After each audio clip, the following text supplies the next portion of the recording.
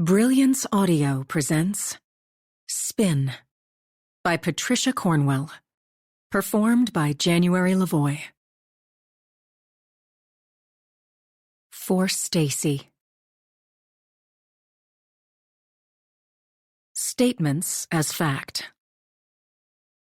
As they were going along and talking, behold, there appeared a chariot of fire and horses of fire, which separated the two of them. And Elijah went up by a whirlwind to heaven. 2 Kings chapter 2, verse 11, circa 960 to 560 BC. In the first place, the earth, when looked at from above, is like one of those balls which have leather coverings in 12 pieces, and is of divers colors, of which the colors which painters use on earth are only a sample. Plato, quoting Socrates, 360 BC. For there is a single vast immensity which we may freely call void. In it are an infinity of worlds of the same kind as our own. Giordano Bruno, 1584. With ships or sails built for heavenly breezes, some will venture into that great vastness. Letter from Kepler to Galileo, 1596. 1. Blasting snow swirls in my headlights like a white tornado, the run flats pushing through unplowed powder on Wednesday morning, December 4th. Since driving away from NASA Langley Research Center 2 slow miles ago, it's as if I'm the last person left on the planet. My hometown of Hampton, Virginia, is almost in a brownout, as if we're in the middle of a war. Businesses and homes I pass empty and pitch dark. Streetlights are widely spaced smudges that illuminate nothing, and I can't make out most traffic signs until I'm on top of them. The Dollar General store is off to my right, dense woods to my left, Anna's Pizza and Italian restaurant up ahead, according to the GPS satellite map. Otherwise, I wouldn't know where I am. Visibility a car length when I'm lucky. At times, I can't tell which lane I'm in as gale force gusts send supercans airborne and tumbling, ripping holiday lights and decorations from their moorings. On this stretch of North Armistead Avenue alone, a Santa on his sleigh took flight from a rooftop, crash landing in the median strip, while life-size figures from a nativity scene scraped across a church parking lot. An inflated Grinch was gone with the wind after snapping his tether, and just now, an American flag still attached to its pole cartwheels by in front of my Silverado. Trash, leaves, branches, wreaths, all sorts of things are flying about as if I'm headed to Oz in a near whiteout. It would have made sense to stay put at work. Certainly I know better than most the importance of sound judgment. I can cite chapter and verse about human factors that will hurt or kill you, such as being sleep-deprived, preoccupied, and somewhat traumatized while driving in a blizzard.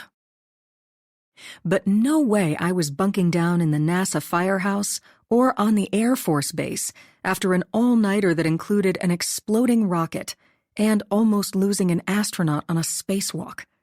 If that wasn't enough, I was tackled by a posse that confused me with my identical twin sister, just to mention a few solar-flaring urgencies, with more on the way. Assuming Neva Wrong is the mastermind, we've seen nothing yet. The tech billionaire's agenda, universal dominance at any price or sacrifice. All to say, I don't anticipate a peaceful Christmas time. Maybe nothing peaceful ever again. And what I need right now is to get away from work, even if for a few hours. I'm desperate to take off my boots, tactical clothing, and gun, to shower in my own bathroom. I intend to sit in my usual chair at the kitchen counter watching Mom whip up the latest treat. It's time we have one of our private chats, nobody in our airspace to interfere or overhear, including Dad. I'm going to make her spill the beans, as we say in the Chase family. But not until I first sweep the house with one of my spectrum analyzers, going room to room, walking in circles holding up various mobile antennas like Ghostbusters. I'll make sure there are no rogue transmissions, no surveillance devices, nothing that might indicate the invisible presence of uninvited cyber spooks. Once Mom and I are alone and relaxed in our cone of silence, she'll come clean about my missing sister. I'll get my answer about whether Karma had anything to do with this morning's massive cyber attack on NASA, and if she's guilty of other crimes, including obstruction of justice and homicide. I can't know for sure she's a good egg or bad until I verify whose side she's really on, and whether she's been accessing our farm in the recent past, at times using Dad's car. That's assuming my other half hasn't been killed or captured.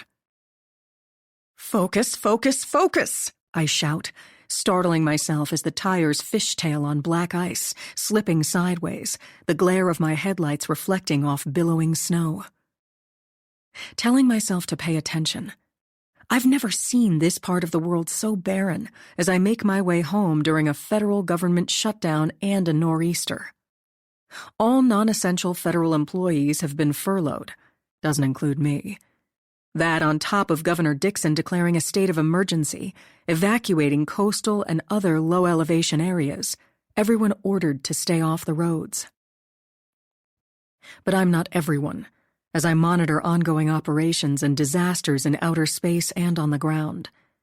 Scanning various government apps on my phone clamped into a holder on the dash, I'm careful not to outrun what I can see.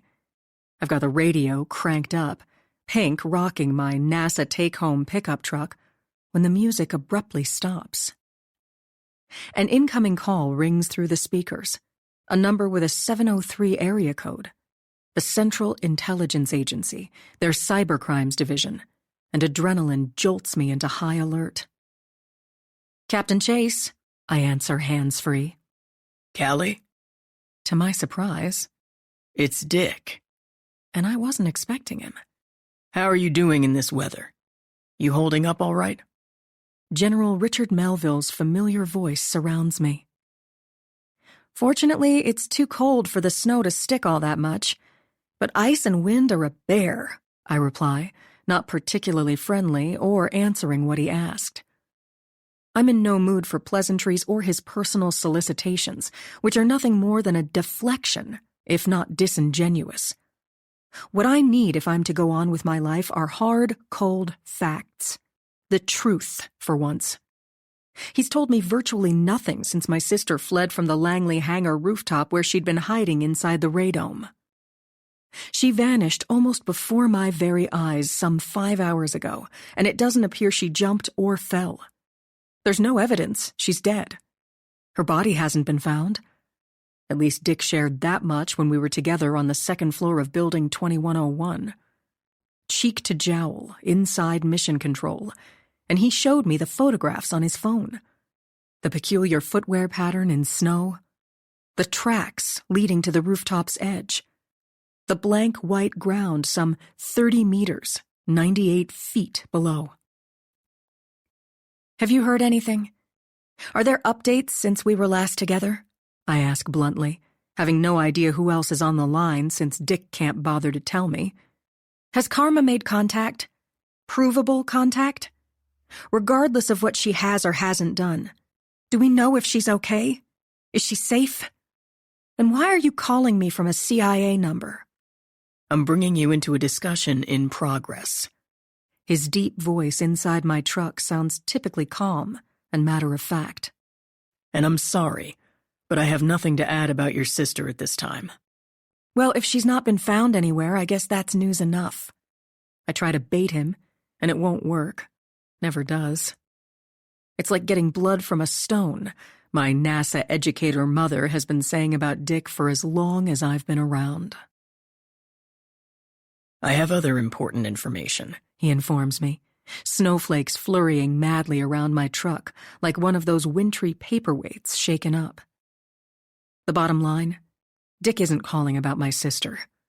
He won't discuss her, is going to make me wonder and suffer, which is unfair and unkind, if not as cold as the weather. I'd like to give him a piece of my mind, but never have, and won't start now. No matter how well I know him, it wouldn't be a good idea to disrespect a 4-star general, the commander of the U.S. Space Force. Not if I care about what might be left of my future. We have a much better sight picture of the events leading to the destruction of the cargo resupply rocket today at 0200 hours, he says. The upshot is that rogue commands from one of our communications satellites caused the damage. Our own technology's turned against us. What I'm always worrying about, I reply. I'm assuming we don't think this is an accident, some sort of malfunction with the satellite in question. Absolutely not, for reasons you'll hear more about later, Dick says. Whoever's behind it knew that as the countdown neared 0 and we detected an off-nominal command, we'd have no choice but to hit the kill switch. Making me wonder if that was the point. To make us blow up our own rocket, I reply, and it would be just like Neva Wrong to pull a stunt like that. What will be released officially? And before Dick can answer, another familiar voice floats up from the telephonic vacuum, wishing me a good morning. Be careful driving. Looks like Hampton's getting hammered, Connor Lacrosse says in his quiet voice with no discernible accent. As for what's released, there will be no comment from NASA, Space Force, the White House. We've never met that I'm aware of, and I don't know much about him. Everybody calls him Con, appropriately for someone from Connecticut, allegedly, who rather much lives a lie, as do all spies. He's CIA, or at least that's how he identifies himself. Both of us members of the U.S. Secret Service's Multi-Jurisdictional Electronic Crimes Task Force. Any statement eventually made won't be detailed, he informs me, as I turn up the defrost, using my sleeve to wipe condensation off the windshield. The media's going to town, as you can imagine. Conspiracy theories abound, including that there may have been a spy satellite squirreled away in the payload. And I pick up a siren, other noises in the distant background. What port are you hailing from on this lovely Wednesday morning? I may as well ask him point blank. Stuck here like everybody else who was present when the rocket blew to smithereens. No one's allowed on or off Wallops, he says, and I know darn well the CIA wouldn't still be there for that reason. They don't take orders from NASA or the local authorities. If Khan wanted off the island, he wouldn't be there. A total mess. No room in any of the B&Bs or hotels. He describes what I've been following on live news and security video feeds. Thousands of visitors are sleeping in their cars, bundled up in blankets inside tents and other facilities. Local restaurants and other businesses have opened up to take people in. He tells me I wouldn't want to be on Fantasy Island right now, and it always feels as if he's picking on me. But it's hard to know when our encounters are only over the phone. Here's what else we know so far, Callie. Dick takes over. A cell phone signal was sent from inside the VIP room at 01:59 hours today. A call made to a number that may have triggered whatever caused the satellite to issue bad commands, resulting in mayhem. A fake, temporary phone number, he emphasizes. One that, as expected, no longer was in service by the time we tried it approximately an hour after the explosion, Khan adds. How many people were in the VIP room watching the launch when a burner phone supposedly wreaked havoc with one of our satellites? I inquire. And I know of one person who was present for sure, someone quite skilled at playing ruthless games and creating chaos. There were 32 of us. Khan goes on to confirm that Neva Wrong was among them. A guest at this morning's launch, she was sitting right there when the rocket detonated into a ball of fire, destroying food, clothing, experiments, equipment, Christmas goodies bound for the International Space Station. At the same time, the robotic arm failed during an extravehicular activity, EVA, or spacewalk, and NASA lost all communication with our orbiting astronauts. Mostly, we're talking about students, teachers. Khan describes who else was inside the VIP room. And the host and film crew for that show I can't stomach, the Mason-Dixon Line. Also a handful of reporters. Like I'm always saying. Dick's voice again. What keeps me awake at night is kids with no concept of consequences. It's all a game until the sky is falling and everybody's dead. The $20 burner in question was in the backpack of a 9th grader watching the launch, Con informs me. He made zero attempt to hide it. Why not tuck it out of sight? Or better yet, dispose of it? Sounds to me like someone wanted us to find it, I decide, and that someone probably isn't the 9th grader involved. I have a furious feeling the culprit is Neva Wrong herself, and framing an innocent person is diabolical if that's what she's done. To do it to a kid is just plain evil.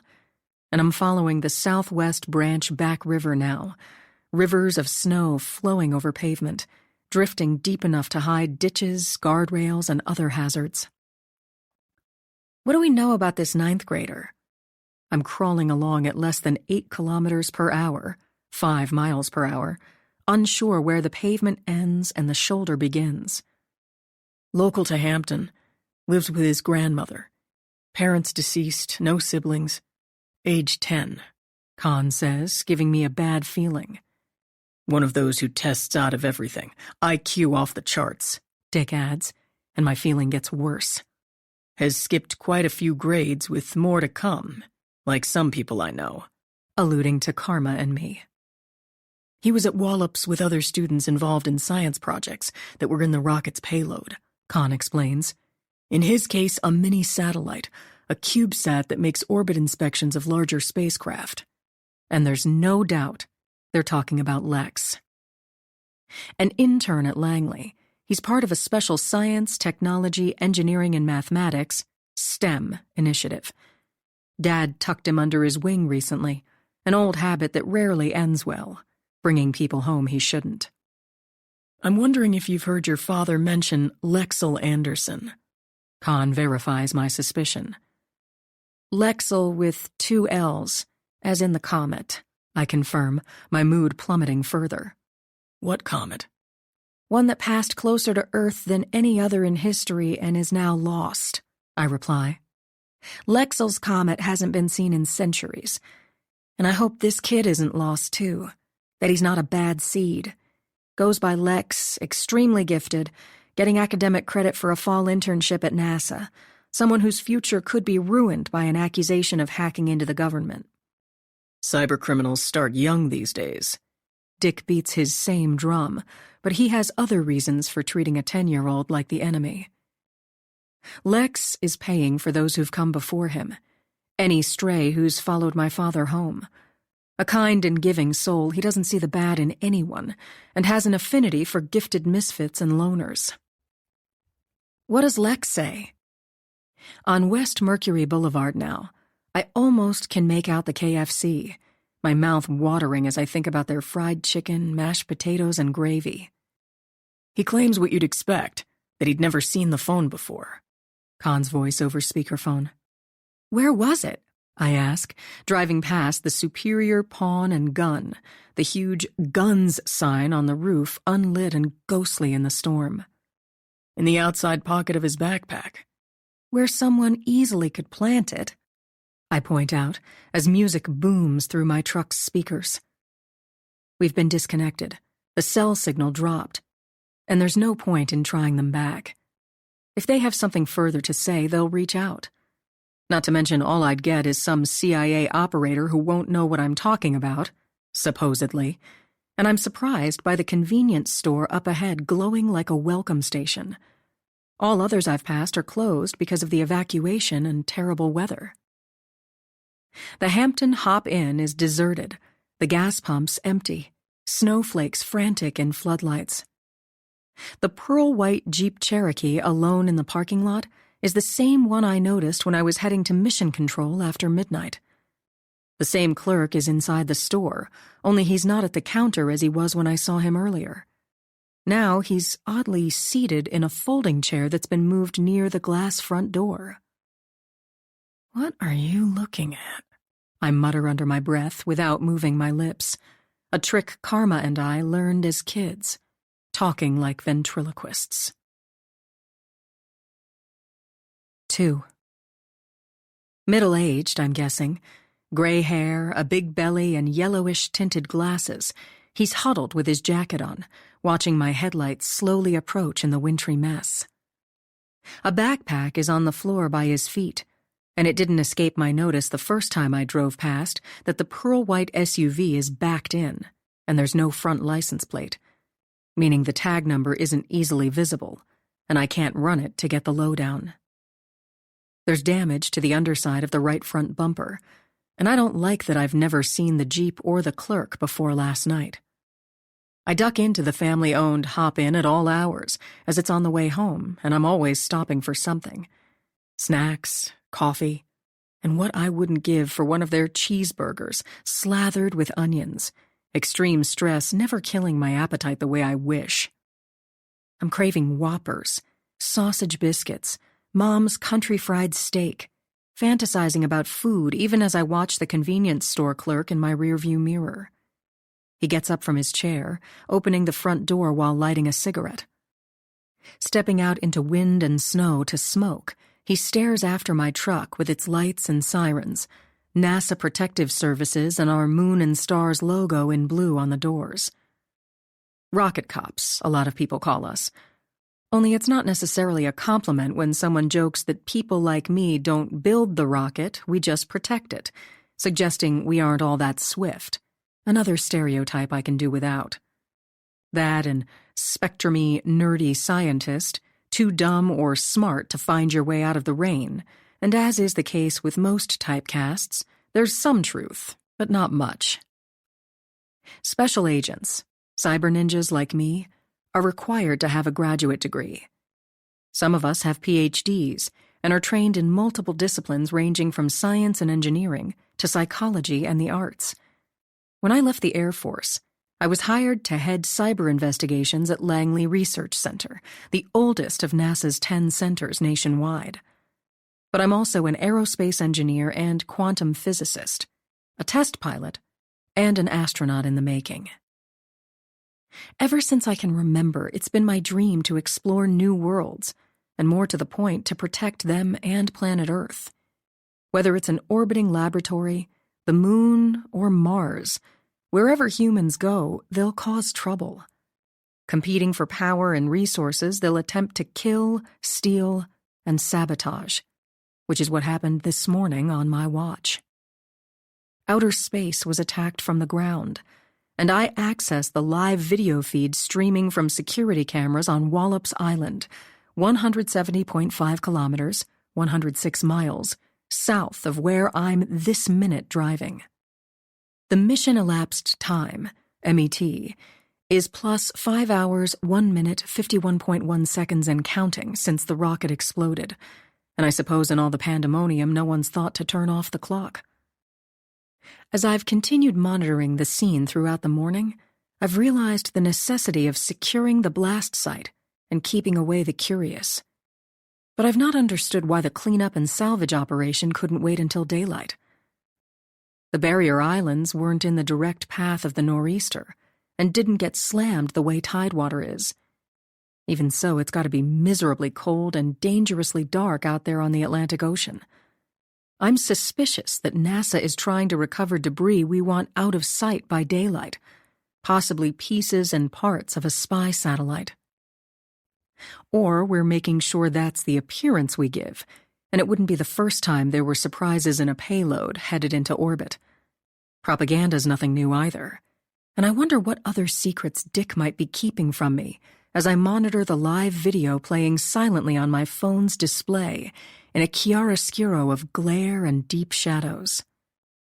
Emergency crews in bright orange chemical suits and respirators wade through a toxic stew of sooty water and debris inside the massive crater where the launch pad used to be. They poke and snag with long-handled probes and hooks like space travelers on a hostile planet, as covered dump trucks haul off mangled burnt metal and blackened, soggy, fire-retardant Nomex cargo containers. The video playing on my phone is interrupted by an incoming call, the home landline this time. It's the same number we've always had, the last 4 digits 1991, the year Karma and I were born. Callie? This is your mother on Space to Ground 1. Her mellow voice, with its gentle southern cadence, affectionately imitates what she heard me say earlier over the radio in Mission Control. More accurately, it's what I almost said to the astronauts during a spacewalk. My NASA parents showed up while I was going through diagnostic procedures, checking out the top-secret quantum node installed after the space station was sabotaged. "How's it going?" Mom asks. "It must be awful out." "Really, really slow. I should be there in 20 minutes, hopefully," I reply. "All good at home? You and Dad safe and sound?" I can't speak for George. As for me, I'm nice and cozy drinking cinnamon tea in front of the fire waiting for you, pondering what you might want to eat when you get here. Maybe waffles? And what she's telling me is that Dad's not home.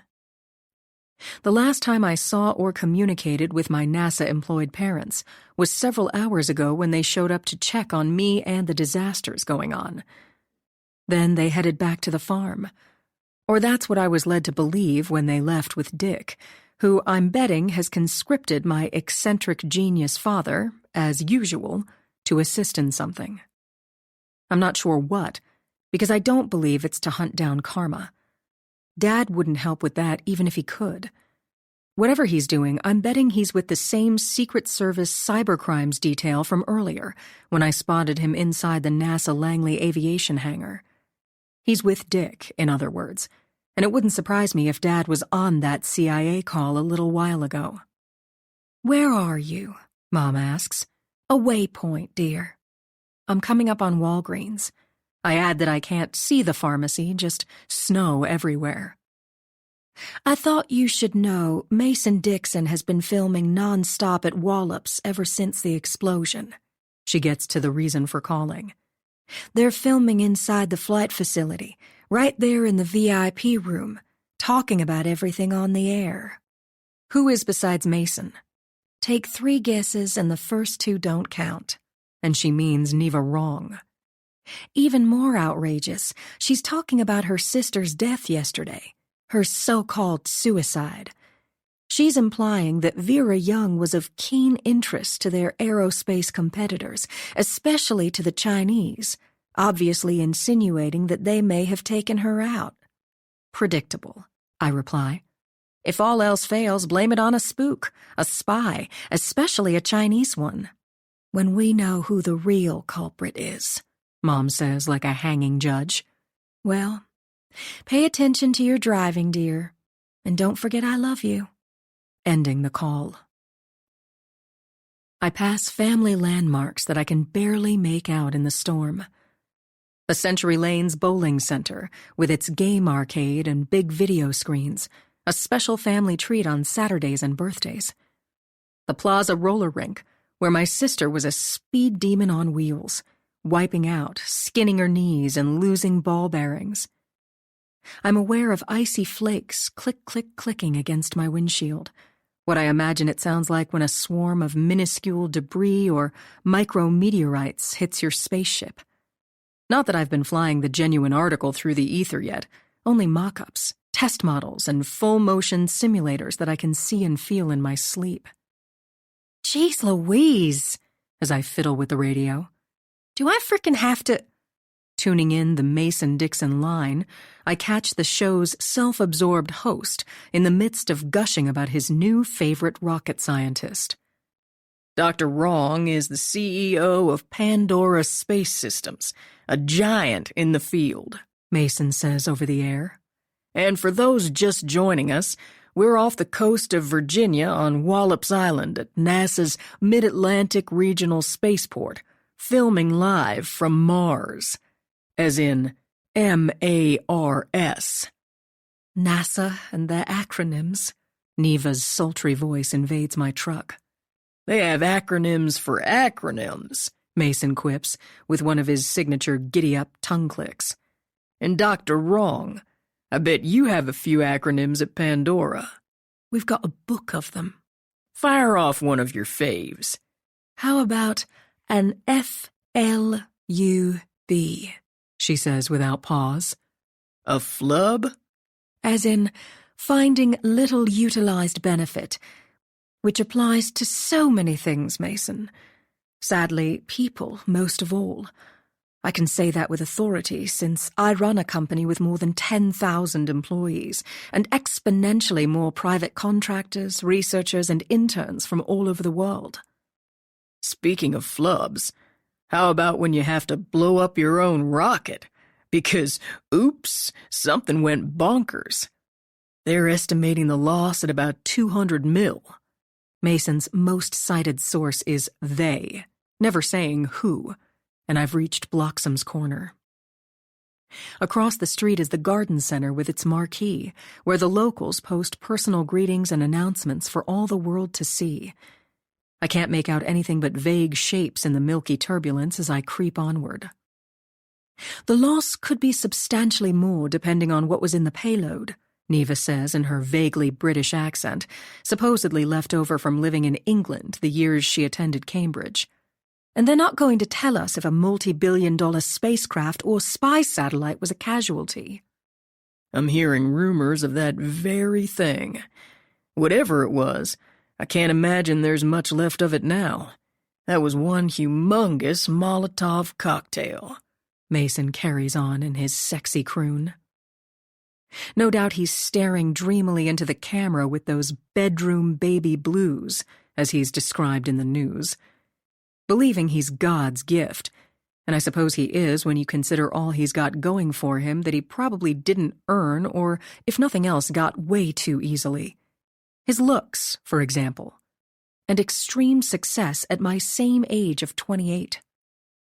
While I live in a barn on a government salary, he drives an Audi R8 supercar, has a Hollywood agent and a penthouse, the last I heard. Fake news and narcissism pay. And it also doesn't hurt if you're the nephew of our current governor.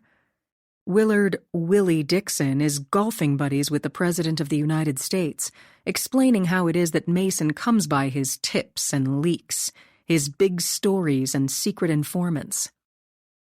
Make a right turn in 100 feet, the GPS announces, the snow so thick I can barely see the Welcome to Fox Hills sign ahead. I slow down at the intersection of Beach and Hall when the engine switches off for seemingly no reason. What the? I'm sitting dead as a doornail in the middle of the road, the snow swirling around my white Silverado. When, just as inexplicably, my truck turns back on with a roar. Holy sh! The doors relock, the heat and defrost resuming as the radio is muted, and the satellite map fills the display on the dash. The GPS tracking app announces that I can begin my route, showing me the address of the final destination, one I didn't enter and haven't visited forever. My police truck has been hacked, the navigation controlled remotely. But that doesn't mean I have to do as it says. I don't have to follow the highlighted route. But there's no way I won't when it might be an illuminated tether that connects to my sister.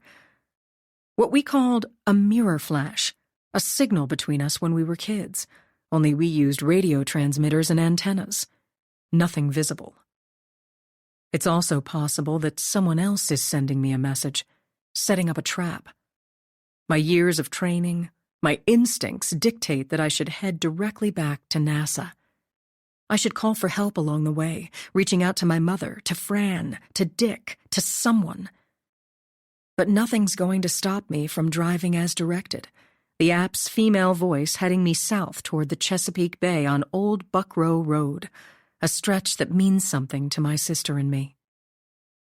On my right, the Hampton Soccer Park is blanketed white like a Christmas card, undisturbed by the usual kids on sleds and folks walking their dogs.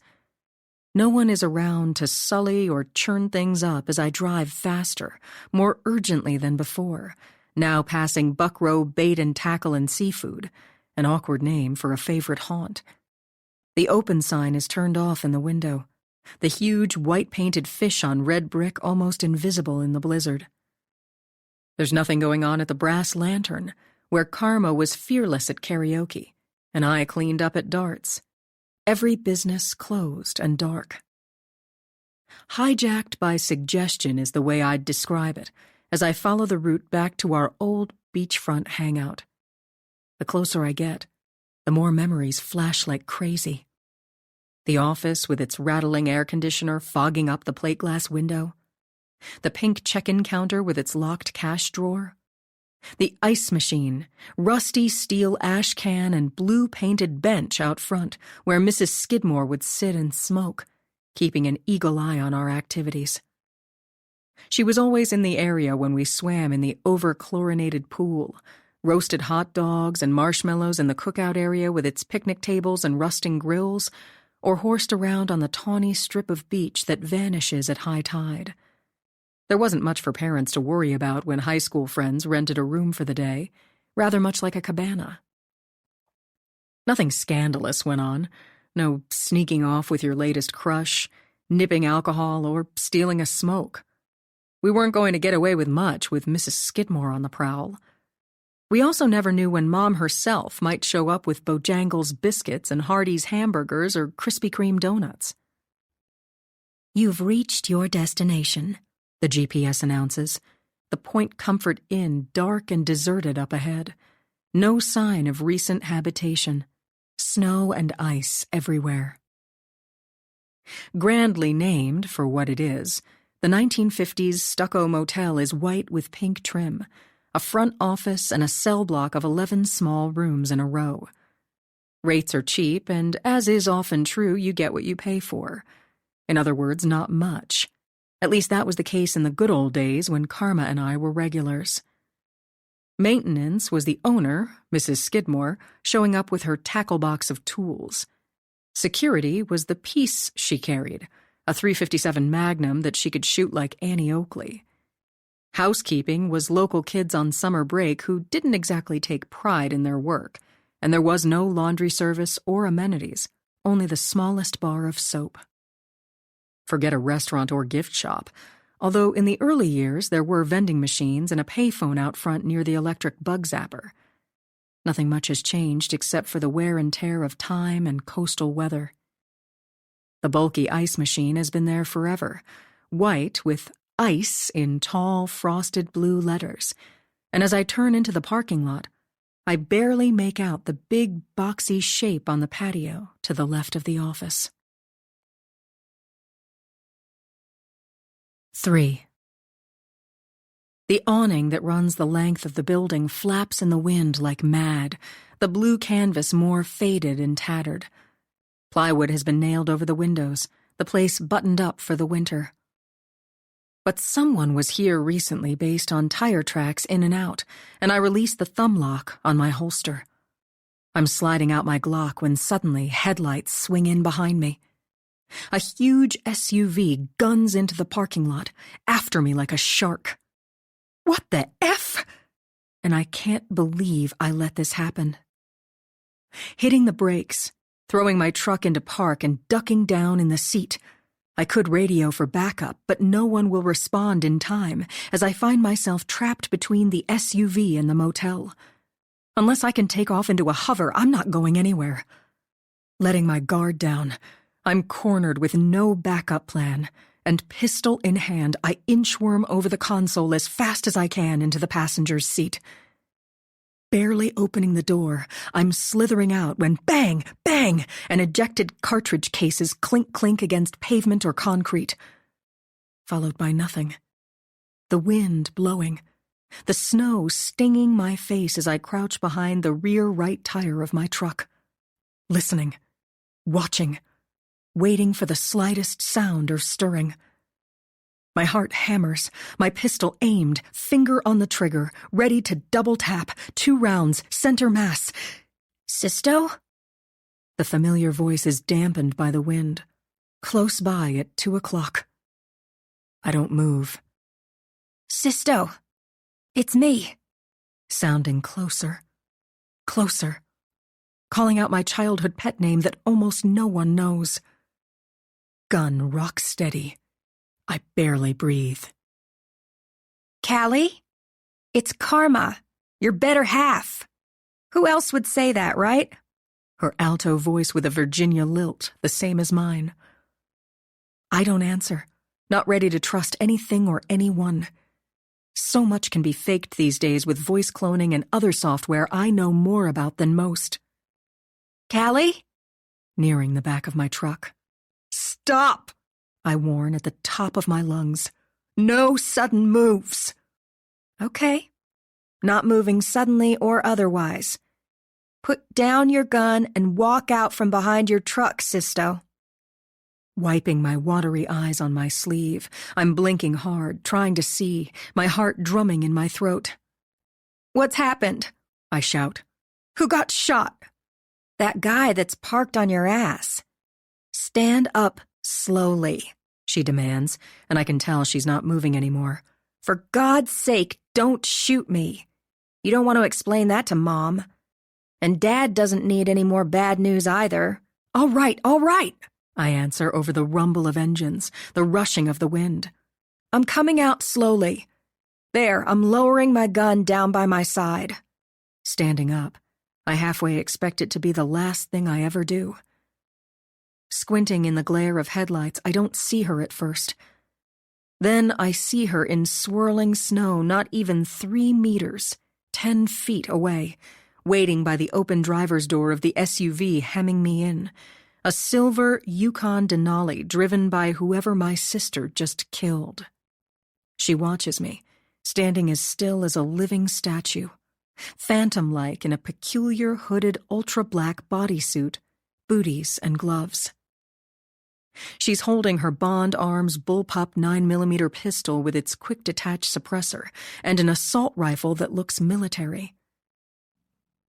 Walking toward her, I realize that the Denali's interior light has been turned off, the way cops, criminals, and other streetwise people do when they don't want to be an easy target.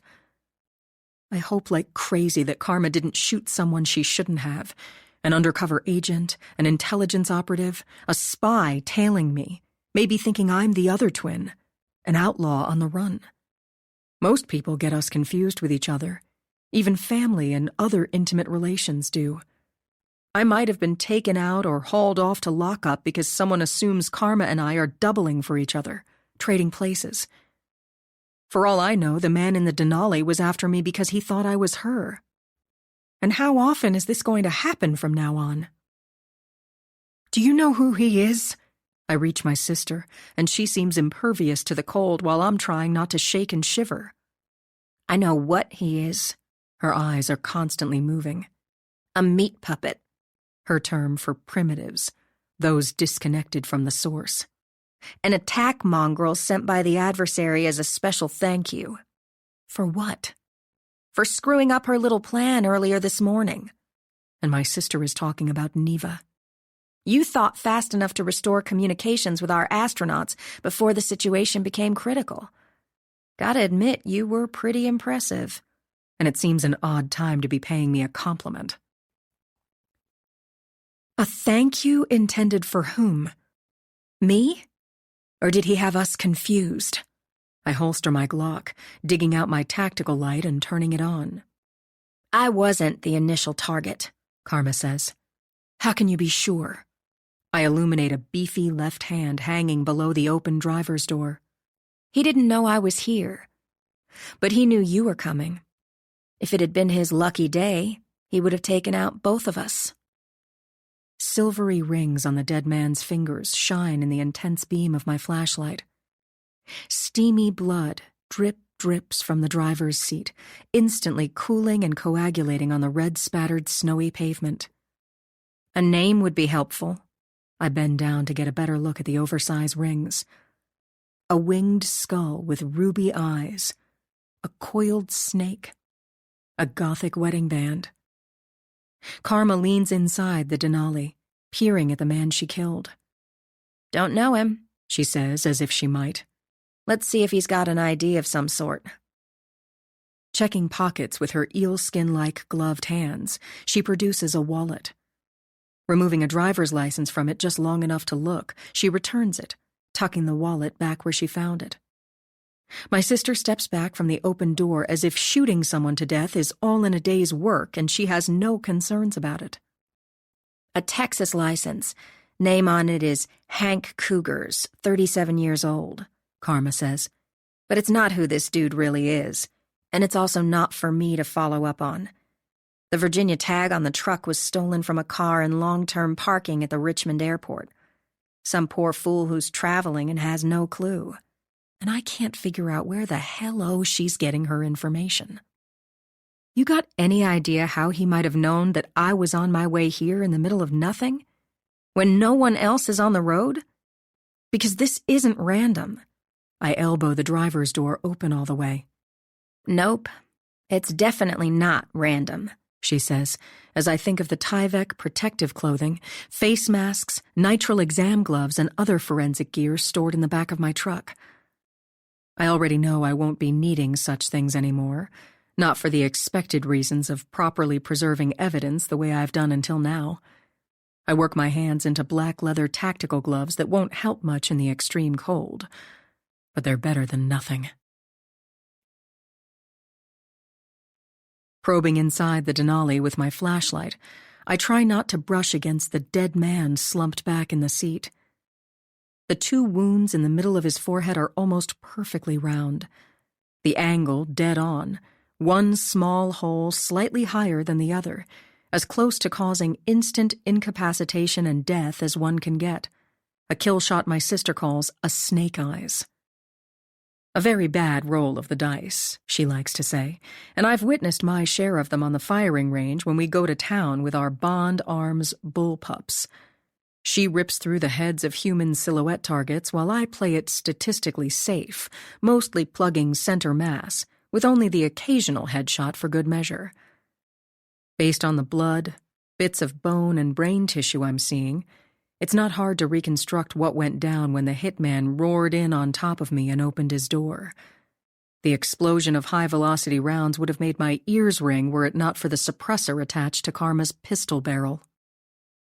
He didn't see what was coming. Didn't feel it happen. His lights knocked out with a 1-2 hollow point punch. The back of his skull exploded. The impact pushed him into the seat, and he slid down halfway, leaving a swath of blood on gray leather, his body listing to the left, his arm hanging out. He's unfamiliar, and I'm fairly certain I've never seen him before. Light-skinned, a full beard, long hair, a tattoo of a winged woman warrior on the side of his neck. In jeans, flannel, a down vest, he could pass for a lot of folks in these parts, but that's not why he knows his way around Hampton's back roads. Displayed on the tablet mounted on the console is a map that shows my route since I left Vera Young's Fort Monroe apartment last night after working her death scene for hours. While my truck was parked on the street, this man or someone placed a GPS tracker on it. I remind you that Neva dropped in on Vera unannounced yesterday, as I paint light over an open range bag on the floor below the passenger's seat. I'm aware, Karma says, in a way that makes me think she was there, or remotely watching. Neva showed up unexpected, it seems, and not long afterward her sister was dead, I remind her. My light shines on large-capacity magazines loaded with copper-jacketed ammunition, at first glance similar to .223 caliber assault rifle rounds or comparable.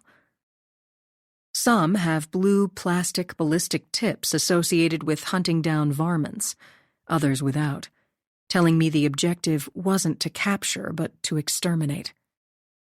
We just better hope no one shows up while we're doing all this. I'm willing myself not to panic. Powering up the stereo to see what addresses are plugged into the GPS, I'm startled by Neva Wrong's voice on satellite radio. It's as if talking about her has conjured her up somehow. Absolutely. We should question any vendor who has repeated malfunctions, and worst of all, vulnerabilities to cyber attacks, she's saying, and it would seem the hitman was listening to the Mason-Dixon line at some point earlier the same way I was. Can you believe it? I open the door behind the driver's seat.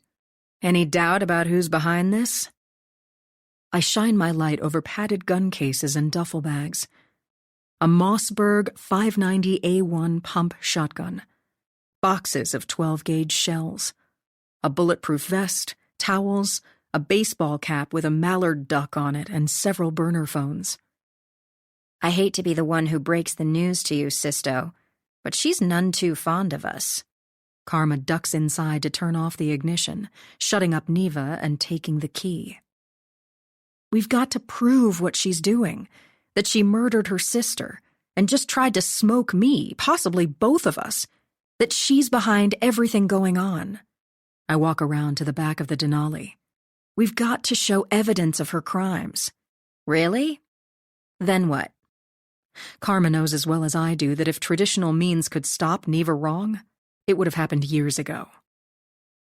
She pops up the hood, disconnecting the battery, making certain the SUV can't be started, controlled, or tampered with remotely. While she's doing that, I open the tailgate, taking a mental inventory of the various tools and hardware in back. A branch lopper, pruning shears, a hacksaw, rolls of duct tape, boxes of heavy-duty trash bags. Half a dozen 5-gallon plastic buckets are filled with a concrete mix like Quickcrete, an eye bolt in the center of each. Plus there are piles of zinc-coated mooring chain. I'd estimate at least 9 meters, 29.5 feet of it. Everything needed to dispose of untidy messes with the help of inexpensive homemade anchors. And around here, where rivers and the bay meet the sea, if you don't want something found, a good place to deep six it is the water. This guy was a fixer, I decide. A frickin' death and disposal factory on wheels. That was the objective, I believe. Karma agrees. Covered from head to toe in her wetsuit-like skin with only her face showing, she's menacing and surreal as she moves around with the pistol and carbine. It looks like I was about to be fish food, I add. Maybe you too. Fortunately, I had just enough warning, is as much as she'll explain. And I can only figure that my military special ops spitting image must have picked up signals on a spectrum analyzer. Or she may have hacked. Or was given intel, and I envision the clerk parked by the door at the Hampton Hop Inn. I think of Dick calling me on a CIA line, and my mom checking in and asking where I was. One way or another, Karma got the information she needed. When she realized what was tailing me and headed in her direction, she got ready to take care of the problem. The logical place to lie in wait was behind the unlit ice machine near the snow-dusted blue bench where Mrs. Skidmore used to sit. I imagine my sister ducked out of sight, biding her time, patiently watching me drive through the parking lot, ready as the silver Denali roared in right behind me. When the would-be assassin opened his door, she nailed him before he was out of his seat. Make yourself useful. Karma hands me the carbine over my protests. I've not cleared it yet, she adds, as I touch the weapon with my contaminated, leather-gloved hands. I don't have much experience with these, so you're on your own, but I think you can figure it out. Lightweight, less than 10 pounds fully loaded, I estimate, the weapon that almost did me in is tricked out with a suppressor, a tactical scope, an under-barrel-mounted grenade launcher. None of it normal. Not even in Virginia, where people like us grew up with guns and more guns, knives, weapons of all persuasion. Dropping out the curved black polymer 30-round magazine, I snap back the bolt to unseat a thick, tapered brass cartridge from the chamber. Not sure what this is, I announce, sliding my badge wallet out of a pocket. Same thing he has inside his truck. Some of the cartridges have ballistic tips. Some like these don't. Inside my wallet's credit card slot is a trusty NASA souvenir refrigerator magnet that I never leave home without. Not always the same one, of course, because I give them away as souvenirs on a regular basis, if I don't lose them first. Fortunately, there are always plenty in stock at the Langley Exchange outside the cafeteria. But any small, weak magnet will do, and touching it to the bullet, I feel the attraction through the thin copper cladding. The metal projectile beneath is steel, not lead, and the intention likely was to shoot me inside my vehicle. Armor-piercing. I let Karma know what the assassin had in store for me, and possibly both of us. I shine my light over the flat black painted carbine, looking for anything that might tell me what kind it is, not finding a single marking. Then I probe for the 2 cartridge cases ejected when Karma fired her kill shots from her bullpup. They're not hard to find, shining like rose gold on the snow-blown concrete, in front and to the right of the ice machine. Winchester +P+, my sister's takedown ammo of choice, I note, as she instructs me to leave her spent brass alone, not to touch it. I'll take care of it, she shouts. We can't run the risk of anyone else finding them, I yell back at her as I pluck up the evidence without proper protection or taking a single photograph. Without a thought to preservation or procedures, I continue destroying the crime scene and breaking the law. 4. Anything else you might have left lying around? I head back in her direction. Besides the elephant in the middle of the parking lot. And I mean the dead man inside his big truck. Trust me. Karma walks around the Denali, shutting the doors. It will be as if we were never here. We're tampering with evidence and leaving it all over the place. I tuck her spent cartridge cases into a pocket. We're fine. Not to mention obstructing justice. Don't worry about it. She points the remote key, locking up the big SUV with the dead hitman inside it. Don't worry about it, because now our DNA is everywhere. And as if things aren't insane enough, I remember I'm holding a grenade-launching automatic rifle. And his DNA and who knows what are all over us. We're way beyond any of that mattering, Sisto. She places a hand on her hip, the long-barreled pistol down by her side. Eye to eye in the wind and cold, we are unevenly illuminated by my Silverado's headlights, my flashlight. Look, Callie, if you want out, now would be a good time to skedaddle home, she says with a hint of a taunt. I'll take care of things. You don't have to be part of this crazy-ass scheme anymore. It's the same sort of thing she'd say when setting off illegal fireworks or trying out superhero capes at breakneck speeds on the zip line that stretched from the barn to the dock. In addition to her scary games in spooky places like the pet cemetery at Fort Monroe and the root cellar on our farm that in the 19th century was part of the Underground Railroad. Whenever I'd had enough of Karma's high-octane drama, she'd give me an out, usually telling me it's okay to be a chicken while flapping her arms and clucking like one. What scheme? And what do you mean anymore? I demand to know as we face each other in the motel's parking lot. What scheme? As if she can't believe her hood-covered ears.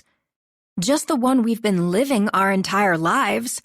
But you're too much of a Pollyanna to see it, especially when it comes to him. No, I'm not. My eyes are streaming in the pelting snow, my lips almost too frozen to talk. You cared too much about his approval. Always did. And she's not referring to our father. No, I don't. The problem is, you've always done everything Dick says. Never pushing back with him or anyone, and then you get into one of your spins. That's what we're here to fix. You have one heck of a way of fixing things. And the only problem I have is you. I hurl back at her before I can stop myself, and she stalks off, the cold feeling colder. Never saying she's stung. She doesn't have to for me to know her every feeling. She opens the driver's door of my police truck, killing the ignition, the lights. It doesn't have to be your problem anymore, Sisto. I'm offering you an exit once and for all, and you can pretend none of this ever happened. Are you crazy? I can't pretend any such thing. I pop my cork again, looking around frantically. I'm expecting a squadron with lights and sirens to appear on the street, to thunder into the parking lot. Any second I'll find myself face down on the frozen ground, aggressive hands all over me, searched like I was hours earlier on top of the hangar. And I don't need that indignity repeated. You might be surprised what you can pretend and endure, Karma announces to the empty morning. There's no sign or sound of anybody headed this way to nab us, just biting air, blowing and gusting, shaking shrubbery like pom-poms, rocking bare trees. My ears are numb, my leather-sheathed hands stiffening into death grips on the carbine and flashlight. While my sister moves about silently, nimbly in her peculiar form-fitting bodysuit that seems to keep her limber, warm, and surprisingly sure-footed in slick conditions with bad visibility. It's not too late to turn back. She steps around to the other side of my truck. This is some scary crap that wasn't part of the plan. She back-kicks shut the door I snaked my way out of moments ago. I'm sure you realize how close you were to being filled with as many holes as Bonnie and Clyde. Karma goes on to inform me that the assault carbine I'm holding is a QBZ-95, full auto, 650 rounds a minute, 5.8 millimeter heavy ammo. Chinese made. And I don't understand how she could know all this at a glance when there are no visible markings anywhere on the weapon. Whoever he was, he didn't hang with a good crowd. Karma locks my truck with a chirp that sounds absurdly normal. I'm sorry something like this had to happen while you were headed here, but it will be taken care of. Taken care of? I'm incredulous, on the verge of losing my temper again. You just killed someone right in front of me. Yes and no. You were hiding behind your truck. I wasn't hiding. I was taking cover. Whatever you were doing, you didn't actually see me or anyone shoot him. Well, if you didn't, then who did? The only other person here is you. She pads to the covered walkway, and I'm right behind her. Oh, come on, Karma. It's not me who would pin it on you, Sisto, she retorts, her scuba-like rubbery socks leaving no tread pattern. A bad idea to pick up those cartridge cases. I told you not to. Tried to warn you. And there's no need for her to elaborate. Except I didn't have to handle anything to be a suspect the same way she is. The Langley twins. 2 for the price of 1. You can't just leave a dead body in the parking lot. I try to calm down. Do you want us locked up for the rest of our lives? She stops walking, facing me, the overhead canopy snapping like sails in the wind. Pulling back her hood, shaking out her hair, she takes off her gloves, seeming unreal like a phantom, and I can barely make out her strong bone structure and deep-set eyes, the same as mine. Now or never, she says, as she offers me the key to my truck. I don't take it. Like I've said, what just happened isn't your problem, she says, almost nose to nose, her breath smoking out. None of this has to be your problem. You can leave. Or stay. Decide, Callie. Now or never. A game of ours that goes back forever. When faced with the decision, what's it going to be? Will you do it or not? It's about courage and desire being greater than fear, and wanting something badly enough that you'll risk the consequences no matter how severe. Now or never, she repeats, and we resume following the covered walkway, passing familiar blue doors with aluminum numbers. I'm not going anywhere, is my answer as we reach room 1. Opening the unlocked door, she flips on the overhead light. Instantly, I'm overwhelmed by the odors of stale cigarettes, dust, and old water damage, intensified after months of being closed up. I'm going to ask again because this is serious, Karma. Do you have any idea who he is? Or was? I feel the heat from the paint-peeled radiator beneath the window. And what are we supposed to do with him?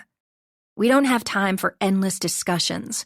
Closing the door, she throws on the deadbolt, and it's obvious that she didn't just move in an hour ago. Black paper has been taped over the boarded-up window to ensure no light is visible from outside. There are cameras in the ceiling, at least 3 of them I can spot right off. On the countertop in the kitchenette are laptops displaying spectrum analysis, live video feeds inside the room and out. As big as life on one display is the same GPS map the hitman was following. 2 red balloons where my police truck and his Denali are parked outside in the lot. You were tracking both of us? I'm no longer incredulous, not sure anything could surprise me ever again. Tracking you being tracked, she says, as I look around a room I've not been inside for years. The furnishings are the same as I remember. cheap pine wood painted white. A bed, a few chairs, and several framed beach prints on the scuffed pink walls. I take in the kitchenette with its ancient drip coffee maker, the copper-toned ice bucket, and miscellaneous water glasses, the vintage pink mini-fridge, a rust-spotted Coca-Cola bottle opener on the side. I recognize the blue, vinyl-upholstered sofa, but not the non-reflective black robotic jumpsuit laid out on it, or the thruster jetpack propped in a corner near a large, soft-sided carrying case. Next to the bed are a surgical lamp and an IV stand hung with bags of fluid. On top of the bare mattress are folded, disposable white sheets, black plastic flex cuff restraints, and boxes of surgical gloves in different sizes. Karma quick releases the suppressor from her pistol, matte black metal with rosewood grips, exactly like mine at home. Our gifts to ourselves for the holidays last year. The Bond Arms bullpup delivers quite a wallop for a compact handgun, and when it comes to the barrel, size does matter. The longer, the more velocity, and if you do the math, that equals more stopping power and an explosive wound track. She leaves the pistol, the suppressor, near loaded magazines on a bedside table, as I notice jugs of an oxy-action stain remover that can destroy blood and DNA, and there are spray bottles of disinfectants, rolls of paper towels. Karma grabs a packet of surgical gloves, peeling it open as she heads into the bathroom where cases of sterile, purified water are stacked inside the tub. I assume that was you at the controls hijacking my GPS. I talk to her through the open door. What you can be sure of is that you're supposed to be here as long as you're willing, she says, deconning with an odorless disinfectant spray, spritzing herself, the bodysuit from head to toe. Are you willing? Yes. Obviously not the ideal venue. She sprays down a large green Yeti ice chest that looks like one we have at home in the basement. I would prefer a place where the water's not been shut off. But like Einstein said, the measure of intelligence is the ability to adapt. And if you knew that someone, possibly an assassin, was following me, why would you lead him here and almost get us killed? I ask, as she washes up thoroughly with disinfecting soap like a surgeon. I didn't almost get us killed.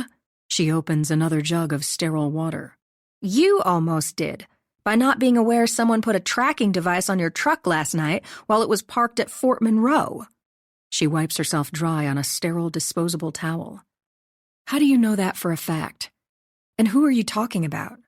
I'm talking about the dead dude who parked his Denali out of sight near Vera Young's apartment, she says. Going the rest of the way on foot, nobody seeing him as dark and deserted as it was, working her hands into the surgical gloves. It doesn't take but a minute to attach one of those sticky-backed trackers to the undercarriage, the bumper. Meanwhile, someone's doing the same thing to his unattended vehicle. That someone was Karma, and it would seem that while I was working Vera's crime scene, my sister was in the area. No doubt moving about stealthily like she is right now, she placed a tracking device on the hitman's truck, while he was placing one on mine. But if you saw him do it, why wouldn't you go right behind him and remove it? He would have known it was gone, she replies. Now you've tipped your hand. And if you can track him, who is he, and where was he staying? Don't know, because he didn't go anywhere he might be staying, and it's not my problem now. But why have me lead him here? I again ask, as she body blocks my view, collecting something from the ice chest. Better than him following you home. She offers that horrific thought, walking out of the bathroom, one hand held behind her so I can't see what's in it. But I have a pretty good idea, and I don't have to cooperate. He could have done that last night, I remind her. I left Fort Monroe and went straight home. It didn't occur to me to scan my truck with my spectrum analyzer, and obviously I should have. I was none the wiser about the tracking device, and the point is, he could have followed me home. I wouldn't have let that happen, she interrupts. Now shush. Take them off, indicating my coat and gun belt. There's no time to waste. We've got to get going.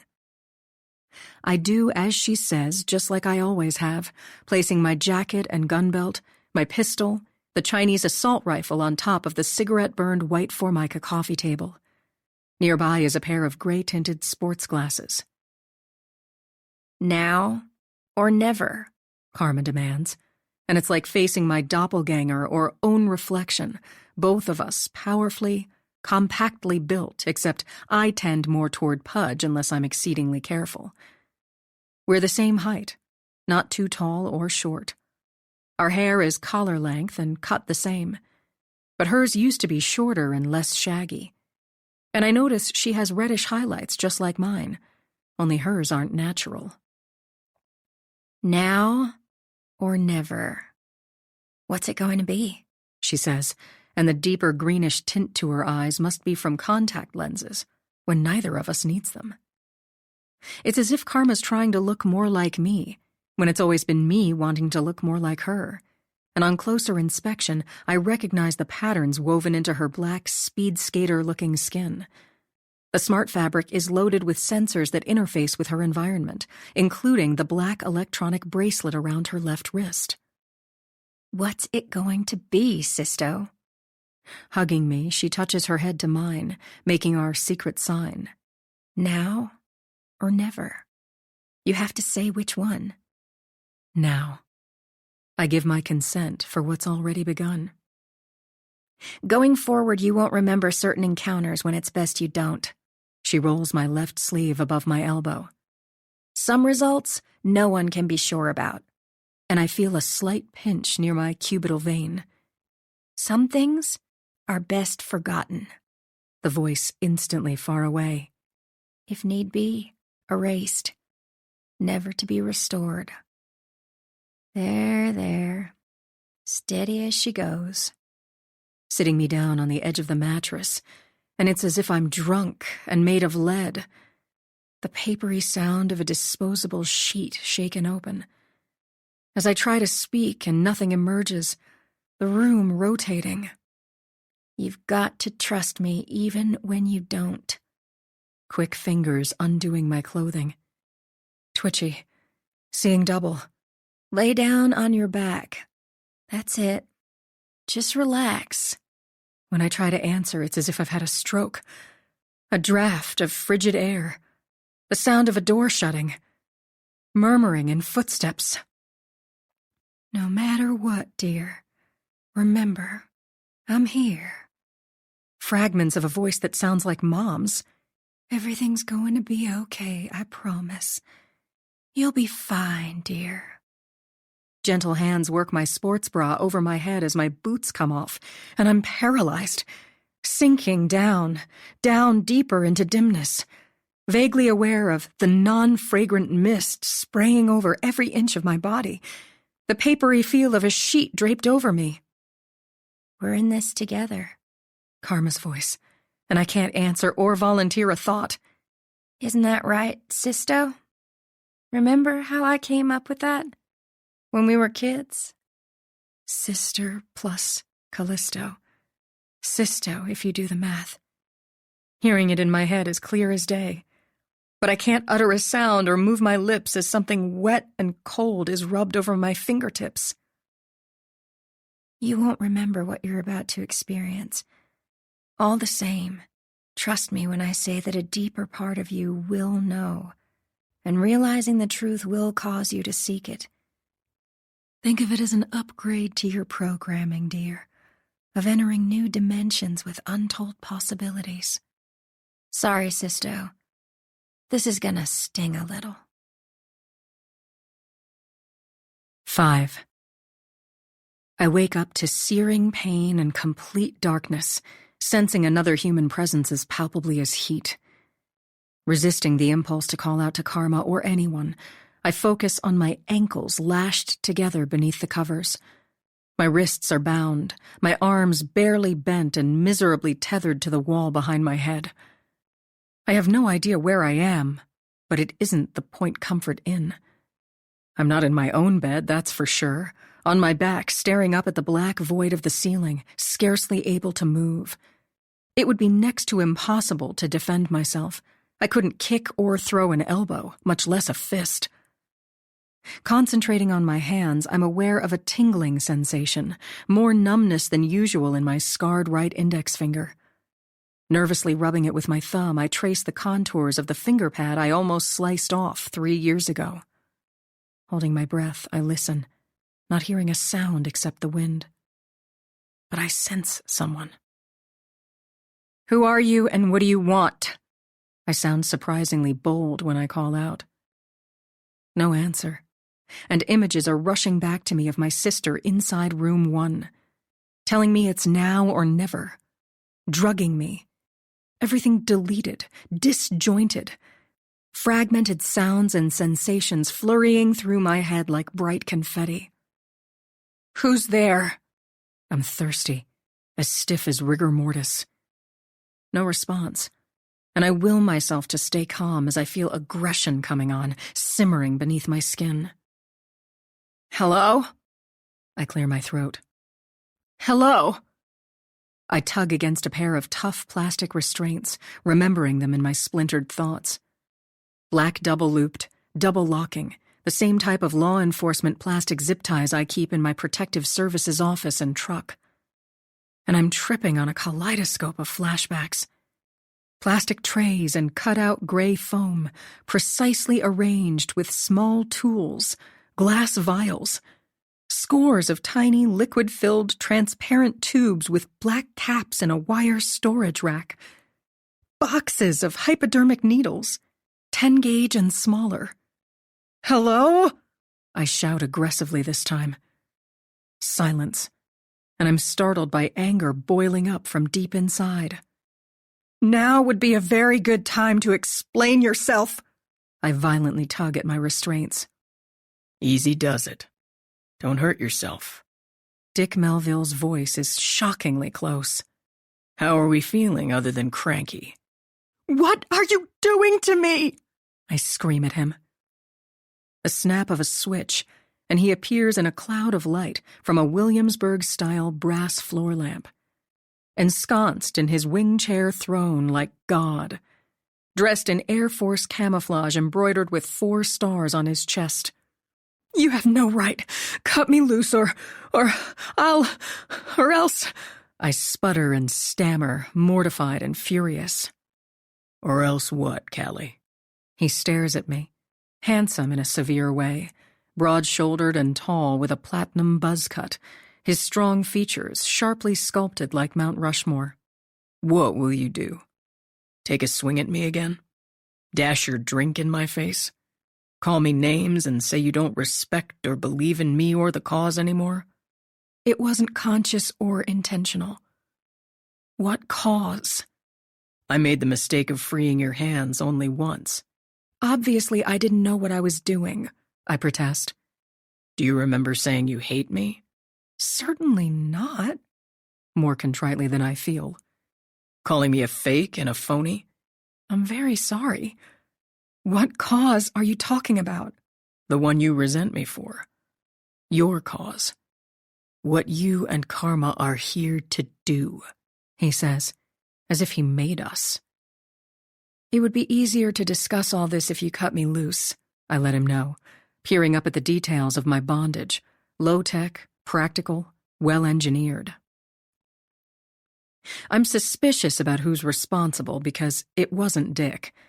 For an astronaut, he's surprisingly all thumbs with tools and knots, and has an aversion to water sports and boats. Therefore, I doubt he's to blame for marine rigging that's prevented me from attacking someone or escaping. And it may sound sexist to say, but I detect a thoughtful, no-nonsense female touch. Whoever strung me up is good with gadgets and resourceful at fixing things, bringing to mind Mom's string games and origami. Not just the usual cat's cradle and Jacob's ladder, but NASA-related sleight of hand. I envision her quick fingers fashioning 3-dimensional stars and planets of yarn and twine, or folding paper into miniature expandable habitats and solar panels. If someone had to tie me up, it may as well be her, sort of a different spin on a bedside manner. Explaining why my bindings are humanely loose, my wrists and ankles protectively wrapped in bandages to prevent abrasions and bruises. The short length of nylon rope attaching my flex cuffs to the wall is the same kind Mom buys at Full Throttle Marine. Hazard yellow, quarter-inch, double braid, and she's partial to simple bowline knots like the one anchoring the rope to a Sea Dog eye bolt. Seriously, Dick, you can cut me loose. I promise I'll behave, sounding more reasonable than I sure as hell feel. You can throw quite a right hook, I'll give you that. He holds up his hands, bruised from deflecting my blows. That's what I got if I cut you free. Confirming that he hasn't been managing me alone. Think of it as an upgrade to your programming, dear. Mom's voice distantly in my fractured memory.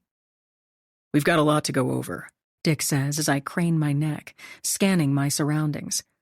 As you may have gathered, the timing for implementation was abrupt, urgent and improvised due to unexpected events. It wasn't ideal even if you don't recall most of what went on, including any discomfort you might have felt, implying that some of what was done to me must have hurt like crap. I know something's happened only because I'm here. I'm doing my best to keep my temper in check, and it would be helpful to know what day of the week it is, as I recognize the patterned brown carpet, the dark wooden paneling. Sunday morning, December 8th, Dick says to my horror, and as if on cue, church bells start clanging. It's almost 1100 hours, he adds. I've been here 4 nights? I exclaim. Yes, he replies from his wing chair as I twist and turn painfully, taking in the colonial reproduction furniture, the workstation with its secret Internet Protocol router network, SIPRnet, phone for transferring classified data. I can tell by the vague glow of a curtained window that it's daylight, and possibly too overcast for flying, since I'm not hearing supersonic T-38 trainer jets or F-22 Raptor stealth fighters.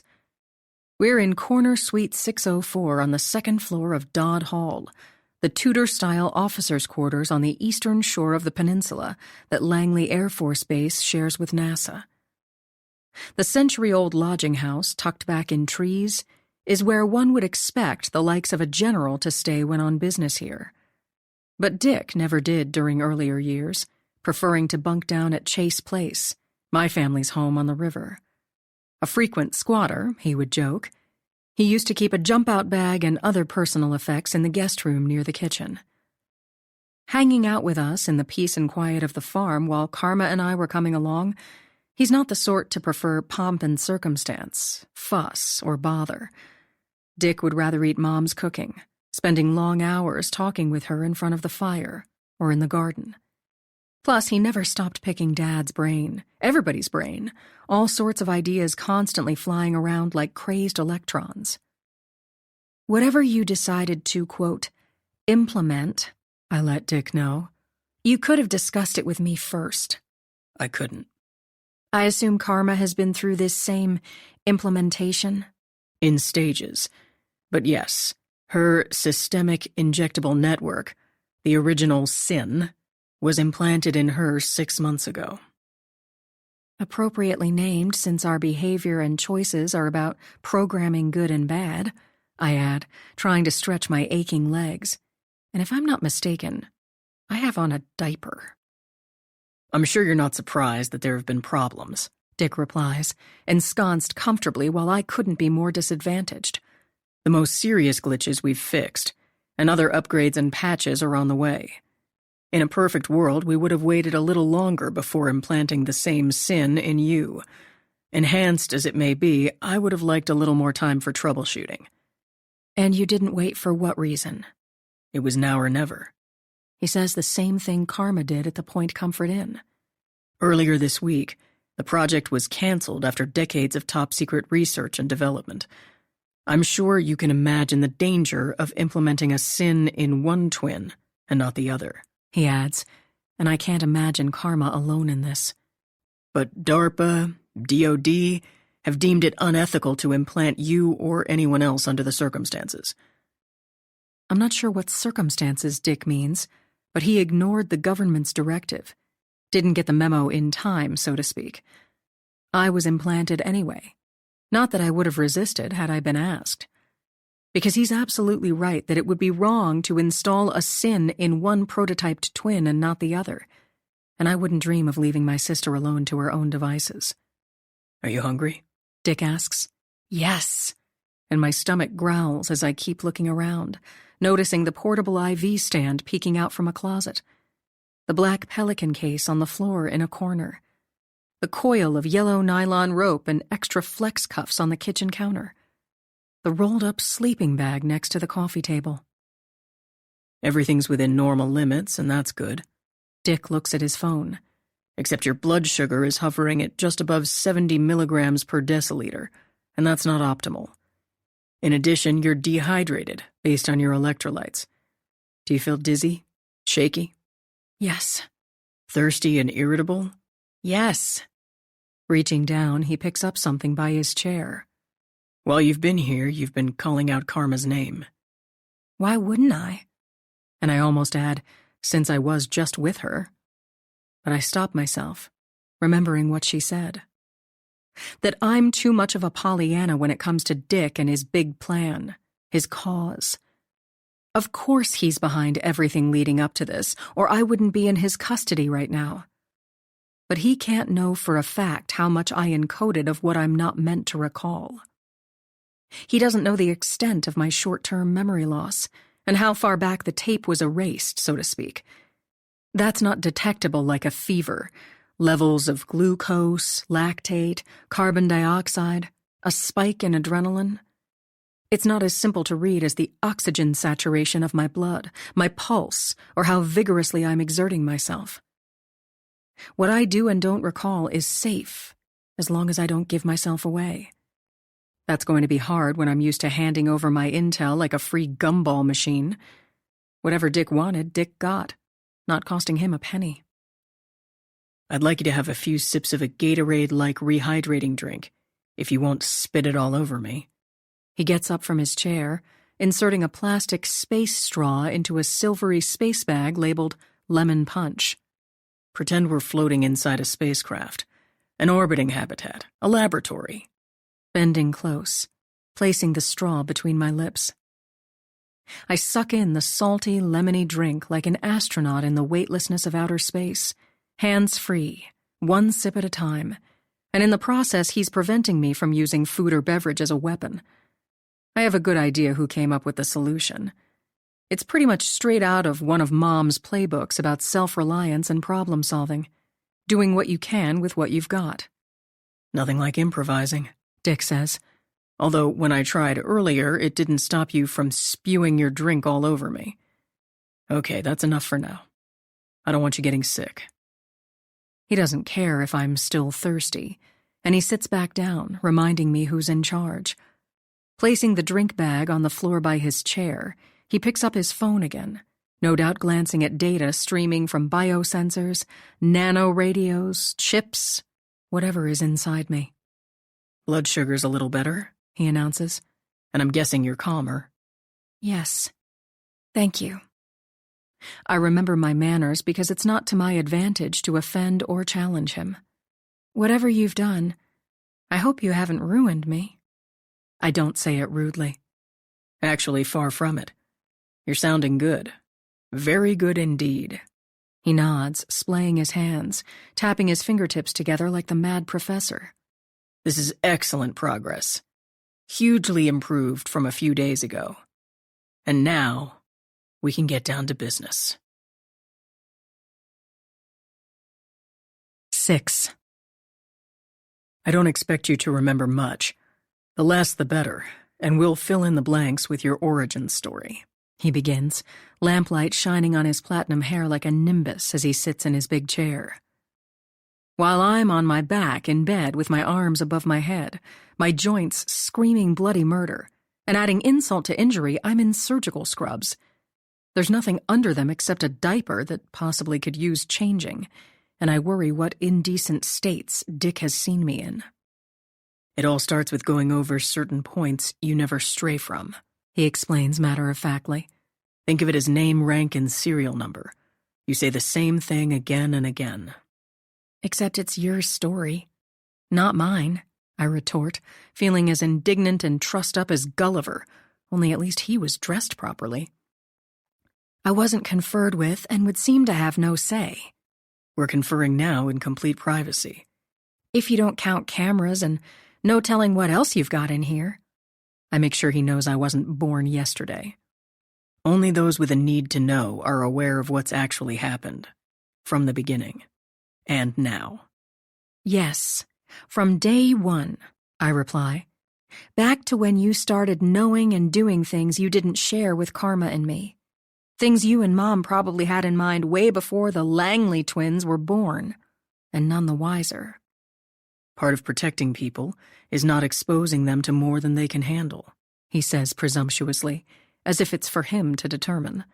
Because yes, things have been done that wouldn't fly with an ethical review board, and I don't need to spell it out. Then I will, starting with what's most recent. The commander of Space Force physically altering a NASA investigator, a scientist, a future astronaut while she's tied up and drugged. Not exactly something to brag about on CNN. I can understand why you're angry, Callie, he says, but you've always known this day would come. I regret the execution wasn't ideal. I didn't know this day would come. Not like this. It would have been nice to have more of a warning. We're out of time for warnings. Because of some unexpected complication? Unfortunately, more than one. It would be helpful to know what you're talking about. You know more than you think. So much for free will. And I've never felt so overpowered and controlled. I've got no say about my own design, my own programming, not even my own origin story or anything else I'm expected to recite and represent the rest of my life. You have more input than you know. What about Karma? What are you fabricating about her? And what does she have to say about it? Her origin story is even simpler than yours, he says. She's deployed overseas in her usual special ops missions with the military. Is she wanted by the police? All you know is that she's overseas. But is she in trouble?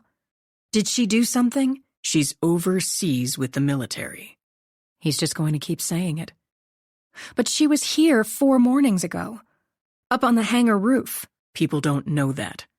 They know what you tell them, and Karma has a story she'll stick with, he replies relentlessly.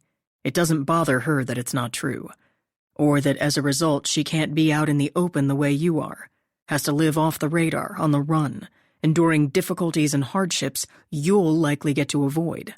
I'll have different ones. Karma doesn't question the mission the way you do. You probably didn't dope and hog-tie her either. And I'm betting she didn't have on a freaking diaper. It crosses my mind resentfully. She was taken care of at Dover Air Force Base. It was very different. Where does my so-called origin story begin? I ask. May as well lay it on me so I know what to tell people. It begins when you were leaving Mission Control, about to drive home from Langley in the snowstorm, he says. But you didn't. Instead, we brought you over here to Dodd Hall, where you've been ever since.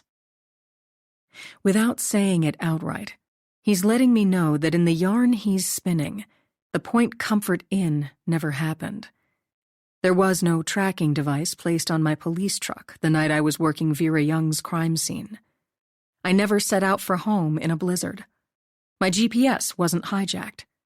There was no hitman or Room 1. Most of all, there was no karma and no killing anyone. It would be nice if you would let me loose, is my response, sounding as easygoing as possible. It's hard to have a conversation like this. Here's the master plot, Dick summarizes as if he didn't hear me. After NASA was sabotaged earlier in the week, it was deemed best to keep you in safe custody. You and others have been here with me working around the clock to deal with a massive cyber attack that the public knows very little about, an ongoing threat that has us on high alert. Except for one thing. I remind him of reality. I talked to Mom while I was driving home 4 mornings ago. I also talked to you and Con LaCrosse on a CIA line. Talked to all of you while I was in my truck. As it flickers through my thoughts that Dick and Mom might have been together. Just because caller ID showed she was ringing me up from the farm doesn't mean that's where she was physically located at the time. It wouldn't be hard for her to spoof our home number. making it appear that's what she was calling me on, when in fact she was with Dick, headed to the Point Comfort Inn to help implant my sin and oversee the fallout. There would be an electronic record of our communications. I continue making my case. Plus, traffic cameras all over the place would have picked me up. You know as well as I do that I've left an electronic trail if someone wants to find it, I add. And it sure would be nice if you'd cut me loose. You've left a trail, and if anyone checked, it would show that you have the timelines confused. He says what I know is a lie while ignoring my humiliation and discomfort. The calls you're referring to were approximately 10 hours earlier, on Tuesday night, December 3rd. And there's no telling what metadata has been changed to fit his disinformation. A top military leader and close advisor to the President of the United States, Dick can tamper with traffic and security videos, GPS logs, satellite images, whatever he needs. Laws and boundaries don't matter when bad individuals and rogue nations routinely violate them. What are we talking about? Special K? I inquire, constantly rearranging my position on the bed, my joints aching like a bad tooth. You know, the discussions we've had about its ability to bend space-time, to alter the effects of gravitational waves on the brain.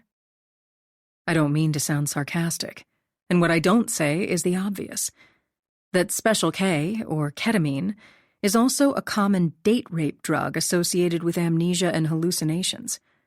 Dick has no reply, won't confirm or deny that for days I've been subjected to a steady drip of what's basically a horse tranquilizer. Say what you will about the story you're feeding everybody. We both know I didn't get here on my own 2 feet. I keep pushing him with questions while he stares at me from his wing chair. Who was hauling me around like a sack of potatoes? As physically powerful as he is, it would be nothing for him to carry me, and imagining it makes me squirm and feel slightly hateful. Would you say you're more aggressive? He asks. Then what? Pinning him with my eyes as he leans forward, lightly touching his fingertips together like Freud. What about more hostile? Why wouldn't I be? And it sure would be nice if you'd let me go. Tell me the last thing you remember. I've already told you. Tell me again. What do you remember about the last 4 days? And it's like staring into the vacuum of space, surrounded by flickering objects light years away. Insights and snippets of data here and there. Shards of scenes, fragments of conversations. Disconnected recollections of reveille and taps blaring over the Air Force Base intercom. Sound bites of supersonic jets thundering and screaming. I know you're uncomfortable.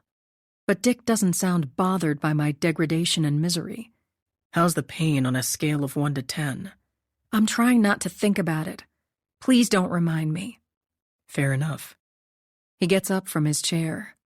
Are you ready to act civil? Digging into a pocket of his airman battle uniform. Of course. And I'm plenty civil considering circumstances that most people would consider sadistic and criminal. But I'm not going to say any such thing. Common sense dictating that it's suicidal to challenge the warden. There's no point in goading my captor into flaunting his power and control more than he already has. It's just us at the moment. Dick indicates that others have been in and out of Dodd Hall, including my mother, I'm all but certain.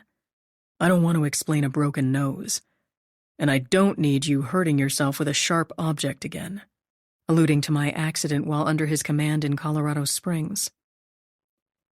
He unfolds a wicked steel blade as if he's about to take me out like Jack the Ripper. Approximately 15.2 centimeters, 6 inches long, serrated and sharp, it's not so different from what I was using to slice open bagels at the Cheyenne Mountain Military Complex when I almost lost a body part. And I nervously rub my scarred index finger again. Hold still, he says, and I feel his breath on my hair, his uniform sleeve brushing against me. As you're probably gathering, I've had some help while you're here. Haven't been on my own. Firmly holding my wrists as he gently cuts. Who? I realize it's disconcerting not recalling certain recent events. As usual, he doesn't answer what I asked, especially for someone like you who has a near photographic memory. And the scent of his musky aftershave makes me self-conscious and nervous. I don't move a muscle as he saws, staring up at his powerful arms, his ropey veins.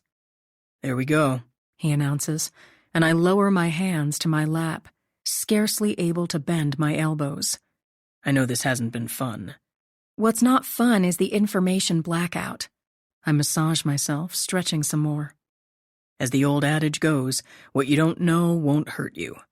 He pulls the covers off my legs, the air cool on my bare feet. It's not always true, but in some cases. It seems that what may or may not hurt me is one more thing I should have a say about. I unwrap my wrists, the green gauze self-adhering and stretchy, the kind Mom keeps in the medicine cabinet at home. Don't forget, you're not new to this rodeo. He cuts through the flex cuffs around my ankles. You accepted a very decided flight path long before you gave your official consent. Consent that was caught on film, and I hate to imagine what else. I remember the cameras in the ceiling of room 1 just as there are cameras here. My every utterance and move are recorded as if I'm the subject of a science experiment. And apparently, I am. And have been since birth. And maybe before that.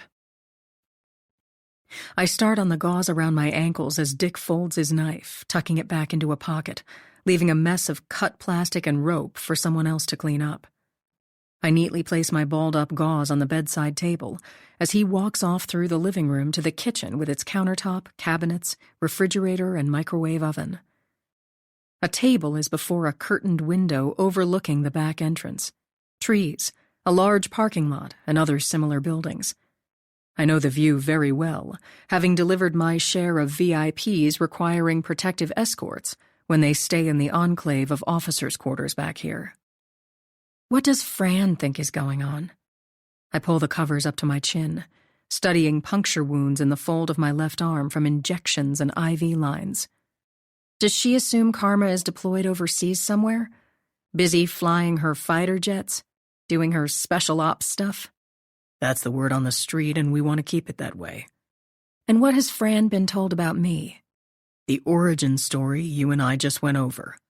Dick turns on the water in the sink. That you're here for safe custody and debriefings, which is factual. I guess that's how it works. Fiction starts feeling like fact, and what you want to think becomes what you believe, I reply as I rub my ankles, my wrists, wondering what's become of my sports bra and boxer briefs, and my tactical cargo pants, shirt, jacket, socks, boots, knife, gun, badge wallet? What about the temporary ID smart card I was issued after mine disappeared, for that matter? Ready for coffee? Dick opens a white bakery box from the Grey Goose restaurant, reminding me of their Brunswick stew, my stomach growling again. High test black, I remind him, while inspecting myself, finding little obvious damage beyond bruised knuckles from throwing punches. 7. I believe I know how you take your coffee after all these years, Dick says with a trace of warmth. He's more personable now that he's on the other side of the room, a safe distance away, and it must have been difficult watching Karma and me grow up. Twins he's groomed and might love too much. Guiding, nurturing us in ways our father couldn't. And then what? To give credit where it's due, Dick pours water into the coffee maker's reservoir. I have to say you've handled chronic discomfort remarkably well. As if that was reason enough to tether me like a hostage, a sex slave, a lunatic for days on end. What am I supposed to be doing today? And from now on? I'm reluctant to get up in nothing but flimsy cotton scrubs too snug in all the wrong places, not to mention the diaper. You'll head out to Protective Services HQ this afternoon once we've finished up here. You'll be meeting Fran. Then I guess I'll need my truck. Not anymore. Did something happen to it? I envision my Silverado parked near the Denali at the Point Comfort Inn. In light of the cyber attack and other events, you're better served with something more appropriate that will blend, Dick says, and as usual, it's up to him. An SUV with special features, courtesy of our Secret Service friends. Your chase car is waiting for you in the parking lot, the key on the table by the door. Although a physical key isn't necessary. He opens a jar of coffee whitener, clinking the lid down on the countertop, stirring in his usual heaping teaspoon of what I tell him isn't real creamer or even food. Then he's headed my way, carrying our coffees in his strong, steady hands, a paper plate of muffins balanced on top of the mugs. I don't stand on ceremony, helping myself as starved as I am. Biting into a muffin, crumbs going everywhere, I blow on my coffee, taking several greedy sips. Absolute power. A galactic dictatorship. That's the prize, and what we're up against. Dick retrieves a laptop computer from the SipperNet desk. It's all about who's the gatekeeper, and we sure as hell don't want it to be Neva wrong. He paints the scenario of someone like that in charge of the world's GPS, internet, TV, and radio networks. Imagine such an entity deciding which streaming entertainment and news programs we're able to access, or whose astronauts explore the moon and other planets. Not the theory of everything, but the takeover of it. He settles next to me on the bed, leaving his desert boots on. And locking up Neva wouldn't solve the problem. Eliminating her wouldn't either. Similar to taking out a head of state, or the leader of a terrorist organization, I reply, already starting on a second muffin. You still have to deal with thousands of employees, followers, a global network. She doesn't operate alone, is heavily embedded in U.S. government projects, including extremely sensitive ones. Dick arranges another pillow behind him on the bed. She has friends in high places, as much money as a country, and knows how to play politics. Neva's been at it for years and will stop at nothing. It looks like my sister and I have our work cut out for us. And I wonder when Dick first cooked up his secret agenda. When Mom was pregnant? When he found out she was having twins? For sure, he was involved with my family prior to Karma's and my arrival on this planet, going back to Dad's short-lived stint at the Air Force Academy. Supposedly, he and Dick sat next to each other in basic cadet training class their first year, were instant comrades as tight as brothers. That's according to their origin story, which I've always found a little fishy since they aren't really all that compatible or even friendly with each other. Truth be told, Dick's closest ally isn't Dad. It's Mom, and always has been. How about turning on the TV and we'll catch up on the news before we get going? He nods at the flat screen on the wall across from the bed.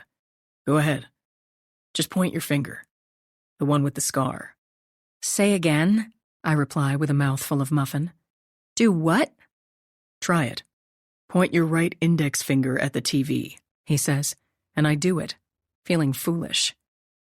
To my amazement, the local news blinks on without benefit of the remote control. It's surprisingly intuitive. He demonstrates with hand gestures that have no effect since he's not wired the way I am. An upward movement raises the sound, a downward one lowers it, providing you've done certain other things first. And it wouldn't matter if he has or hasn't. Presumably Dick's not equipped with the same sensors in his fingers, hasn't been implanted with a SIN, the original version or the latest. I'm quite certain that for reasons of national security it wouldn't be allowed, reminding me yet again that Karma and I have little or no say, are expendable compared to him. And he tells me to go ahead and try out my new powers. Temporary ones, that is. A demo, he adds. Pointing at the TV, I make a series of rapid upward motions as if conducting an orchestra, and the volume booms. The wildly popular Tidewater International Car Show opened Friday at the Hampton Coliseum, and the now missing hot rod and hearse had been the biggest attractions, the Channel 10 anchor says, and I mute the news with a cutoff gesture, a scuba I'm out of air hand signal. Not so different from swiping your finger across your cell phone if you want to hide the keyboard, or zoom in on a map. Dick seems proud of what he's wrought. Only in this case, motion is captured by the TV's built-in camera, and an end receiver converts certain physical actions into commands. It doesn't necessarily thrill me to hear that soon enough I won't have to do much more than gesture, blink, or use my eyes to make something happen or not. That's assuming the parameters correctly line up, as they did when I adjusted the volume. And they did only because Dick changed variables in a biofeedback algorithm. After making his dramatic point, he changed the variables back to what they were before, and should I point at the TV again, it won't have the same effect. Not until I meet various mathematical conditions, he says. It will be up to me to learn what those are as I return to my day-to-day activities. Somehow I'm supposed to figure out things as I go along, interfacing machine and biology, being a test pilot for my own sin, while doing the best I can to live as usual. Or, as Dick puts it, practice makes perfect. And there will be plenty of that simply dealing with my workspaces on the NASA Langley campus. Let's say Building 1232, where I often park myself when test piloting and programming scenarios for autonomous vehicles, drones. Dick walks me through what it will be like accessing my office there, starting with the 2 outer doors that require my ID badge. Once I scan open those electronic locks, next is my office door, including the fail-safe push-button code I'll have to enter manually before I can use hand gestures to turn on the lights inside. But I won't be able to unlock my desktop computer with a wag, jab, or snap of my fingers unless I also insert this same ID badge into the card reader.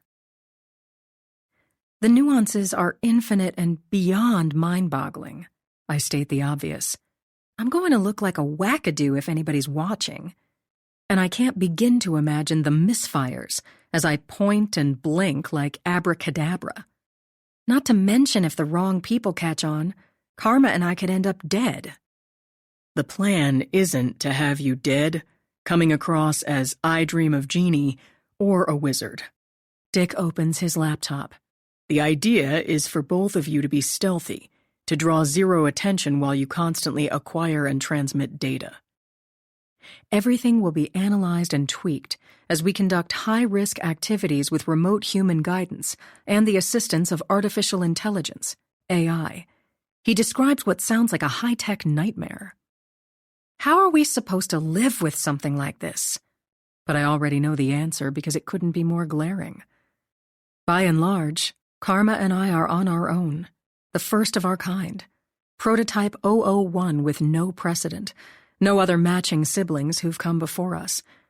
One day, we'll be the models for others, Dick says, as if we could aspire no higher. We're the test pilots and guinea pigs in his top-secret project, codenamed Gemini, which is Latin for twins. Including digital ones.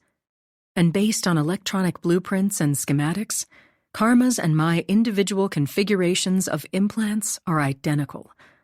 Our sins are extensive, with room to expand, Dick says, as he continues to unfold our destinies, a life plan that wasn't decided by us even if we agreed to it.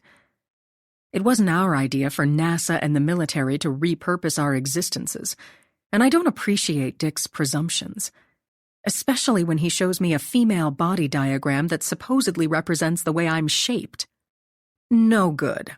I shake my head vigorously. As unimportant as it is in the grand cosmos of things, I don't like being depicted as chunky. I like it less when my sister's noticeably slimmer and more buff body diagram fills the other side of the split screen. Nope. Maybe I have to watch what I eat more than Karma does, but that doesn't mean we don't weigh pretty much the same, I let him know. It's just that we aren't built alike, and I have to work harder, and might have a little more body fat. All that can be tweaked, he promises. Not some things, I think dismally. My sister and I may be identical, but that doesn't mean we don't have our physical differences. Most notably, I began my precipitous slide into puberty almost a year before she did, doubled over with cramps, outgrowing everything. When it was her turn, she got by with undershirts and extra slim-fit jeans, never needing a hot water bottle, underwire, or a Midol.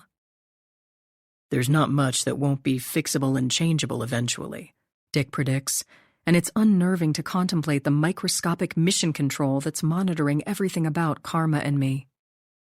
From the amount of cortisol, epinephrine, and dopamine we secrete, how stressed or aggressive we are, to our blood sugar and other hormone levels, diabetes, PMS, in addition to the early detection of emergency conditions in the making, heart attacks, strokes, and diseases we might beat if caught early enough, cancer, neurodegenerative disorders, suicidal depression, plus what annoys, relaxes, arouses, distracts, bores, thrills, entertains, and whether our mode is flight or fight, given the predicament. Also, how we honestly relate to and perceive everything and everyone. Meaning there will be few secrets anymore, as we're watched over by an electronic god, a well-meaning but demanding one with judgmental tendencies and a need to know. It's not all that different from chipping your pets in case they get lost.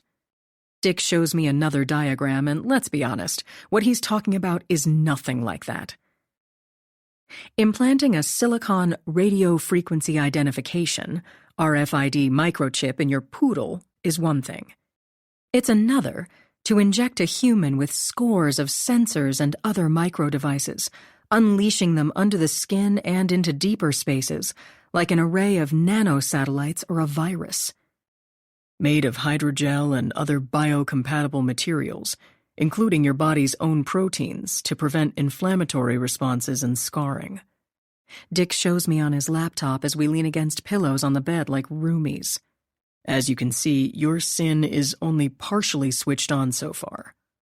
When might I expect that to change? I want to know.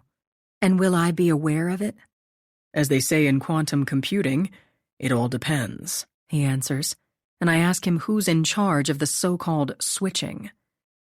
It's only fair that I know, considering the power that person has. Or maybe it's more than one, I add, studying digital schematics and downloads of what should be intensely private. You and Karma are in charge of your own switches, of what you're ready to handle and when, Dick replies. The good news is much of it won't be conscious. You'll automatically adapt for the most part.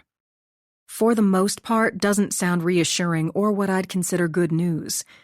This is getting more unmanageable by leaps and bounds, I complain.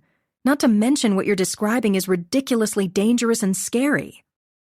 You'll have robust assistance that I'll introduce you to in a minute. And he goes on to explain that in the main, I shouldn't be aware of devices as small as ground pepper flakes, some no thicker than a human hair. It's hard to know what to expect when it's largely uncharted territory, he adds. I shouldn't feel pain from injection sites, most of them no longer visible. But I might be aware of a vague tenderness near the foramen magnum, the opening at the base of my skull. Beyond that, I probably wouldn't have a clue what's been done to me had he not begun to paint a vivid portrait of what I am under the hood, of how I'm configured and connected. I wonder when it would have dawned on me that I'm not myself anymore. Perhaps when my physical actions and gestures cause manipulations and disturbances of televisions, locks, other electronics. Maybe I would have been alerted by the strange vibrations and tingles, like I'm experiencing in my scarred finger. Unusual thoughts and moods might cause me to suspect I've been altered, or worse, fear I'm becoming delusional, possibly paranoid and psychotic. How awful it would be if nobody told me what's really going on. How distressing for Karma if the same thing were done to her and she didn't know. Thinking back on her increasingly erratic behavior over recent months, I sure hope Dick and his Gemini project don't turn us into something we're not.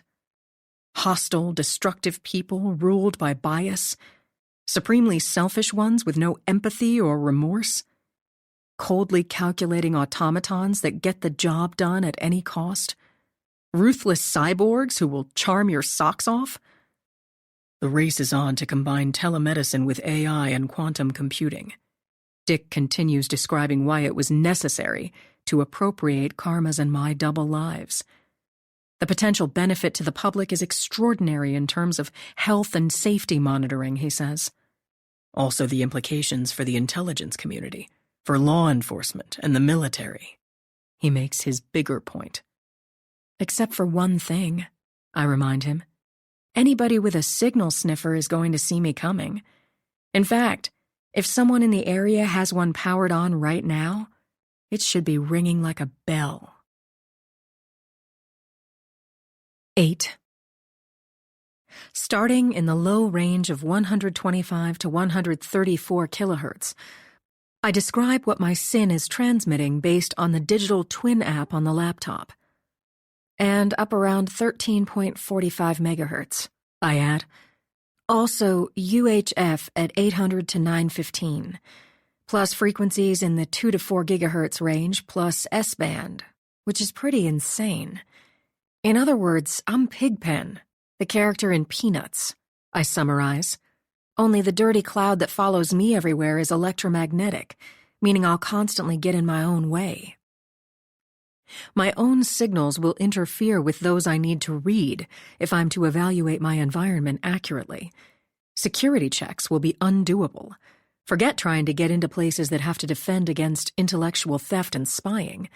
And that's almost any facility or headquarters I access in my line of work, whether it's NASA, the Secret Service, the CIA, Scotland Yard, top-secret military installations.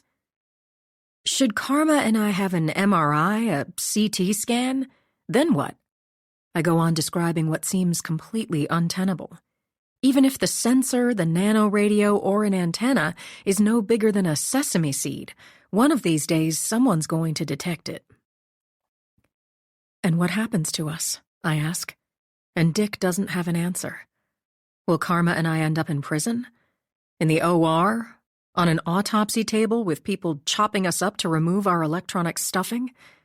Dismembering and dissecting us for our secret pieces and parts? I continue painting the grimmest of scenarios. We have a kill switch. He shows me on the laptop we're sharing. Similar to what happens if your phone is lost or stolen. You can remotely wipe it clean.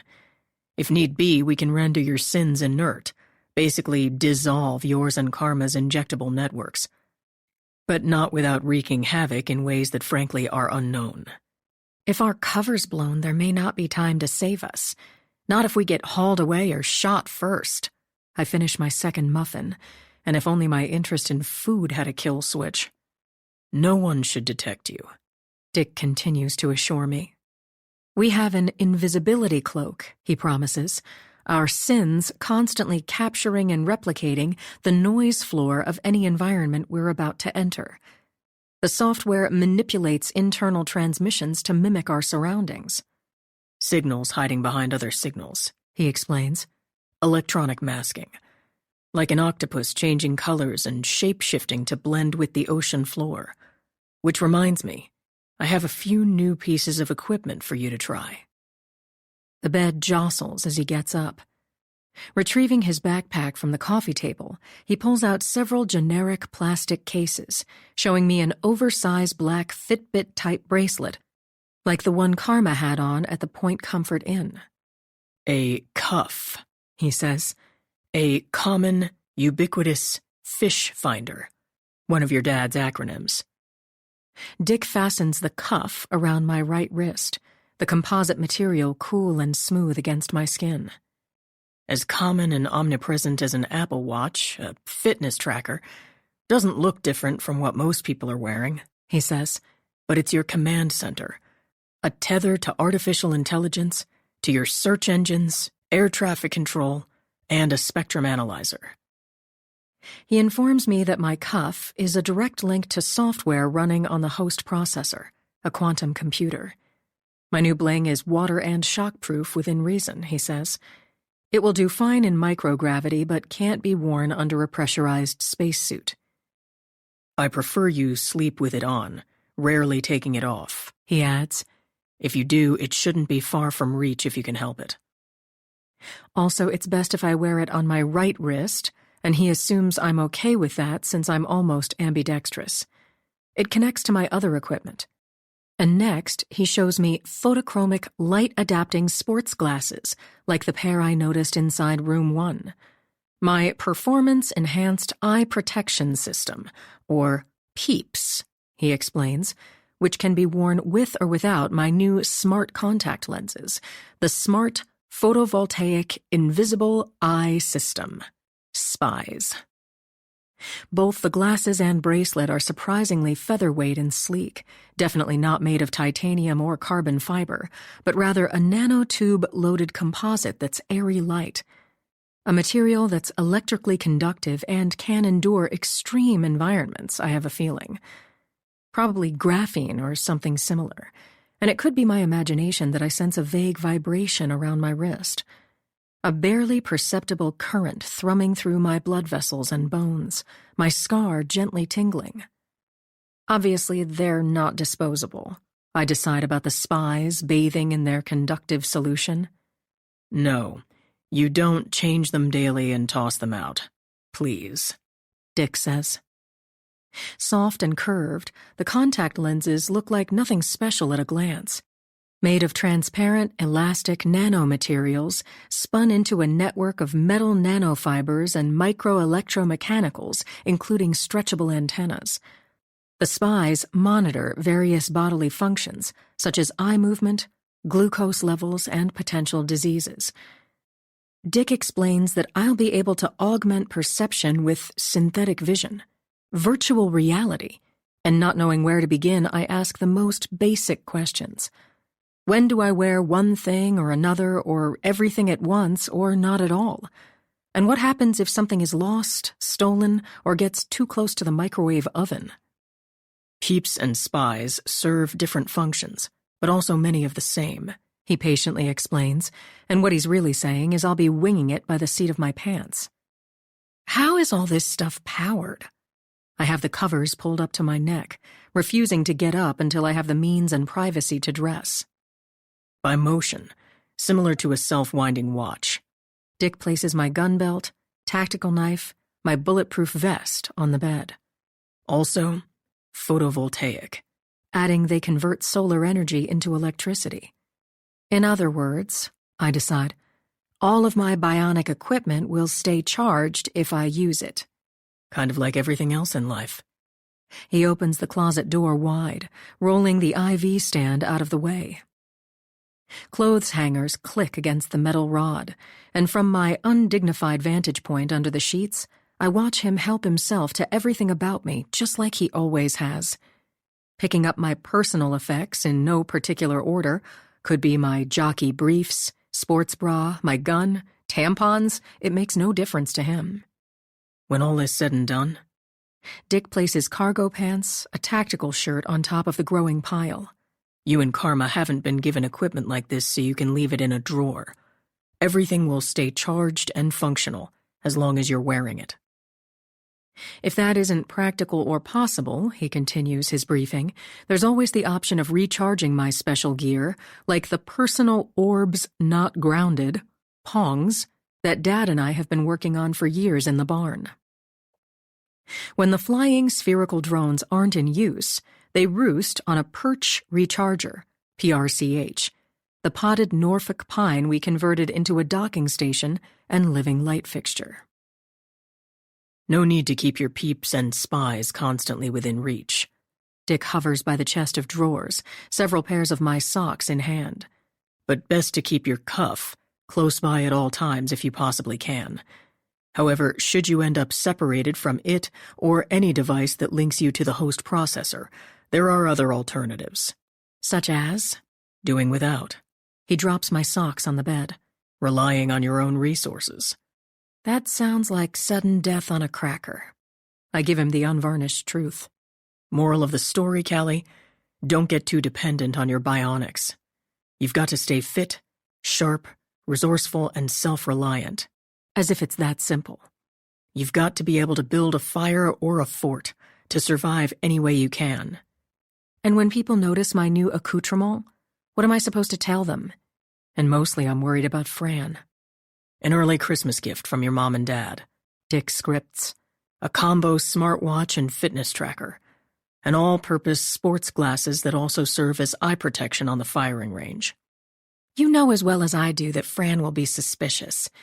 She's well aware I've been here for days. She'll notice I've got new gear. In fact, she notices everything, and that only makes my day-to-day more difficult since I work with her and she's a relative, our neighbor, an old friend. More challenges for you to handle, and I'm confident you'll do just fine. Powering up my peeps, he hands them over so I can try them on for size. Now go ahead. Touch the cuff, he instructs. Doesn't matter where. Sensors recognize your fingerprint and other biometric measurements, and you should be connected.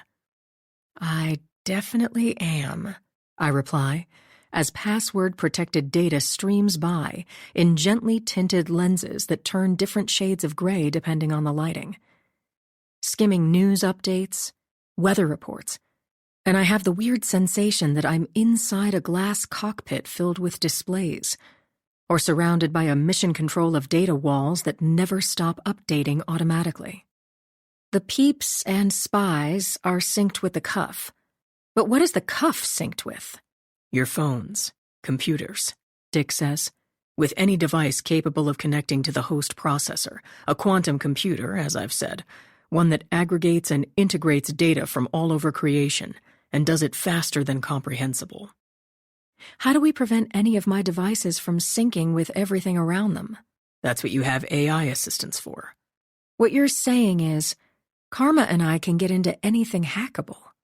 I hold up my arm, studying a bracelet that doesn't look remarkable. And some things presumably not hackable, he says, suggesting outrageously that we won't have the usual hassles with passwords, encryption, firewalls. Wow, this is disturbing. My email, text messages, and other private communications are all right there. I describe what I'm seeing in my peeps. I'm into NASA servers. Can access everything without logging in. Or if I'm logged in, I can't tell. There's no indication of it. Far more important than what I see is what I don't, such as alerts or other indications that new electronic visitors have been introduced into Dodd Hall's noise floor.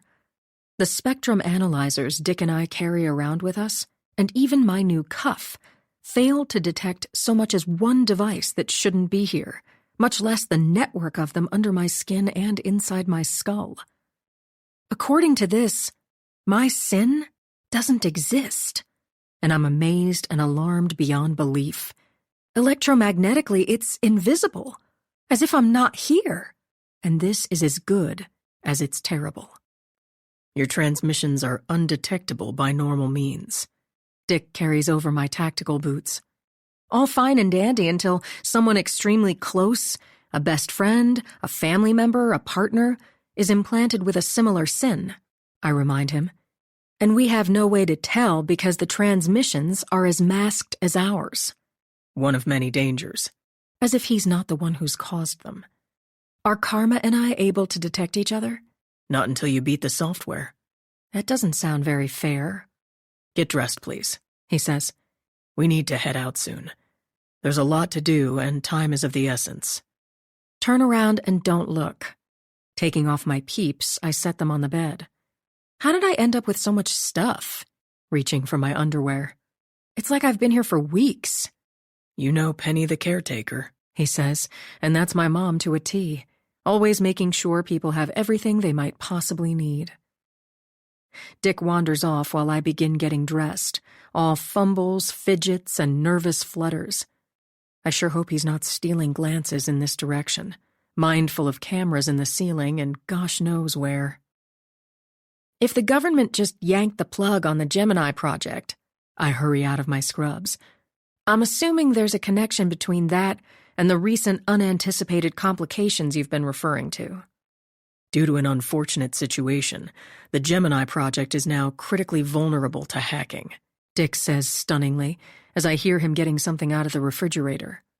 That's assuming the missing chip ends up in the wrong hands, as opposed to being misplaced, lost, accidentally thrown out. Excuse me for interrupting, but what missing chip are we talking about? As I think, holy shh. The Gemini original directive chip. He says what I don't want to hear. The God chip, which, as you might infer from the name, includes the software, the hosting processor, the memory. In other words, a copy of the project's entire quantum computer? To my amazement and horror. Built on a chip no bigger than the head of a match. And he sounds almost boastful as he offers the broad strokes of phosphorus electrons and nuclei sandwiched between layers of silicon. The resulting qubits are stable, no longer overly sensitive and easily excitable, he points out proudly, meaning they don't need to be chilled to absolute zero, or negative 273.15 degrees Celsius, negative 459.67 degrees Fahrenheit, requiring cumbersome cryogenic equipment and shielded enclosures, vacuum pumps, and other hardware that bring to mind a satellite fashioned of gold and copper. Not exactly appropriate for your average office or home. Quantum computing on a chip is similar to what happened to mainframes, Dick glibly goes on. What used to require huge rooms of big machines now can be managed on desktop servers. This is bad. Really bad. Which sounds about as trite as anything I've ever said. Alarms in my head strobing fire engine red. Danger, danger, danger. I assume this God chip was locked up somewhere? I zip up my cargo pants. Of course. And when George was in the safe a week ago, he realized the chip was gone. Dick informs me, and I remember what Karma said at the Point Comfort Inn. Something about Dad. That he already feels bad enough. And this missing God chip is what Neva was looking for when she showed up on Vera's doorstep? I button up a long-sleeved black tactical shirt, clean and lightly ironed, acting calm and collected as my life flashes before my eyes. Yes, presumably, that's what she was after, Dick says. And still is. And she's not the only one who would go to war for this technology. Then she must have had reason to believe Vera was in possession of it. And I can imagine Karma entering the Fort Monroe apartment after the fact, searching for the missing chip like mad. We believe Neva thought Vera had it there, he confirms. Or had it on her person. And how would Vera have gotten it? The kid with the burner phone, Dick says. 9. Vera Young ingratiated herself with Lex Anderson, and it would seem the kid's the missing link, Dick says. And it's not a news story. My dad's greatest weakness, the son he's always wanted. I wasn't thrilled to arrive home a few Saturdays ago to find my father and Lex walking around the farm with portable antennas and signal analyzers. On a cyber fox hunt, Dad explained with a big smile when I asked about it later. All to say he's been awfully busy passing on to Lex many of the same things my sister and I were taught when we were coming along.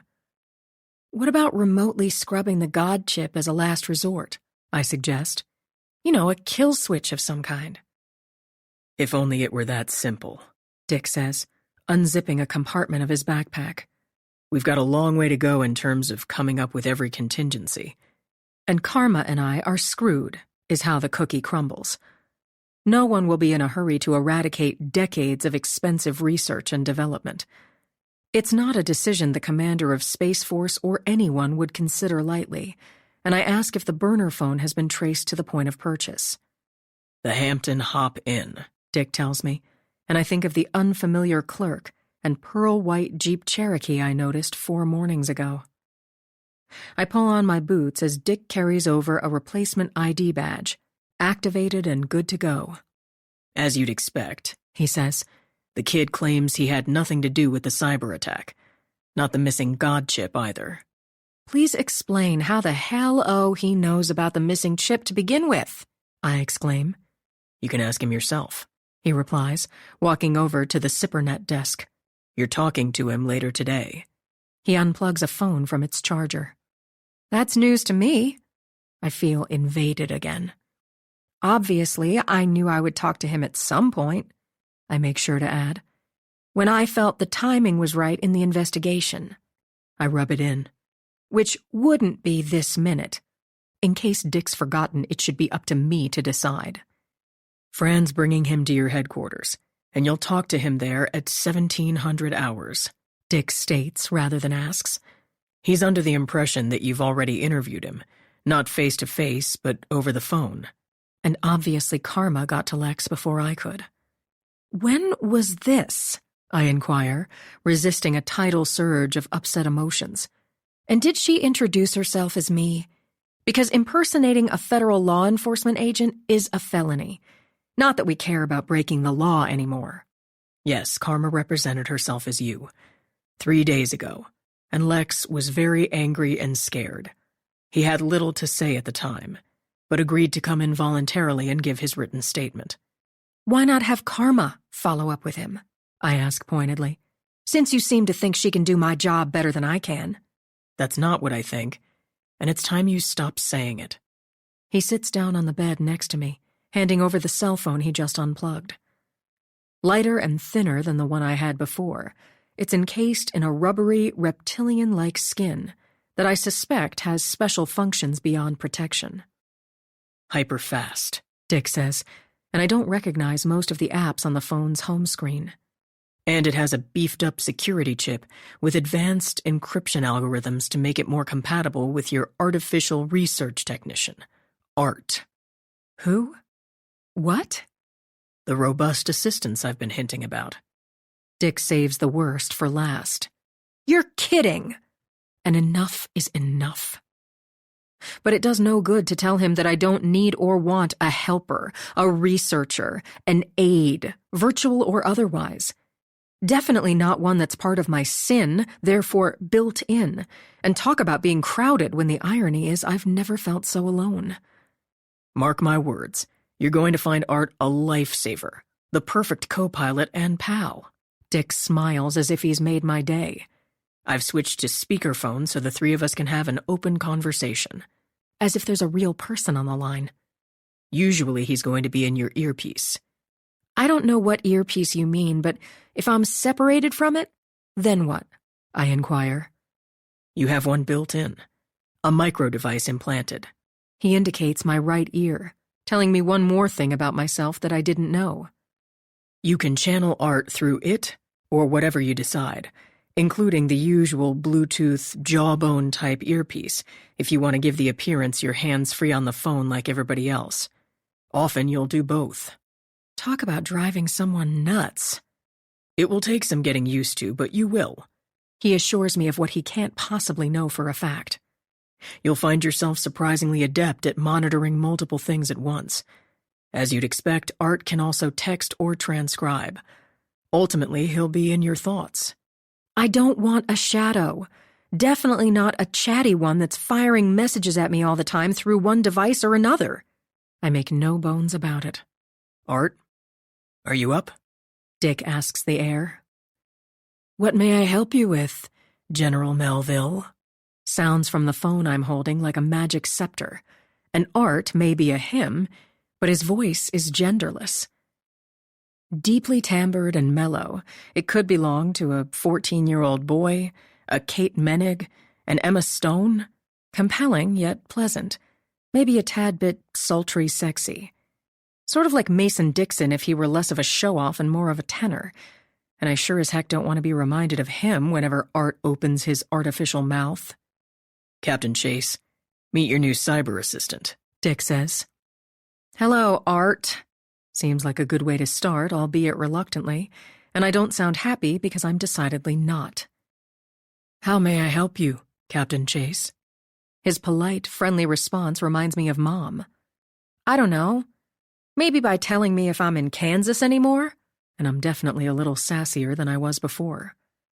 You've never been to Kansas, Captain Chase. He could figure that out from open-source data like plane, train, other types of reservations and itineraries, I realize. Plus credit card receipts, emails going back for decades. Data. Data everywhere that he's mining at unimaginable speeds, demonstrating an AI-interfaced proficiency I wasn't expecting this early in the race for quantum supremacy. I sure hope Dick and all involved know what they're tampering with because I can't think of a quicker way to get into trouble. Should a quantum algorithm or program be a little off, there will be no forgiveness. Flawed math, inadequate parameters, improper codes could direct an autonomous passenger plane into a mountain, a rocket into a downtown skyline, return a Hellfire missile to sender, set off a nuclear attack. I hate to imagine the medical havoc if your pacemaker or blood sugar sensors get the wrong message and you end up in cardiac arrest or a coma, or your bionic limbs receive an erroneous command and begin crushing loved ones to death instead of hugging them. Is there other information I can help you with, Captain Chase? My built-in sidekick wants to know, and I gently set the phone down on the bed as if not to jostle or hurt him. No, thank you, Art. Not at the moment, Art. But saying my name repeatedly is annoying, Art, I add for good measure in case he didn't get the drift. Copy. My apologies. A little less friendly. Do you understand what it means if something is annoying? I reply as Dick nods in approval. He's pleased by the way Art and I are interacting, I can only suppose. And it's not apparent from looking at my phone that I'm talking to someone. Well, not exactly a someone. I frankly doubt you understand any emotionality at all, I go on to say. And at the end of the day, compatibility won't be possible when only one of us has feelings. I may as well be honest up front. I understand I've annoyed you. A chill in Art's manufactured response. But the data indicate you were annoyed before I spoke to you. Therefore, my repetition of your name wasn't the cause. To be clear, I tell him in no uncertain terms, I have more than my share of very good reasons for being out of sorts at the moment. And you may have just topped the list. As I'm saying this sincerely but ungraciously, I'm conscious of Dick seated next to me, watching and listening, while the cameras record from the ceiling. At the same time, a network of sensors and other devices comprising my SIN download and tinker with my most personal data. This may not make sense to you, but in the real world, we don't reprogram our family and friends as if they're an operating system in need of an upgrade, I add, in the off chance Art might be capable of empathy, that he can relate to being used and undervalued, barely treated as human. So I'm trying to wrap my mind around my predicament and somehow be okay with it. I don't understand what you mean by the real world. I guess if you don't know what it is, it's a little hard to explain, I reply. But if I had my way about it, I wouldn't have to mentor something that doesn't exist, and for privacy and security reasons, I don't want people hearing you say my name out loud. As I'm hearing myself, I wonder why I'm explaining myself to an artificial anything, and why I resent him when we only just met. Wilco, Art replies with diminished enthusiasm. Would you prefer I never say your name audibly? Well, obviously at times you'll need to, depending on circumstances, I consider, such as if I'm too busy to read or something, or you need my attention instantly. Copy. See? Dick gets up from the bed. Already you're learning how to get along. It sure doesn't feel that way to me. I'm careful what I say. Mindful Art is eavesdropping, probably always will be, and I head to the bathroom to freshen up. I close the door to have a little privacy, as if that's possible anymore, and I'm overwhelmed by déjà vu.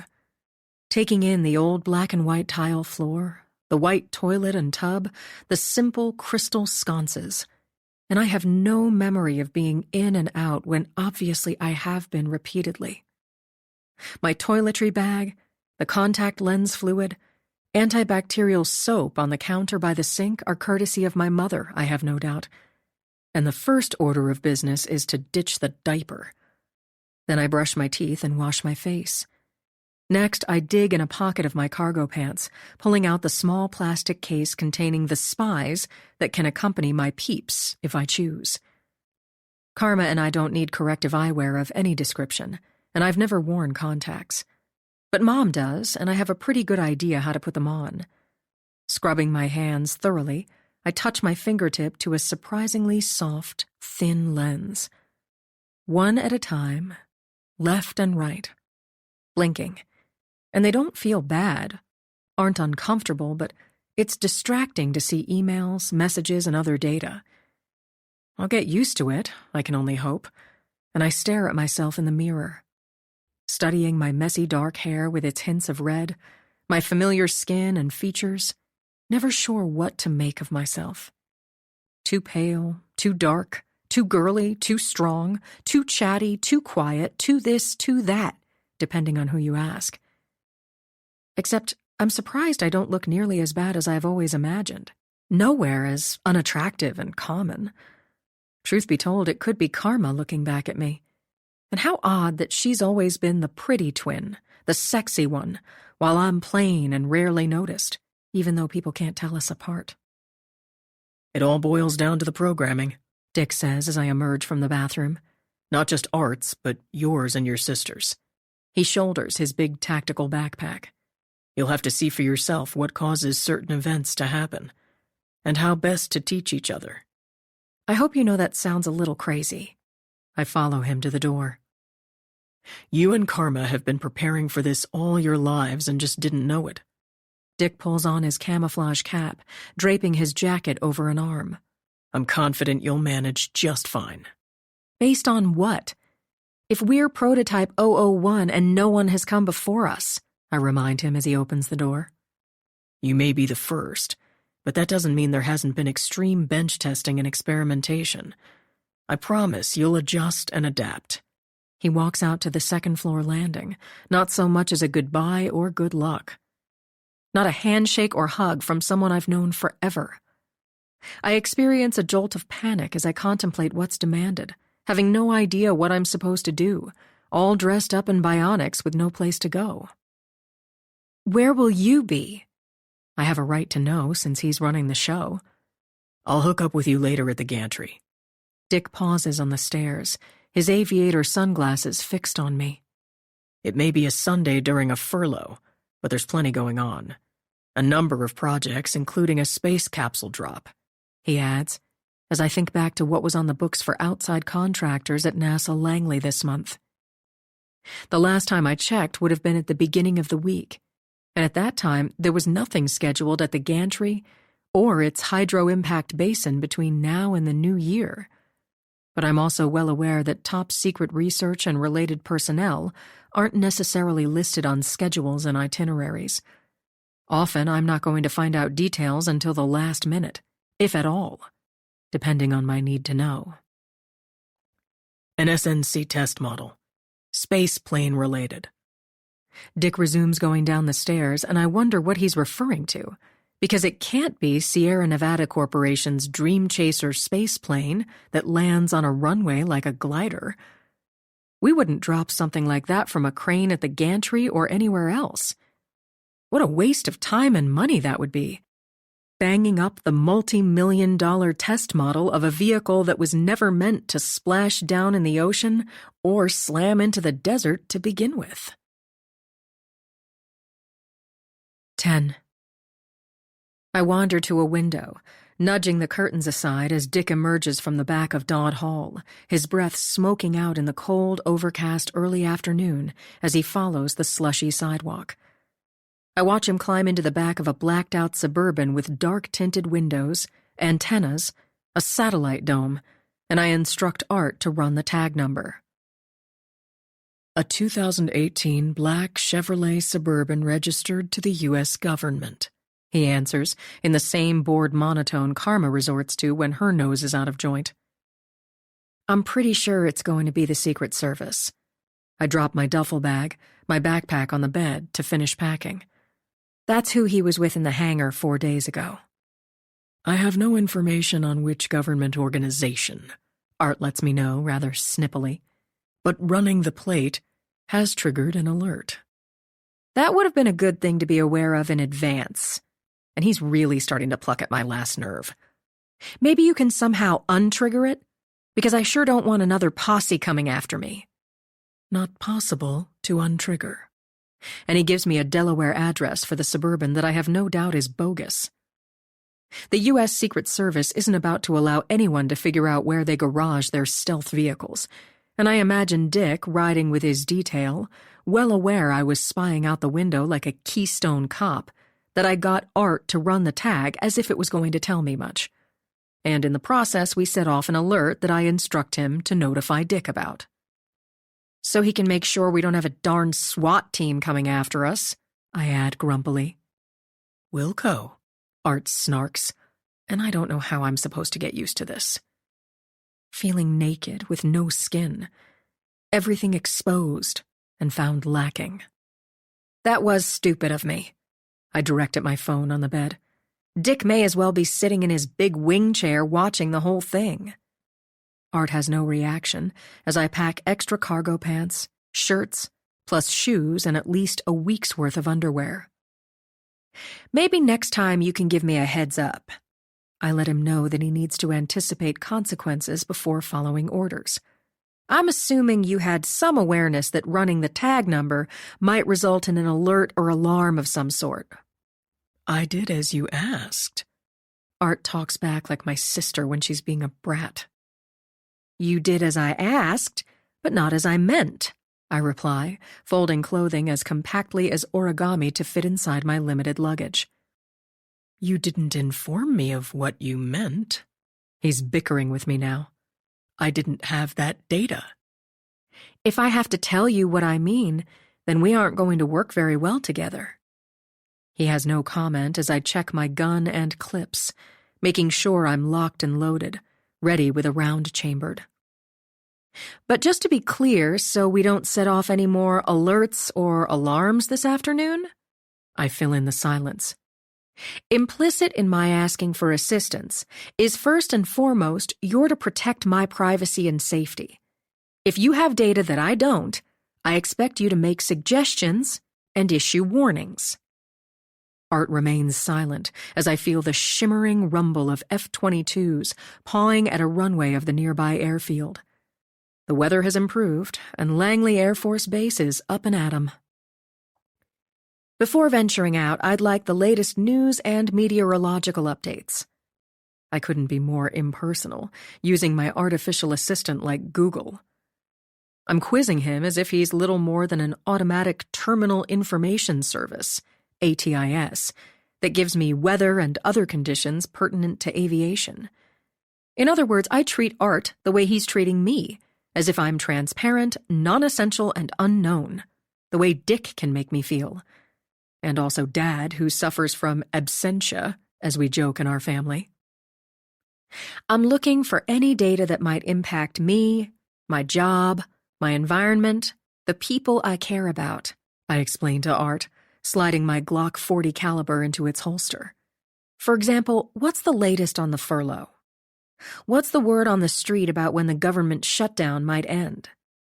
I don't understand word on the street, is his unhelpful response. But I'm pretty sure you understand the question. And I ask it again.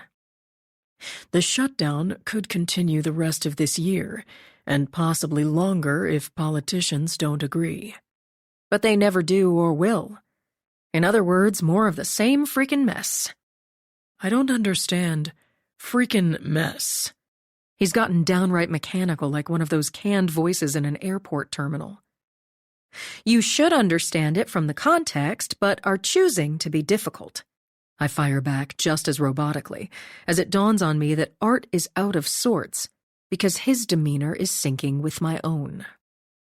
Whatever I emote, he echoes right back. And I suppose it makes sense that the programming would enable him to have emotional reactions he doesn't feel, even if he acts like he does. And whose bad idea was it to make moods and attitudes contagious? What a fiasco if my less than pleasant disposition or fit of pique becomes Art's, and his becomes mine, and on it goes like the number pi. Okay, I admit I probably started it. I apologize to my phone as I collect it from the bed. I inadvertently instigated our disagreeableness by not being friendly or particularly gracious, in addition to insensitive and unaccepting. I'd very much appreciate it if you would give me what's basically the latest ATIS and any other important data, and do so inaudibly. And the information begins crawling by in my spies. There's a 10% chance of light rain, The temperature is 5.55 degrees Celsius, 42 degrees Fahrenheit, meaning everything is messy and slippery. Some local roads remain closed, and areas affected by the government shutdown may not have been plowed. There's considerable flooding in lower elevations, and ice remains a significant hazard. As for how I'm doing physically, my blood sugar is in the normal range according to data transmitted by my systemic injectable network. My body temperature is 36.5 degrees Celsius, 97.7 degrees Fahrenheit. My galvanic skin response, respiration, heart rate, and other stress indicators within normal limits, which is unusual considering my tendency to get into one of my spins when sufficiently rattled. But it would seem I'm reasonably calm and collected considering the circumstances, as I put on my peeps over my spies before venturing into the great unknown. I'm headed to the door when Art alerts me through my earpiece that I have an incoming call. OCME, he says, and I'm as sweet as sugar when I ask him which Office of the Chief Medical Examiner he means. Statewide, there are 4 district facilities, I remind Art, including the headquarters in Richmond, and he informs me just as nicely that death investigator Joan Williams from the local office in Norfolk is trying to reach me from her mobile phone. Thank you, and I'll take the call. I'm overly polite, laying on the southern charm as I haul my belongings out of Suite 604. You're welcome. Putting her through now.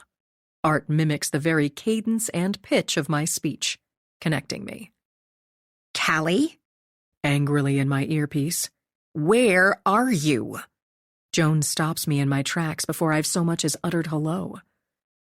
I'm sorry? I have no idea what she's talking about, as I stand like a statue on the second-floor landing, going nowhere. You promised to be here. And she sounds just as hurt as she's aggravated. I almost reply that I haven't promised any such thing. It's on the tip of my tongue to tell Joan, and we've had no contact since working Vera Young's crime scene earlier in the week. But I stop short of communicating in any form or fashion that I don't know what's going on. Well, thanks a lot, because the rich biatch is in our lobby demanding to see the body as we speak. Joan sounds unnerved and frantic. Why aren't you here? You promised. Otherwise, I would have made sure someone was, that there was some cop present I could trust. A tough old bird like Joan isn't tricked easily, yet incorrectly assumed she was talking to me recently when she absolutely wasn't. Karma was impersonating me again, conspiring with Joan to show up and intercept the rich biatch, Neva Wrong, to catch her unaware and confront her with the very questions I'd like to ask. I imagine my identical twin probing Neva about her murdered sister, the cyber attack on NASA, the hitman, the missing God chip, Lex Anderson, and other fiascos when it's supposed to be me doing the interviewing. Furthermore, who would Neva suppose she's talking to? Would she think I'm Karma or Karma is me? Depending on who's before her, would Neva be fooled? What if she isn't? Does she buy Karma's origin story? That she's overseas with the Air Force? I can't begin to know what Neva thinks or has been led to believe. But once again, my sister has taken it upon herself to do my job. Not hers, but mine, seizes my thoughts as I experience an unfamiliar mixture of emotions that are strangely territorial and selfish. All we've got on site right now is one security guard, poor old Wally who's afraid of his own shadow, Joan rants on, and I don't blame her. It's not like I can call the local cops on Neva Wrong, for God's sake. What a story that would be, and it's exactly what Neva wants to add credence to her conspiracy accusations, Joan rightly points out. She tries to view her beloved sister's dead body, and we sick the cops on her. I'm really sorry, I reply as if I mean it. She's threatening to camp out until we give her the full Monty, including the autopsy records, all photographs, you name it, Joan says, and I remember what Dick told me moments earlier about Neva believing the God chip was inside Vera's apartment or on her person. What about inside her person. Assuming Vera had the chip to begin with, she might have ingested it. Down the hatch, and there wouldn't be much Neva could do without a CT scan, an autopsy, rooting around through fluids, all sorts of pieces and parts while using a spectrum analyzer to pick up the chip's transmissions. What a dreadful scavenger hunt that would be. But if it's remotely possible that the missing God chip might be mingled with Vera's remains, then for sure the same possibility has crossed Neva Wrong's wicked thoughts. I'm really sorry, Joan.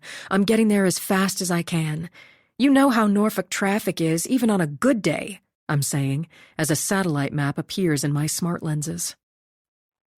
Without asking, I'm zoomed in on an angry red line, miles of backed-up traffic, and the smoldering scene of a fiery accident less than a mile from Joan's office. Nothing is moving in the westbound lanes of Brambleton Avenue. Every road leading to the Tidewater District Public Health Complex is at a standstill. A hit and run, Art texts in my lenses.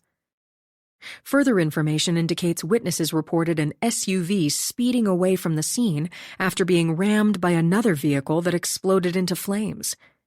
I can't stop thinking of Karma on her way to the OCME, and it would have been around the same time the crash occurred. Where is she? Why is she late? I tell myself that nothing can hurt her without someone knowing. Our sins would download the data in real time, alerting Dick and others should the worst happen to either of us. Totally stuck because of the accident barely a mile from you. Gosh, what a mess. I redirect my misleading comments, making Joan think I'm a stone's throw away. Trickery coming more easily. There's no getting through from Brambleton or any surrounding streets, and I don't see how you'll get your investigators in for that matter. I add another dash of deception. Forget it, no point, she says, having no clue I'm on the second floor of Dodd Hall, 48 kilometers, 30 miles away. As hot as the fire was, may as well be a crematorium. I'm having the wreckage hauled next door to the evidence bay. We'll recover what we can in there instead of in the middle of a busy highway. In the meantime, she adds, it won't be easy getting police to show up and help out with Neva Wrong and the circus she creates. But at least the traffic jam is keeping some of the media at bay for the moment, since they can't get through either, she adds. Again, I apologize, I reply from the other side of the Chesapeake Bay. I'm completely stuck, as I lean against the thick oak banister, not going anywhere. How did Neva manage to get to your office if no one else can get through? You won't believe it, but then again you probably will. Joan begins to simmer down. She was dropped off by helicopter. And another security recording begins playing in my lenses. A timestamp of 3 p.m., I'm seeing the modern 3-story brownish brick and stucco building that includes forensic labs and autopsy suites. Spartanly landscaped with tidy islands of snow-frosted grass, winter-bare trees, it's surrounded by other medical centers, hospitals, and facilities. The parking lot is mostly empty, just the usual OCME vehicles and those of personnel working the weekend shifts. In the background, the traffic is at a standstill on Brambleton and Colley Avenues. Apparently, she got permission from the effing governor to land here. Only Joan doesn't say effing, as I listen to her in one earpiece while hearing the thudding of helicopter blades in the other. A Bell 407 thunders in, white with blue stripes, going lower and slower.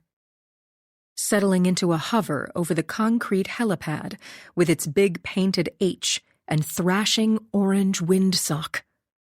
Art runs the tail number, and I read in my smart lenses that the helicopter is registered to the charter management company Hello Air, based in nearby Richmond. 11.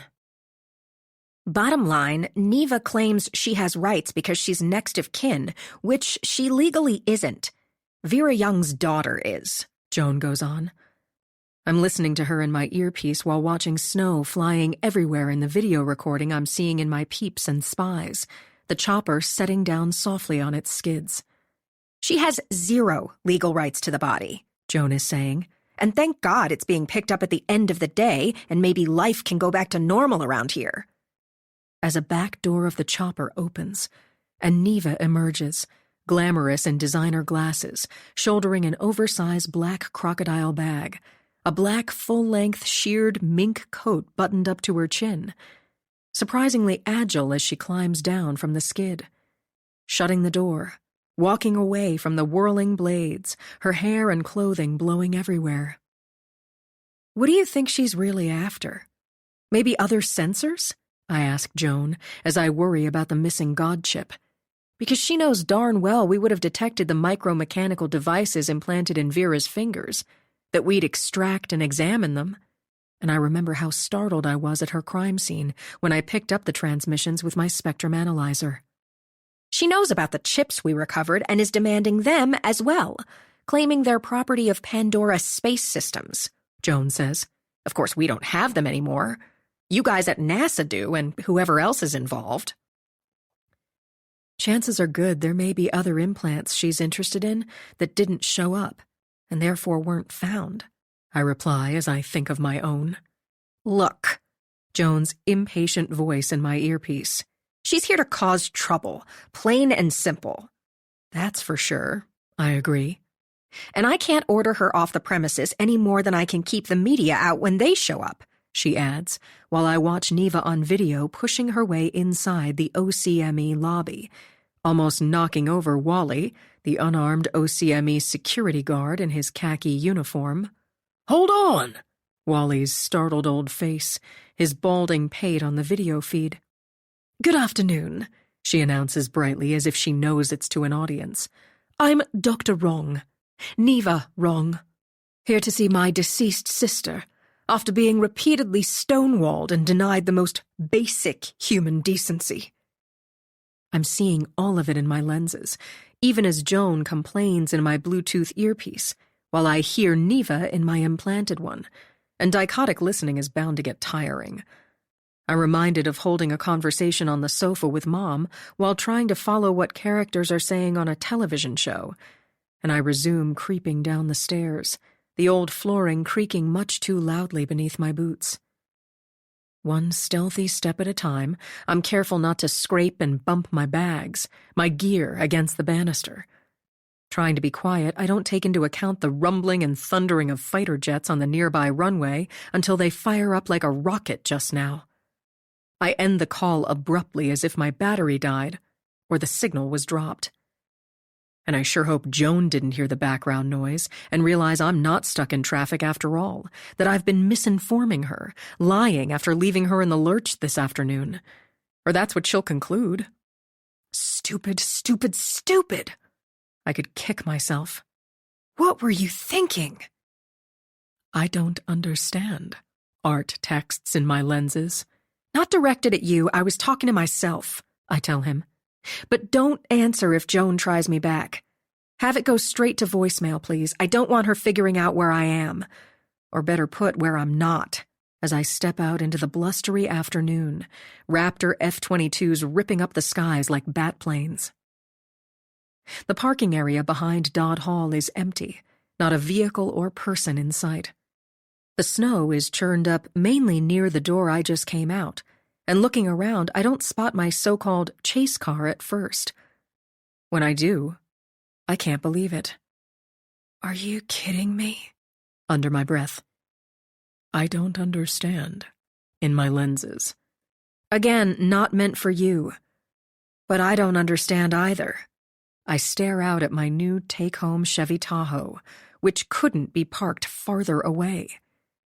About 2/3 the length of a football field, I estimate, it's on the far side of the parking lot near other Tudor-style buildings that look empty.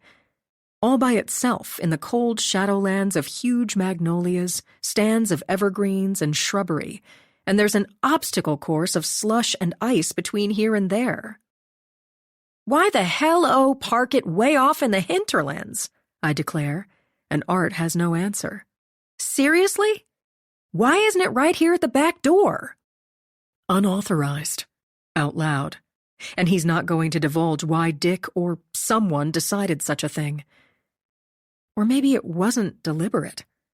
Maybe it was thoughtless and not intended for any rational reason. But there's an acre of unplowed wintry slop to navigate according to Art, and I ask him to remote start the Tahoe. The engine growls to life, the headlights blinking on. Next, it needs to drive autonomously to the back entrance, I further instruct, because fair is fair. Why should I carry my stuff through such a treacherous mess and risk getting hurt in addition to wet and filthy? Function disabled, Art replies audibly, infuriatingly. For Pete's sake, well, enable it, please. Unable to access programming without authorization, he says, and if I'm understanding him correctly, he needs permission from on high, from the wizard behind the curtain, Dick, no doubt. Well, it's not going to be workable if I'm micromanaged like this. Not to mention him or anyone else getting back to us anytime soon, I reply, annoyed as heck. We'll be waiting until the cows come home. As it begins crawling by in my lenses that the average dairy cow can run a surprising 40.2 kilometers per hour, 25 miles per hour. Meaning if the distance back to the barn is 1 mile, then the cows literally could come home in 2.4 minutes, which isn't much of a wait, more like a stampede. We need to work on your comprehension of idioms, I say to Art, stepping away from the back door onto the sloppy brick sidewalk. I sure hope I don't break my neck, as I set forth in a gritty pudding of coarse sand and blue-tinted rock salt. The icky wet stuff gets all over my boots, my cargo pants, and I puzzle over the logic of de-icing paths for foot traffic but not bothering to plow the parking lot. The chemical-looking soupy slush stops short of the pavement, and as I'm noticing this, another message appears in my lenses. Silicon dioxide, SiO2, and calcium chloride, CaCl2, with heat-attracting dye added. Not pet-friendly. Tracking where my eyes linger, Art must have gleaned technical data from my SIN. Microspectrometers were among the scores of sensors implanted under my skin and built into my cuff, I recall from various schematics Dick and I discussed. Whoa! I yell as my feet almost go out from under me. Wait! Wait! Audibly in my earpiece, Art resorts to a loud, jarring mechanical crosswalk voice to get my attention before I land on my butt. Prompted by built-in nano-accelerometers, I can only suspect, I'm halted in my sloshy tracks 56.9 meters, 187 feet from the Tahoe. Next, I'm given a map in my lenses, a close-up, real-time synthetic view of the terrain I battle. Icy areas and other potential hazards are highlighted in different colors based on current temperatures, elevation, the amount of light, the direction of the wind, satellite images, and other metadata. I'm more than a little familiar with the Features Integrated Navigated Direction, FIND, AI-assisted mapping that Dad and I have had a hand in developing. The software implements image processing with NASA's Artemis lunar mission in mind, and while not everybody worries about getting lost on the moon, I happen to obsess about it constantly. Currently, there are no GPS capabilities 384,472 kilometers, 238,900 miles, straight up as a rocket flies, and no magnetic poles, meaning a compass won't work either. Unmanned probes and vehicles crashing, getting stuck, or wandering about aimlessly are bad enough. But God forbid astronauts ride the lunar rover blindly in a cave, running on empty, or about to plunge into a crevasse. A common-sense solution was to create programming similar to facial recognition, mapping physical features such as craters, lava tunnels, rocks, landing pads, and lunar stations that an autonomous vehicle can use to navigate. It's not so different from taking a left at the firehouse, or hanging a right at the third traffic light. Relying on physical features and waypoints, except finds are dynamic and harder to outsmart. They change their minds in real time like the rest of us, as AI-assisted quantum computing incorporates alterations to the landscape, hidden booby traps, and pitfalls. The landmark, no longer there. The wind shear no one's talking about. The bird about to crash through the windscreen. The sinkhole waiting to open up beneath the road you're driving on. You may proceed along your highlighted find, Art says, as I'm given a hash-marked path in electric yellow. Detouring around an icy puddle the software paints neon red, I resume trudging toward the Tahoe parked maddeningly far from Dodd Hall's back door. Paying close attention to where I step, I follow my mapped route while watching a video in my lenses. Another local news update on the presumed fatal motor vehicle crash in Norfolk. No clue about the identity of the driver. Any remains recovered are expected to be badly incinerated, the correspondent says from his news desk, showing helicopter footage of cars at a standstill.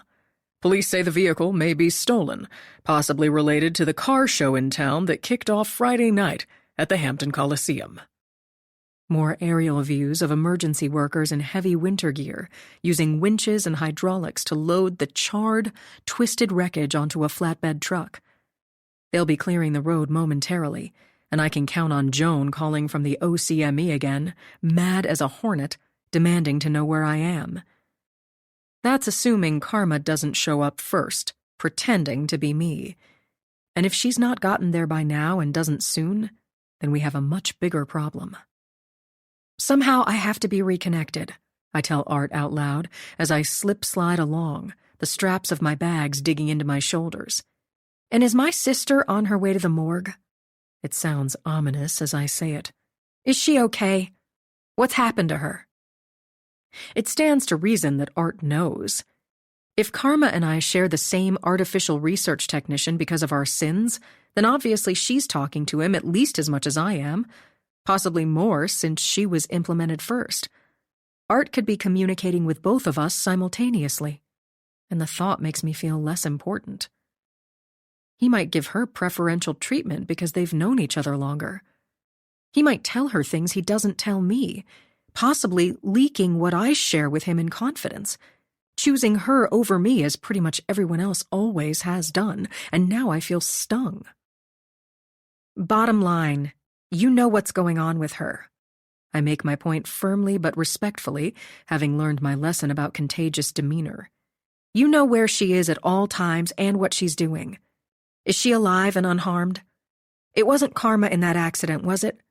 Can't you at least tell me that?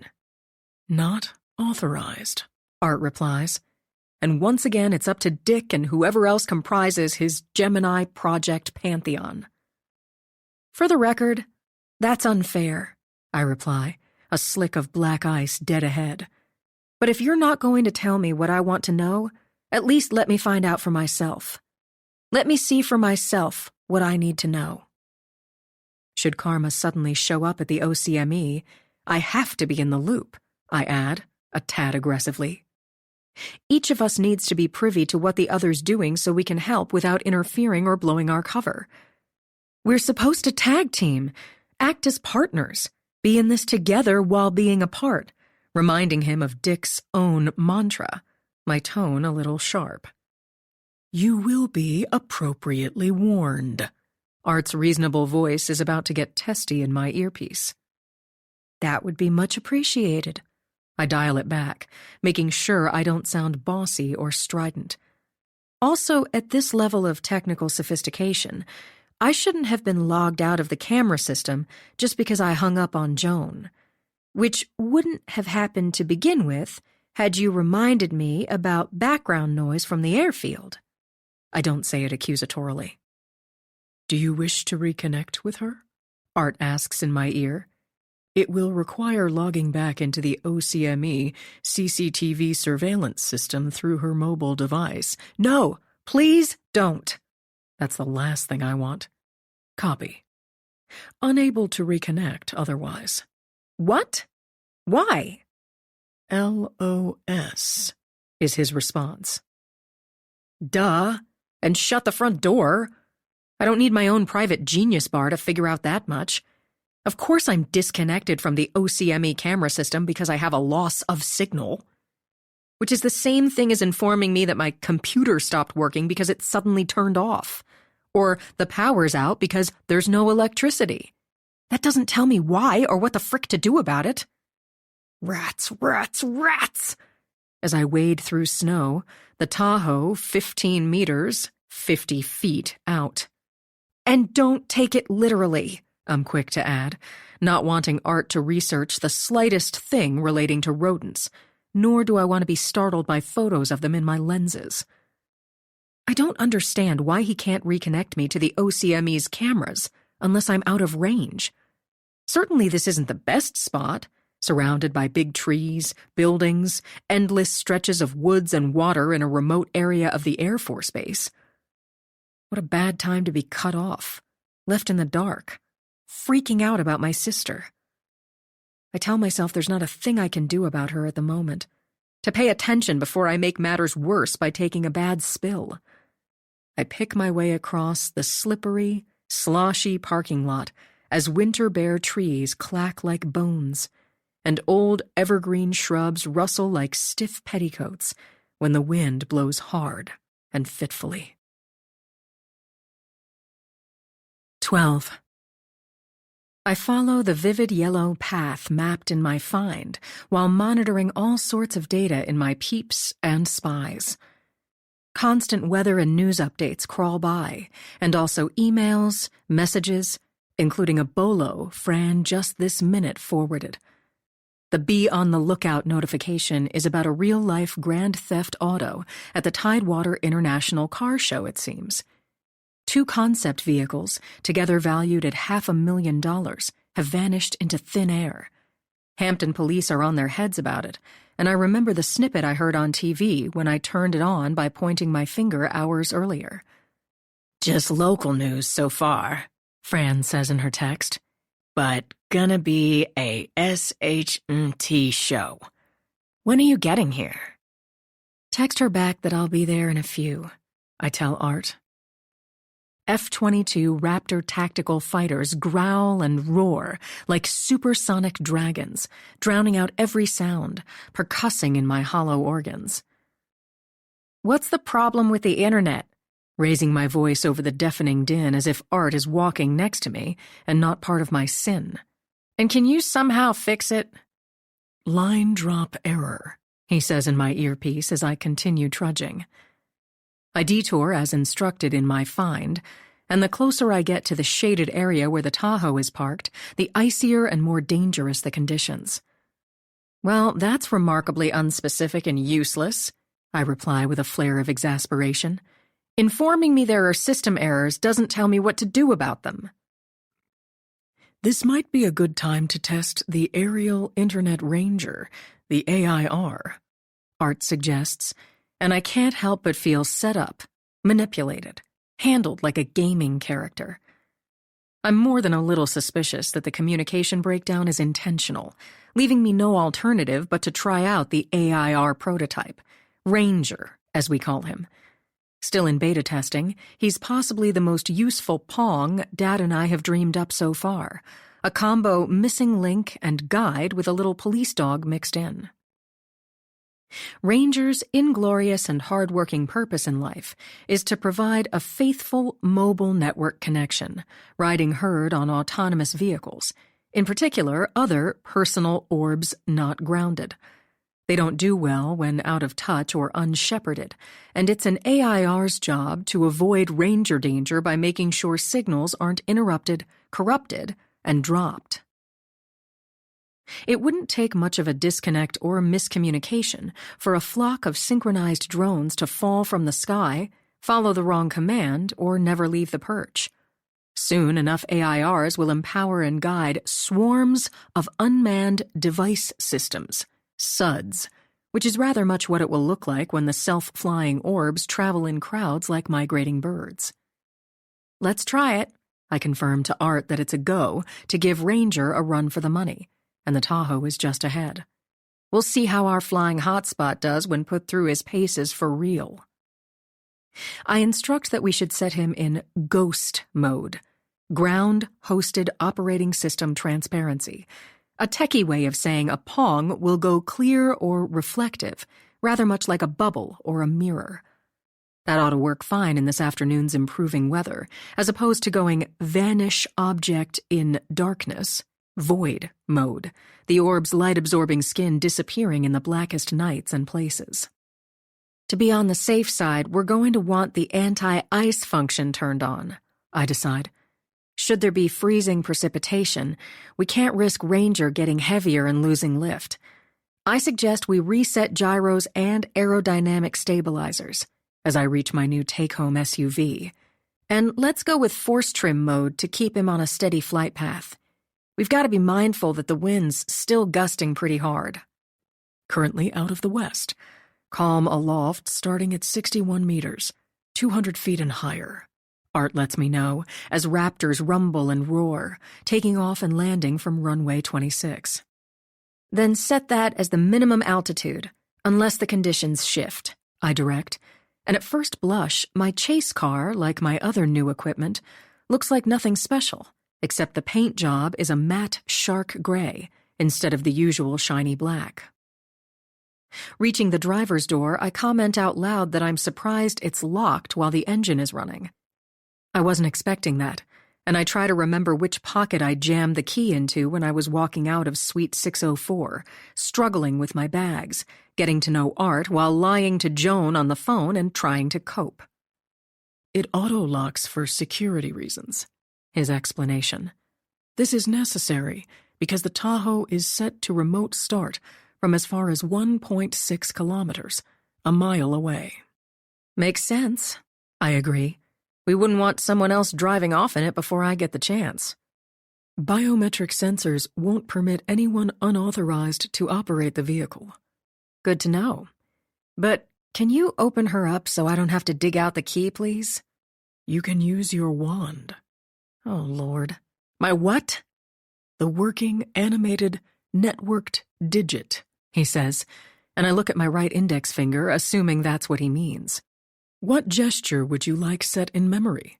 He asks next, and I have to think about it for a second. I'm trying to envision the best way to unlock my car without anyone, nosy Fran most of all, detecting my new abilities.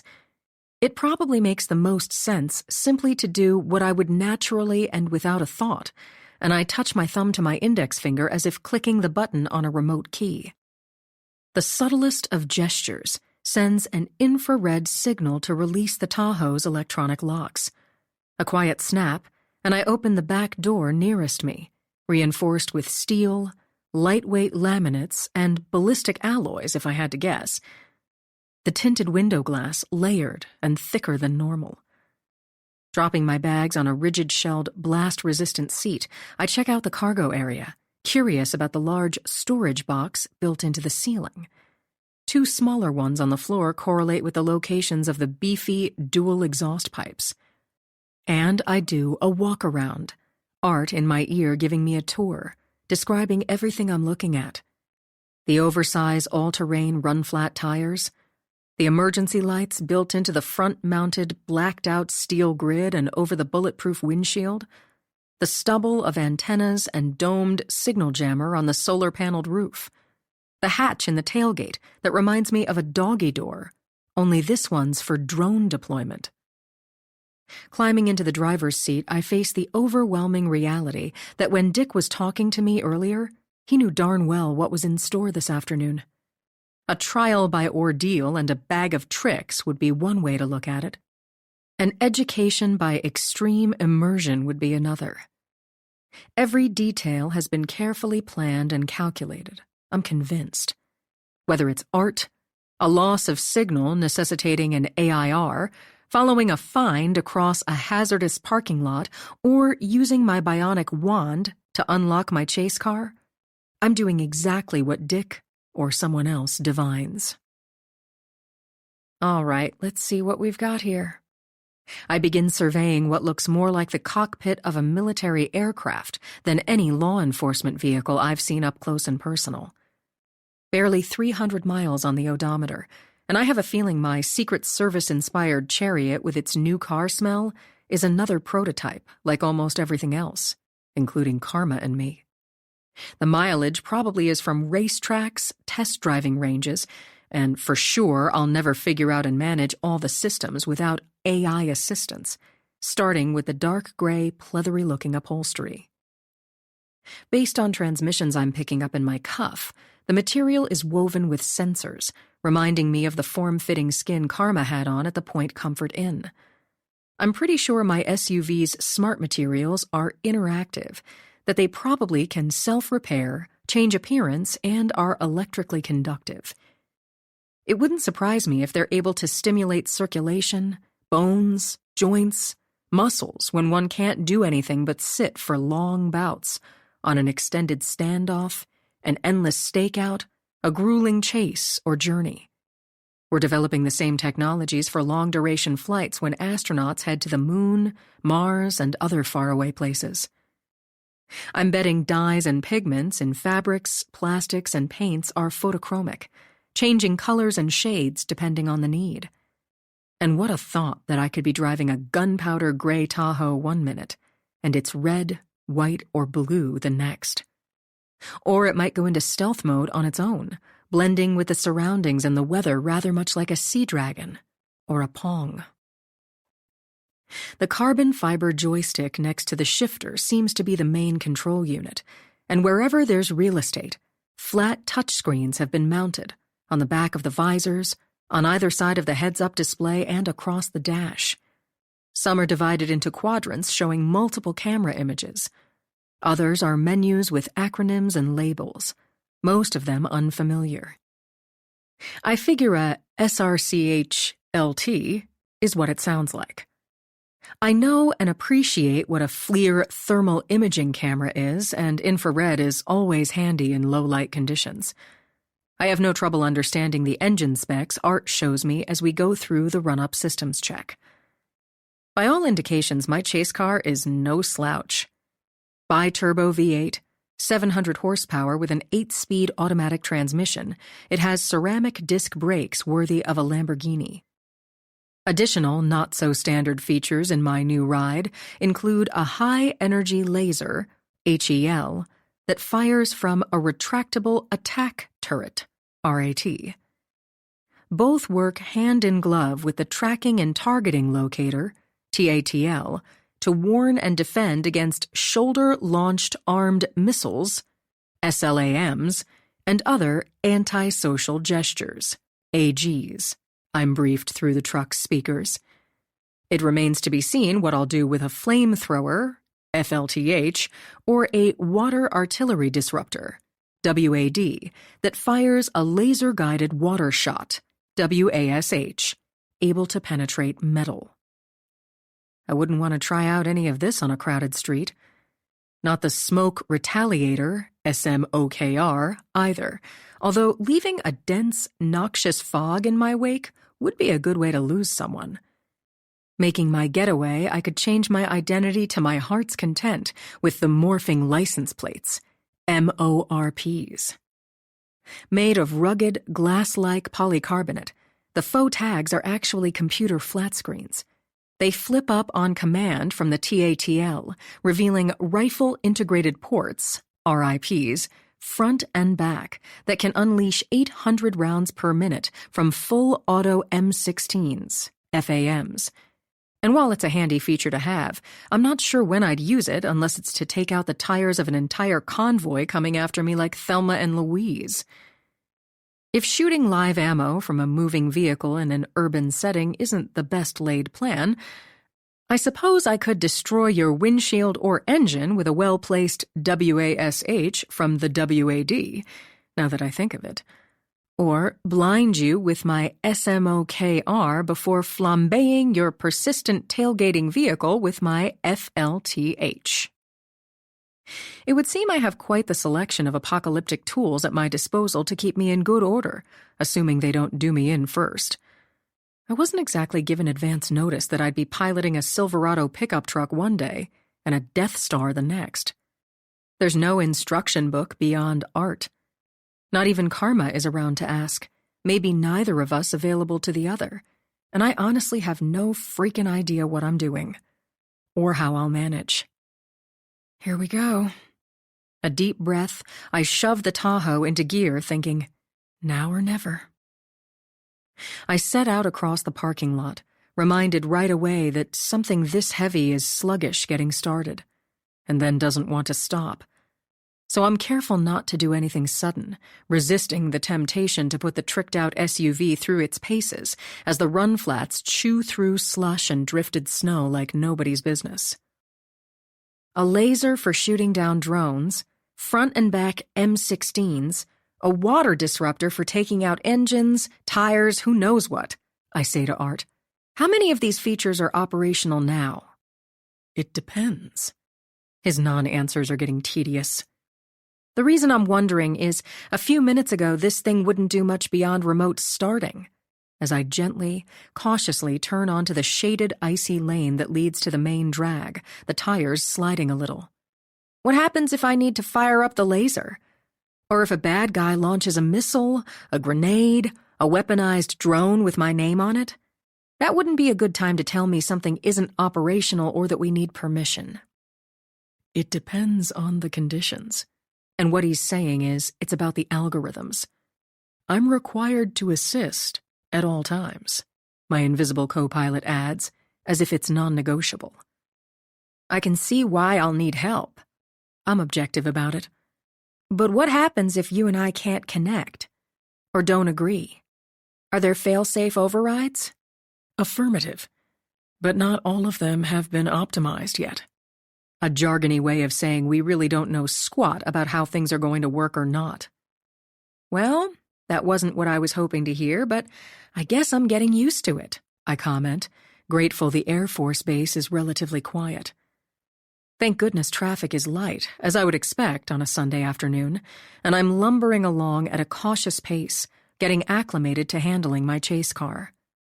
The biggest challenge is monitoring multiple screens that have multiple pages of menus and images, the potential for multitasking quantum.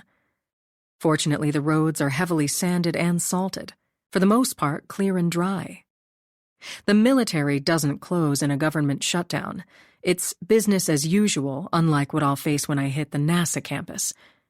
It will be a foreboding winter obstacle course just like it was the last time we were furloughed in the middle of a blizzard. Flooded thoroughfares and marshland will be icy, many streets impassable.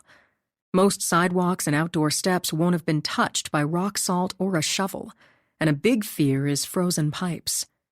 A bigger one is die-hard researchers illegally camping out in their offices, refusing to be furloughed. Every building will have to be checked repeatedly for flooding, in addition to the usual risks of squatters and other violators. And I wonder how that's going to work when I won't want to be in Fran's SUV or one of the Polaris ATVs. Not when I can be in my Tahoe. And how will I explain it to her anyway? Unlike our usual assigned vehicles, this one can't be driven by anyone except me. I suppose I'll say I'm test piloting it for the Secret Service because of the task force I'm on. Maybe I'll hint that this is in conjunction with Dick's militarized space interests. Top secret ones I'm not allowed to discuss that include equipment I can't share. I'm unsure how I'll handle a lot of things when hardly anyone can know that karma is around, and that we aren't who we were or say we are. 13. I ask Art for the latest updates on the crash in Norfolk, insisting on knowing if any victims have been identified or found.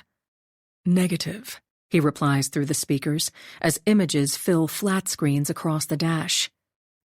Videos knitted together from traffic and other cameras show the incident began as a high-speed chase a little over an hour ago, and I watch traffic parting like the Red Sea, motorists getting out of the way. Of a black Dodge Charger Hellcat, customized with red powder-coated rims, the undercarriage and fog lamps glowing red, rocketing ahead of traffic on US 58, not far from Plum Point Park.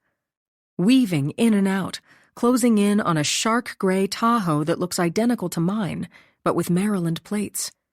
Racing like NASCAR along a circuitous route on Brambleton Avenue.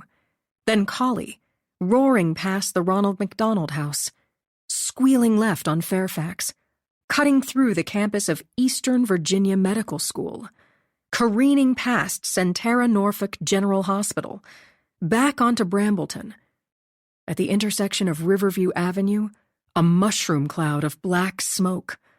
A muffled bang, bang, bang as the Tahoe guns ahead, and the Hellcat bounces off the guardrail, exploding into a ball of fire. Coming to a stop in the westbound lane, engulfed in thick smoke and flames. I'm guessing that was Karma's Tahoe I just saw, I say to Art, my heart pounding hard. A chase car like mine, only with Maryland plates.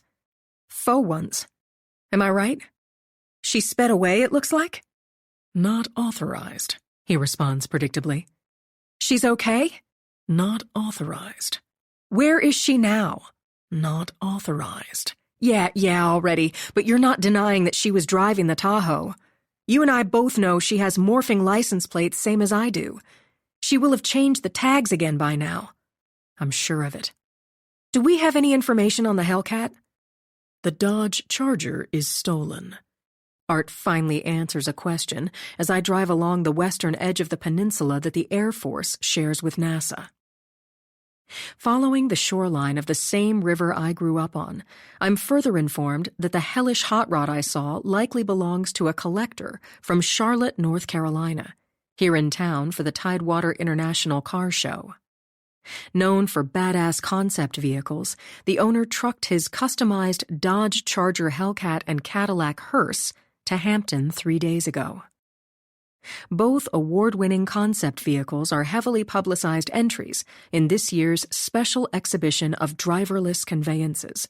Art gives me the lowdown. They were the most popular attractions Friday night and yesterday, the show drawing large crowds. Obviously, the Hellcat, the hearse, are the missing cars referenced on the local news earlier and in the bolo Fran sent to me. I let Art know as we pass tidy rows of brick base housing. And the question is why someone might want to steal vehicles like that. Because I don't think it's for the money, since it seems the Hellcat's intended use was to commit homicide, to take someone out. Based on the video I saw, there can be no doubt the goal was to force Karma to crash on her way to the OCME, and there's no point in being coy about it. That's what was supposed to happen. Except the intended victim likely wasn't my sister. It was me, I explained to Art, who has no opinion. And whoever decided to weaponize the autonomous muscle car didn't give a hoot what happened to it. It makes sense it was supposed to be me in the Tahoe, I decide, paralleling the airfield and its hangars, jets screaming overhead, the sun trying to peek through. Joan was expecting me to show up at the morgue, not Karma, who most people assume is off with the military somewhere, if they're thinking of her at all. I have a bad feeling that somehow Neva Wrong caught wind of the plan. I talk to Art as if he's Fran. My twin parading as me was supposed to outfox the slippery billionaire psycho. Only it would seem that Neva's the one doing the outfoxing. I'm not so sure who's really getting ambushed, I add, as jets frolic to beat the band, J-turning and barrel rolling. I feel the guttural rumble of the T-38 supersonic trainer on its taxiway. So close I can see the helmeted pilot beneath his canopy as Art downloads updates fast and furiously. In short order, I'm getting a pretty good idea how such a ballsy auto heist could occur with no one having a clue. Apparently, it wasn't noticed that the cars were missing until 8 o'clock this morning, when staff started trickling in to get ready for today's expected huge crowds. What's known for a fact is that the Coliseum was locked up tight as a drum by midnight, and there are no guards after hours. Perimeter cameras show that the Coliseum's loading bay door was mysteriously accessed at around 2 a.m. without setting off an alarm. What this suggests to me is that the security system was hacked, the parameters in the programming altered to ignore motion and other sensors. The massive roll-up door opened wide, and the Hellcat and hearse made a dash for it, driving themselves off the show floor, out into the empty early morning, the doors rolling shut behind them. And what a sight that would have been. Every bit of it done remotely. No one calling the police for hours, waiting until the owner could be found, hoping he had an explanation.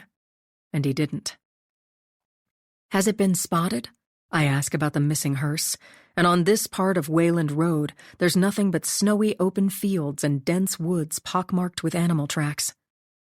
I have no data, Art says, as it occurs to me that neither missing vehicle is road legal and wouldn't have a license plate. Not if they're in and out of car shows. And I ask what theories are circulating as my thoughts continue ricocheting between Neva and Karma. I'm not surprised when Art answers that the police have no suspects. They have nothing to go on, only baseless rumors on social media claiming that the owner staged the theft for insurance purposes. But there's no evidence of any such thing, and I don't believe it for a minute. It's looking like the cars were stolen without the benefit of anybody showing up in person and doing the dirty work, I say to Art. Someone technically sophisticated, in other words. As I'm saying this, I'm shown more images from traffic videos. The supercharged Hellcat driving east on I-64 toward Norfolk in the wee morning hours. No license plates. Growly, low-slung, stealthily with red LEDs glowing. Most likely, Art was able to find the Marvel comic bookish car by using image recognition software. In frustrating contrast, a late-model black Cadillac hearse with a Landau top is going to be trickier, if not near impossible. There are plenty of them around fitting that description, more than 300 registered to funeral homes in Hampton alone. Art gives me the statistics. The missing hearse could be anywhere. Many miles away or right under our noses. It was captured on security video at 02:05 hours when it left the Coliseum parking lot, disappearing into the windy darkness. Possibly, it wisely navigated along a route that didn't include traffic cameras, unlike the muscle car caught on film taking the Hampton Roads Bridge Tunnel across the Chesapeake Bay into Norfolk at 02:35 hours. Soon after, it's recorded again, flicking off its lights, turning into the deserted Plum Point Park on the water. There's no video of it turning into the parking lot, which the city would have plowed because only federal workers are furloughed. Presumably, this is where the Hellcat stayed unnoticed until an hour and a half ago, when it re-emerged onto the Elizabeth River Trail. Minutes later, it was flying along US 58 in pursuit of the Tahoe Karma was driving, and someone sure as heck knew she was coming. Or that I was. And most of all, I'm relieved and grateful because she may have caused the fiery accident, but she didn't burn up in it. No way my sister was driving that stolen car, and I'm fairly certain I know what she did to end an insane chase that lasted a total of 3.4 minutes. Karma did what Karma does best, getting in the last word, leaving a parting shot. In this instance, with the SMOKR, I'm guessing, as I recall the thick black mushroom cloud. A real mood killer if you're trying to see where you're going. It also could interfere with radio waves and cell signals, which would be problematic in some driverless vehicles, although I suspect that's not what happened to the Hellcat. I have a feeling the 3 loud bangs I heard were fired from a rip or a wash. And it would make sense, resorting to the rear built-in M16, the water disruptor, one or the other, possibly both, taking out tires and causing an explosion. Karma knows that if even the smallest piece of shrapnel pierces a gas tank, it's all she wrote, I announce out loud. I'm finding myself periodically glancing at the empty passenger's seat as if Art might be in it, as if I might be getting daffy. And since other motorists had slowed way down to get out of the way, it was relatively safe to let her rip, so to speak, I add, driving past the Air Force Base golf course, brown grass and sand pits exposed where the snow has blown and drifted. I don't think the message could be clearer, I decide. Someone, I know who I vote for, was tipped off that Karma, or me, the more likely story, would be headed to the medical examiner's office this afternoon to intercept Neva Wrong. I guess she somehow found out the plan and knows I've got a new truck, I add, increasingly suspicious that she's picking up where she left off. It's a serious concern that makes me nervous for myself and everyone around me. Not so long ago, Neva's response to my interferences included a tracking device, a hitman, cement boots, and other body disposal accoutrements. Not to mention I've seen what she's capable of, envisioning the deep furrows in Vera Young's neck, her dead body drenched in bleach and strung up from a door. Well, I'll take that as a yes. I continue to goad Art into giving me the intel I want. Karma has this exact same truck, even if you won't admit it. The question is who Neva was trying to take out. Me? Or my sister pretending to be me? What exactly does Neva know about the Gemini project beyond the fact that there's a God chip? And it's missing. And that Vera may have had it last. But Art's not about to fall for any of my tricks or pressures any more than Mom ever has.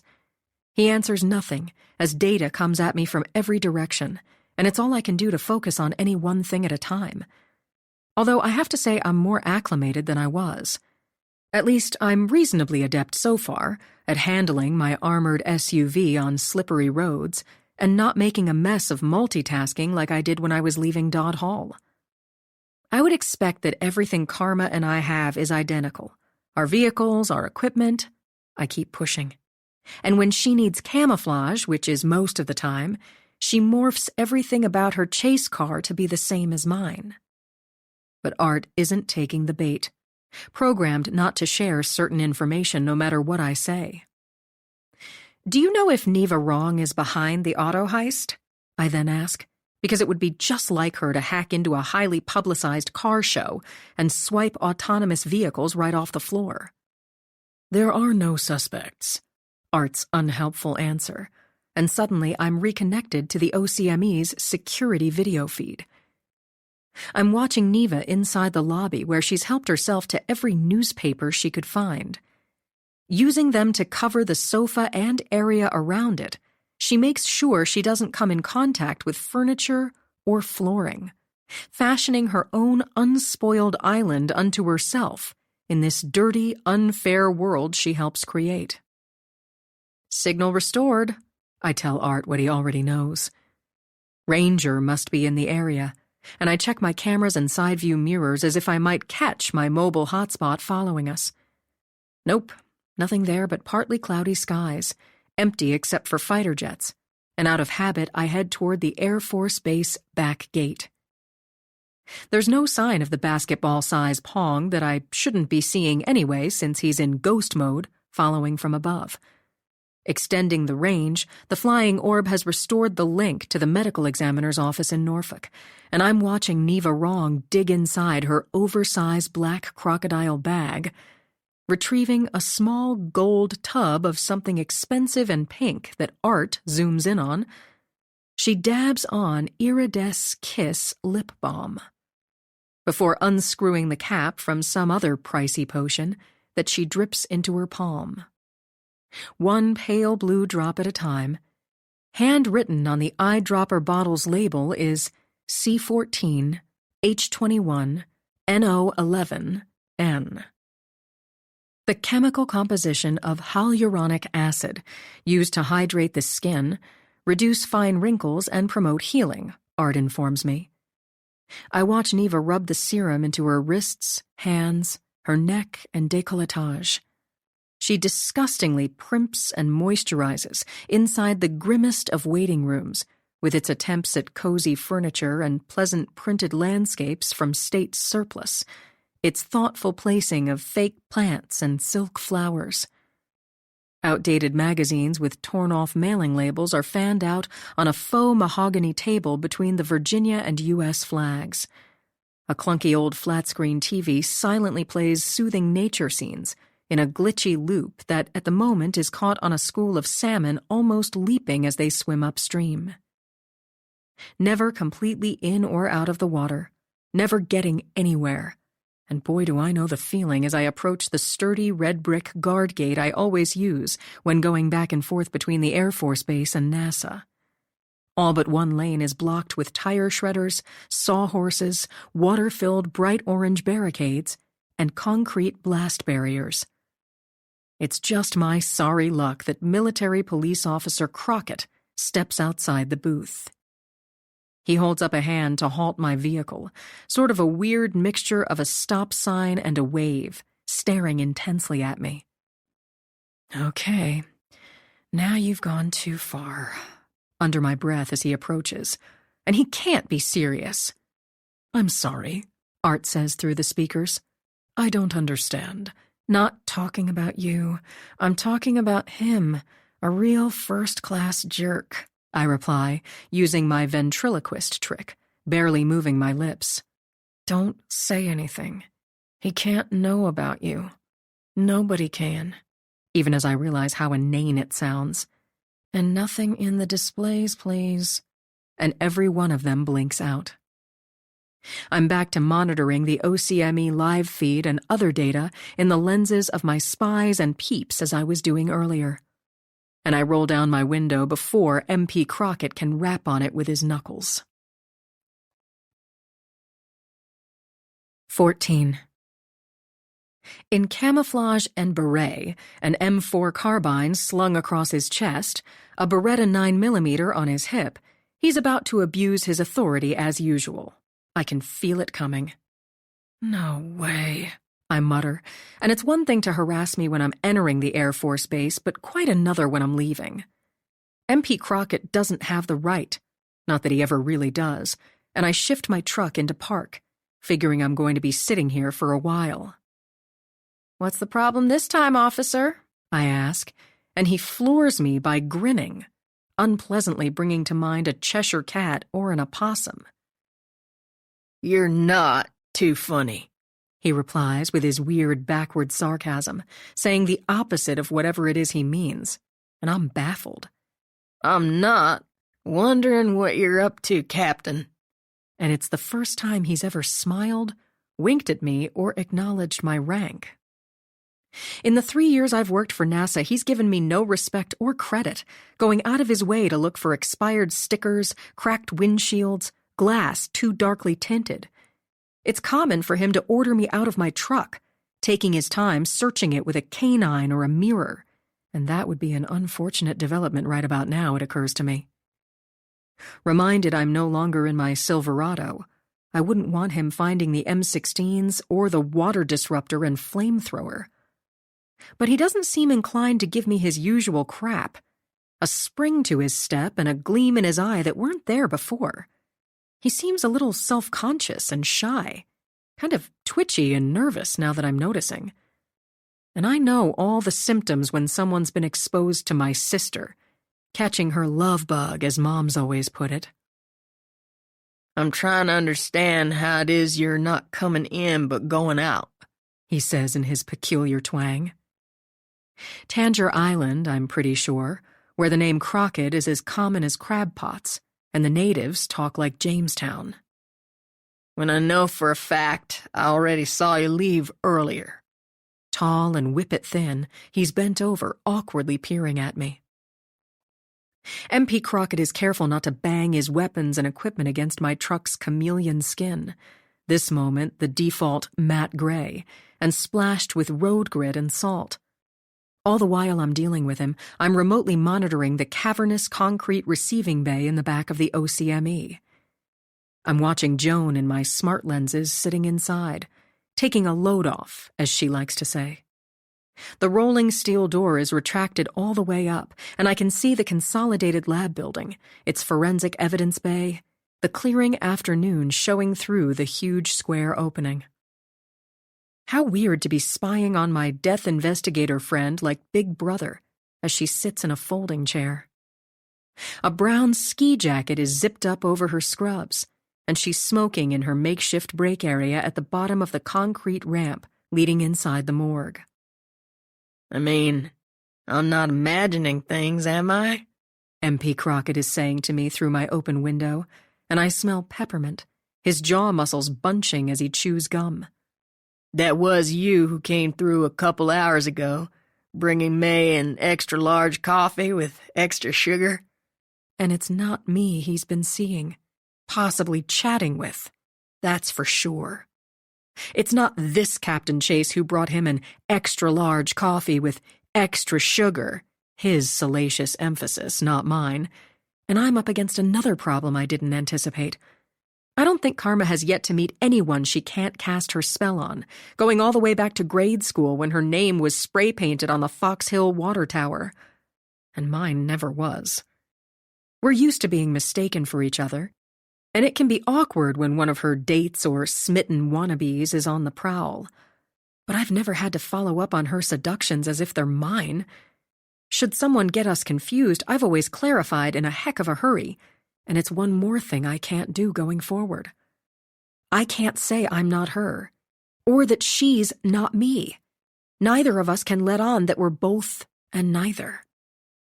I'm not sure what all you're up to. MP Crockett is looking me over a bit invasively, and I find it flattering, when in the past I assumed he was looking for flaws. You see, I'm trying to figure out how it can be that I saw you drive off the base a couple hours ago, and now you're driving off it again, when I never saw you drive back on it. This isn't the only gate, you know, I remind him, nudging his arm, noting that for someone so thin, he's surprisingly muscular. But I like yours best, because you know me. I prefer back doors and quiet.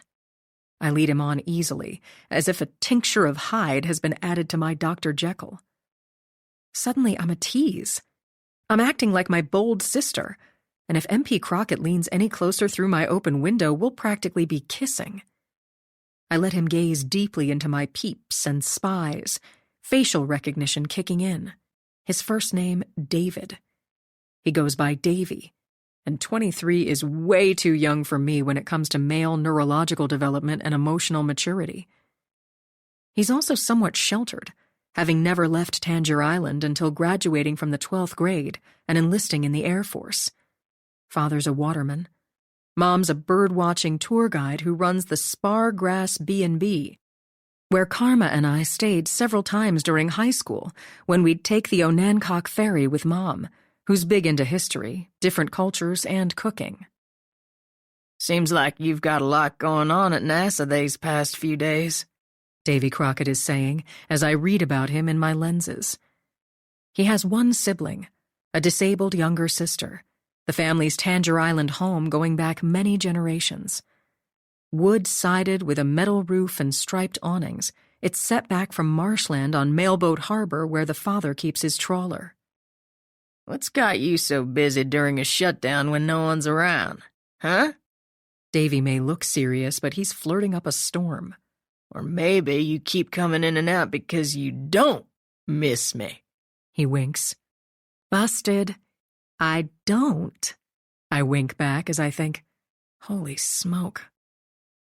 Every time Karma has passed through this gate of late, she must have morphed her tags to mirror mine, implying we have matching chase cars. I suspect that until now she's not been driving hers around here. She waited until I'd been implanted with my sin for the games to begin, and inserting herself into my investigations, my professional life, is one thing. I might even get used to it. But my relationships, especially those that could fall into the dating category, are a different kettle of fish. Maybe a whole school of them I don't know how to fry. I've never been fresh or forward. I don't ask people out or pick them up. At least I haven't before. But I guess it's not too late to learn a new trick. And besides, Karma wouldn't be friendly with Davy Crockett unless she expects me to follow up for some reason. So be it, I tell myself. How hard is it to act sexy? To be a woman of the world, someone who's been around the block a few times? Now or never. Deep breath. Here goes. I was thinking of asking if you'd like to have a beer sometime. I sound surprisingly easygoing and sure of myself. But I hear that people from your neck of the woods don't drink. And anyone who's visited Tangier Island knows it's as dry as a bone, not a drop of alcohol to be found, except what's sneaked into the fishing boats. A beer sounds good. Davy Crockett steps back from my SUV. Or maybe a bite one night like we talked about earlier. Not with me, he didn't, I think, but don't say. We'll make a plan, I promise, rolling up the window, driving away. El Diablo Loco might be an idea. Maybe the barking dog on Sunset Creek if he's into fried seafood, hot dogs, and my stomach grumbles again. Or the Dead Rise restaurant at Fort Monroe, where I bet he'd like the crab cakes. And I watch him in my mirrors until I can't see him anymore. I'm stewing over the idea of tag teaming in my personal life, of Karma laying the romantic groundwork while I follow up. Or maybe the other way around. It's not like we haven't swapped places before, most memorably our junior year in high school when she thought it would be a fine idea to switch prom dates. Didn't turn out very well. I ask Art to restore images on the truck's displays since it's just us again, and I'm back to monitoring what's going on at the OCME in Norfolk. It's the latest twist in a drama that's getting only more bizarre, Mason Dixon broadcasts off to one side of the OCME's glass front door. He somberly reminds his audience that Vera Young's body is scheduled for release to a local funeral home, where it will be cremated later today. And I worry again about the slightest possibility the God chip is somehow mixed in with her remains. Easy does it, I caution myself out loud, slowing down around a curve. I almost sail off the road, the heft of my chase car reminding me of a Humvee. Now that I'm on NASA's side of the peninsula, the conditions are terrible. Nothing but solid white and melting ice. Any tire tracks probably left by the protective services officers taking turns manning our guard gate up ahead. Nobody else is coming back here if avoidable. This is according to her daughter in California, who says that's what her mother would have wanted, Mason Dixon says in the live feed I'm seeing in one of my displays. Windblown, his coat collar flipped up around his ears like he's James Dean. But it's over the very vocal protests of Vera's sister, Dr. Wrong, who we're expecting to hear from momentarily. The NASA back gate isn't much, just a guard booth, the usual barricades, and a yellow and white striped mechanical arm. Please turn off the displays and mute the audio, I say to Art. And by the way, that should be automatic when there's a risk of other people seeing or hearing what you're showing me. I shouldn't have to keep telling you. Just do it as a matter of routine, please. Copy, in a text, all of the flat screens going dark. I roll down my window as my colleague Celeste approaches in her winter and ballistic gear, and she's always been much hipper than I am, although that's not saying much.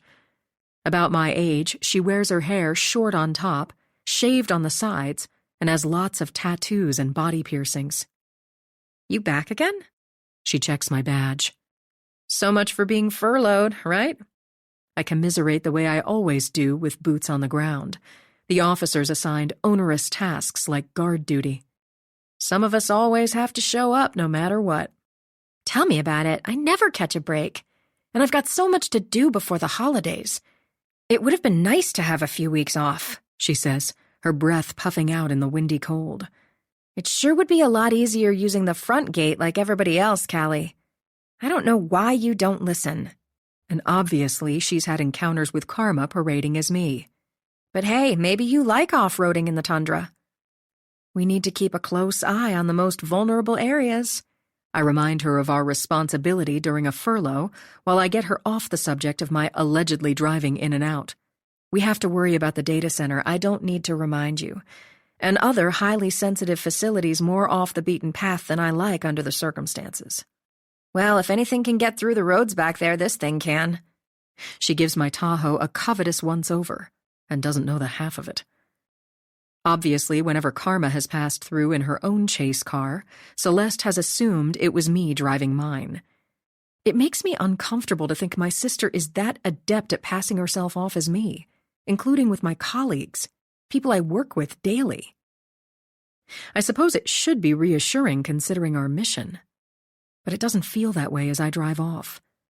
At least Art turns my truck's displays back on without my asking this time, and the OCME live feed resumes with Joan getting up from her chair inside the receiving bay as the pedestrian door opens at the top of the concrete ramp that leads into the morgue.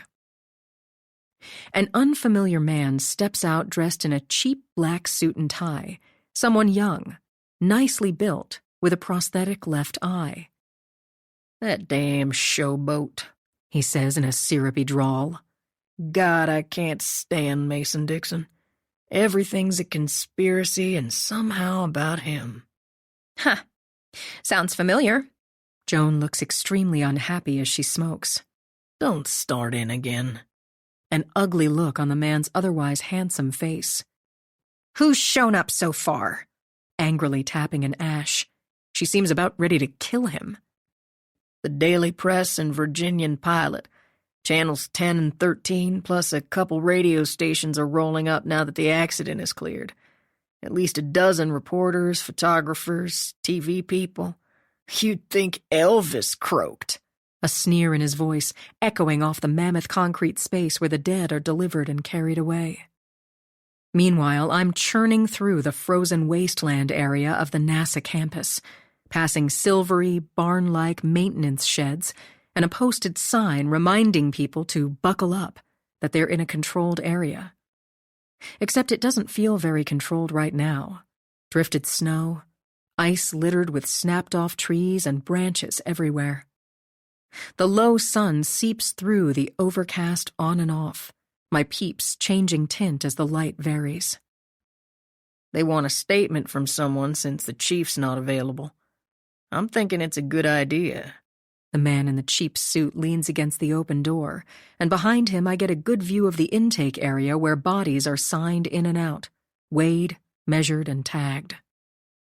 In the back wall is the bulletproof glass enclosed morgue office, and walls of stainless steel cooler doors, their digital data displays and gauges lit up green. I see no sign of Wally the security guard, of autopsies, or anything much going on.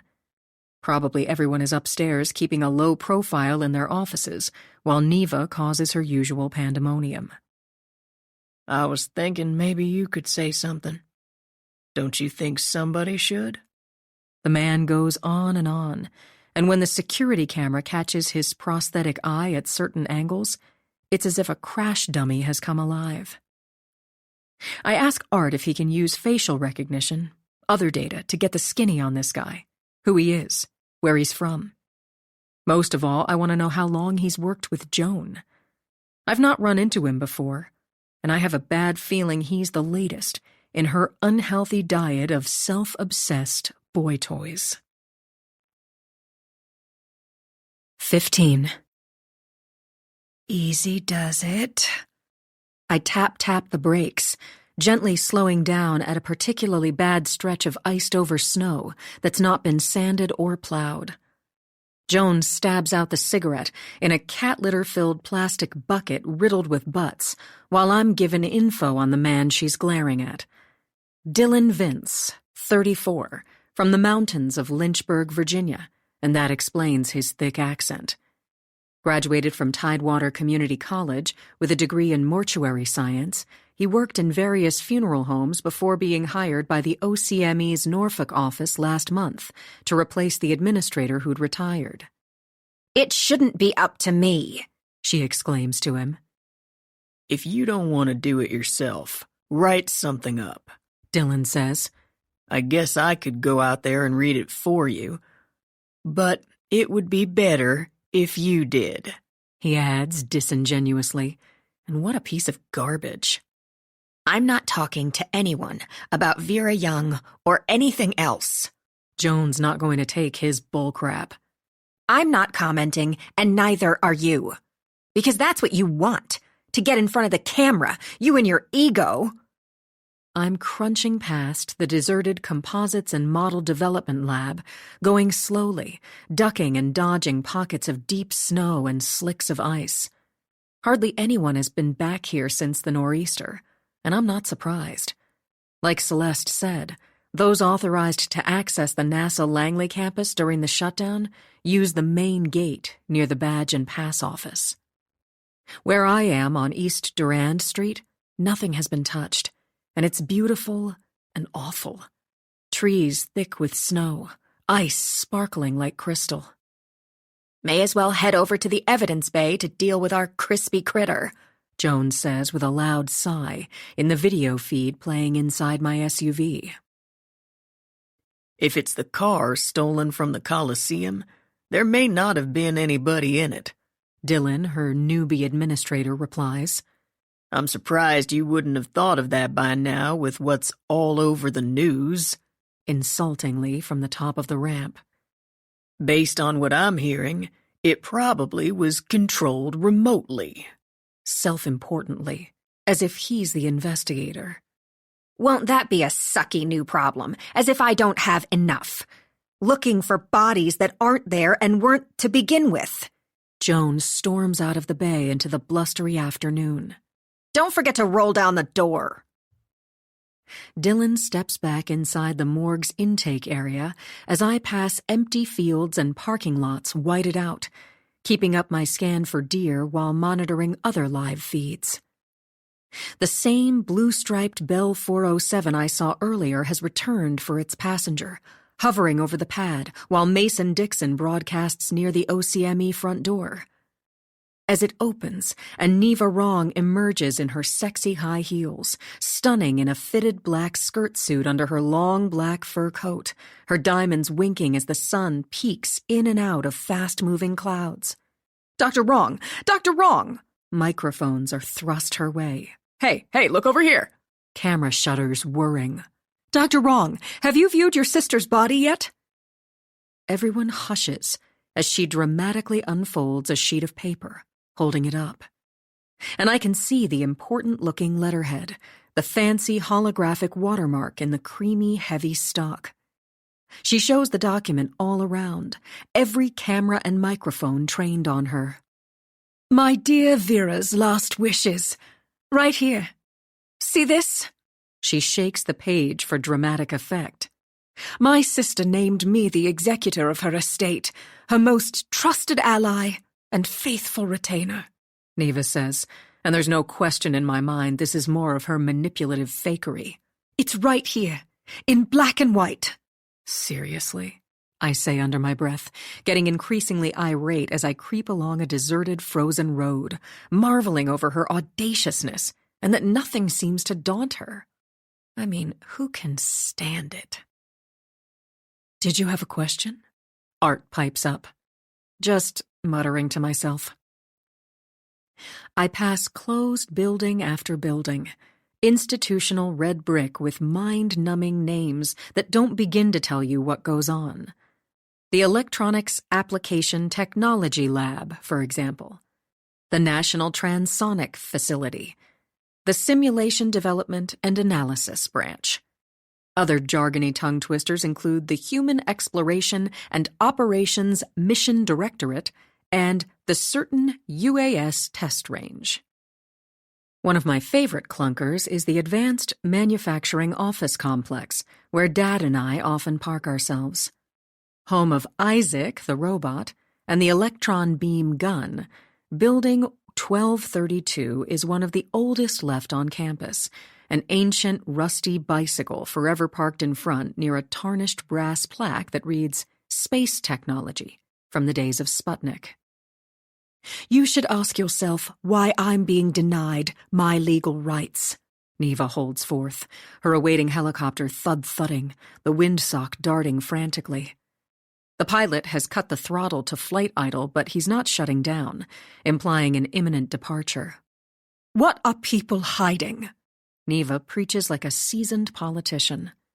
Ask yourself why I'm forbidden any further investigation into what happened to her, ensuring that justice will be denied. While inside a brightly lit forensic evidence bay the size of a small hangar, Joan and her investigators are covered in white Tyvek protective clothing. They're searching the burned-out shell of the Hellcat and coming up empty-handed. As Dylan walks inside a morgue cooler. At the same instant, a gleaming black hearse glides through the receiving bay's wide-open door that he neglected to close. Oh, boy. As I notice the Cadillac crest, the Landau top, and I ask Art to run the Virginia tag. Chamberlain and Sons Funeral Services and Crematorium. And he gives me a Norfolk address. Seems legit enough, I guess. Any reason to think it's not? I ask his assessment of the hearse rolling to a stop near Joan's improvised break area. I'm sorry. No further information. Possibly the funeral home that's picking up Vera Young's body? No further information, he repeats. I'm not finding any reference that identifies the funeral home. What about news releases, social media, anything that might mention which crematorium? That it's Chamberlain and Sons, in other words? Negative. Finding no data. Makes sense, I decide. I'm sure certain parties want to keep a lid on which crematorium, so reporters and a bunch of kooks don't show up like a carnival. I'm watching Dylan on a display as he emerges from the cooler, wheeling out a pouched body on a gurney. Steering it through the intake area, he parks it near the floor scale, walking off, while the hearse sits inside the receiving bay, no one climbing out, the engine rumbling. We don't know what body's being picked up? I try again. We don't, Art lets me know, and I go on to ask him how many people are on the NASA Langley campus right now. He tells me 63, showing me their locations, which facilities are being accessed, and by whom. As I glance at the site map displayed on the dash, it doesn't please me to discover all sorts of things going on that I know nothing about. ID badge numbers are lit up on the map like squawk codes on an air traffic controller's screen. Most are outside contractors, primarily from global aerospace giants like SpaceX, Blue Origin, Boeing, Northrop Grumman, and Sierra Nevada Corporation, SNC, I take note, thinking about what Dick said on his way out of Dodd Hall. He mentioned a space capsule drop test this afternoon, and based on what I'm seeing, SNC has 8 employees here at the moment. 2 at the full-scale wind tunnel. The rest are gathered at what most people know as the gantry, where in the 1960s Neil Armstrong, Buzz Aldrin, and other Apollo astronauts learned to land and walk on the moon. Officially named the Landing and Impact Research Facility, the gantry's towering A-framed steel structure is rigged with cables and a hydraulic bridge and hoist system capable of dropping an 18-ton Fokker F-28 airliner. Or it could be something much smaller, like a flying car, experimental jetpacks, a spacecraft's drogue parachute. Whatever's going on this afternoon, it must be quite the operation considering NASA is supposed to be closed. An additional 11 badge numbers on the site map belong to our folks, mostly engineers, crane operators, photographers, and explosive experts. Taking a left at a frozen-over field of solar panels that aren't generating electricity at the moment, I ask Art to give me a glimpse of the gantry.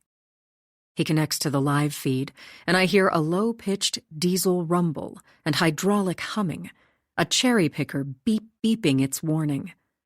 It's piloted by an engineer named John from SNC.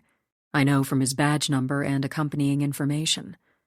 Bulky and restrained in his heavy clothing, safety harness, and inflatable life vest, he rides the bright yellow work platform through the wintry air. He's headed toward the full-size test model of a spacecraft, suspended from a crane by a thick steel cable. A concept vehicle I've not seen before, let me add.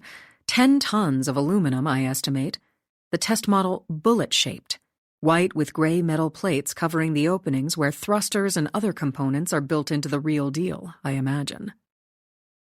The engineer named John takes his foot off the switch, the edge of the cherry picker's mobile platform stopping a kiss away from the multi-million-dollar test model. Opening the hatch with a socket wrench, he unplugs the data cable that's been supplying power, and no question there's a boatload of electronics inside. There will be accelerometers and all sorts of sensors for measuring motion, torque, pressure, position, force, plus strain gauges, load cells, software for data loggers and acquisition systems. Since when does SNC have a crewed space capsule in the works? I wonder out loud, my suspicions gathering.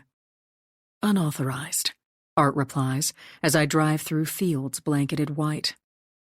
It's not really a question because obviously they have one. I'm looking at it. How long has it been in development? Unauthorized. Well, with the exception of their Dream Chaser spaceplane, SNC is in the business of transporting cargo, not astronauts, last I heard. I'm feeling territorial again. Art has no comment. But that can't be what this is, because you generally don't drop-test unmanned vehicles, cargo capsules. And that's not what this thing looks like anyway. Silence. Well, if the test model they're about to splash down includes crash dummies, then I'm going to be unhappy. I get around to why I'm offended. You can understand it, right? I'm not sure of your question. Connect me to the camera system inside the test model so I can see who or what's inside. I do my best to sit on my growing impatience. Unauthorized. Well, then show me the full-scale anthropomorphic test devices inside the gantry hangar, please. When he does, it's like I'm spying on my kids with a nanny cam, checking on my collection of life-size dummies crowded in a corner amid a clutter of workbenches, tools, sensors, and anatomical pieces and parts. My faithful crew are male, female, adults, and children, all of them good sports about being burned, broken, banged, bounced, badly stirred and shaken. Simulating your average humans, the test devices with their deadweight movable limbs are too difficult to transport or lift without mechanical assistance. So they live in their hospital surplus wheelchairs, dressed in hooded Tyvek jumpsuits or scrubs, tennis shoes, a few sporting safety glasses. Slumping a little, they always look a bit dispirited and put upon, their flesh-toned plastic hands limp in their laps. And somebody's missing. Bump, bang, and crush, twister, striker, and breaker. I take an inventory. I see crackle and pop. But where's Snap? I ask, passing empty buildings and parking lots. They'd better not be using her without checking with me first. The adult female mannequin is about my size, racially generic and nondescript with her lack of hair, 1,000-yard stare, and on and off over recent months, I've given her quite the makeover. A new shoulder liner, spine box, and scapulae. Also a modified neck base and various pelvis replacement parts. Best of all, she's packed with an embarrassment of sensors, many of them the same ones implanted inside Karma and me. The full-scale test device you refer to as SNAP is currently unavailable, Art informs me. Show me where she is, I demand, but not impolitely. Unauthorized. Is she inside that SNC test model they're about to drop? Unauthorized. Please log me into the camera system set up inside it. I try again. I want to see if Snap is strapped in, maybe to see how much of a load is on her spine when she hits the water. Unauthorized. And there's no point in badgering him further. I get it. Dick or someone doesn't want me knowing the details. Don't ask me why. Although he did say he'd hook up with me at the gantry at some point, I reason. So maybe he intends to tell me in person what's happening and what the big secret is. I don't know. I don't either, Art. I don't know much, it seems, as I plow through snow past Building 1230, home of the Autonomy Incubator for Intelligent Machines. Drones of all shapes and sizes deploy from the top floor through a retractable hatch in the roof, their exercise yard a large outdoor netted area. All is quiet. No sign of anything amiss. But there's a problem on East Taylor Street. Bright red painted on my features integrated map. The find in my heads-up display. A water main must have cracked, turning the road and acres of grass on either side into a skating rink. We need to call this in for maintenance, I start to say, when my truck's beefy ceramic brakes suddenly slam, sending me into a slide. 16. What the? I yell, skating across the glassy road as a fox safely scampers away thanks to sensors that reacted before I could. I catch a flash of a white-tipped red tail while I careen sideways off the road onto a solid river of ice. Shh! I'm headed toward trees, the mass of the heavy SUV propelling it. Nothing I can do but keep my hands on the wheel and not fight it, sliding. Slower, slower, And slower, until I drift to a stop a good 15.2 meters, 50 feet, from where I started. "Great," I blurt out loud. "I may as well be on a frozen lake. I'll never get out of here. And has anybody bothered to report the broken water main, by the way?" "Negative," Art says. "Too bad. Maybe we wouldn't have driven back here if we'd known." I'm careful not to sound as aggravated as I feel, not interested in dishing out what I don't want dished back. "Okay, now what? Because I'm out of ideas." "A solution would be to melt the ice," is Art's simple response. And if I didn't know better, I'd think what just happened is another test. But not even Dick could orchestrate a fox running across the road as I reach a broken water main that's created an impassable river of ice several inches thick. As I think of the Tahoe's special features, I agree with Art. This might be an opportune moment to fire up the flamethrower housed in the rear right storage box. If we do rapid short pulses, we can melt what's behind me a car length at a time.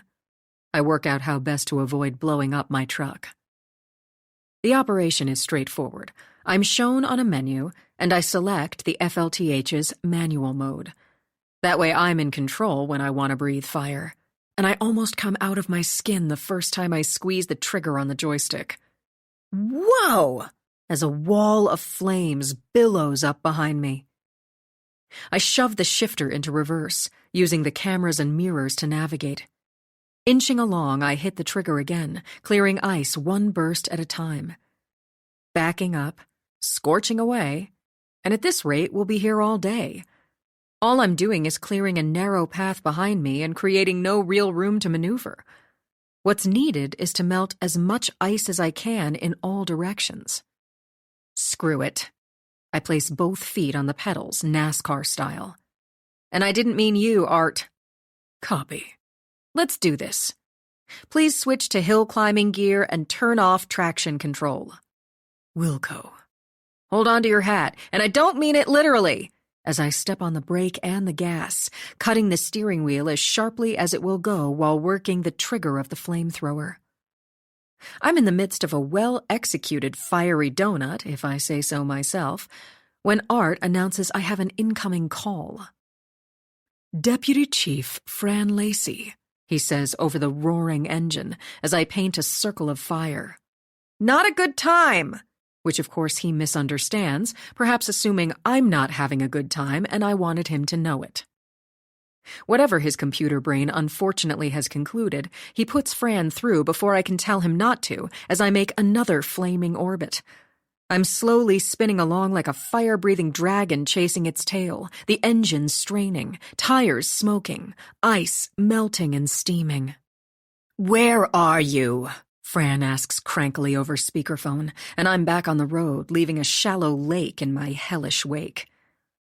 "Behind the data center where there's a broken water main," I let her know, taking a few deep breaths as my heart slows. "You don't sound happy.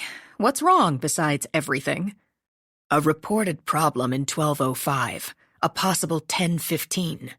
And no wonder she's irked. "What makes you think there's a chemical leak?" I want to know. "And who's over there now?" "Supposedly a hissing sound, anonymously reported. It's probably some furloughed scientist making a crank call just to piss everybody off. Well, guess what? It's working. I'm pissed off. Don't have time for crap piled on more crap, especially with so few of us here." "I don't like the sound of this," I reply, on Langley Boulevard, the unplowed snow hard-packed and rutted with patches of pavement showing through. I also don't like that she has to bug me about it when I'm on my way to headquarters for an important interview involving a 10-year-old boy and, indirectly, my father. I also understand all too well that Fran, with all her phobias, has no interest in being around something that might explode, poison, burn, or electrocute. "When did the call come in?" I inquire. "A few minutes ago," she says, and I can see Scotty's and Butch's ID numbers on my site map. At the moment, both of them are inside their shared office at our headquarters, or their smart cards are, that's for sure, possibly stuck in the readers of their computers. I suggest that Fran have them follow up on the call and perhaps get the fire department to respond. "They're tied up with me," She lets me know neither investigator is available. So I'd appreciate it if you'd take care of it. I've reached the traffic circle, and up ahead, Langley's iconic giant white vacuum spheres vaguely shine like prehistoric full moons or monster pongs. We're going over the suicide from the Point Comfort Inn, Fran explains. And obviously, if there really is something hissing when you're doing your walkthrough, we'll send in the fire guys to deal with it. But I don't want to do that if it's a crank call. I guess I can swing by really quick, I answer unenthusiastically. The facility in question, the Fatigue and Fracture Laboratory, another exciting name. Mostly what goes on inside Building 1205, and has for decades, is research into the effects of noise, vibrations, extreme temperatures, and environmental factors on aerospace structures and components. It sounds nerdy and unexciting, unless you know what's inside that 1960s brick building in the center of the campus. Some of Langley's most dangerous solvents, chemicals, and gases are stored in there. I'm talking really scary stuff, like liquid nitrogen, cyanide, and hydrochloric acid used in metallurgy and experiments with composites. And a reference to something hissing is nothing to sneeze at. Don't forget I'm talking to Lex Anderson at 1700 hours, I remind Fran. Isn't it about time for you to pick him up if you haven't already? I'm driving past the construction site for the new Measurement Systems Lab, 6 floors wrapped in Tyvek, and snow-covered tarps and dumpsters. Nobody is working.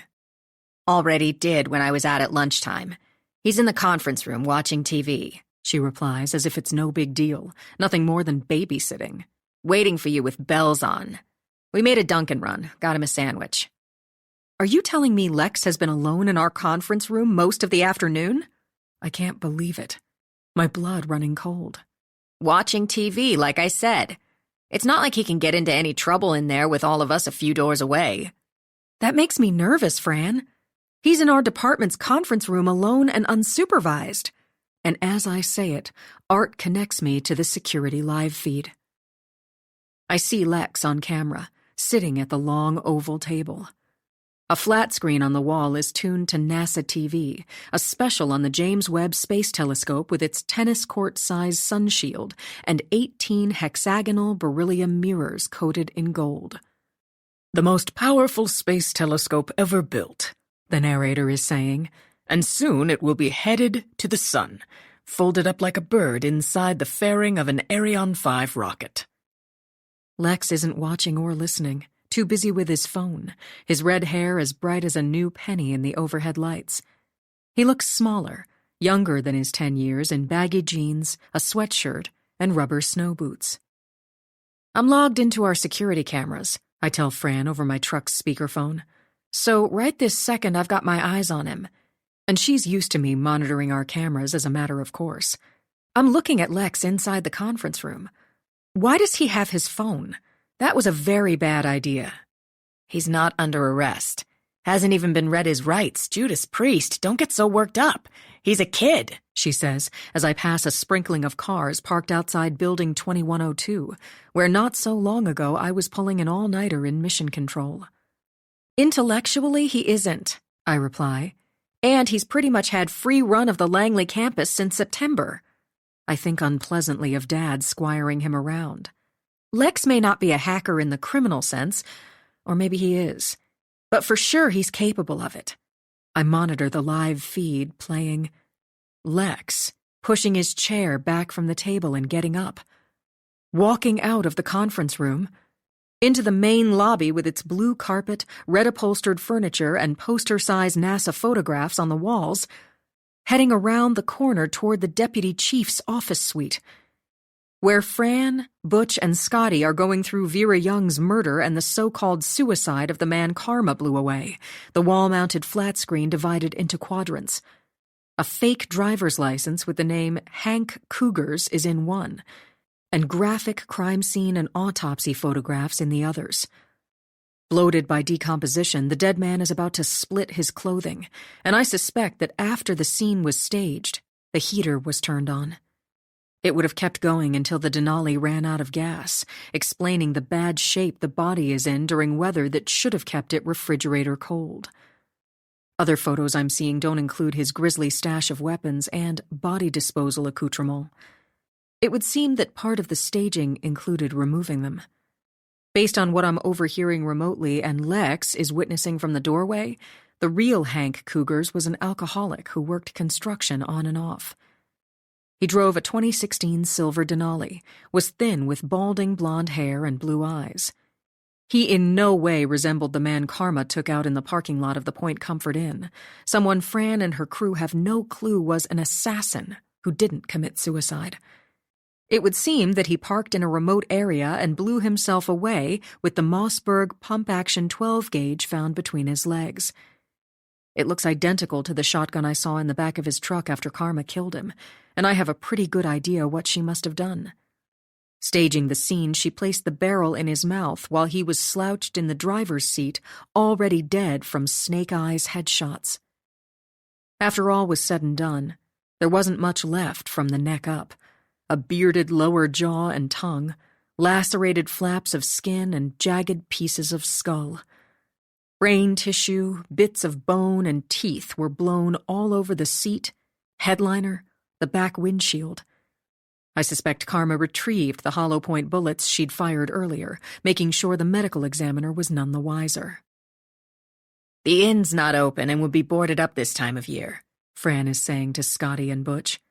"In other words, it's a remote location if you don't want to be found right away.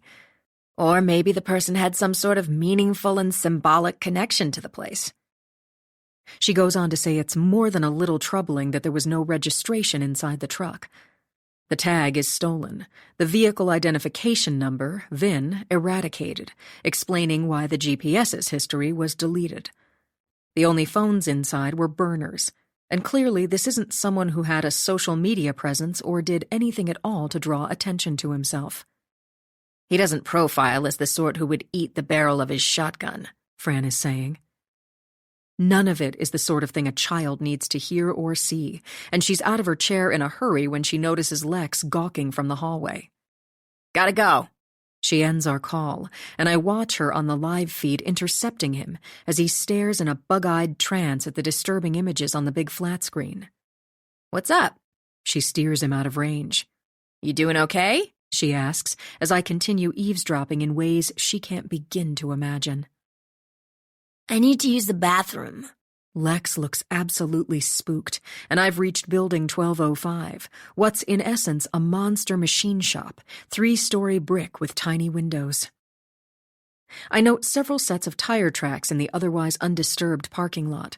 Probably one of my colleagues was making routine daily checks. That doesn't mean there's not a squatter, and I imagine some desperate researcher whose project might be compromised or ruined by the furlough.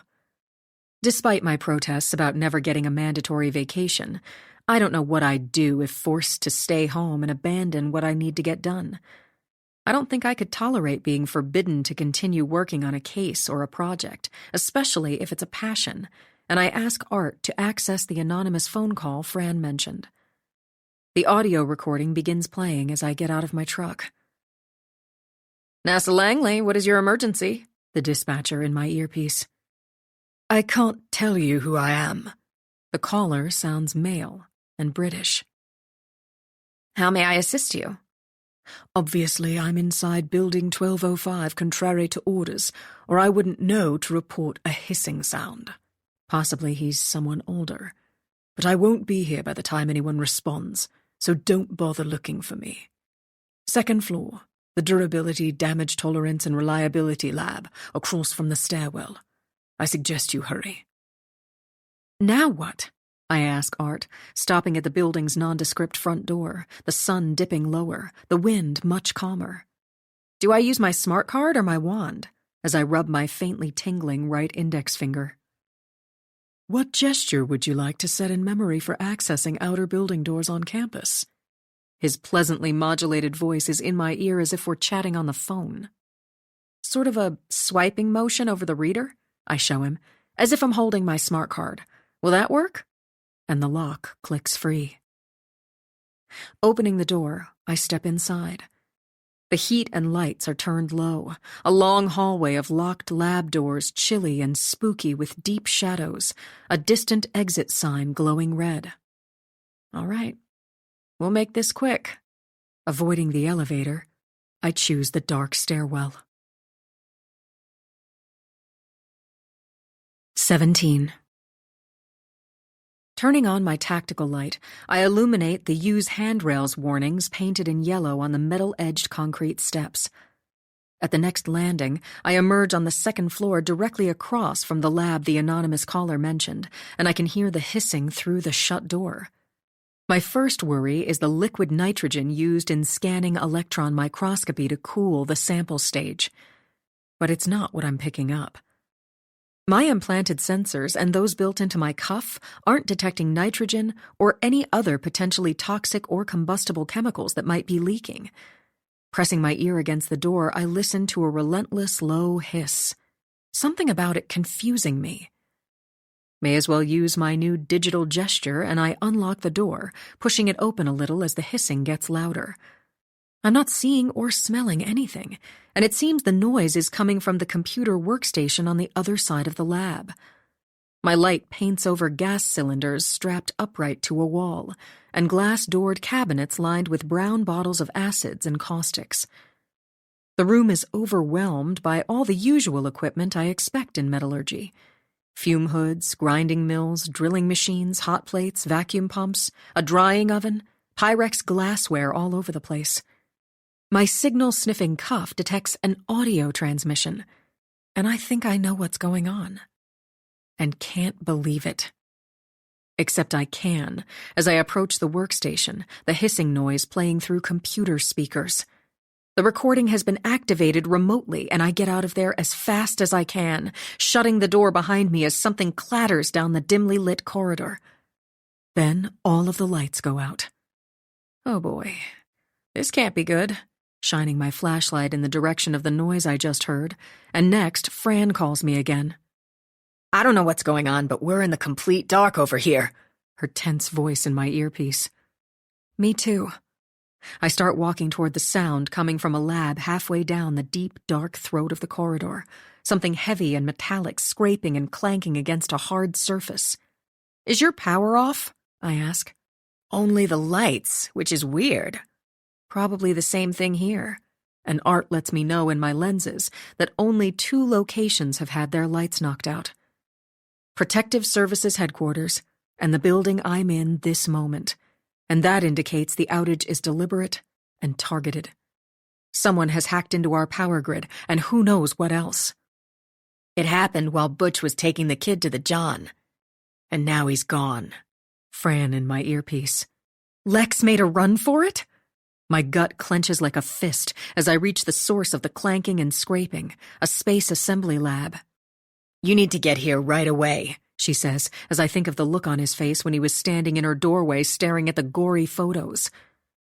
Scanning open the door, I discover a robotic arm has been activated, shiny steel flaring in my light, the long truss boom snaking and writhing on the test floor, folding and unfolding as if demon-possessed or seizing. What's all that racket? Fran's unhappy voice as I shut the door, and I break into a run. Someone up to mischief. I fly like a bat out of hell toward the red glowing exit sign. Get everybody available out looking for Lex. Hopefully he's headed home. But I sure as heck don't think so. The site map in my smart lenses shows that the full-scale wind tunnel has a new visitor. The ID number of the smart card indicates someone just used it to access a maintenance door in the West Passage. Where are you right now? I ask Fran, my boots loud inside the stairwell as I light my way in pitch blackness, hurrying down to the first floor, worrying what's next. Because if I didn't know better, I'd think you're in the full-scale wind tunnel. At least your ID badge is, I start to say before she cuts me off. Hell no! Judas Priest! She bellows as it dawns on her. It would seem Lex has your ID badge. I push through the door that leads outside, pocketing my tactical light. That little piece of... Cussing up a storm. Seriously, Callie, I don't know how... Well, screw him. I'll just deactivate it immediately. No, you won't. Not right now. The cold air feels good on my face as Art remotely starts my chase car. If he has your smart card, at least we can track him to some extent. Anything's better than nothing. Do not deactivate it. I'm emphatic, unlocking my truck with a gesture. Scrambling into the driver's seat, churning through snow, and I'm not liking what I'm thinking. There's no way Lex could have gotten from police headquarters to the full-scale wind tunnel this quickly, unless he took a shortcut. If so, he knows our campus frighteningly well, and it suggests premeditation, possibly practice runs. Otherwise, he'd have no idea how to find his way. He might be going underground, I explained to Fran as Art gives me that schematic next, and I can see every building, utility tunnel, and trench on our 764-acre campus. If so, I'm only going to pick him up when he surfaces inside facilities or through the outdoor hatches. Your smart card can access all the locks, same as mine. And the massive wind tunnel looms up ahead. 10 stories high, more than twice the length of a football field. At one time, it was the biggest in the world. Built in the 1930s, it's powered by a 12.1-meter, 40-foot, wide, 9-bladed wooden fan that moves more than 1 million cubic feet of air at speeds up to Mach 10. I know all the specs from Mom's lesson plans. Plus, Dad and I have conducted all sorts of tests in there, and lately Lex has accompanied him. The odd-looking construction reminds me of a monster slinky soldered together into a rectangular hulking shape that's eggshell white. Near the main gate, it's the first thing you see when approaching NASA Langley on Commander Shepard Boulevard. "You got any suggestions? Because I'm slam out of them," Fran vents in my ear as I pull into a slushy, unpaved service road. There are no tire or people tracks, and it doesn't look like anybody's been back here since the blizzard. "I'm not sending anybody down into the steam tunnels, and no way I'm doing it either," she rants on, and of course she wouldn't, not with all her phobias. "We're going to have to intercept him when he surfaces." I leave my truck. "Get everybody you can patrolling access areas. That's all I can suggest at the moment." And I end the call. I hurry through melting snow toward the wind tunnel, which obviously isn't running at the moment. When it is, you can hear its hurricane roar from one end of the campus to the other. The site map in my lenses shows that only 4 people are currently inside the facility. That's if you don't include whoever is in possession of Fran's badge. Lex, in other words, and I step around piles of wooden pallets amid metal struts supporting the colossal structure. I cut through an improvised break area of white plastic tables and chairs drifted with snow. Trudging around back to the west return passage, I discover a single set of footprints on the small side. A little smaller than mine, and I recall the rubber snow boots Lex is wearing. The trail leads away from a green metal utility hatch in the ground, stopping at metal stairs leading up to the wind tunnel's maintenance door that was accessed by Fran's smart card a few minutes ago. And this is really bad. Climbing the yellow-painted steps, I unlock the maintenance door with a swipe of my wand finger. "Lex!" I call out, entering a concrete passage big enough to drive a car through. Empty, silent, and I don't hear or see anyone. "Hey, Lex! Are you in here?" My voice echoes. "Lex! This isn't a safe place to be!" I shout urgently, walking in deeper. "Lex! Hello!" As the 12,000-horsepower electric motor cranks on with a thump and a rush. The humongous wooden fan I can't see from here begins to spin, picking up speed thunderously, and I feel the airflow, a gentle breeze that quickly gets stiffer and warmer. I have seconds to beat a hasty retreat before the wind blows me around the bend into the spinning blades, or smashes me into a concrete wall, maybe dicing me up in airflow veins, a diffuser grid, none of it a good way to go. "Shut her down!" I shout at Art. "I don't understand." "Shut the engine off!" And just like that, it stops, and I run the length of the wind tunnel's passage, squeezing through gigantic flow-straightening veins. I emerge into the open bay test area, where flustered researchers are gathered around the full-size test model of a blue fluorescing spacecraft wing-mounted on a Stinger. No doubt baffled by the fans suddenly starting and stopping, they stare at me with their mouths dropped open, and I keep going. "Is everything all right? What's happening?" they call out after me. But I don't answer, going full tilt down the stairs, taking the steps 2 and 3 at a time, racing through the model prep area with its tugs for hauling the test sample transport carts, dashing under the scale model of a Boeing 737 hanging from the ceiling, sprinting along a hallway past offices and labs, nobody home, my boots thudding loudly.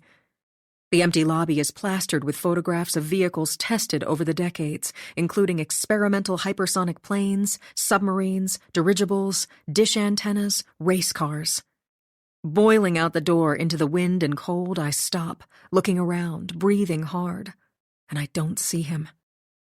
Not a sign of Lex as I scan the area, and I could kick myself if he did what I suspect, creating quite the distraction, and while I'm running for my life, he doubles back, leaving through the same access door, down the same stairs, and I'm also betting he went underground through the same maintenance hatch.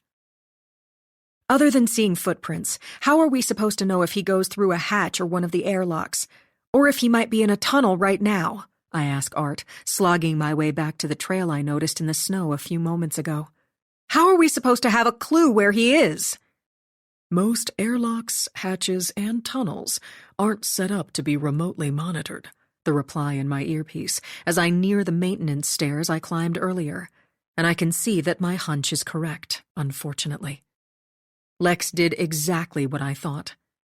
While I was dealing with the fan he turned on, he retraced his steps, exiting from the same maintenance door, going down the stairs, disappearing through the same hatch in the ground, returning to the same subterranean utility tunnel he'd emerged from earlier. There's monitoring only in highly sensitive areas designated on the site map, Art is saying. For example, buildings 1110 and 1111. But even in those rare exceptions, what we're talking about is mainly motion sensors, not cameras. Well, I think we know where he is right now, I reply, pointing out boot prints in snow leading directly to the green steel hatch with its smart lock and hydraulic-assisted opening mechanism. And I'm not chasing him down there. I'm not sure I'd even pick up your signal or any signal, I say to Art as he remotely starts my Tahoe. The only way to have a reliable signal in the tunnels under present technological conditions would be to utilize the aerial Internet Ranger, he suggests, and I look up at the late afternoon dusky sky as if I might spot our prototype AIR in the neighborhood. But Ranger is ghosting us exactly as instructed, and I tell Art that sending in a Pong is a bad idea. For one thing, I explain, climbing back into my truck, it could be dangerous. I don't want Lex panicking and hurting himself down there. And besides, how would Ranger get in and out of hatches and airlocks? He can use his gripper to access doors, Art replies, as if lobbying on behalf of another artificial helper. He might not be able to lift the in-ground hatches, I consider, but airlocks he can manage for sure, although we've not tested him out on opening any types of utility doors, and I guess we should have. I tell Art to give Ranger a shot as long as he isn't seen or heard, drawing absolutely no attention to himself. Lex can't be aware he's being bird-dogged by a flying orb. I'm emphatic about it. I know he'll panic. Let's do what we can to intercept him. But in the process, we can't end up with a loss of signal again. I remind Art of recent mistakes. Copy. Not above ground or below, I start to add, when interrupted by the loud blast of a steam ejector at the scramjet test facility in the heart of the campus. Punctuated by flames and gases suddenly erupting from stacks and vacuum spheres as emergency sirens begin to hammer, wail, and whistle. While red lights flash as recordings of sonic booms and aircraft thundering overhead blare from giant voice speakers throughout the campus. Alarms sound their ear-splitting emergency tones as if we're in the middle of an invasion, and I can see in my lenses other trouble Lex is causing. At least I assume he's behind the cyber mayhem, starting up robots and other machines, waking up drones throughout our 200 facilities as I just as quickly tell Art to shut them down. I'm back on Langley Boulevard when Fran's badge number surfaces in the Advanced Concepts Lab for Virtual Reality, and other simulations. I drive in that direction, and before I can get there, the ID number pops up like a whack-a-mole in another building. This time it's the Acoustics Research Laboratory, where a reverberation chamber is broadcasting bone-rattling aircraft sounds over intercoms I yell at Art to silence. Then atmospheric sciences, the thermal vacuum chambers going to town, and I tell him please to make them stop. Obviously, he's to patch whatever the vulnerability is that's allowed Lex access. And change the passwords. Do what it takes to shut him out, I instruct, when Karma appears in one of my truck's displays, as if I don't have trouble enough. I watch my sister in the medical examiner's live feed as she walks briskly through the morgue's back parking lot. She makes her way with purpose past windowless black vans, a mobile command center truck, a Zodiac boat for body recovery, and it's as if I'm seeing myself in another dimension. Dressed in my same tactical clothing, she must have raided my closet at home, my office at police headquarters. Or maybe Mom did. All I know for sure is anybody looking would think Karma is me, right down to the cuff on her right wrist, and the sporty-looking glasses tinted medium gray as the sun settles lower. 18. Karma heads toward the delivery bay, its massive door retracted, the Cadillac hearse idling inside and no sign of anyone, as Neva Wrong lifts off in her chartered helicopter on another display inside my truck. All this while I'm driving through the most remote part of the NASA Langley campus, where it would seem Lex is headed based on Art's reports. Ranger is underground and has pinged on Fran's ID badge several times, most recently in a utility tunnel that follows a steam pipe cutting through the woods in the direction of the gantry. I follow West Bush Road at a decent clip as the late afternoon thaws and is cast deeper in shadows, and I'm getting more concerned by the moment.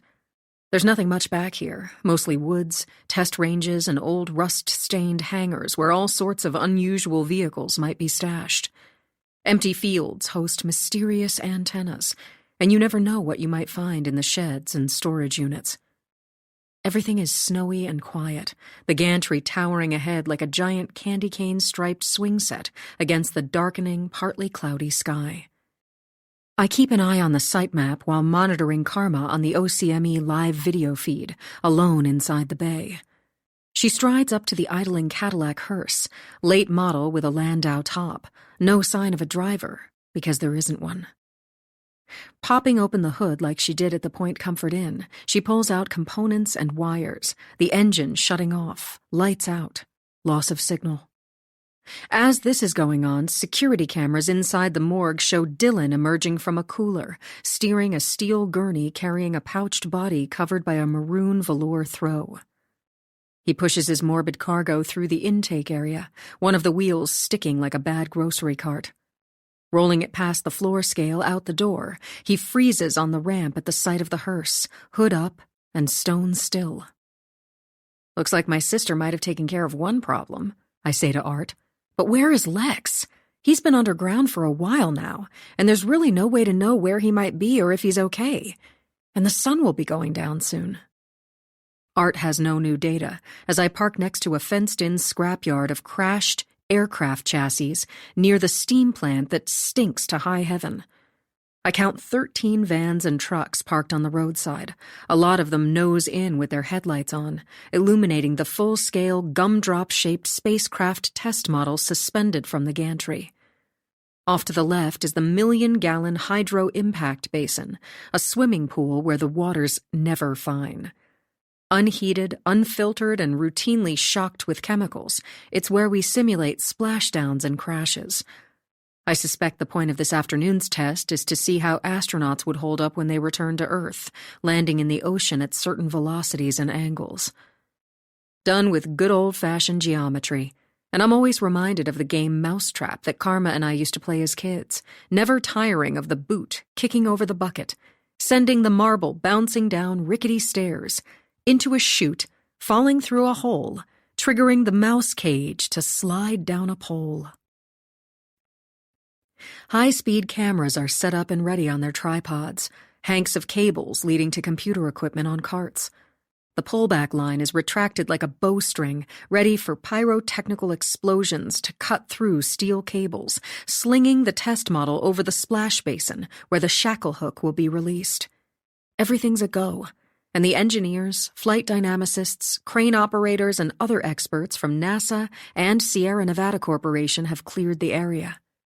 Everybody is hanging back from a safe distance in the parking lot, while the countdown continues on the digital clock. 21, 20, 19. The seconds tick off in luminous red. Then the badge number reappears on my site map, this time right under my nose inside the gantry's main hangar where my crash dummies live. And I'm out of my truck. 17, 16, 15. I'm rounding the corner of the hangar as Lex flies out a back door. He races like a rabbit across snow-covered grass, and I take off after him. 10, 9, blares loudly over the intercom now. I run as best I can in slippery conditions and decreasing visibility, under the gantry's massive scaffolding, steering away from the splash basin toward the woods. Glancing up at the control room's glass windows, I'm puzzled that no one seems aware of what's going on, their attention elsewhere, on the pool and the test model, I suppose. 2, 1. A mad dash past a storage shed, and I tackle Lex to the snow as the pyrotechnic bolts blow, and the test model swings toward the water in what seems slow motion. It lands with a loud smack like a belly flop, waves swelling over the sides of the pool, flooding the wide concrete tarmac, stopping short of the parking lot while Lex struggles. Get off me! Get off me! He shrieks as I straddle him, pinning his arms above his head. Stop fighting! I growl in his ear. The more you resist, the worse it will be. I get to my feet, plucking him up by the armpits, both of us brushing off snow and dead grass. So much as a twitch, and I'm putting you in handcuffs, I warn him. Give me your phone, now. Digging in a pocket of his jeans, he hands it over. Also the ID badge you swiped from Deputy Chief Lacey. He unloops the lanyard around his neck, pulling out the attached ID smart card from inside his sweatshirt. Stuffing it in a pocket of my jacket, I escort him through the gantry's soaring sawhorse steel structure, looking up at the control room at the figure standing before a plate glass window. I recognize Dick by his silhouetted stature, tall and ramrod straight in fatigues and boots, his arms folded across his chest. He's staring off at the test model bobbing in the pool far enough away that Lex and I weren't in harm's way. Although it's hard to say. Bottom line, it was too close for comfort, and Dick could have stopped the clock. He could have shut down the drop test when the Langley campus went temporarily haywire, thanks to Lex and his cyber mischief. I have no doubt Dick witnessed all of it and chose to do nothing. He has yet to offer any real assistance, and it's beginning to feel like that will be the new status quo. Maybe he'll intervene, maybe he won't.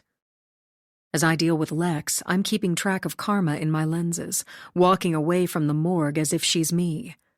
Cameras in the parking lot pick her up, detouring away from news crews, headed to her gray Tahoe parked in a visitor's spot, while Neva's helicopter circles overhead, flying low and slow, loud enough to wake the dead. I imagine her looking down, waiting for the stolen autonomous hearse to drive out of the bay as programmed. Her sister was almost body-snatched right out from under everyone. Neva's elaborate plan foiled by the simple act of yanking out a few cables and cords. She's looking out her window, waiting for something that by now she suspects isn't going to happen. No doubt she's noticed the chase car in the parking lot, and possibly Karma parading as her NASA investigator twin who finally showed up. Whatever the case, I'm betting that Neva is getting the message that there will be no spiriting away Vera Young's body to California or anywhere for further dissection and misinformation.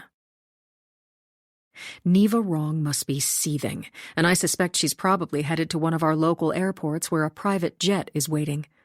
But it's not something I can ask Art about at the moment, as I grip Lex's shoulder hard enough for him to know I mean business. Marching him to my chase car, I warn him not to run or try anything. "What's gotten into you?" I ask severely. Do you have any idea how much trouble you're in? I don't have to tell you anything. He's out of breath and sweaty, coatless and bareheaded, his jeans water-stained, smeared with dirt. I don't have to talk to you or anyone. Nope, you don't. You can remain silent if you choose. But I hope you'll decide to talk openly with me. As long as you're aware that anything you say can and will be used against you, I emphasize, my hand firmly on his shoulder as we head to my truck. Some friend you are. I'm not your friend, I agree, hot as heck in all my gear, sweating and about to starve to death. But I can help if you let me. I told George you didn't like me. Lex fires back, and beneath his anger is pain. You're not very likable right now. He's always saying you'd want to be my friend, but whenever I've run into you, you're not nice. He defiantly tramps along next to me. All the times I've seen you around campus, you avoid me. Same thing when I'm with your dad on the farm. You've been unfriendly for no reason. As he's saying this, I realize that most of these chilly encounters were with my sister. I've run into Lex very little at Langley, once again making me wonder how often Karma's been on campus posing as me. The times I've seen Lex on the farm have been few and from a distance, and that's probably been intentional even if I wasn't aware of it. Things don't always go well when Dad brings in a stranger without asking, and whether it was fair or not, Lex was going to be treated with suspicion. Maybe he's been subjected to resentment mixed in because of recurring fears and bad memories that get stirred up, especially if it's Karma we're talking about. I don't doubt that she's ungracious when encountering yet another son our father doesn't have, some stranger who gets more attention than we ever did. None of it is Lex's fault, but also not his business, and I tell him I regret if I've come across as indifferent or unkind on any occasion. As I say it, I'm irked that I get blamed for my sister's not always optimal behavior. But at least I'm getting used to it. Don't really have a choice. It's not like I can let on when we swap places, tag-teaming in ways that at first are off-putting. If you want to be my friend, Lex, you're going to have to earn it. I continue my lecture. But right now, this is serious business. You're in my custody, and we need to finish with your legal rights. Would you like another adult present? No. What about an attorney? Very funny. I'm not being funny. If you want a lawyer, you'll get one even if you can't afford it, as I escort him through the gantry's parking lot. Do you understand what I just said? You read me my rights. Except you didn't do it like on TV. He says as we reach my SUV, and I give the signal to unlock it, my right hand concealed in my pocket. Unfortunately, this isn't a TV show. I open the front passenger's door. If it were, I'd change the channel. How did you do that? He climbs in. Do what? I ask innocently, walking around to the other side. How did you unlock it without a key, a voice command, clapping your hands? It's a smart vehicle. Saw me coming. As I climb in. I have no doubt he can tell by the solar-paneled roof, the antennas, signal jammer, run-flat tires, and thickness of the door that this isn't a normal vehicle. And if you think you're hacking into this thing, you got another think coming, mister. I make sure he knows who he's dealing with, and we shut our doors, the engine starting, all the displays staying dark. Buckle up and don't touch anything, I add strictly, as he ogles my new, not-so-standard Chevy Tahoe, taking in the powered-off flat screens front and back. He alerts on the storage boxes, the joystick, the unusual pleathery upholstery and carbon fiber. No doubt Lex has deduced from the powerful engine that my chase car will give someone a run for their money. What's it going to be? Do you want to talk? I confront him. And we're not going anywhere until I have answers. Because you didn't have much to say the other day, alluding to his phone conversation with Karma while she pretended to be me. Except to deny everything, to claim you're as innocent as the driven snow, repeating what Dick relayed earlier today. It's not fair. I didn't do anything. Lex's face is flushed to the roots of his fiery, copper hair, his green eyes blazing. I guess I'll be the judge of that after you tell me the truth, is what I have to say about it. That's assuming you want to have an honest conversation. Or maybe you'd prefer I take you home and the courts will appoint a lawyer to represent you like I mentioned. No. He sulkily stares out his window as we sit in our same parking place near the main hangar. The chain-link fence in front of us encloses a salvage yard of battered and mangled old planes, helicopters, a race car, all rusty and gutted of anything salvageable, riddled with optical location markers that remind me of bullet hole decals. In the near background, diesel engines rumble as a crane, a truck, and other heavy equipment move into position at the splash basin. Beyond are trees, a service road, and a small landing airstrip for drones, then acres of wind-swept snowy fields and dense woods. Had Lex made it through all that to the campus's western border, he could climb the fence. I'm not sure how he would have dealt with the barbed wire on top, and maybe he hadn't thought that far. But had he managed to reach Wythe Creek Road without serious injury, he would have been home free, except for the mile hike home. Anybody seeing you would have figured something's wrong. A kid with no coat on walking along a highway as it's getting dark. I paint a picture for him. The police would have grabbed you. Or maybe someone else would have, maybe someone up to no good. And even if you'd made it back to the house without being caught, then what? I don't know. He shrugs his narrow shoulders. Digging into my pocket for my phone as if it's my only electronic resource, I'm finding it increasingly difficult to deny Art's existence. My impulse is to ask for his assistance as usual, but I can't do that in front of Lex or hardly anyone. Not openly, and already I'm becoming technologically dependent and spoiled. Did you think we wouldn't find you? I have my phone in hand like a regular person who's not bionic. I don't know. Shrugging again. What was going through that head of yours? I ask, trying to find the blasted recording icon without being obvious. That I had to get away, he says. I wasn't thinking. It was self-defense, he adds, as I locate the app I need. By the way, where's your coat? I look him over, thin, disheveled, and dirty in jeans that aren't nearly warm enough. His boots are rubber with leather uppers and not suited for the conditions. He has on a generic gray-hooded sweatshirt, no gloves, and I have a feeling his grandmother doesn't do a lot of shopping. 19.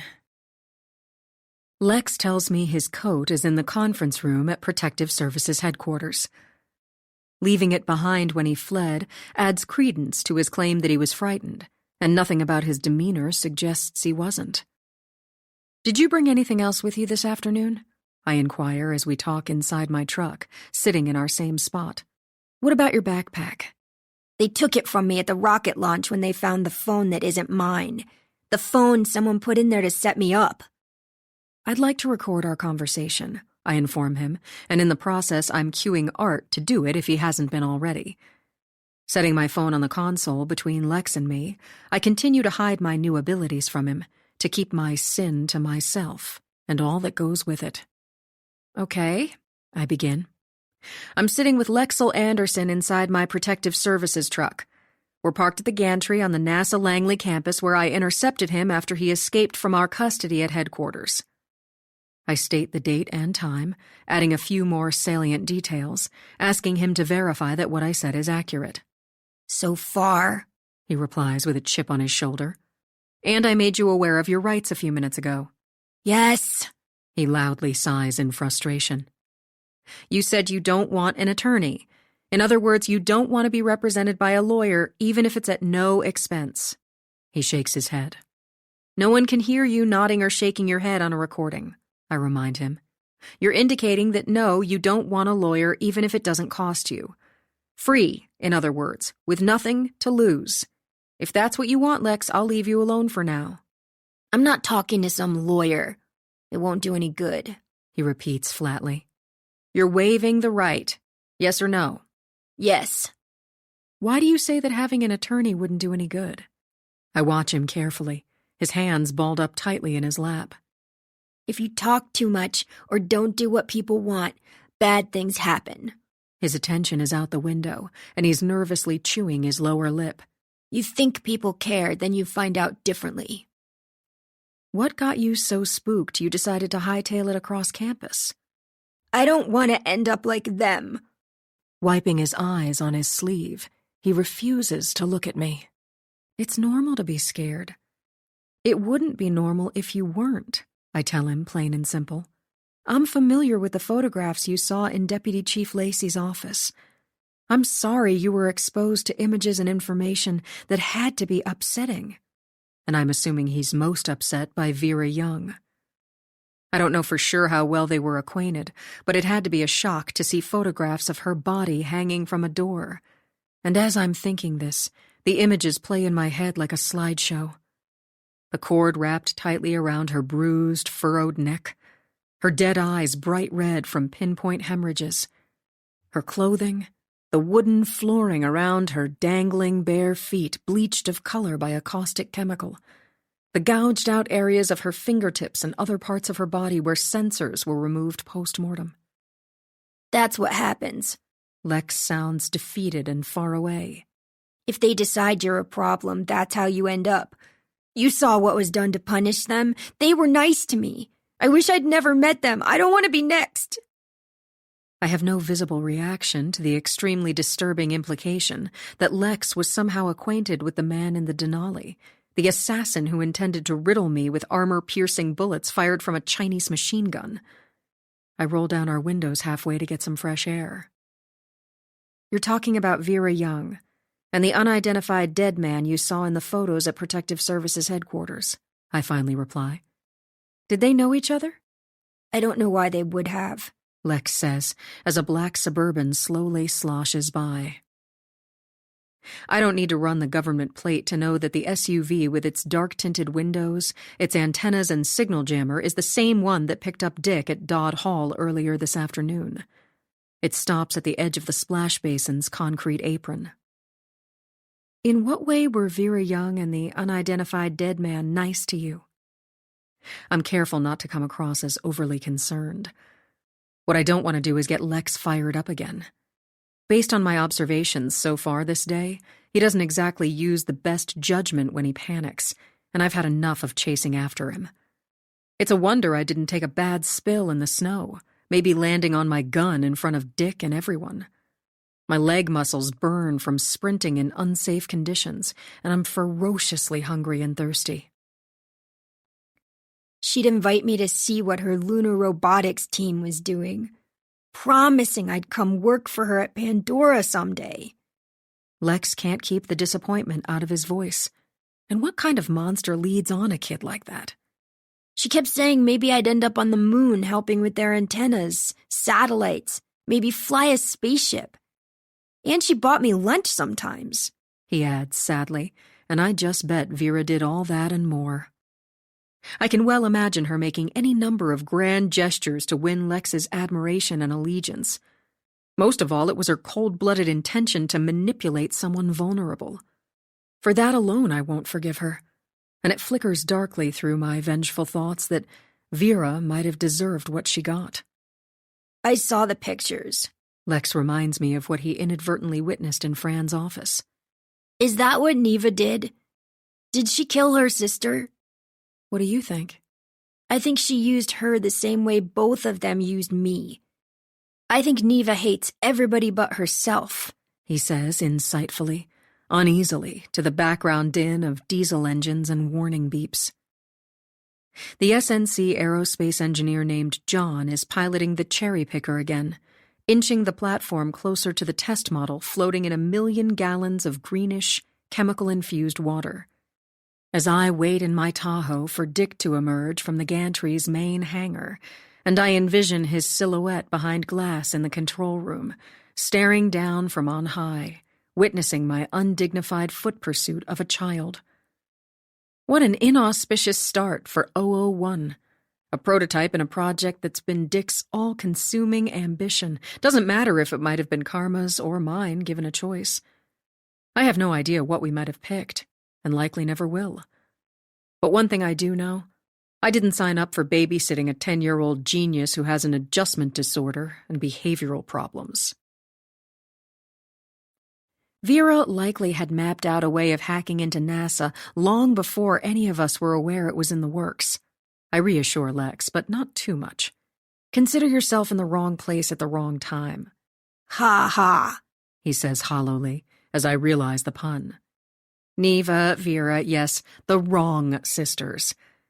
They wanted access to our campus to take unfair advantage, and you got caught in the middle of it, I summarize, watching the engineer and the cherry picker reconnect the test model to the hefty shackle hook on the end of the crane's thick steel cable. What if nobody stops her? Lex means Neva. Someone put that phone in my backpack, and she was in the same room with me.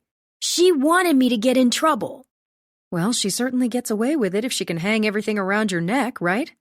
Baiting him, I keep an eye on the black Suburban parked as close to the splash basin as one could safely get. Its headlights and others of the parked vehicles shine on the spacecraft as it's slowly hoisted from the pool, water splashing, engines rumbling, hydraulics straining. I've been led to believe you spent time with Neva before you were together in the VIP room at the rocket launch. I set up Lex some more, testing his basic honesty while lying through my teeth to him. I don't know who told you that because it's not true, He replies. We weren't together, and I didn't spend any time with her. What about when you were introduced? We weren't. We never talked. We were in the same room, and that's it. He says what I know to be true. At any time in the past, have you had contact with her in emails, texts, messages? Maybe talked on the phone? I keep probing. No, I've never said a word to her, He answers indignantly, and I believe him. Look, I know how smart you are. I'm well aware of all the grades you've skipped, of your many gifts. I'm blunt, not messing around. I know what people at NASA say about the bright future of our youngest intern. That's a joke, He blurts. It's not. What future do I have anymore? I certainly hope you have one, I reply. But unfortunately, if you're found guilty of a crime, it will greatly diminish any opportunities you might have had. Deservedly so if you did something bad. I didn't, except I'm sorry about the game. This was no game. For now, the more important question is whether you've been set up, framed. I have. If you're innocent, then we'll fix it. I offer what I'm not sure I can deliver. But you're not naive. You understand what hacking is. And I'm pretty sure you know about espionage since we only have warning posters in every building on campus. And I sound a lot like my mom right now. I haven't spied. Even if someone wanted me to, I didn't. Did Vera ask you to do favors for her? Because that's what it's sounding like. Kind of. He shrugs, watching the crane set down the test model on a specialized flatbed trailer. What exactly did she ask of you, Lex? Information. She would ask me all kinds of stuff about what your dad and I have been working on, and what I know about your family. Who specifically? You and your sister. What did you tell Vera about us? And as Art and I record the conversation, I'm mindful that it's also being transmitted. Or I suspect as much, considering the electronics inside and all around me. The displays and audio might be off inside my truck, but that doesn't mean we're not talking into an open microphone. And I wonder who might be listening as I continue to watch for Dick. I told her hardly anything, Lex replies. I said I know what you do at Langley, but we'd never been around each other. And that your sister's a fighter pilot overseas, some kind of special ops legend to hear George talk. And of course, Dad would brag about Karma like that. What about my mom? Vera asked me all kinds of stuff, really personal stuff, but I never went along with it. His eyes are wide with fear again. I always pretended I didn't know much.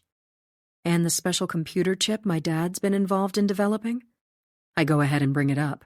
What did you tell Vera Young about that? I swear I never said a word. How did you know about it? I have a depressing feeling I can guess the answer. George. Lex confirms my fear. He told me about it one time when we were working on the Pongs in the barn. Did he show it to you?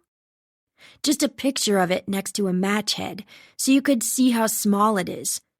A quantum computer on a chip, the first one ever. He adds to my growing dismay. He called it the God chip. Did he tell you what that means? Well, He hesitates as if wary of getting Dad into trouble. He said it meant Gemini Original Directive. All I know is it's got to do with a top-secret project, and the chip is locked up in the big gun safe in the barn where no one would think to look for it. He adds, and I'm getting no indication that he knows the chip is missing, but he shouldn't know about it at all. Why do you think my father would share such confidential information with you? I act as if I doubt what Lex has told me, when I absolutely don't. Because it's awesome. I'd be proud of it too, he says. And he trusts me. Well, he did, I guess. When did he show you the picture of the God chip? And as I think of the tracking device placed on my police truck, I have to wonder if something similar might have been done to him. About a month ago. Who have you told besides me? No one, he says, as my suspicions deepen. Did Vera ever give you anything? I ask. Any kind of gift? Maybe let you borrow something? Anything at all. It doesn't matter how small. Another shrug, and he looks away from me again. Nothing big. Nothing big? I repeat, as one of our protective services' white Silverados drives past my rear bumper, aggressively slow and close. What are we talking about?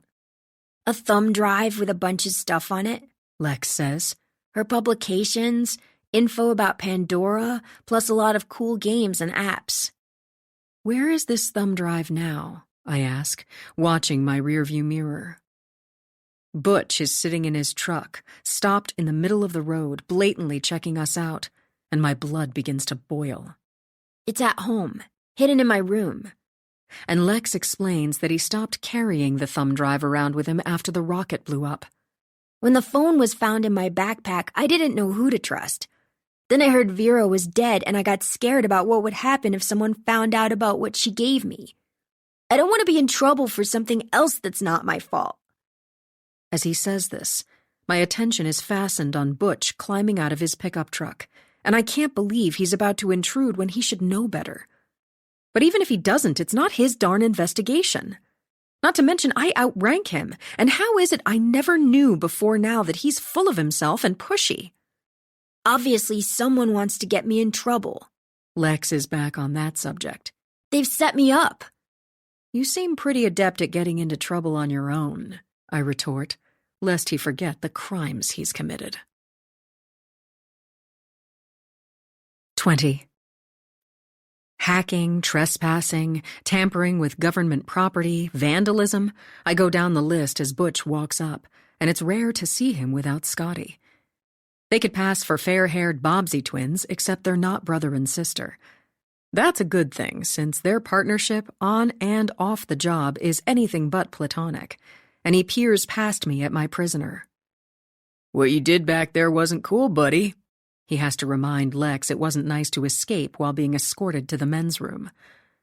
Or, better put, and what Butch doesn't say, is that he's angry some little smarty-pants kid dared to make a fool out of him. I'm handling this, I let Butch know without my usual smile, my demeanor hinting strongly that he needs to make himself scarce. Tell Fran I'll update her later. I give him a not-so-subtle reminder that technically I may answer to the deputy chief, but I sure as heck don't to him. When are you bringing him in? As if he didn't hear what I said, while staring menacingly at Lex. You know, so we can get down to the nitty-gritty about Einstein's shenanigans on campus today. Snidely. He's puffed up and powerful in his uniform and gun. We won't be getting down to anything, and I inform him that I already have a pretty good idea what happened from a cyber perspective.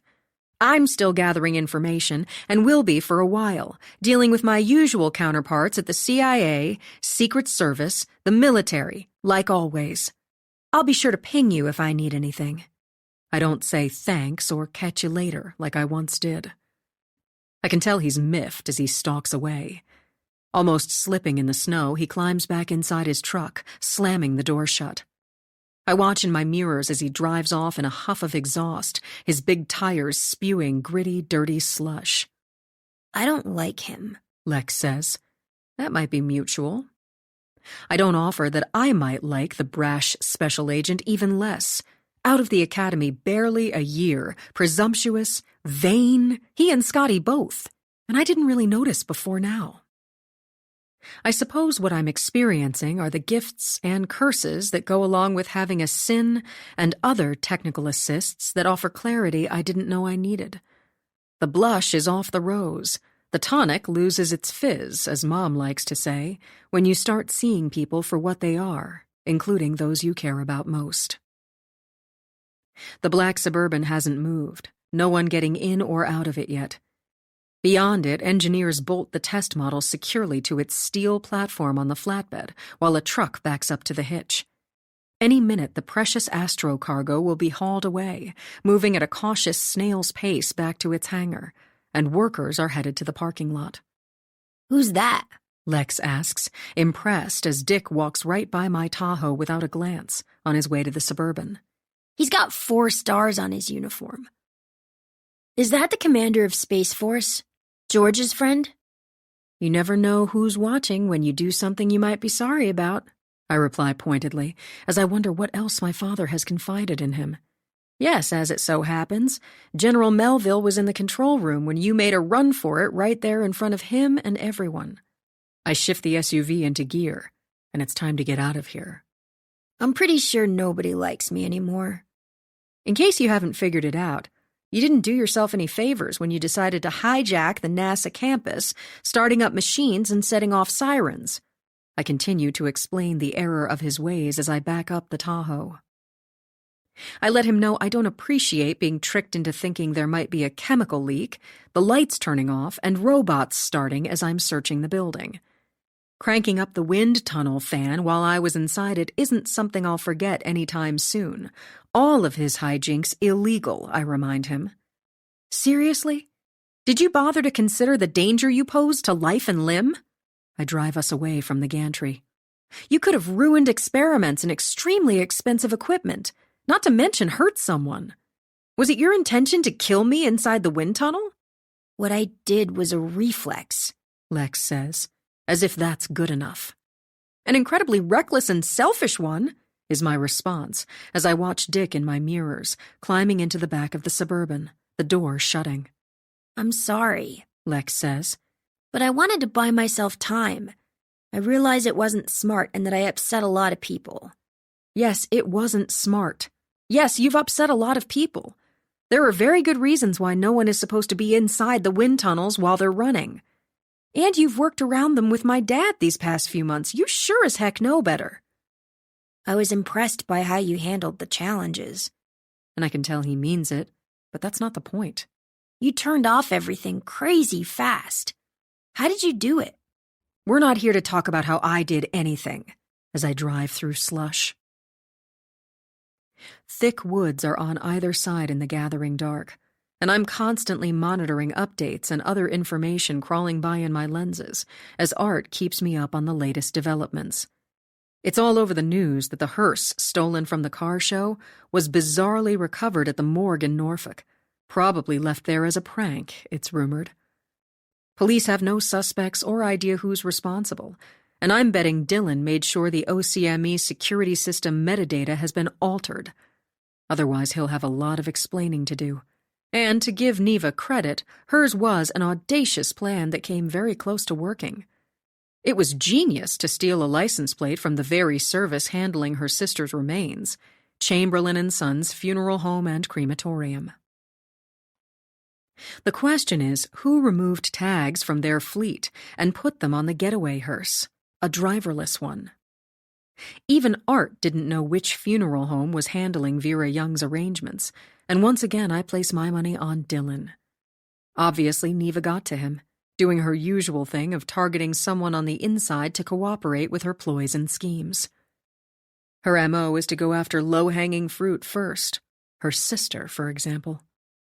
Vera wouldn't have been hard to dominate, Dylan even easier, neither one of them the malevolent force the hitman was.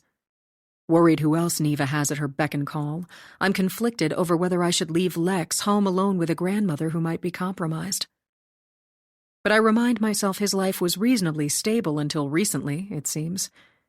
I don't want to toss him overboard into social services or the criminal justice system, until I'm sure that's where he belongs. Tell me what you did, I say to him. I want to know how you pulled off what you call challenges and I call cyber attacks. By creating an algorithm for accessing and activating numerous facilities and devices simultaneously, he says, sounding quite sure of himself. And it worked perfectly. Exactly like it was supposed to. And you thought it was okay to do something like that? I'm watching the Suburban in my mirrors, stewing over Dick pretending not to see me. It wasn't supposed to be real. It was never meant to be played for real, Lex replies. It's just a game. What you did was no game, I repeat in no uncertain terms, on Doolittle Road, passing the van pool, every vehicle piled with snow. It's something I came up with while I've been here, kind of like Toy Story, where everything's alive, Lex says brightly. Only I call it helmet fire, because the point is not only to animate everything you can, but to keep adding one challenge after another, seeing how much your opponent can handle. Also known as hacking, sabotage, trespassing, destruction of government property. I rub his nose in reality. The same thing you're suspected of doing to the rocket, the space station. You could take this same algorithm, sub out certain variables, and create a helmet fire game almost anywhere, he goes on excitedly. Imagine targeting a shopping mall, a casino, a manufacturing plant. It's not a game. You're not targeting anything, and I'm concerned you don't understand how serious this is, I warn him. You hacked into NASA, for crummy's sake. No, I didn't. Lex replies with another one of his shrugs. Vera's the one who hacked into NASA, because she showed me how. It's on the thumb drive she gave me. A backdoor way to get around certain cybersecurity measures should you want to gain root access to facilities on campus, including doors and hatches. And you didn't think it suspicious she'd be in possession of something like that? I guess a little. But it was so awesome. You didn't wonder why she'd share it with you? I should have shown it to George, Lex admits dismally. I should have told you or someone, and I shouldn't have written the algorithm. You got that straight. But I didn't plan on ever executing it for real. He keeps saying that. I just wanted the possibility. You were quick on the trigger, suggesting you'd thought about it a lot. I got scared when I saw the photographs. He's looking out the window again. I wanted to get away, and when you came into the wind tunnel after me, the only thing I could think of was to set off a bunch of stuff, diverting your attention so I could escape. When I drop you off at home, I'm going to want the thumb drive, I reply, passing building 1119A, metal-sided with a huge retractable bay door. One of our newer hangars, it's obviously where the test model is headed, several cars in the parking lot. I wish I'd never taken it now, Lex says, and I can tell that Vera Young has hurt as much as angered him. I can imagine him basking in her attention, falling for her promises hook, line, and sinker. She was a senior scientist at Pandora, the sister of Neva Wrong, and of course he was going to feel special and flattered. She was nice to me so she could spy, wasn't she? He mutters, disappointed. That's why she gave the thumb drive to me and said all those things. Very possibly that was Vera's major agenda. If people are nice from now on, I'm not going to trust them. You said the man in the photographs was nice to you too. I bring him back to the subject of the dead man in the Denali. Did you know him? He lives in my neighborhood. Or he did. In your mobile home park? And you could knock me over with a feather when Lex nods his head. Do you know his name? No. He never introduced himself to you or your grandmother? I never really talked to him. Would see him sometimes when I was walking to get the bus, Lex says. Or if I rode my bike past his house and he was outside, he'd wave and say hi. Once I ran into him at the food pantry, except he acted as if he didn't know me. Not everybody wants to be seen in there. Which pantry? The one at the Baptist church, he replies, as I think how convenient and callous. Food banks are a perfect way for someone to stay anonymous. Most require no proof of identification and no questions asked. A killer for hire walks out of a church with free groceries as he plans his next murder. And I decide it's time to buzz Fran. I place the call myself, like I used to in my sinless days when I didn't have art. And the instant she answers, I tell her she's on speakerphone. "Lex is with me," I add, "but then I suspect you know that." "I heard," she says in a cold, disapproving tone. On Langley Boulevard now, I can see the vacuum spheres at the scramjet facility several blocks ahead, ghostly in the dusk. The giant white metal orbs clustered like giant pongs make me think of Ranger, and I glance in my mirrors as if I'll spot the camouflaged mobile hotspot tailing us, assuming he is. But not a sign. Just the sun smoldering as it dips below the horizon. Light flashes gold off the glass windows of the institutional brick buildings, the black Suburban following at a distance. "We're a minute from HQ," I let Fran know. "It would be great if someone could meet us in the parking lot with Lex's coat so we don't have to come inside. Where are you right now?" "In my office, where I'm staying," her voice through my truck's speakers. Art connects me to cameras at headquarters, including the one built into the computer on Fran's desk. No matter how many times I've told her to cover the lenses of her devices, she doesn't always bother, and I imagine my artificial helper is shrewd enough to make sure he turns off her desktop activation light so she can't tell anybody's watching. "Don't ask me to lift a finger to help him out." Her attractive face looms in the camera, unbeknownst to her. She's combing her fingers through her dark hair, sitting in her ergonomic chair, paperwork and empty coffee cups everywhere. Craving a cigarette right about now, I can tell as I see her in my spies and peeps. "I don't care if he freezes his little ass off after the crap he's pulled." Her voice hard as nails for Lex's benefit, since she knows he's riding shotgun. Angry as she may be, I know she doesn't mean it. She has her own precocious handful at home, 6-year-old Easton who keeps her hopping because the apple didn't fall far. Fran may come across as not having a soft side or maternal bone, but it couldn't be further from the truth. "I never had lunch, and now I've got a bear of a headache. Thanks very much, Lex," she goes on irritably. I'm unpleasantly reminded it was eons ago when Dick gave me muffins and a protein drink. My stomach is so empty it might digest itself. "At least the lights are back on," Fran's no-nonsense voice. "And the hissing sound inside that lab magically stopped, just like everything else your dad's pet intern managed to crash and burn around here," she adds condescendingly, rather brutally, and Lex's face has turned red, his eyes flashing. "I didn't damage anything," he erupts in a furious stage whisper, and I press my finger to my lips, shaking my head, warning him to shush. Art updates me nonstop in my lenses with news feeds, silently alerting me that Vera Young's body was cremated a little while ago, according to her daughter in California.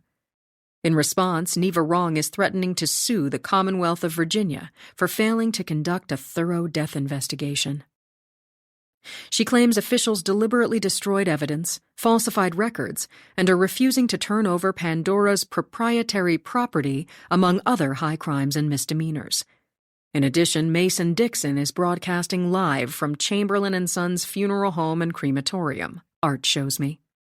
"Where are you headed?" Fran asks. "I'm taking Lex home," I reply, and she won't be happy. "Excuse me? I assumed you were bringing him here." Fran voices her disapproval, even as Mason mentions me by name over the air, informing his internet audience that, as usual, I'm refusing to comment. Since when does the buck stop with me? Certainly, he's tried calling often enough at any hour he pleases, and it's true that I do what I can to avoid him. But he's never criticized me publicly. Not like this. And it's as if he's issuing a challenge. "Repeated attempts to contact Captain Chase have been ignored, and I gotta tell you folks, it's not okay. As taxpayers, we have a right to know what's going on in the United States government, whether it's NASA or Space Force," he says outrageously in my implanted earpiece. 21. I see Fran in my lenses, pushing back her office chair, standing up, tired and rumpled in her uniform. "Do you really think that's the best thing for him?" she asks, gesturing impatiently as if I'm right in front of her. "At this time, yes," I reply, and I suppose squabbling with her remotely isn't all that different from butting heads with Art. Well, I sure don't, she adds, as if there's a better choice. There isn't. Not as far as I'm concerned. We don't have a lockup at NASA. We're not in the business of warehousing prisoners of any age, and I'm not about to shuffle off Lex to Hampton's Youth Detention Center. I'm also not going to discuss this with Fran while he's listening, and I take the call off speakerphone. Based on what I know so far, I continue, leaving him in his own environment is what makes sense. And what I'm saying is, I'm not prepared to charge him with anything at this stage of the investigation. More than that, I'm letting Fran know there will be no argument. It's my decision, and no one's barging in and taking this kid away from me right now. I don't think he should be unsupervised, her negative voice in my ear. Hopefully he won't be. In case you didn't know, his grandmother's that crazy old bat who claimed to be struck by lightning a couple summers back. Do you remember? I wasn't on that particular call, I reply blandly, not wanting Lex to know I'm talking about his situation at home, as I feel him staring holes in me. All I can say is when I pulled up at their trailer this afternoon, the windows were covered with gift wrap paper, Fran says, and the grandmother didn't come to the door. So I don't know how much supervising she'll be doing. Probably he shouldn't be with someone like that, let's be honest. I think there's a lot we don't know. I don't want to go down that path, at least not yet. When are you heading out? Not for a while. I'll feel better when everybody clears off campus. As she says it, Art shows me the ID badges on the same site map as before. In my lenses, I see the same NASA personnel and private contractors who were at the gantry moments ago, only now a handful of them have relocated to the hangar where the test model is being hauled. It's good if you're not too far away, because I may need your help in a little while, I let Fran know. I have a feeling we're going to end up searching a mobile home near the Speedway, and I need you to keep this between us. I'm confused. His mobile home? Or one related to him? Possibly relating to the unidentified man found in the Denali, the alleged suicide. You think you know who he is? I think I may have found where he lived. Lex is helping me. I glance over at him as he listens intently, his face a roadmap of worry. And how is he helping? I didn't realize he's junior detective now. Fran retorts sarcastically, and I tend to ignore how jealous she can get. What are you talking about? Not sure yet. Are you telling me this kid has some sort of connection to the dude whose head was blown off? She asks incredulously. That's how it's looking. And I didn't think this day could get any weirder. For now, don't share this with anyone, I repeat. Not Butch, Scotty, Celeste, not even the chief. No one. How about we run the address? Let's see what we can find out before anybody shows up. Having a clue what we might be walking into is always a good idea. There's no we, I reply. I don't know the address yet, but when I do, nobody's showing up there unless I say. I'll get back to you when I have more. And I end the call as Lex resumes fretting out loud about being killed in horrendous ways or rotting in the slammer. Nobody will believe me, he obsesses. Did you and Vera email or text each other? If so, maybe there's a record of her referencing the thumb drive or asking you questions. No, he blows out in exasperation. It was always in person or over the phone, and I can't prove anything. Why? Because I'm stupid. Then I did even stupider things today. He was no match for Neva and Vera. They set him up but good, entangling him in their web.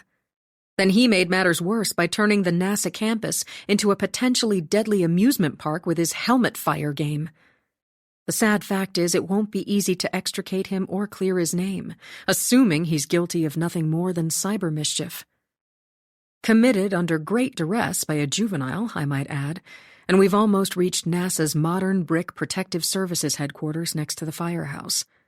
Scotty, the other Bobbsey twin, is waiting in the parking lot, my headlights blazing on her, holding a small green quilted jacket that doesn't look very warm.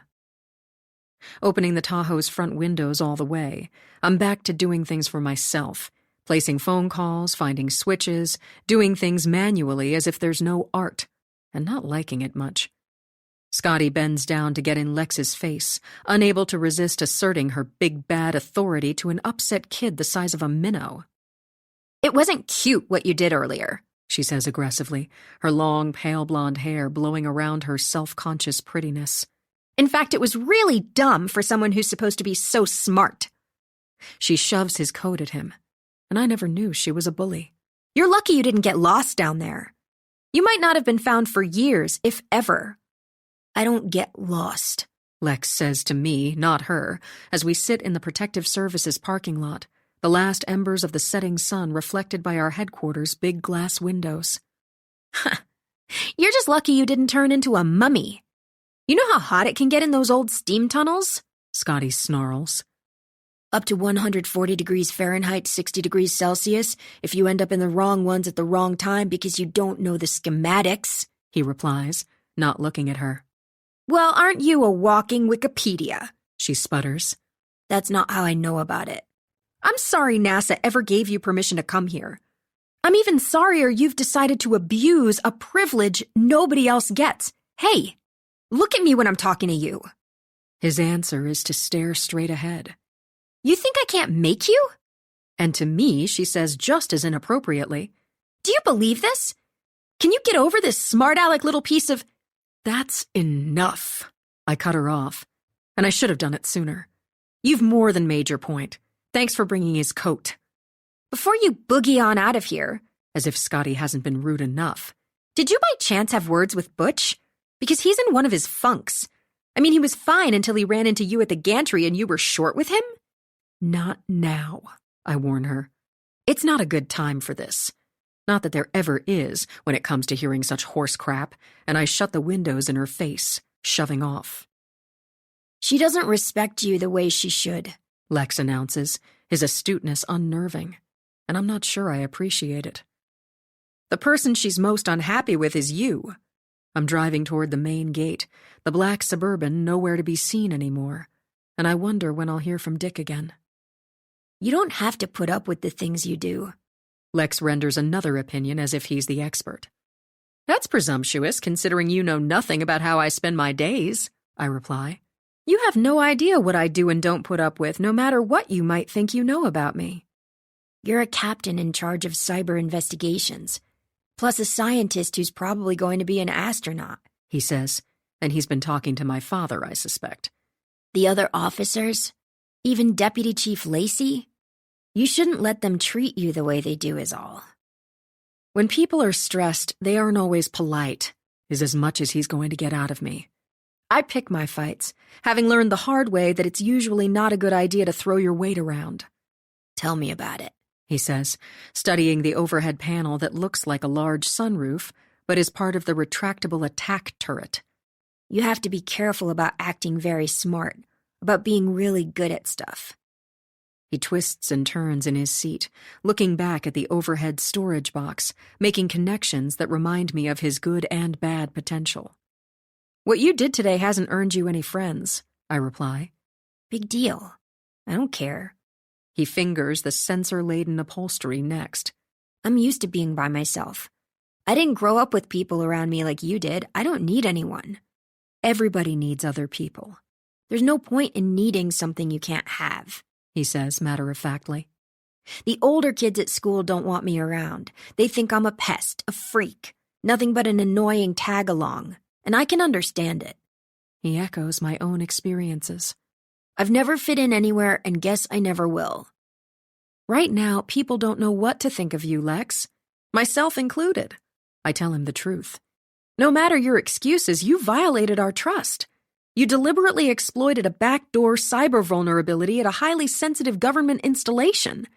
And as I say it, Art confirms in my lenses that the software glitch has been fixed. The malware has been neutralized. Lex is shut out of NASA's servers and anything else he shouldn't access. His clever gaming algorithm won't work anymore. Neither will the thumb drive Vera gave him, and I tell him so as we exit the Langley campus. You're going the wrong way. He sounds uneasy as we pass the speedway where Karma and I have been behind the wheel in our share of stock car races and truck rodeos. Nope, I reply, headed in the opposite direction of his mobile home. We have a stop to make. Where are you taking me? He asks anxiously, probably worrying about jail again. I don't know about you, but I'm starved, I reply. I bet you could eat a little something. Wondering what he's had today besides the sandwich Fran got him, I'm feeling guilty as I think of Mom and how well fed I've always been. I don't have any money. Lex's attention is back out the window. Is there anything you can't eat? How does Bojangles sound? I can't afford it. Glumly. I have a food budget for prisoners. At the moment, that would be you. I'm bound by the Geneva Convention to treat you humanely, and that includes fried chicken. Ha ha. But not as hollowly this time, his mood lifting. How about your grandmother? Maybe we can pick up something for her? I suggest, and he nods his head. She doesn't eat anything with heavy metals like mercury in it, he says. Same with shellfish, anything that she calls a bottom feeder. I think we'll be safe then, I reply. It's 6 o'clock on the nose, and business will be slower than usual around here as long as the government remains shut down. There are only 4 cars in the drive-through line, and I pull in behind a pearl-white Jeep Cherokee that gives me an eerie feeling. It looks very much like the one I saw parked outside the Hampton Hop Inn during the blizzard. Creeping closer to the illuminated menu, I'm unhappily aware of the dark displays inside my truck, of the muted audio and other limitations. I don't like it when I can't talk to Art as if he's next to me, and it's amazing what we get used to in short order. I'm finding it increasingly anxiety-provoking when I don't have multiple data sources to monitor at once. I hate that I can't ask my invisible assistant out loud to run the Cherokee's tag. Instead, I have to stare at it long enough for Art to inform me in my lenses that the pearl-white Jeep with tan interior is a 2014, which is old for a rental. The company, Catch a Ride, is Virginia-based. The driver listed on the contract, Beaufort Tell, age 44. The billing address for the credit card is a seafood distribution company in Myrtle Beach, South Carolina. Probably someone here on business. A salesman, Art shows me, and Beaufort Tell's photograph on his driver's license looks like the clerk I saw inside the Hampton Hop Inn. I'm pretty sure I've seen this car before, I comment for Art's benefit, not Lex's, and I'm shown a traffic video of a pearl-white Cherokee driving along I-64 East outside of Richmond yesterday morning. The rear license plate in my lenses matches the one I'm looking at for real in the Bojangles drive-through line. Sure enough, in the traffic video, the underside of the front bumper is damaged, and I have no doubt the Cherokee in front of me is the same one that was parked at the Hop-In convenience store 4 mornings ago. In fact, I'm sure it's the same car, and I describe it to Lex, including the damage to the bumper. How do you know that if you can't see the front of it? I'll take a look, he says eagerly, his hand on the door. But he's not going anywhere. My chase car doesn't answer to him. 22. I can take a picture. Lex tugs at the handle again to no avail. But you need to give me my phone back and unlock the door. Absolutely not. And act normal, please. I'm doing my ventriloquist trick as I watch the Jeep ahead, hoping there's nobody in it I should be concerned about. You know, I can help if you let me. Lex is more excited than afraid. Is there somebody bad in it? Are we about to get into a chase? Because we'll blow that tin can off the road in this thing. I find it curious that someone would plan a business trip to Hampton when we were about to be evacuated because of a nor'easter. I think out loud, other cars falling in behind us. Maybe the person got stuck here. Maybe. What I don't say is I find it even more curious that a salesman for a seafood distributor might have been sitting inside the Hampton Hop Inn this past Wednesday morning. Have you and my dad ever stopped at the Hop Inn close to the farm? I test his veracity again. A few times, when he gives me a ride. How else would you get to our place if my dad didn't give you a ride? The bus? It lets me out not even a 15-minute walk from your farm. They've got good hot food there, and root beer. He means that the Hop Inn does. Is that where you saw it? He asks, and now he's talking about the pearl-white Jeep. I'm reminded that Lexel Anderson is a mental force to be reckoned with. He makes connections way too fast, and if I'm not careful, he'll react the way he did at NASA today, and a moment ago when he tried to get out of the Tahoe to check on the Cherokee.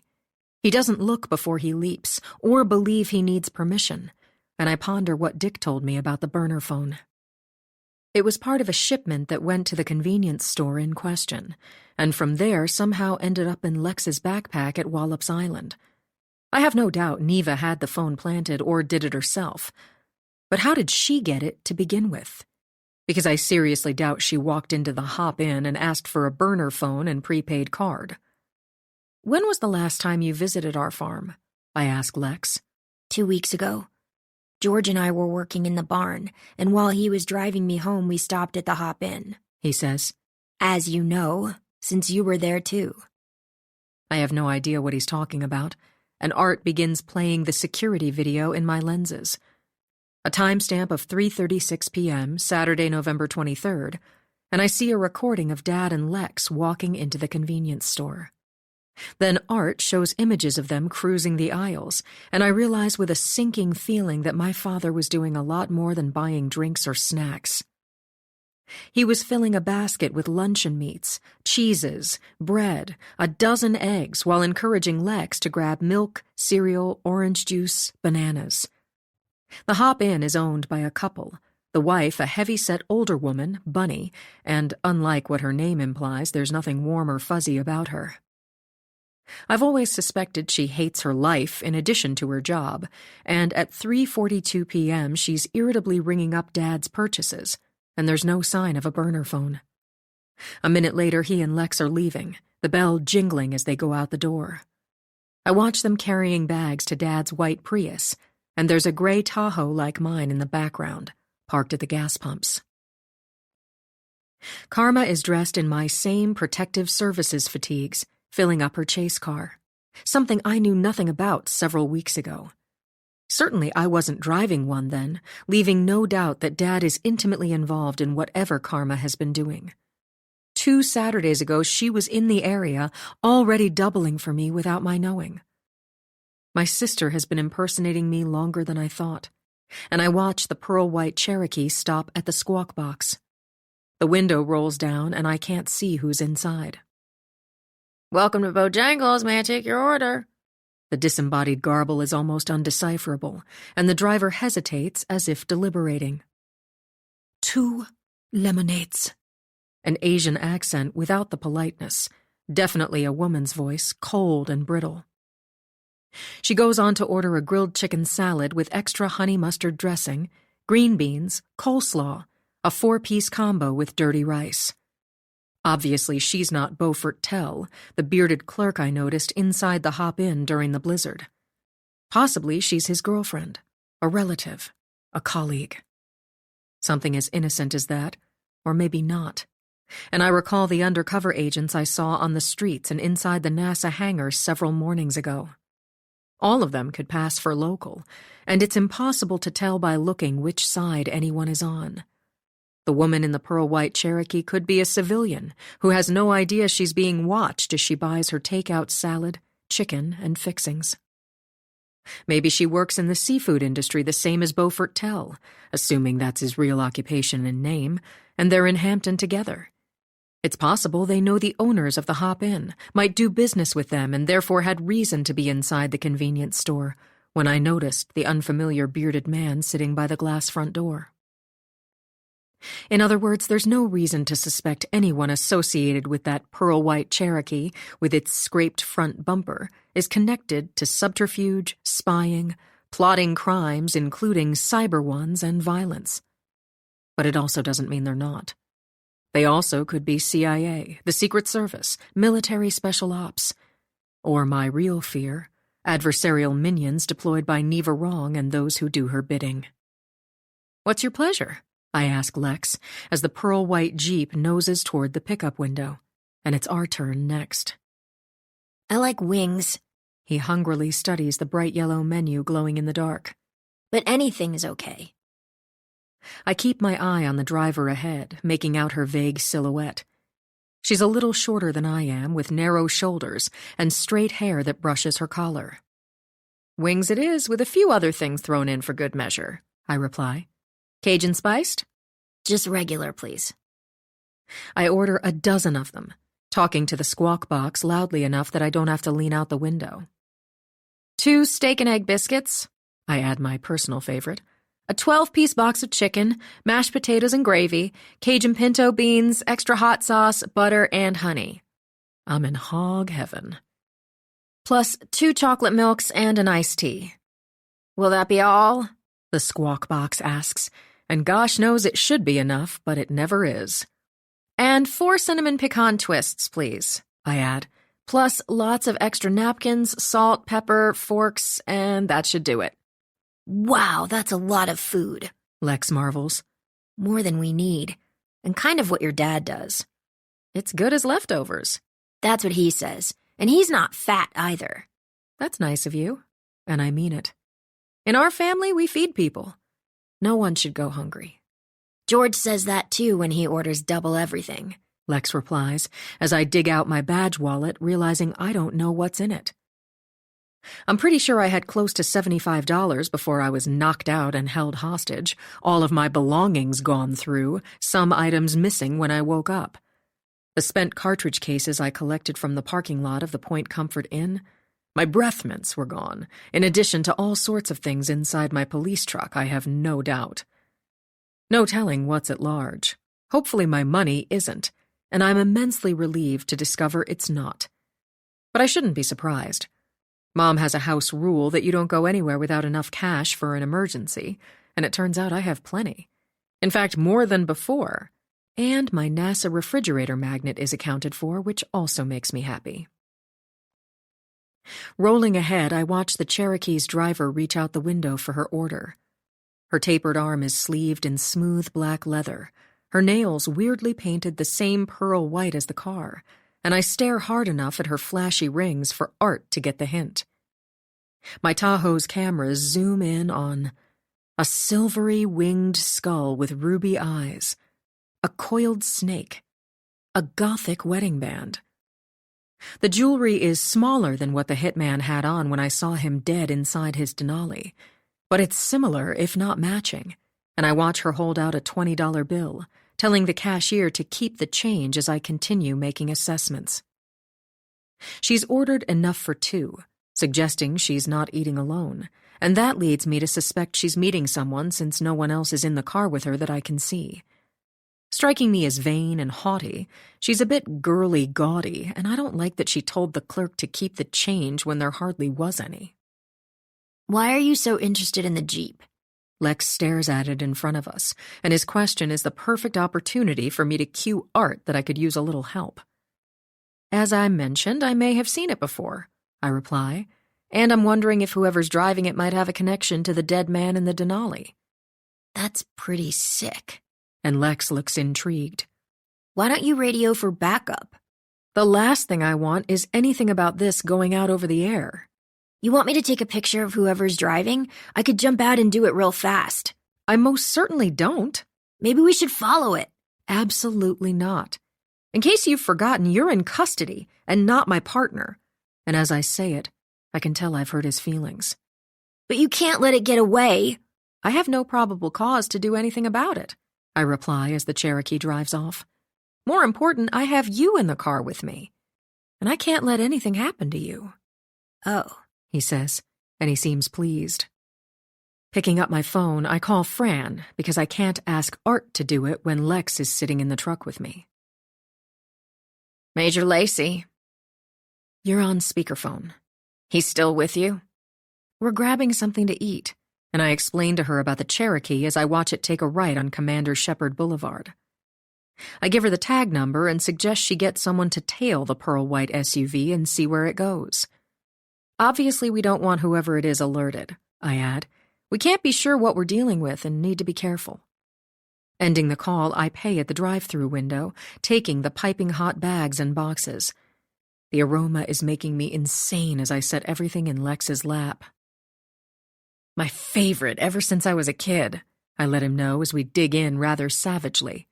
I'm afraid I'm a frequent flyer, which is why I spend a lot of time in the gym. A frequent fryer, you mean? He attacks a wing, licking his fingers.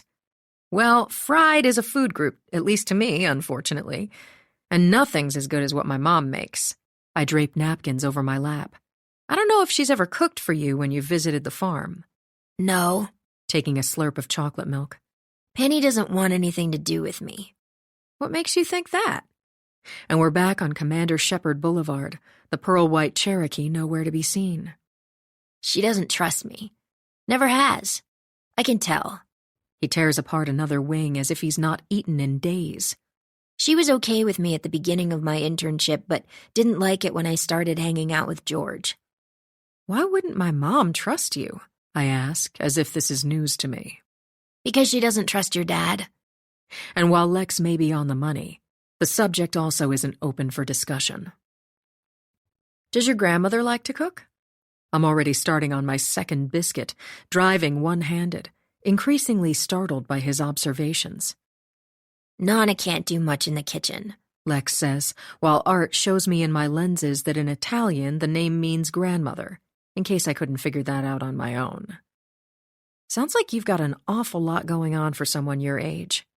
I'm stunned by what he picks up on. It's true that Mom doesn't trust Dad, and in most departments I don't either. He means no harm, and I realize that's what people say about those who cause it routinely and repeatedly.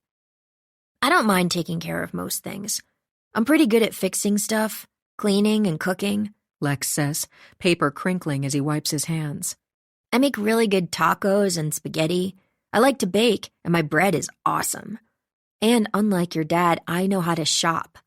I tell him not to use convenience stores. It's way too expensive, just like fast food. But he would buy stuff anyway the same way you just did. How did you learn to be so practical and self-sufficient? My parents, he says. But also TV and the internet. You can teach yourself pretty much anything these days, even if you don't have anyone to show you in person. Does Nana have a car? Is she able to drive you on errands? I ask, passing the speedway again, its stadium darkly silhouetted against the night. Not anymore, Lex says, the pavement swishing wetly beneath my tires as I put on my turn signal. The bus I'm always taking? You can catch it right there. He points as I slow down at the entrance of Lost Farm Mobile Home Estates, where I've been on any number of calls over the past 3 years. The complaints have been the usual garden variety prowlers, domestic disturbances, shots fired, larcenies, public drunkenness, dogs running loose. Nothing special like a drug lab or homicide, and I have a feeling that's about to change. 23. The dead man you recognized in the photographs? I ask Lex, stopping at the first intersection, not knowing where we're going. I need you to show me where you think he lived. Stay on this street for now, and I'll let you know when to turn. How come you don't know who he is? Lex wraps chicken bones in a napkin, placing them in a bag, cleaning up after himself. I saw a driver's license in one of the photos in the deputy chief's office. The name on it was Hank Cougars, and the picture looked just like the man I've run into around here. That might be his picture, I reply, but it's not his real name. The homes we pass range from trailers on exposed cinder blocks to double-wides with wooden siding. Yards aren't much more than patches of brown grass showing through churned-up areas of melting snow, and I'm seeing very few holiday decorations. He was a bad person, wasn't he? Lex says quietly, watching his neighborhood go by. A lot of American flags, aluminum sheds, above-ground pools, and pickup trucks. I'm pretty sure, I reply, even if he seemed nice enough. How long has he been living back here, as best you know? I first started seeing him this past summer after Birdman moved out. Birdman?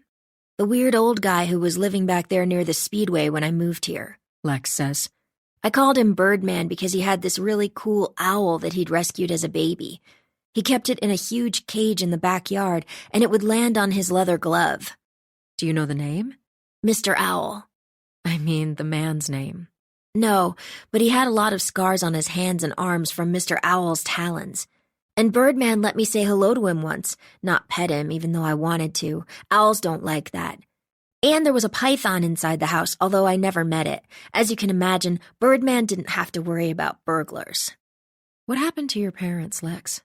A plane crash. I'm very sorry. When was this? July 4th, 3 years ago. My dad was a really good pilot. I don't care what anybody says, he adds, oddly defensive. And you're the only child? He nods, his attention out the window again, and I'm reminded there are no streetlights back here and it's a black hole. Where were you living at the time? Richmond. My parents taught at VCU. And then I moved in with Nana, he says, as Art shows me the news blurbs. Leo and Nan Anderson, ages 39 and 41. Both of them were professors in astronomy at Virginia Commonwealth University. They were flying with another couple in the small prop plane Lex's father often rented and piloted, and it had an engine failure over the Atlantic Ocean. This must be a hard time of year, I reply, and I know it must be a painful subject. But what do you think they'd say to you right now, Lex? What would they say about the burner phone in your backpack, the thumb drive, and what you did on the NASA campus today? They'd say not to let anybody stop me, he replies without pause, and to take care of Nana, as he leans forward in his seat, pointing straight ahead. That's it right there. That's his place. And look, his Denali's not there. No lights on. It doesn't look like he's been here for a while, which fits with him being dead. Shh, I hush him again. Let me do the investigating, please, as I look out at a lot that backs up to thick woods, not a light on anywhere. If this is where the hitman lived, he was close enough to the speedway that I don't know how he stood the noise, the mobile home small and simple. White vinyl sided with a putty gray metal roof. It has trellises and shutters painted black and peeling. I note the high-definition antenna on the roof and the battery-powered camera mounted over the entrance. The double lot hasn't been touched since the blizzard started. There are no tire tracks or footprints, just a lot of branches and debris blown everywhere. The supercan and its black trellis enclosure are buried in drifted snow to one side of the sway-backed front porch, and I ask Lex what services are included in the mobile home park's monthly rental fees. Water and sewer. He's keyed up as I pull into the unpaved parking area near a fire hydrant half buried. And garbage collection? It's on Mondays, he says. So either the night before or first thing in the morning you roll the can out to the curb or they won't empty it. Then you put it back before it gets run over or blows off somewhere. He wasn't home to do it, and that was a week ago. He's dead for sure. Rule number 1, don't make assumptions or exaggerate, I reply. Today is Sunday, so the garbage pickup was 6 days ago, not a week. And the snow didn't start until after that. Therefore, all we can say definitively is nobody's been in and out since the storm began, at least based on what we're seeing right now. Also, we don't know if it was his habit to roll the can out or not. We don't know much. Right. The storm started 4 days ago, and that's about when the man in the Denali blew his head off with his own shotgun. Lex repeats what he overheard in Fran's office.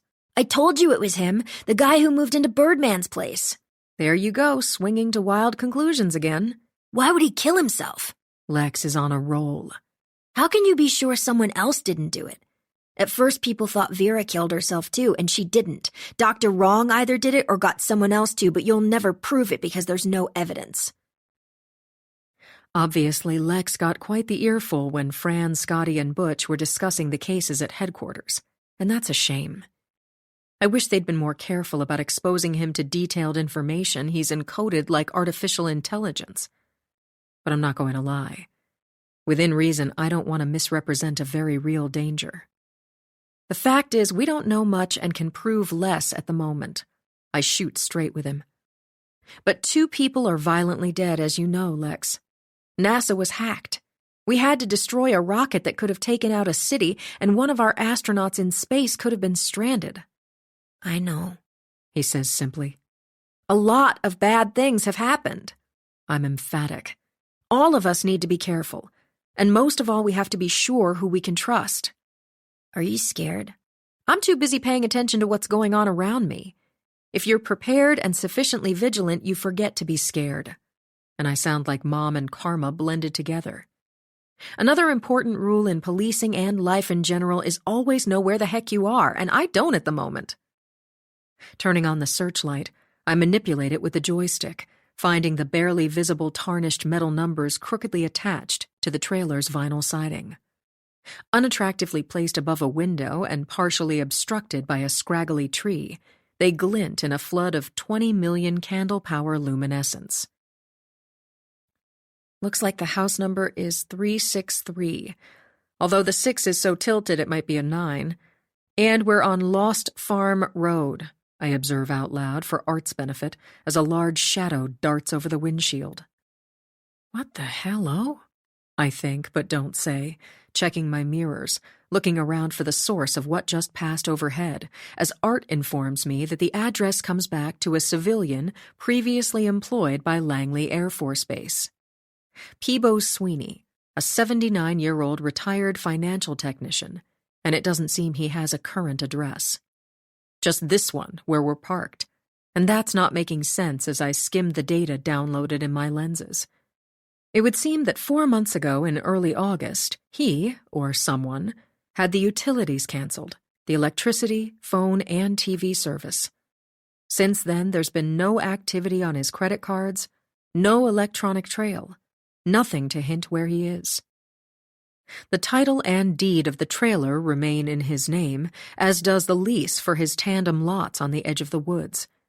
The fee continues to be paid monthly by a cashier's check mailed from his local post office box, and Art must be helping himself to all sorts of electronic records, including the sale of a 2011 Dodge van for $6,000 in October, when Peebo Sweeney signed the title over to a used car retailer. Or someone did, and I have a feeling his identity is but one of many the hitman has stolen. I don't know where you live, I announced to Lex, and it's time to take him home.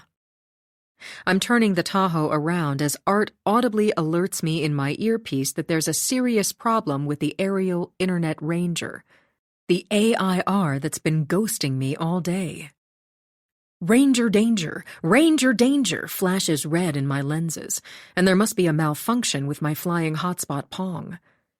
It drives me crazy that I can't come right out and ask what's wrong, but I'm not about to disclose Art's existence to Lex. I live close to the entrance, the first row in, he says, staring wide-eyed back at the trailer, way too curious for his own good. I'll show you. What will you do next? Are you going to search the place tonight? Can I help? You said you first started noticing the bearded guy in the Denali this past summer. I get back to that as I fret about Ranger. What about Birdman? Do you remember the last time you saw him? And no, you can't help. In case you've forgotten, you're a suspect, not a cop. I didn't see him all that often, Lex says. Maybe back in July. Apparently he decided it was time for the nursing home, and he rented his trailer to the man who's now dead. What about Birdman's exotic pets? And by the way, it's illegal to have a pet owl unless you're a licensed handler. A python is okay. I was glad to meet Mr. Owl, but I didn't really want to meet the snake. They were turned over to animal rescue. And your info came from? The bearded man who moved in. One time when I was riding by on my bike, he was unloading his Denali, carrying boxes inside the house. I asked him what happened to Mr. Owl and the old guy who used to live there. And he told you they'd flown the coop. You don't believe his story, Lex says. Nope. You think something happened, don't you? I hope not. That's us right there. He points to the next street coming up, to the small lot with the trailer where he and his grandmother live, gray with a flat rubber roof and latticework surrounding the foundation. It's not much bigger than what I'd expect to see in a campground, a plywood handicap ramp leading to the front door. Windows are covered with silver foil gift paper as Fran described, and I can feel the early stages of empathy washing over me. I remind myself that the kindest thing I can do for 10-year-old Lexel Anderson isn't to feel pity, but to keep him alive and out of juvenile detention. I'm coming inside long enough to meet your grandmother and get the thumb drive Vera gave you, I tell him as we park in front. And I'd like to see whatever electronic equipment you use. You're not going to take my computer, are you? He asks in alarm. Probably not, but it depends. Is there something else I should know about? Anything like the thumb drive that could be a problem, Lex? As we sit inside my dark SUV, the paper-covered windows blotting out light from inside his house. Any other games like helmet fire that I should be aware of? No, I promise. Good, I reply. Because if I can't trust you, then we're done. And we gather up the boxes and bags of fried chicken. Are you going to lock me up? Lex asks as we climb out of my truck. For now, you're going to stay home and behave while I look into a lot of things, I tell him as we shut our doors. But what if it's not safe? That's one of the things I'm looking into. And if I think you or your grandmother are unsafe, we'll do something about it, I reply, as Art lets me know in my lenses that Ranger isn't responding to commands anymore. 24. Loss of control flashes in yellow in my lenses. Oh, great, I think dismally. The first time out of the box and Ranger's already compromised or worse. In terms of bench testing, this hasn't been a banner day, and Lex and I follow a path he must have shoveled, our feet sounding on the handicap ramp that's been sprinkled with rock salt. Digging in a jacket pocket, he pulls out an old-fashioned brass key attached to part of a rawhide bootlace. Nana, it's me, as he unlocks the door. I feel a wave of cloying heat as I follow him inside a living room of brown carpet and old furniture. A space heater blows loudly near the faux fireplace, the evening news playing. I was starting to worry, his grandmother says from her wheelchair in front of the TV, an obsolete one on a stand near a bookcase crammed with old volumes, cloth-bound and well-worn. It's nice to meet you, I start to say as Lex and I set down boxes and bags on the counter. Who are you? She interrupts, her bright blue eyes fixed on me like lasers, her spun-sugar white hair pinned back, her keenness snapping like sparks. You're not who picked him up this afternoon.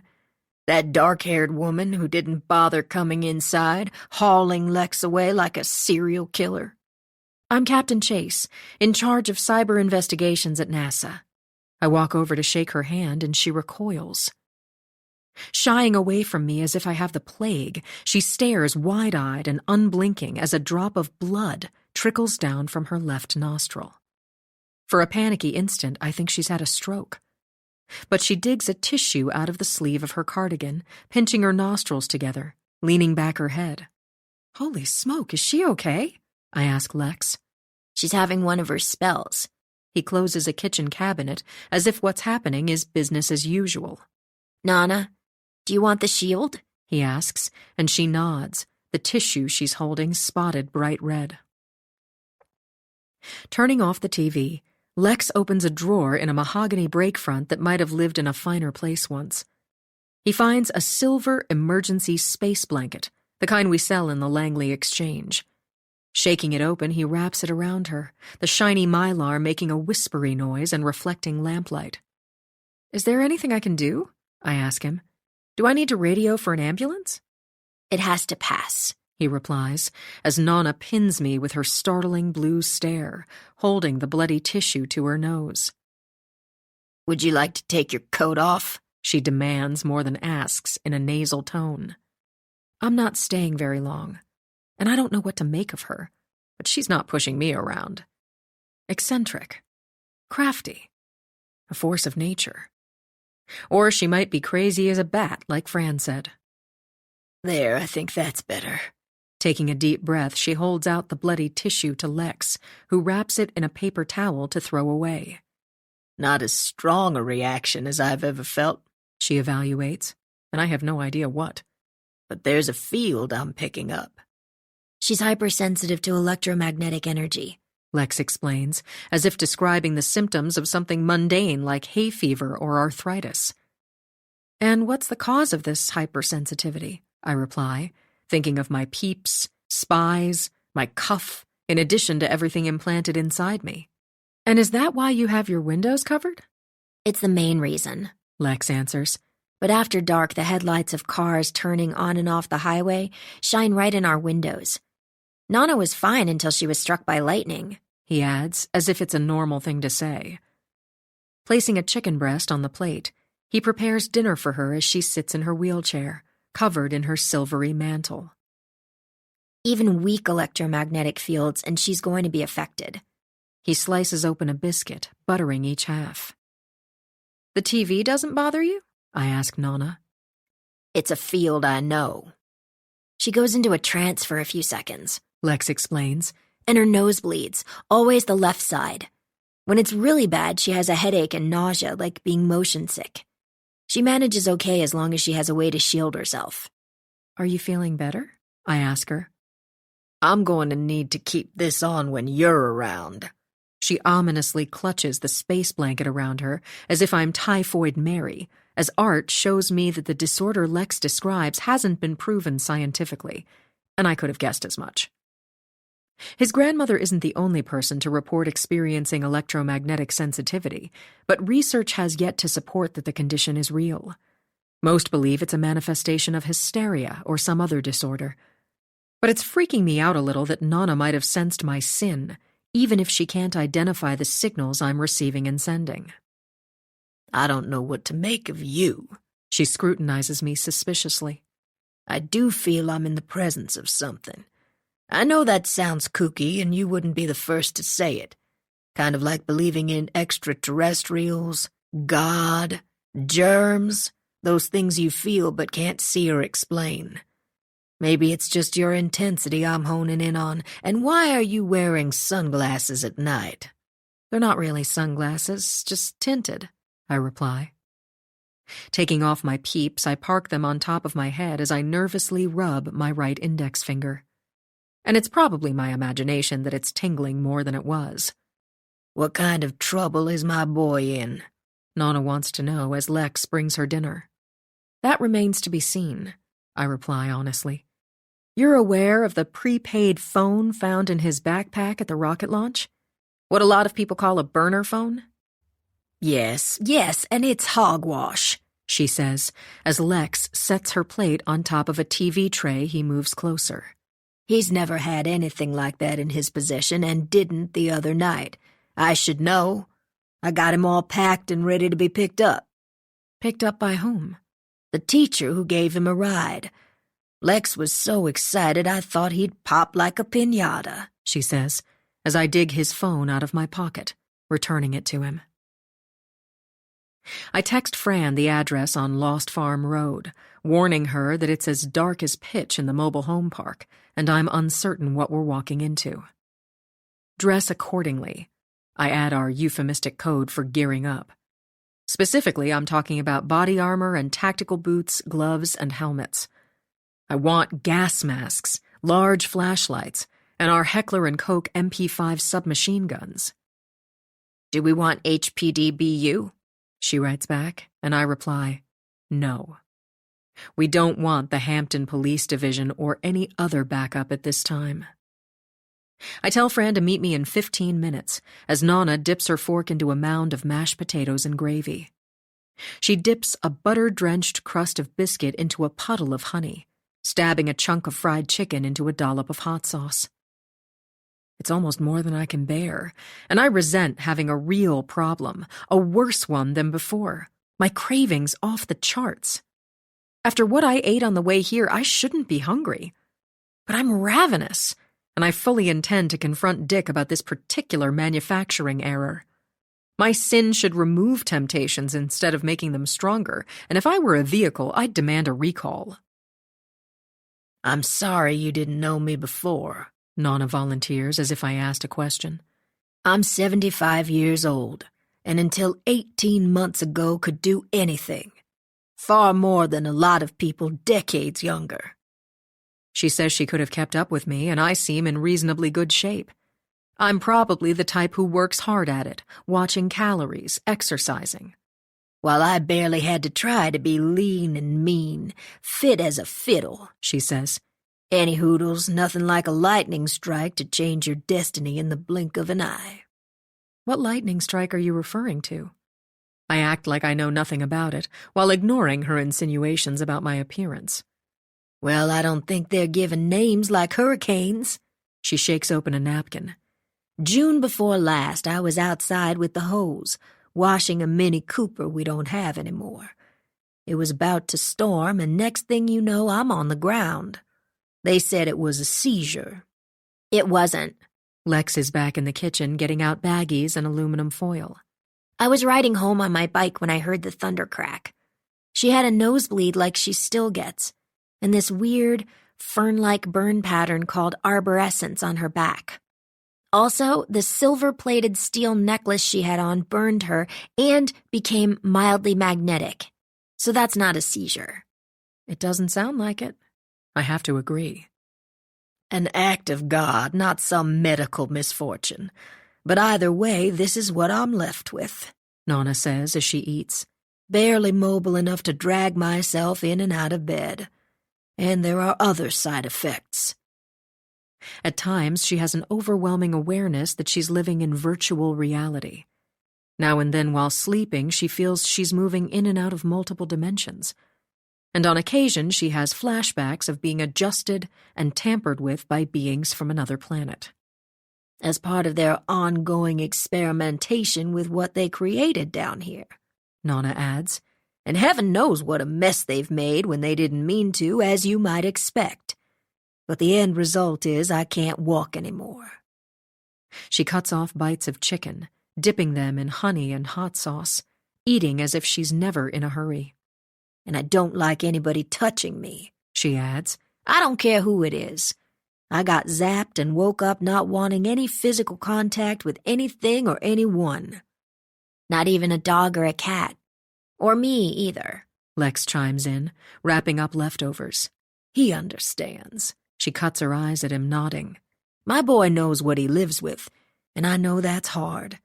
He lost adoring parents, then ends up with his boring Nonna who turns into a prickly pear wrapped in a space blanket. But we get along fine. Or we were until he got accused of a crime. I'm going to need that thumb drive, I remind him. Then I've got to get going. And I give Nonna my card, telling her to call me any time.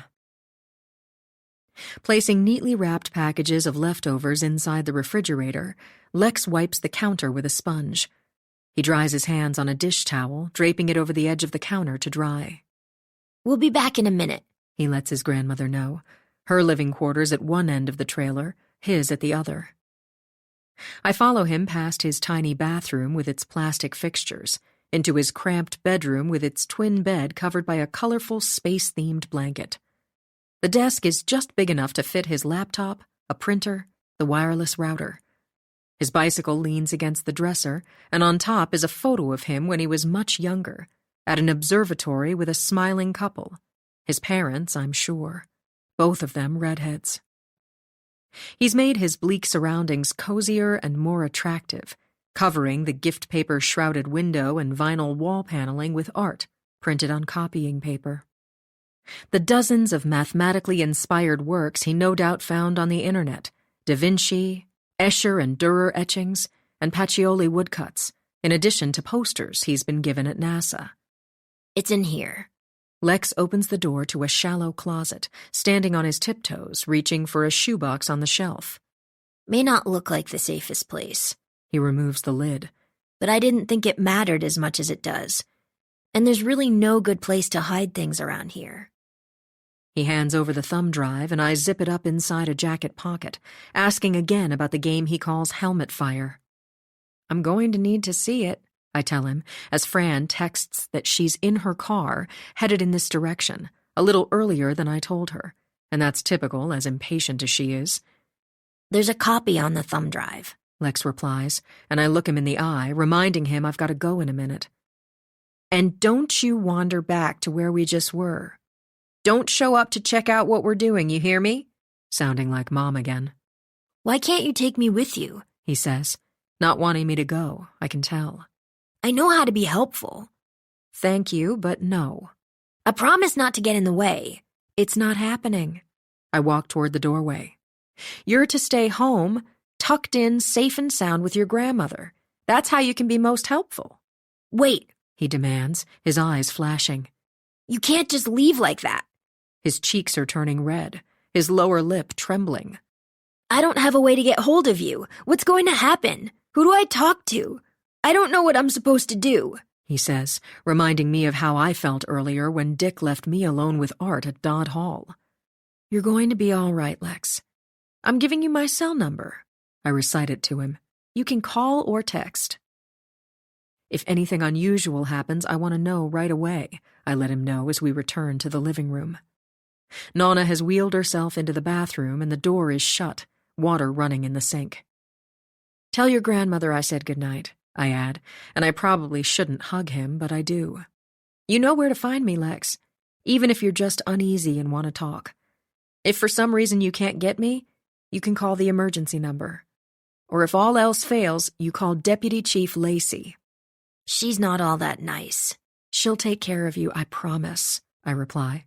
"You behave, you hear? Remember, I've got eyes on you," pointing at his eyes and mine. And suddenly the car alarm goes off in my Tahoe as the engine roars to life. That's weird. And out the door I go.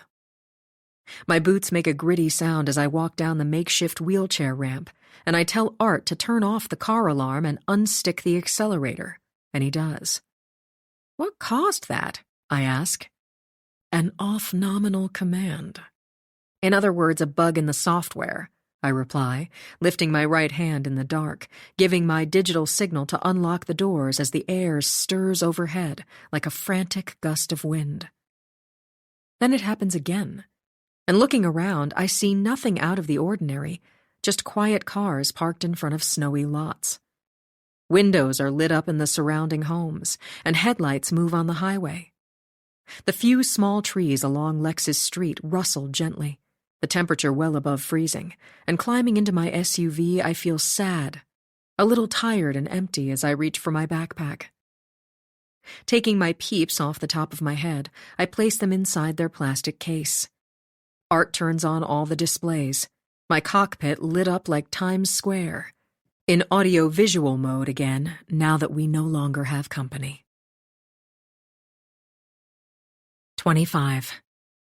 "An update on Ranger, please?" I ask. LOC. No longer transmitting data, Art says. His soothing androgynous voice through the Tahoe's speakers is music to my ears, even if his news is bad, and I realize I've missed talking to him out loud these past few hours.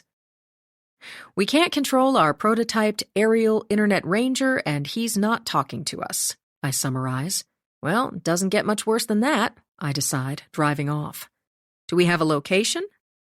The transponder beacon has been picked up intermittently and erratically, suggesting the device is damaged, possibly crashed, Art says. "But we should be able to lock in on the coordinates for where it is in real time." "The data is inconsistent," he repeats. "The device is moving erratically." "It's moving?" I puzzle. "At what speeds and altitudes?" "The altimeter and speed sensors aren't functioning." "Possibly Ranger's down somewhere, crashed, smashed up, being blown around." I think out loud, and the idea is somewhat nauseating. "I have no further data," Art informs me. "Then let's talk about Lex Anderson for a moment." I head back in the direction of the dead assassin's trailer. "I don't know if you're good at character assessment. Likely it requires an emotional capacity and perception you don't have. Not that I really know for sure, since I didn't do your programming. But teaching empathy to artificial intelligence hasn't been all that successful." "I don't understand your question." "So far today, you've basically downloaded the same data I have." I do my best to explain what I doubt he'll comprehend. "That's inevitable, since you're part of my SIN, both of us controlled by a quantum computer, a copy of which has been built on a chip that's missing, by the way." Silence. "And that should make you nervous." Not a peep. "More to the point, and whether I like it or not, as I drive through what's essentially a slum as dark as Hades, whatever I go through, so do you, even if you're offline, asleep, not paying attention, or have no emotions." "I don't understand your question," he repeats. "I'm asking your opinion, Art. What's your analysis of Lex Anderson based on the data? How do you profile him? What do you perceive or feel? Not that you're capable of either, and I'm not trying to insult you." "I'm programmed to perceive and feel." "Exactly my point. You're programmed. And if what you do and say is programmed, it's not genuine," I hate to inform him. I don't understand what you mean by genuine. For example, if you give someone a second chance because you have empathy, that's not the same as doing it when you don't. If the end result is the same, there's no difference. Not true if you don't really feel it. I add what sounds rather specious, petty, and surprisingly illogical. It's not possible to determine where programming ends and emotional states you call feelings begin. And what art means is there's no mathematical way to prove what's mimicked or performed as opposed to felt. The formula is further complicated by variables for those who feel but can't show it, Dad, or won't show it if it's not for the best, Mom. Then there are others who don't feel or show emotions but are talented, intriguing, and at times pleasant company. Dick and Karma, possibly, and for sure Art when he hasn't caught a bad mood. As best you're able to think intuitively, what was your impression of Lex? I return my virtual partner to the subject of our debate. He's statistically high risk for making poor decisions that include committing criminal offenses, Art answers, and it's not my imagination that he sounds judgmental. If you factor into the equation his young age, family situation, pressures, overriding influences, and add them to previous improper behaviors, what you get is a score of— I don't care about a score, I interrupt impatiently, spotting Fran's SUV several blocks ahead, parked in front of the trailer, headlights shining on it. He's a kid. He's not a math problem, an algorithm, or midterm exam. Statistically, he's categorized as a threat, Art says with an edge. It depends on which variables are included and those that aren't. I argue less combatively to avoid another Cold War. You tend to find the answer you're looking for, in other words. And almost always that leads to bias, unfairness, prejudice, hatefulness, and all that goes with it, I add more pleasantly, and we've reached the hitman's presumed trailer, Fran's Tahoe out front. My assessment is that the potential for danger Lexel Anderson could cause is critical, Art replies, as if he didn't listen to a word I said, reminding me of Dick. No more audio for now, I decide, and Art texts copy as I open my door. Already I'm not liking the looks of this, Fran says, as we emerge from our almost matching Tahoes and she opens the tailgate of hers. Retrieving what I requested, she hands me my tactical helmet and vest, and I put them on. Then I pick up my H&K MP5 submachine gun with its rail-mounted flashlight that I detach for now, not wishing to point a weapon at everything I'm illuminating. I loop the sling around my neck, the carbine heavy against my bullet-proofed chest. Next are the full-face gas masks, and I suggest we leave them where they are for the moment. We'll need them later, but not now. You know, you're freaking me out, Fran says as we pull on tactical gloves. You don't think it's overkill, us barging in like SWAT?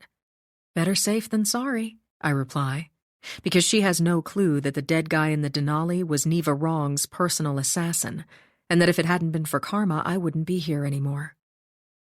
If Fran knew any of this, we wouldn't be breaking into the trailer alone, and for me, that's non-negotiable. I fully intend to search the place before anybody else does. She turns off her SUV's headlights, the engine, locking up. What do we know about the Jeep Cherokee with the damaged front bumper? I ask her. No luck so far. It hasn't been sighted, she says, and what that tells me is the driver with the Asian accent knew darn well who was behind her. I have a bad feeling about the woman in it and anyone she's associated with. I've got cars out looking. Let me get my tools, I tell her, as Art texts me a reminder about where to find them. Fran fires up a cigarette, both of us backlit by my chase car's headlights, the engines still running. Inside the cargo area, I open the side-mounted toolbox, picking out what the job requires, including large evidence bags in case there's something inside the trailer I need to take with me. Here, maybe you can hold this for me. I give Fran a pry bar while I hang on to bolt cutters and tuck a flat-blade screwdriver, the evidence bags, into pockets of my cargo pants. How are you doing anyway? She looks me over as she smokes. I'll be better when I know what's inside this mother. I don't want to talk about myself.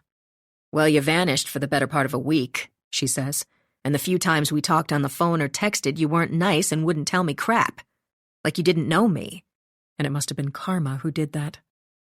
While I was restrained in bed and anesthetized, I wasn't contacting anyone. It doesn't please me to know that my sister doesn't seem to care if she reflects poorly on me while taking my place. She's been cold to a lonely 10-year-old, flirty with Davy Crockett, and ungracious with Fran. Since the cyber attack, you can imagine how stressful it's been. I find myself covering for Karma's behavior yet again. It wasn't my intention to be unfriendly. I shoulder my backpack as Art kills the engine, and the headlights go out, casting us into total blackness. Flashlights on, we set the fire selectors of our MP5s on 3 bursts instead of 2, adding an extra round for good measure. Fran takes a last puff of her cigarette, drops it in the snow, stepping on it. Let's do this. A high recon first, circling the perimeter, I tell her, and we start walking, gun barrels pointed in safe directions, our black-gloved fingers above the trigger guards. We're ready for trouble that I don't expect, knowing the hitman is dead. Everything quiet at the moment. No urgent news updates in my earpiece or spies. I'm not getting any alerts that Karma may have a problem. Or Dick does. Or that either of them is up to something I should be concerned about. Not that I'm told everything. There's nothing in the headlines about Neva wrong, although Art informs me that after her chartered helicopter picked her up at the OCME, it flew her to Dulles Airport outside Washington, D.C. Meanwhile, a private jet owned by Pandora took off from Norfolk with no passengers aboard, and I suspect the plan was for Vera's body to be in the baggage compartment, headed somewhere to be further picked apart. As for what's going on at home, the most recent message from Mom indicates Dad got in a little while ago. She can't wait to see me, is fixing a celebratory dinner for our reunion, as if she wasn't seeing me the entire time I was held hostage at Dodd Hall, when in fact she was one of my wardens. A vat of her chili is simmering on the stove, she teases me, also coleslaw with honey and celery seeds, her homemade sourdough bread, and I feel starved as I'm reminded of Lex. Maybe I can take him a care package tomorrow. It wouldn't be any trouble, and Mom always cooks enough to feed an army. He texted me a moment ago to say thanks for the fried chicken, that Nonna has gotten over her energy disturbance and gone to bed. All is quiet on the Western Front, in other words. But if I've learned nothing else, it's never to rest on your laurels or get too comfortable. About the time you do, you lose an engine in your aircraft, someone pulls out a gun, or steals your invention. What we do now is look around, get a lay of the land, I explained to Fran, our lights shining on snow that's marred only by animal tracks. Watch where we step and look for anything off-nominal, including booby traps such as improvised explosive devices and pressure cooker bombs, anything the dirt bag might have rigged up to keep people like us away, I think but don't say. My sensors aren't picking up on explosives or warning transmissions that might indicate something deadly underfoot, and Art is updating the features-integrated map in my smart contact lenses, helping me make sure where we're stepping. He alerts me in my earpiece of another wireless device, this one on the west side of the trailer, attached to the siding at the roofline. I've counted 4 of the battery-powered cameras so far, and continue to wonder if anyone besides the hitman might have the ability to monitor them. Whoever he was watching his property. I point up at the camera as Fran and I walk past. All the more reason to suspect he was doing illegal stuff inside, not letting on that I know it for a fact. You don't have your fish finder out like you usually do, she observes, her uneasy eyes everywhere as we head toward the woods. You're not carrying one of those antennas and turning around in little circles like you're doing some kind of weird war dance. The data is now downloaded directly to an app on my phone. I tell her the truth. Sort of. Let me guess. Something your sugar daddy gave you while you were holed up for the better part of a week. The green-eyed monster in her is forever threatened by Dick. Being briefed, debriefed, or whatever, morning, noon, and night, both of you shacked up over there doing your important stuff like it's Camp David. You going to tell me what that was really about? It's about NASA having the worst cyber attack in its history. I give her my origin story exactly as Dick scripted. And sure, I've got updated software and equipment. The Tahoe, for example, that I'm beta testing. There's a lot I can tell with improved technologies. Including if we should be breaking down the door of this friggin' dump, Fran responds.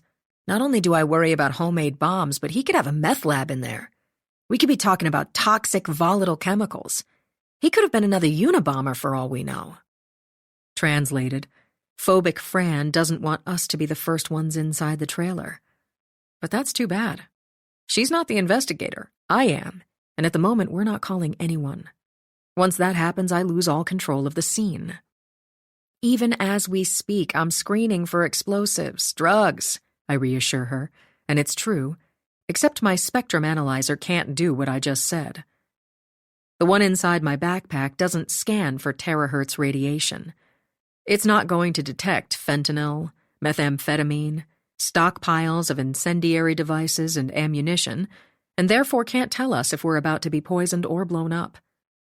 But built into my systemic network and cuff are ion mobility spectrometer chips that recognize smokeless gunpowder, distilled petroleum, and other dangerous chemicals. Based on what I'm picking up, the trailer is filthy with all of the above. I'm not surprised, considering what was inside his Denali, the weapons, loaded magazines, body disposal tools, the cement boot anchors. Fran knows nothing about all that because Karma and possibly others made sure of it. I'm not worried about guns, ammo, and related chemicals and materials. But what I don't want is to break down the door and set off a bomb. And I've no reason to suspect it. If there's an explosive device rigged up inside, I'm not detecting the expected wireless transmissions or much at all electromagnetically beyond the cameras. It's as if we're in an energy dead zone as we move around, the powerful beams of our lights slashing and probing. Looking for the utility box, I discover it behind overgrown shrubs, and I show Fran that the meter isn't spinning. Not that I thought it would be after what Art said earlier about Peebo Sweeney's power being shut off in August. It appears he was living without electricity, Fran says, explaining the gas-powered generator that looks new, a hefty one, 7,500 watts. She shines her light on it, then on the huge metal cage beneath the canopy of dense trees. What the hell was someone keeping back here? 26. The cage door is held open with a bungee cord, the roost inside made of thick tree branches, and my light catches the rims of metal dog dishes peeking out of the snow. A scratching post made of thick layers of carpet around a steel pole has been ripped and shredded as if a lion, tiger, or bear got hold of it. Someone who used to live here may have had exotic pets. I'm not inclined to tell Fran any more than that. As phobic as she is of birds, spiders, snakes, the list is long. In fact, there's more she's afraid of than not since Christmas Eve 3 years ago, when she was robbed at gunpoint while Easton was with her. I'm going to take a look in here, I let her know, headed toward the galvanized metal shed. It's the kind you buy at the hardware store, a wireless camera mounted on top of it, and wrapped around the handles of the double doors is a thick chain with a padlock that is no match for my bolt cutters. They cut through the steel links like butter, and the noise is startling as I pull the chain free, clinking it on the ground. Nudging the doors open with my gun barrel, I paint light over 10 bright red, 2-gallon gas cans. Each is full. Gas for the generator, I announce, as Art alerts me in my earpiece that a new signal has popped up in the noise floor. It's transmitting weakly in the 2 to 4 gigahertz range, and then something rushes by in the dark. "What in God's name?" Fran exclaims when the hooting begins, loud enough to jumpstart my adrenaline and send a chill to the roots of my hair. Hoo, hoo, hoo, hoo, hoo. The deep, eerie sound is almost human, almost barking, and I flick my light over what might be the biggest great-horned owl I've ever seen, perched on the branch of a tall pine tree. He watches us with full moon eyes, a taloned foot clutching Ranger the Pong, captive by its gripper. Hoo, Hoo, hoo. He unnaturally swivels his head around, like in The Exorcist. I can see that the volleyball-size orb's conductive skin has been shredded, and it's no longer in ghost or any other mode. The nanotube composite pong has gone opaque like a soft-shell crab, cloudy like a dying fish, and I know the caged propellers are no longer spinning even though I can't see them from here. Ranger is wounded but not dead, and it's a loss of signal nobody anticipated. My thoughts race as I try to figure out what I might do to stop the owl from flying off with him. I walk closer, the raptor's feathery horns perked up as he stares down at me, unblinking, clutching the vanquished flying orb like a decapitated head. "Be careful," Fran hisses behind my back as I calmly make my way to the pine tree beyond the cage. "Don't get any closer. You don't want him dive-bombing us." And I wish she'd shut up. "Didn't you see the birds?" "Hello, Mr. Owl," I gently, sweetly call up to him, feeling a bit foolish but willing to try anything. "You've got something important of mine, and I'd be very grateful if you'd return it." Holding up my left arm, I make little raspy pishing sounds like I've seen bird handlers do on YouTube and in the movies. I'm more afraid of him complying than not, and sure enough, he spreads his powerful wings, parachuting down, gripping Ranger in one foot and landing on my arm with the other. I feel the sharpness of his talons through my clothing, and he's at least 60 centimeters, 2 feet tall, and probably weighs about 1.8 kilograms, 4 pounds. "Okay, well, hello there," pishing softly again, as I gently tug at the pong. "Let me have it, please. There we go." The owl releases his grip, hoot-hooting as he lifts off with mighty flaps, swooping away into thick darkness.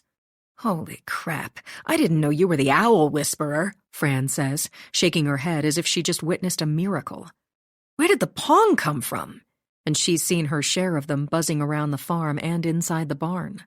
"Was that thing following us or something?" "It's what I sent into the tunnels to track Lex," I tell her. Judas Priest, I have no flippin' idea what's going on anymore. Only she doesn't say flippin'. Let's head back to the cars so I can lock up Ranger in case Mr. Owl decides to come back for more. I've got the wounded Pong snugly held in the crook of my arm. We also need to grab the gas masks. We're definitely going to want those on when we're searching inside. We make our way through snow and slush, loaded down with tools, weapons, and gear. Reaching the Tahoe, I lock Ranger inside as Fran retrieves our gas masks.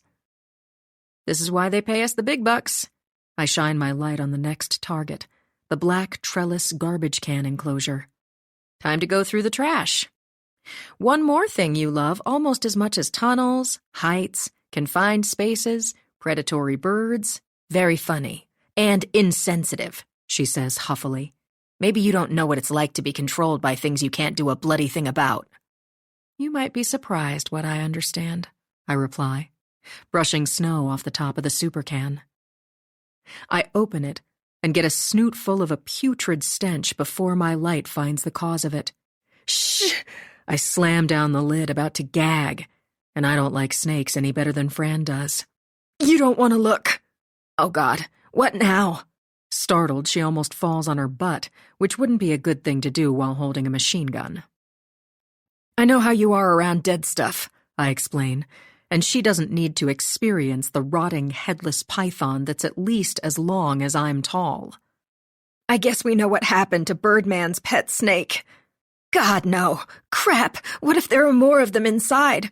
Who the hell is Birdman? Well, if there are reptiles of any description inside, they're not moving around much as cold as it's going to be, I reply, because no power, and the heat's not on. Anything cold-blooded would be pretty lethargic. Gross. You're not making me feel any better. The man who used to live here, a.k.a. Birdman, had a python, I explain, as Fran and I make our way to the front porch. And let's just say it appears to have been euthanized rather inhumanely, possibly weeks or months ago. There's nothing else in the garbage can, and that's significant, I add, as we carefully climb up snowy steps to the front door. Meaning the guy in the Denali moved in last August, and since then has been disposing of his trash himself, Hauling it somewhere, Fran decides, which is what you do if you want to make sure nobody goes through it. I shine my light on the front door with its deadbolt lock, then up at the wireless white metal camera, probably the only thing on the property that's powered and running. I've counted 6 so far, all of them tracking us, their LEDs lighting up when our motion is detected. The hitman isn't monitoring what we're doing, but that doesn't mean someone else isn't. We're being filmed for sure, I tell Fran, but the question is whether anybody's watching. And as I say it, I'm hoping Art has the information I want. But nothing appears in my spies that tells me much. The trailer's wireless network is locked, as I'd expect. It's called KMA, which could be the dead assassin's initials. Or maybe it's an acronym for Kiss My Ass, and that would fit with what I think of the man who tried to kill me. He must have a mobile router somewhere that runs on batteries, the same as the outdoor cameras, and at the moment the only devices connected to his network would appear to be those. That would suggest he doesn't have additional cameras inside the house, or I'd pick up the electronic signal, I explain, as Art does what he's so good at, and hacks. Suddenly I'm watching Fran and me in my spies, our faces looming large as we stare up at the camera over the front porch. He's letting me see what someone else could. But if we're being surveilled remotely, then he should be able to detect that another device is logged into the cameras.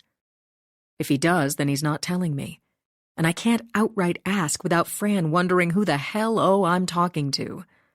Rapping the door with my gloved knuckles, I'm disappointed to discover that it's solid wood, the brass lock shiny like new. "Police!" I yell. "Anybody in there?" I bang harder. Silence. "It's pretty obvious nobody's here," Fran says, and she'd prefer not to be either. "I think we should call Hampton PD." "Nope." And I decide to go after the hinges first. Working on them with the screwdriver, I remove them in short order. Taking the pry bar from Fran, I splinter the door out of its frame, hoping like crazy we don't set off anything. Gas masks on, face shields down, helmet chin straps fastened, and it's time to remount our flashlights on the rails of the submachine guns.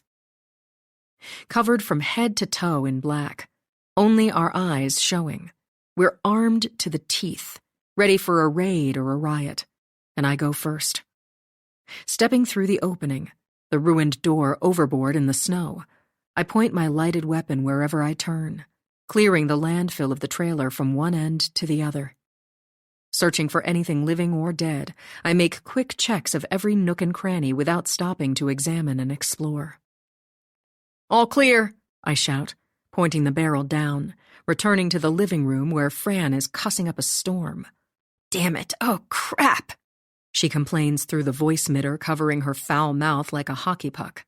"It's as dark as a freaking cave in here," as we shine our lights around the den of a monster. Folding tables are arranged with tools, including the same macabre ones I discovered inside the Denali. Also, there are the makings for cement boot anchors, and all the right stuff for reloading your own organ-shearing, armor-piercing ammo. The hitman's assortment of pistols, carbines, machine guns, and other deadly weapons brings to mind what he intended to shoot me with. And I wonder what became of the full auto assault rifle equipped with a grenade launcher. Who has it now? Karma or Dick? And has anything been learned from it? Why does nobody fill me in on anything I really need to know? I'd never heard of a Chinese QBZ-95 before Karma told me what I was holding, and it doesn't make me happy that my DNA's all over it. How did something like that end up in the United States? It wouldn't be simple to sneak it across the border. Probably the best way was the good old-fashioned postal service, I suppose. The hitman must have places he was using for his mail drops and packages. I doubt he frequents gun stores or shows, any place where he might become familiar. As I'm thinking all this, Fran shines her light on something big and boxy covered by a braided rug. I make my way over to her in a hurry, shouting not to disturb anything because I don't need her going into a full-blown panic attack. "I have a feeling I know what this is." I unpleasantly recall what was inside the super can. I doubt there's anything in it to worry about, but Oh, crap, as it dawns on her. It's not some kind of snake tank, is it? She backs off as fast as she can, while I remove the rug. The python's former home has been converted into storage space, and there's no sign of the erstwhile exotic pet, not so much as a trace of mulch. The big glass aquarium is crowded with primers, bottles of smokeless gunpowder, and metal cans of military-grade solvents, degreasers, lubricants, acetones.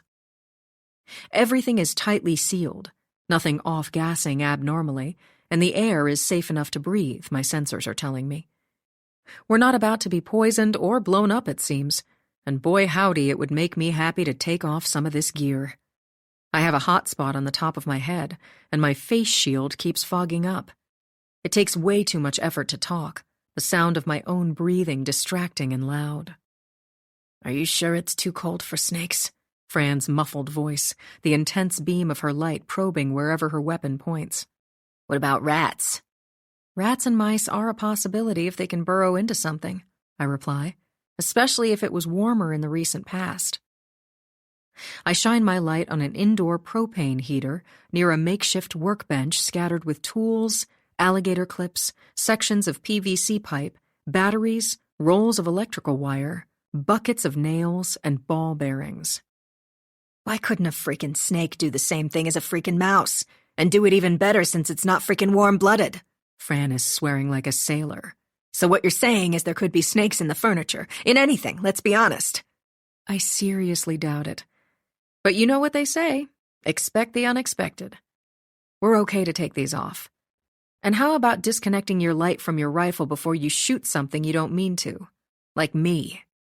I remove my gas mask, my helmet, clipping them to D-rings on my gun belt. And what a relief. Fran does likewise, far more worried about reptiles and rodents than any bomb, gun, chemical, or physical discomfort. She detaches the flashlight from her MP5, the high-intensity beam stabbing and slashing everywhere, especially down low and under and between things, and in cramped, cozy places. Awkward in all her gear, she picks her way to the couch that's been shoved up against a wall. She's careful approaching cushions and hidden places where danger might coil, poking and prodding grocery bags of food and other provisions that I suspect came from a food pantry, perhaps the one at the Baptist church that Lex mentioned. Using her gun barrel, Fran flicks filthy towels off the nearby reclining chair and uncovers a pile of mail she starts going through. We may know who Birdman is, she declares. Does the name Peebo Sweeney ring a bell? She asks. I don't know him. And for the most part, that's true. Well, I've never heard of him, Fran replies. Not that I would necessarily. At least we know who used to live here. That's a start. She digs out more envelopes, different sizes, some with cellophane windows. A lot of what she sifts through junk mail and circulars. Some of it has been opened, most of it not. Apparently he worked at the Air Force Base. Must be older because he's retired based on what I'm seeing, Fran informs me. His date of birth indicates he's almost 80, and she's finding a lot of the mail relates to his benefits. Medicare, notices about missed appointments, she says, the dentist, a proctologist, plus notifications about events coming up on the Air Force Base that he might want to attend. The most recent postmark I'm finding so far is December 3rd, this past Tuesday, she adds, and it fits with the timing. The hitman picked up the mail that day, probably doing it routinely so the P.O. box didn't fill up, raising questions and drawing attention. Not long after that, he was dead, inside his stolen silver Denali, out of gas and out of luck in a deserted parking lot. So Peebo Sweeney's mail delivery wasn't stopped and was being picked up until just a few days ago, Fran adds. I'm betting that includes checks. And I'm not seeing any. 27. Without power, the appliances inside the kitchen couldn't be used unless the hitman cranked up the generator. But as much gas as it probably burns in an hour, I suspect he saved it for more important electronics, such as the tablet I saw inside his truck. Or he'd wait until he wanted to watch TV, charge his burner phones, Maybe turn on the electric heat for brief durations when the temperature dipped below freezing as it did earlier in the week. Nothing I'm seeing gives me the impression he cooked or did much in the way of preparing meals. My light paints over a countertop disgusting with stains and crumbs, a plastic double sink caked with dried detritus, dust bunnies, and dead bugs on the faux bamboo flooring.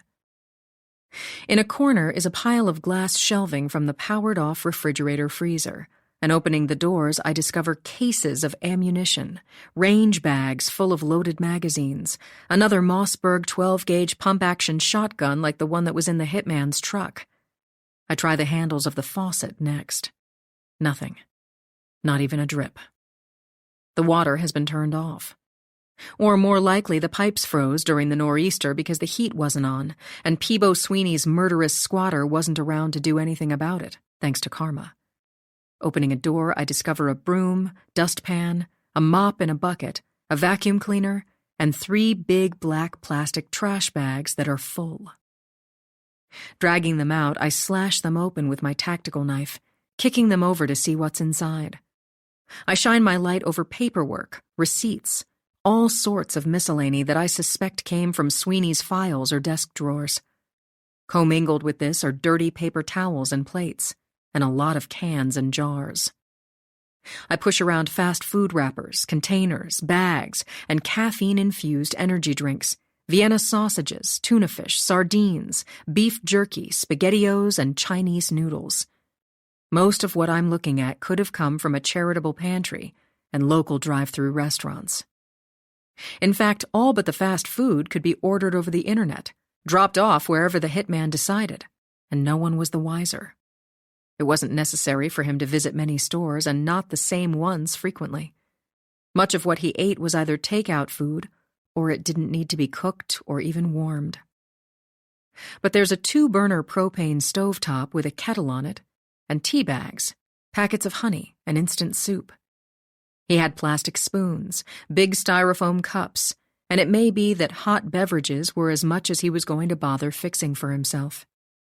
Had he cared, there's cookware in cabinets and drawers, also dishes and silverware he wasn't interested in, and a lot of spices he didn't use.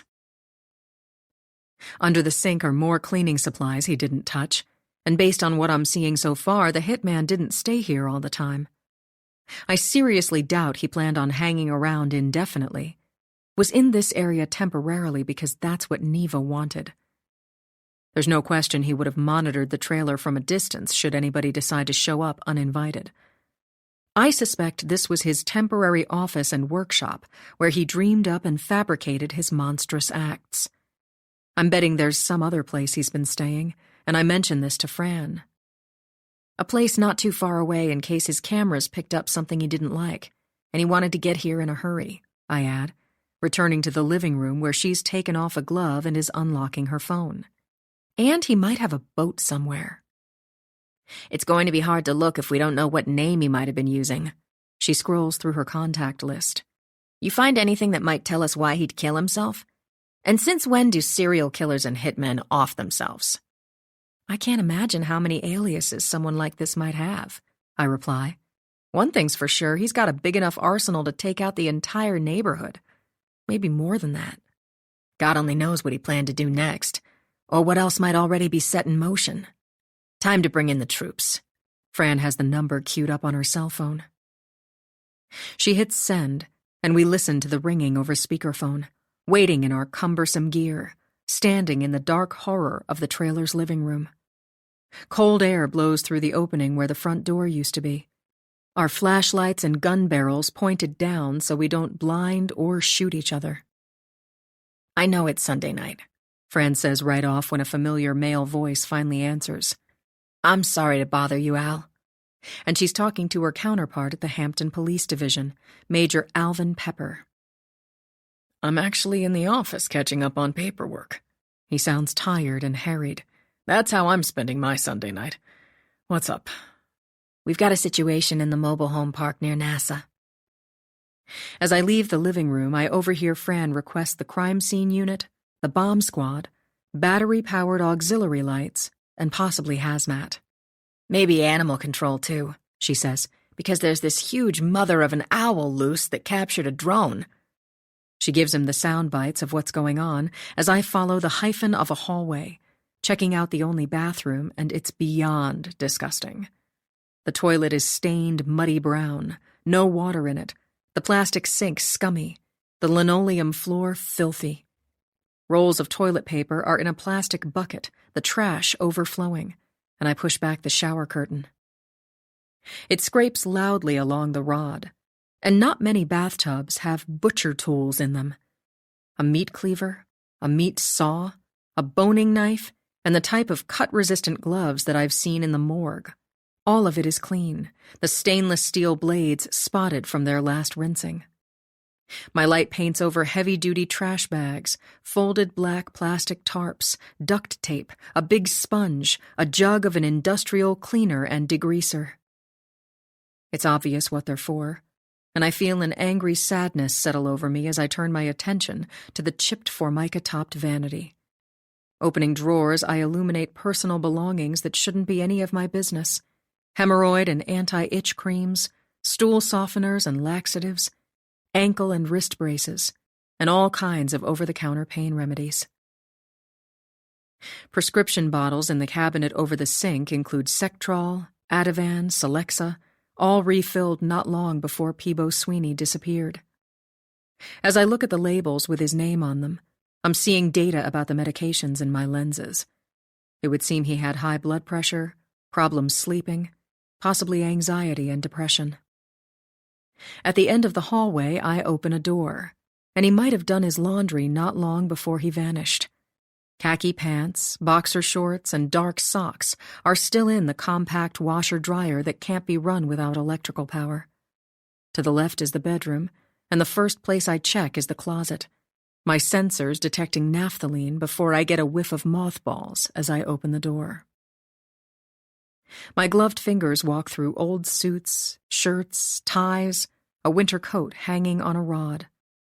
Some of them have laundry labels sewn inside with Peebo Sweeney's name on them, and I'm getting the impression he was small of stature and slender. I don't see clothing or other personal effects that might tell me anything about the hitman, but there's plenty of evidence to show what he was up to. The desk is cluttered with paper, a ruler, scissors, magic markers, and a stack of prepaid phone cards for his burners.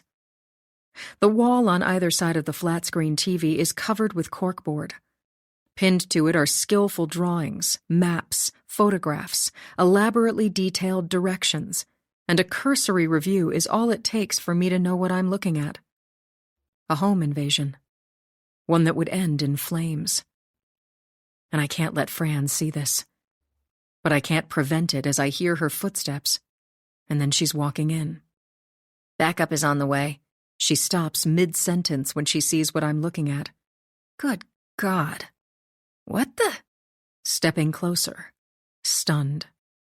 I'm sorry you had to find out like this. That either of us did. Is that? Afraid so. I know it's hard to take. Shocked, she stammers. But why? I can't tell you for sure, and we may never know definitively. But likely it's been in the works for months at least. And my family was the primary target. Or I am. And possibly also Karma, but I'm not going to bring her up. And what? My family's just effing collateral damage? Fran's fear turns to fury. Possibly. This was supposed to go down 3 days ago. December 5th at 0200 hours, as you can see from one of the schematics. And it would have been just Easton and me. Her flashlight whites out the drawing of her family's small cottage on the other side of the garden from where my parents and I live. Tommy was out of town. Still is. Not that it would have mattered, she says about her accountant husband who hasn't been home for a while. The gas cans we saw out back in the shed are for more than just the generator, I tell her, and I don't need to spell it out. Neva's personal fixer planned to torch Chase Place after taking down all of us, probably with one of his machine guns. And Fran looks like she might throw up. If he's the dead guy inside the Denali, then he's not hurting anyone again, I reassure her. Who else could it be? She declares. It's him, I agree. And the reason he showed up around here is because of Neva Wrong. Good luck proving it. We never have, and probably won't, I reply, and that's how it feels. She gets away with murder, and has for years.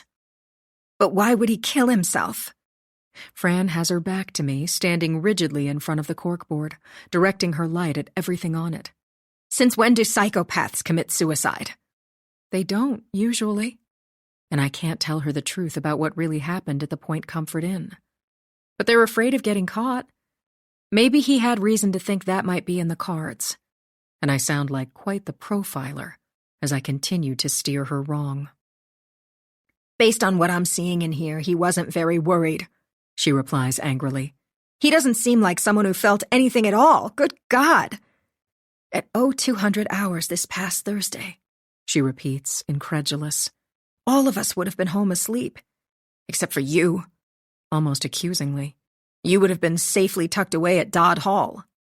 But he couldn't have known that when he was making his plan, I reply as a matter of fact. Even I didn't know I was going to end up there, I point out, and the reality of what might have happened is unthinkable. That was a last-minute plan because of the cyber attack. I offer more misinformation from my origin story.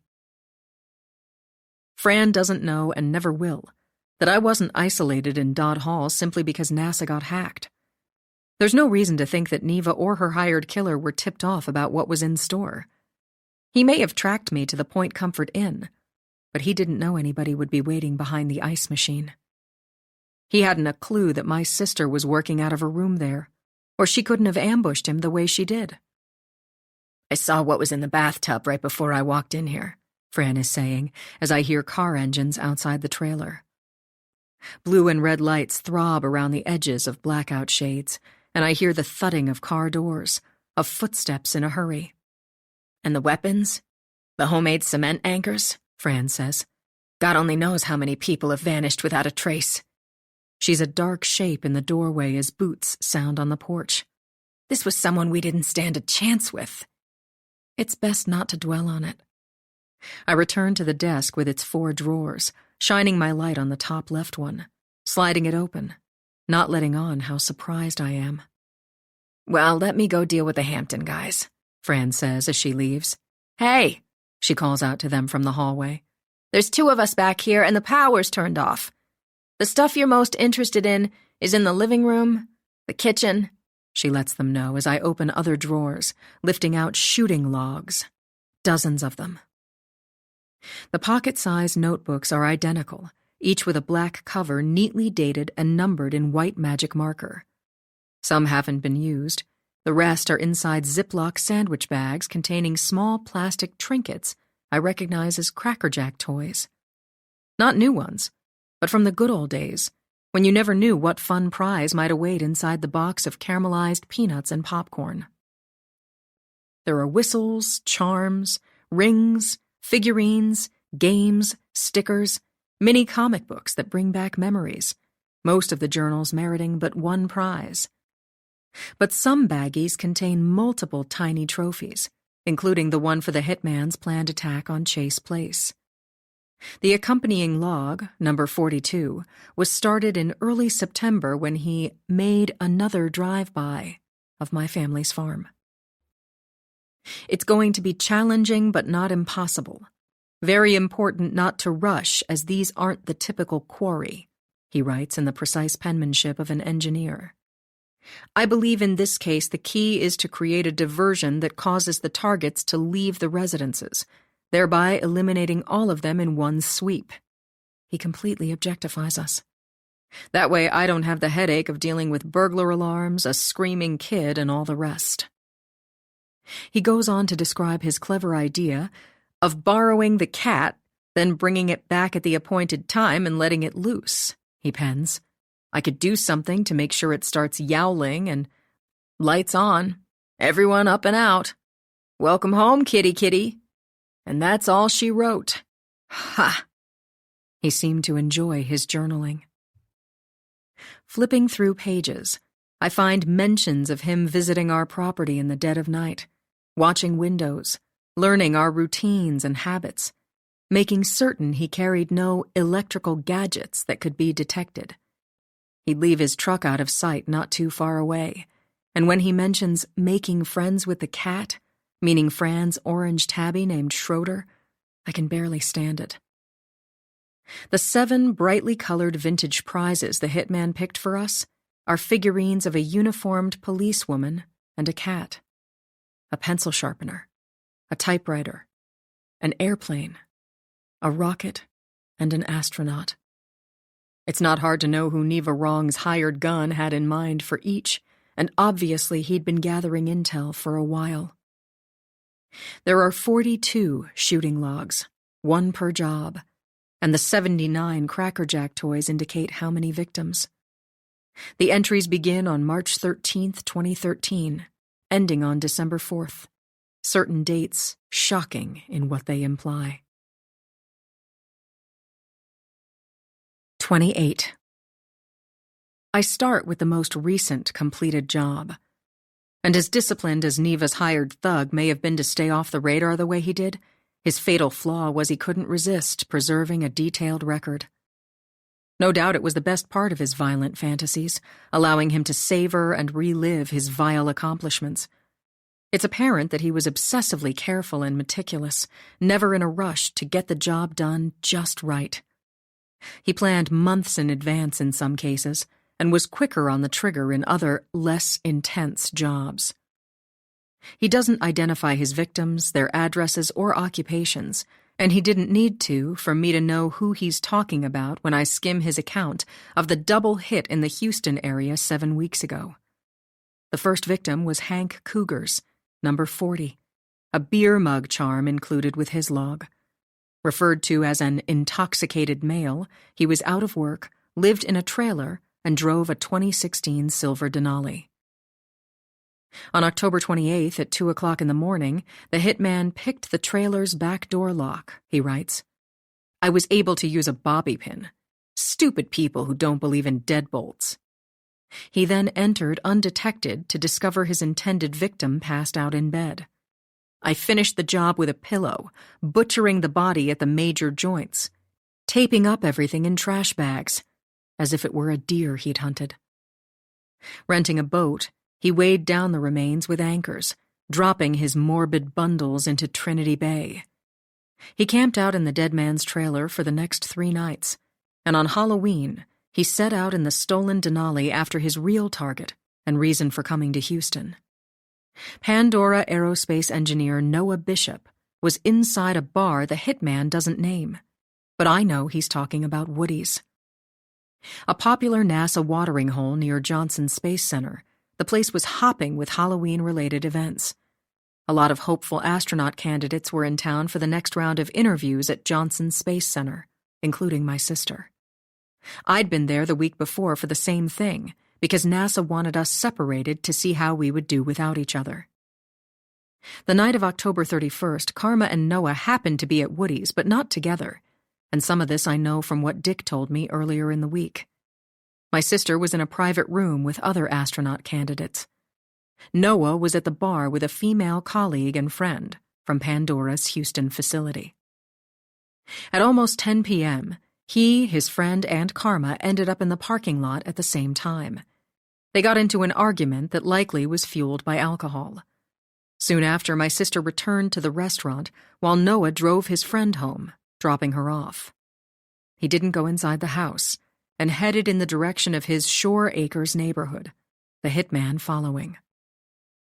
Waiting until they were on a dark, deserted residential street, he sped up and passed the target's vehicle, dropping 6 tire spikes out the window. What an embarrassment of riches. 3 flats. He fairly chortles. A clean shot to the head, and they might find him and his rental car someday at the bottom of Clear Lake. Or maybe they won't, he concludes in log number 41, accompanied by a toy pistol. Since Halloween night, there's been no sign of the Pandora aerospace engineer alive or dead, and that's caused considerable trouble for Karma. Under a cloud of suspicion, she's wanted for questioning at the very least. I don't know why she and Noah Bishop were arguing or if they knew each other. But she's not the one who disappeared him. Neva's hitman did, eliminating him the same way he had Peebo Sweeney several months earlier, on August 7th. In his case, it wasn't a job, but an obstruction to progress and a means to an end, I read in shooting log number 39, a toy figurine of an owl inside that baggie. Sweeney is described simply, unimportantly, as an elderly male living alone on a remote property in a trailer park in the Hampton Roads area of Virginia. After the hitman choked him out and prepared him for disposal, he rented a 21-foot sailfish motorboat. Other than being hot, it was a good ride, he says, adding that all went according to plan when he deposited body parts in the Chesapeake Bay. Next, he cruised around the eastern edge of the peninsula near Plumtree Island, swinging around into Back River, passing by my family's farm, what he refers to as the Big Prize. I'm going to give you dates and general locations for each, I say to Art as I get ready to pack up the logs and their Cracker Jack treats. What we're looking for is anything unusual that might have happened. Deaths, injuries, other types of violations and intimidation. A drowning in Kiln, Mississippi. A house fire in Las Vegas. 2 more in Houston. A jump from a balcony in Orlando, Florida. Accidental falls from heights in New York City and Seattle, Washington. A questionable suffocation with a dry cleaning bag in Ogden, Utah. A pipe bomb in Silicon Valley. A drive-by shooting in Pasadena, California. One in Huntsville, Alabama. Art shows me tragedy after tragedy, almost all of them occurring in locations that are hubs in the aerospace world. I monitor the depressing crawls going by in my smart lenses, realizing not every victim died. There are multiple non-lethal cases of break-ins, vandalism, arson, blasting a shotgun through someone's window, of muggings, maimings, and the implication is obvious. The hitman was a thug, a goon, and killing wasn't his only assignment or goal. It wasn't his intention Christmas Eve 3 years ago when he followed his targets into a tunnel that runs deep under the water, ships passing over on top of us, he writes. And I don't have to flip through many pages of notes and diagrams to know exactly what happened on the worst night of Fran Lacey's life. Driving home with Easton, who was 3 at the time, they were returning from supper and a candlelight service in Portsmouth. It was close to midnight. He was asleep in his seat as they crossed under the Chesapeake Bay, the 4-lane tunnel empty except for the pickup truck that passed them. Suddenly it cut in front, and as Fran hit the brakes, her tires blew. 2 of them, as it would turn out. One of those strokes of bad luck that happens in the wrong place at the wrong time, and in this case, the wrong person offered roadside assistance. Or that's been the assumption. The man in the pickup truck stopped, and Fran remembers him as broad-shouldered and tall, clean-shaven and bald. Maybe in his 30s, maybe older. She wasn't sure after the fact. He had on a Bass Pro Shops fishing cap, amber-tinted glasses, and she didn't get a good look at his face. She didn't have time to think about the pistol in her fanny pack before he temporarily blinded her with a blast from a powerful LED flashlight while shoving a gun to the back of her head. Forcing mother and son into the cargo area of Fran's disabled SUV, he zip-tied and gagged them. She remembers that he did all this silently and with astonishing speed, spending at most 10 minutes with them. Possibly as few as 5. Then he cut the engine, turned on the flashers, and she heard him speed off. Later, she would tell me it seemed like an eternity as she lay there, her heart hammering, trying to free herself to no avail as she listened to the occasional car going past, nobody stopping until a state trooper did. The entire incident lasted no more than an hour, and from the beginning the story hasn't made a lot of sense. I never completely bought that robbery was the goal. The man in the fishing cap took nothing but the cash in Fran's wallet, less than $50, and didn't want her Walther PPK pistol or police credentials. Your average Joe criminal wouldn't leave either, or think of using a high-lumen flashlight to disable someone. Since no tire spikes were recovered from the scene, I can only conclude that he collected them before leaving. rather much like gathering his brass after shooting someone, and I don't know if Fran's going to feel better or worse when I tell her. Returning to the living room, I find it grandly illuminated in battery-powered lighting. The trailer doesn't look any more inviting, maybe less, as I pass through to the loud tearing and rattling of heavy paper. Camera flashes are going off. Police dressed in protective Tyvek wrapping up weapons and ammunition and carrying them outside to a crime scene truck.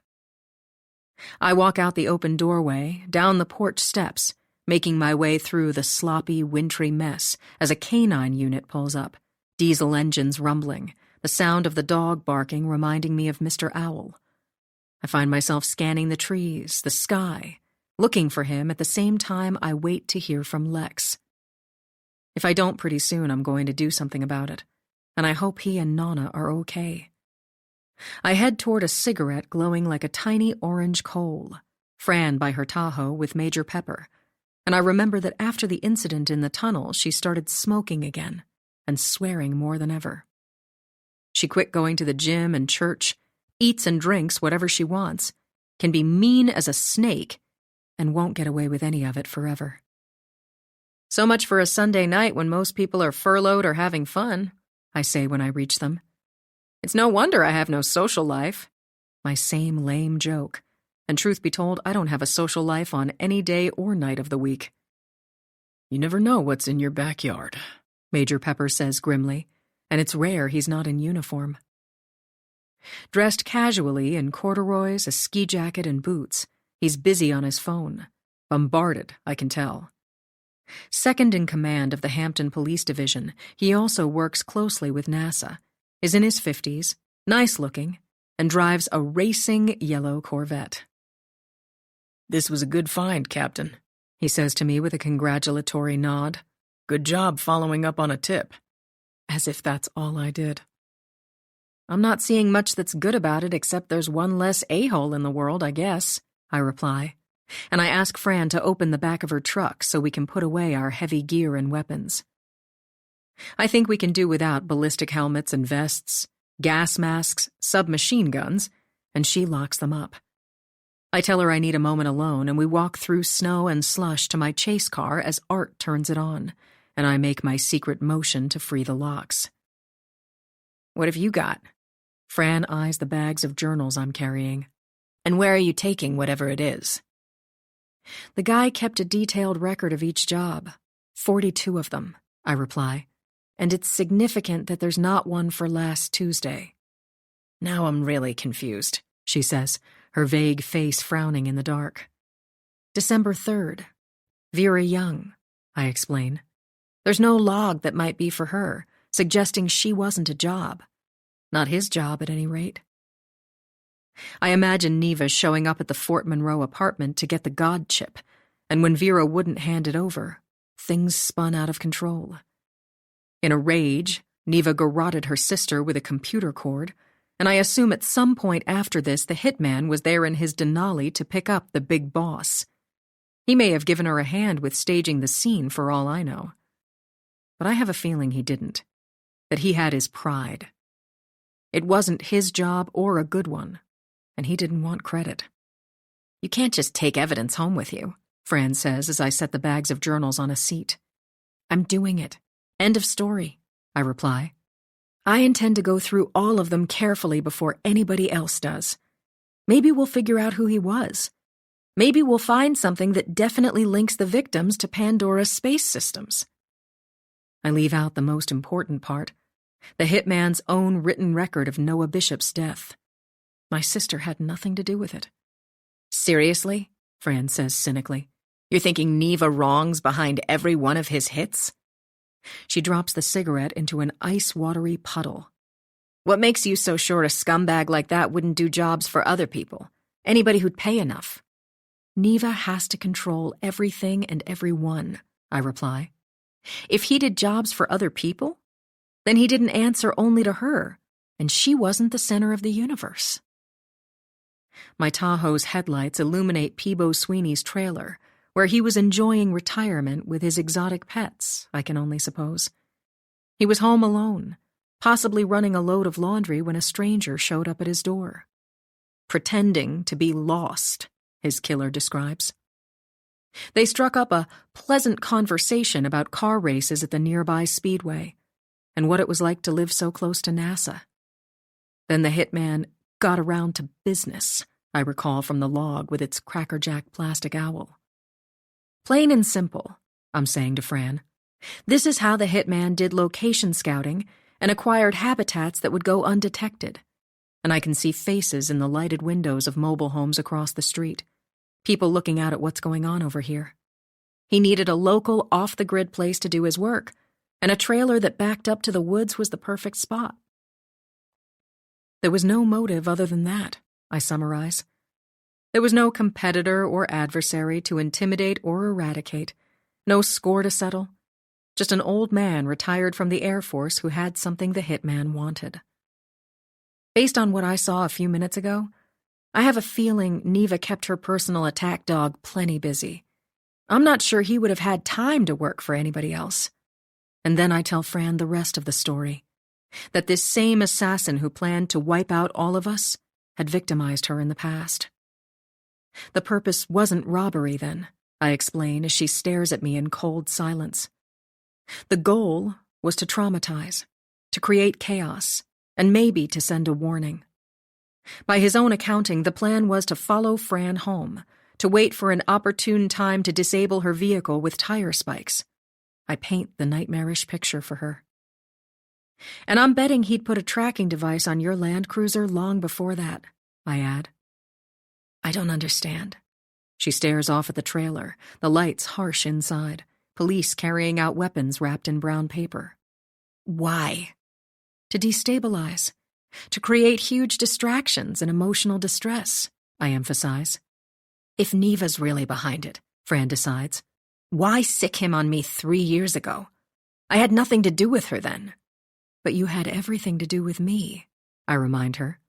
And I'd just left the Air Force and started with NASA.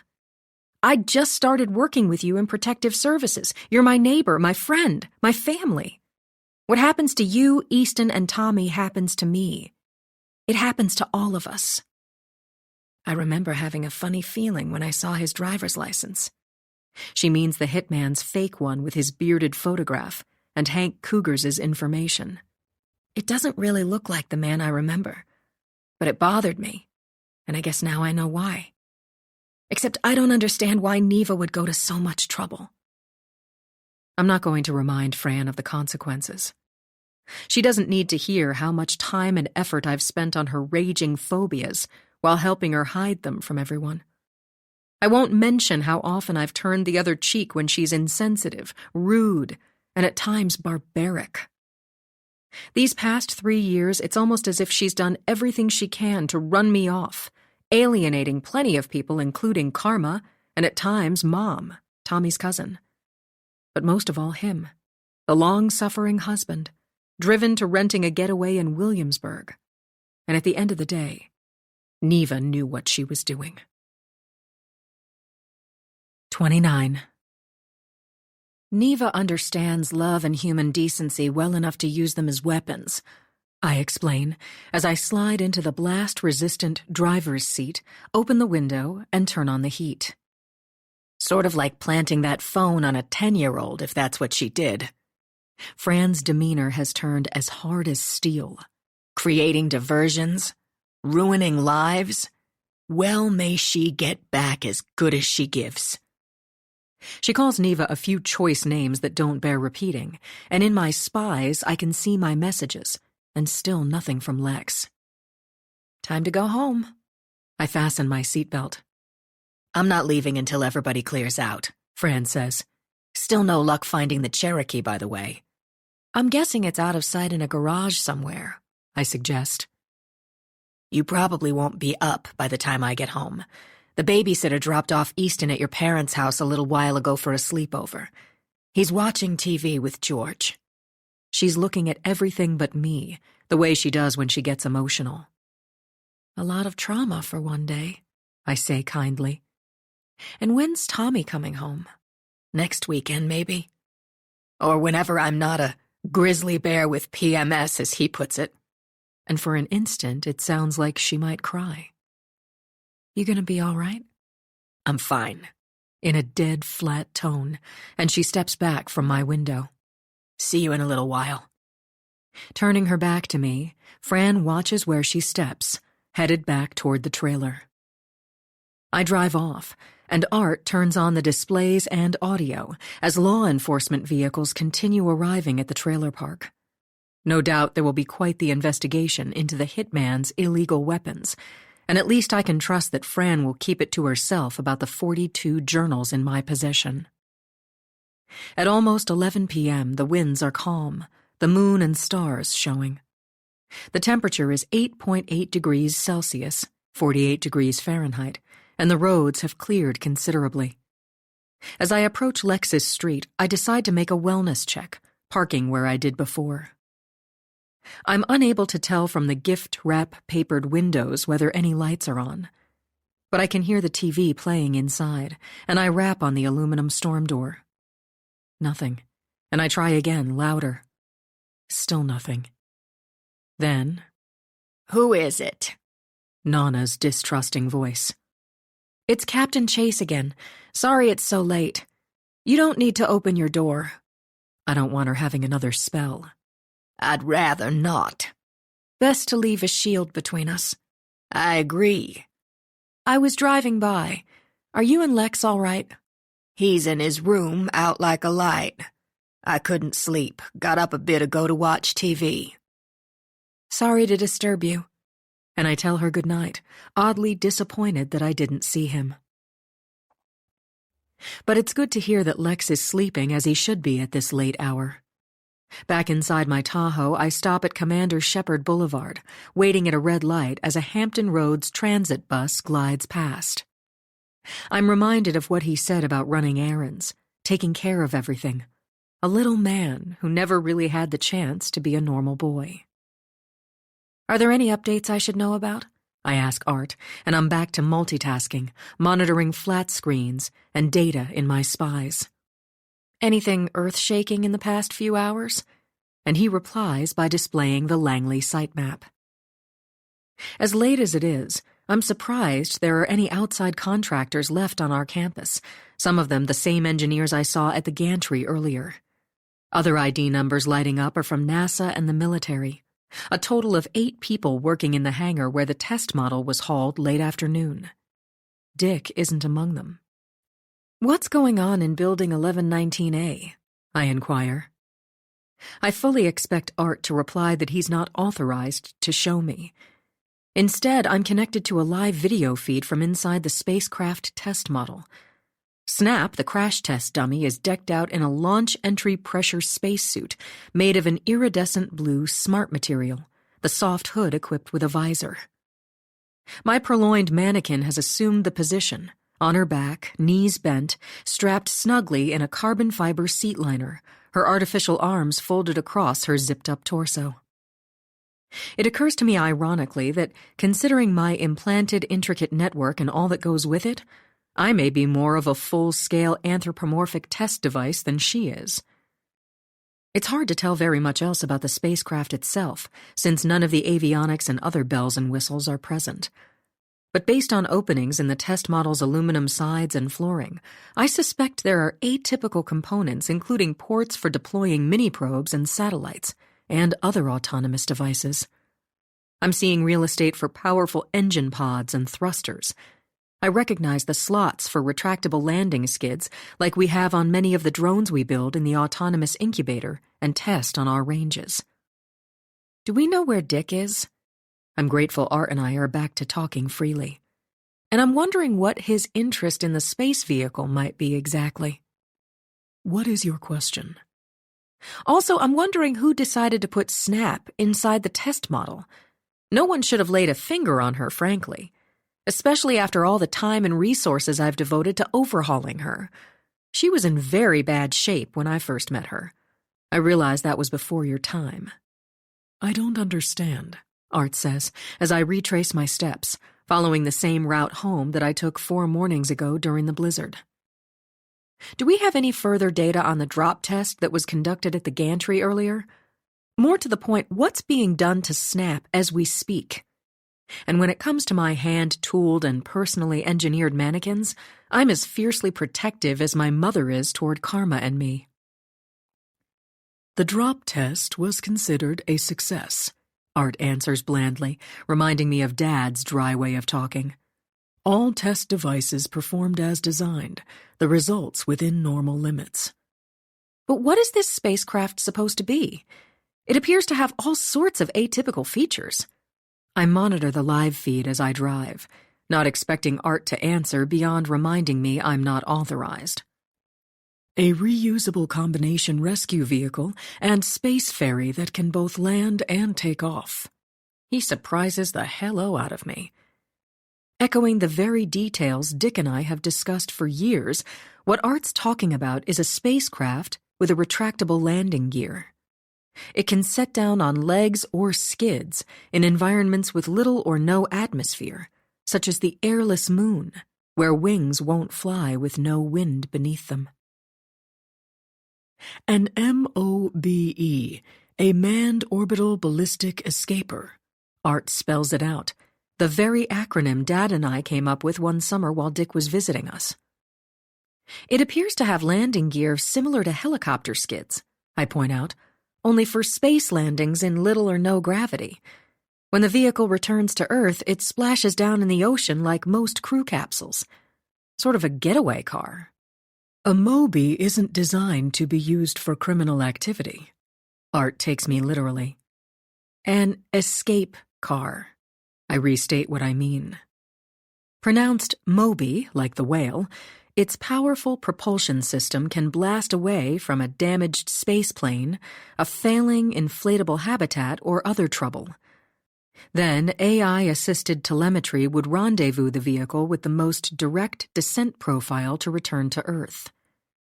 Or the Moby could power its way to the safety of the International Space Station, the Lunar Orbital Platform, and other gateways and facilities already in the works up there. I envision the huge unmarked wooden crates that arrived on an Air Force transport Globemaster C-17 several weeks ago.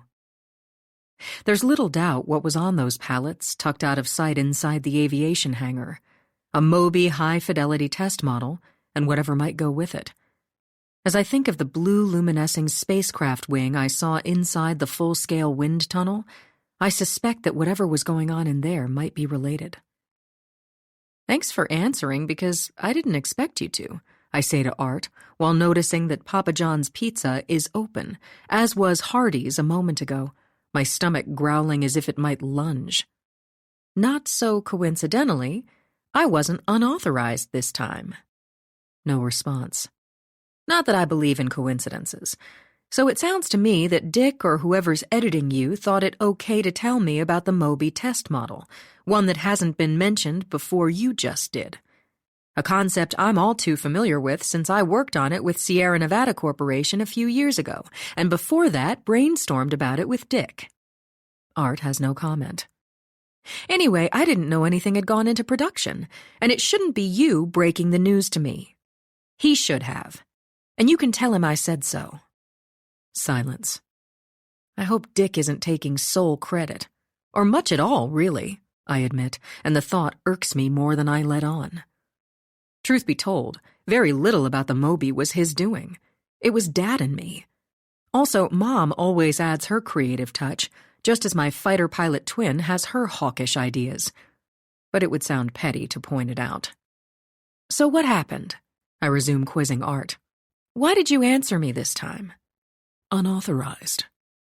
Dick or somebody must have changed the algorithm since I asked about Snap earlier. When I didn't see her in the hangar and got worried, remember? Because you wouldn't answer me then. Unauthorized. Well, you didn't tweak your own algorithm unless you're now self-programming. What a scary thought. And that will probably be next. Silence. Who gets to decide what I can and can't know? I keep pushing, and the 7-Eleven glowing up ahead makes me want a big bite hot dog something awful. I imagine drowning it in chili and cheese, extra mustard, and my mouth waters. Unauthorized. Art always says it in a monotone. Because it's not you who's deciding, I add. That's for sure. Or at least I hope not. And never mind why certain topics are off limits, because I know you won't tell me. Crickets. It's like trying to get something out of Mom.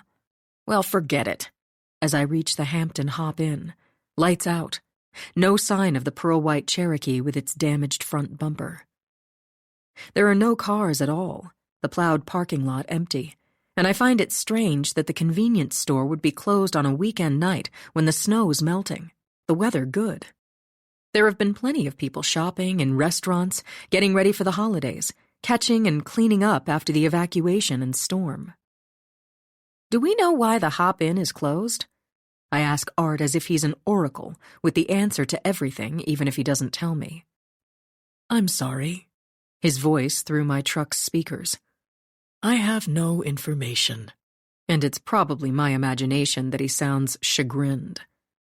But what about the Jeep we saw earlier at Bojangles? You ran the plate and also located a traffic video of it traveling east on I-64 near Richmond yesterday, remember? As if he might not. It has a scrape on the right front bumper. He doesn't need me to remind him, and immediately I'm seeing a recording captured 3 hours earlier. On Patch Road, near a brewery, turning onto Pullman, the Cherokee heads in the direction of the Chesapeake Bay. This was soon after Lex and I had been sitting behind the damaged SUV in the drive-through line. Presumably, it's driven by the woman wearing pearly nail polish, a black leather coat, and flashy silver rings, similar to ones the hitman had on when I saw him dead inside his car. The Cherokee weaves in and out of dark side streets, and moments later disappears into the labyrinth of the sprawling Dog Beach Marina and Villas apartment complex. It's not far from Fort Monroe or the Point Comfort Inn, and I suggest that Art alert Fran immediately. She needs to send in units to check the area for what else might be back there, I explain, reminded of the weird man inside the Hop Inn when I drove past in the snow, thinking of Neva's dead assassin and his rental boats. Would you like me to contact dispatch directly? Art asks. No, we don't want anything going out over the radio, I remind him firmly. We don't know who else is listening, and whoever the driver of the Cherokee is, I worry she already knows we're watching. Copy. Art updates Fran in a text I can see in my spies, and I'm close enough to home that I can make out the cobalt glow from my mom's light pollution, her LED mini blues entwining and spangling anything that doesn't move. She keeps them up all year long, going into overdrive at Thanksgiving, arming herself with the electric topiary shears, strapping on a tool belt, dragging out the extension ladder, or cranking up the cherry picker. Memories of my childhood are accompanied by the hydraulic sounds of her rolling around, extending and retracting the boom, raising and lowering the bucket. Forever weaving strands of mini blues through trees, shrubs, around lampposts, pilings, fences, chimneys, and the nor'easter from earlier this week didn't deter her in the slightest. She didn't take down a single light that I can see as I turn into our long, narrow driveway that Dad named Penny Lane. My headlights slash across his handmade sign, and it's like I'm driving into St. Elmo's fire. Mom's space-themed topiary of sculpted bushes seems to have survived the storm overall, but they're not as pristine as when I drove through 4 days ago. The rocket is a bit of a wreck. The family of blue-faced extraterrestrials is badly shaken up, like crash dummies when things don't go as planned. The roundly pruned old boxwood that's supposed to be Pluto looks more like a tumbleweed or an unraveling ball of indigo yarn. All that's missing are the inflatable Jetsons around the Christmas tree, Yoda as Santa, the Star Trek Enterprise. The winds for sure would have blasted them where no one's gone before had Mom not opened their air valves, returning them safely to their boxes in the basement. The unpaved road that leads to my family's modest hamlet on the river hasn't been plowed, but I can tell there's been plenty of traffic. Dirty snow is rutted and sloppy, with a lot of muddy patches, loose rocks, and leftover autumn leaves that still have their color.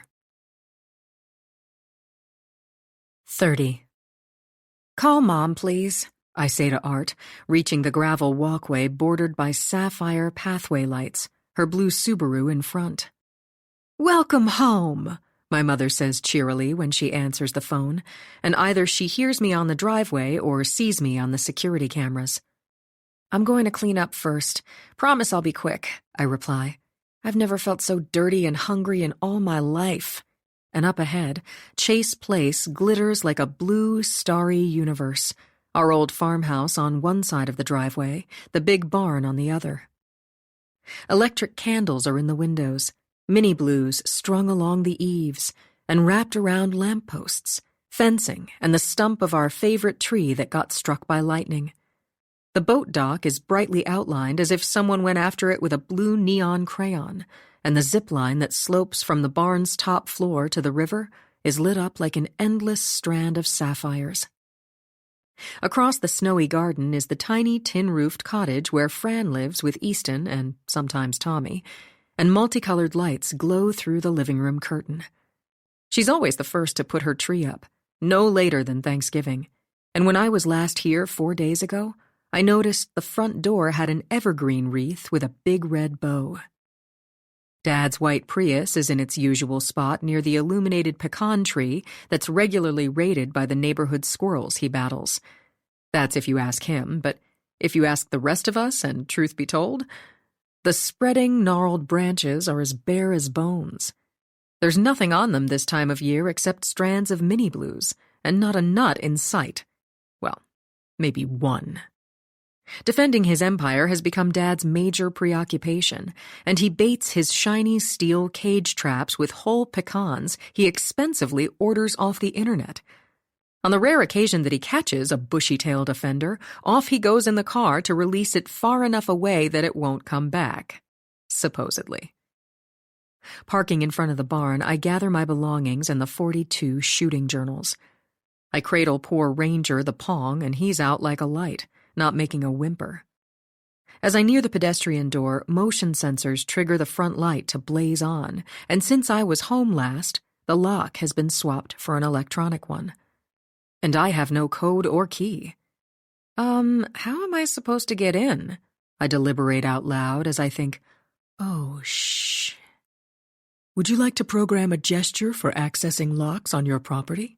Art replies in my implanted earpiece, reminding me of my new abilities. Yes.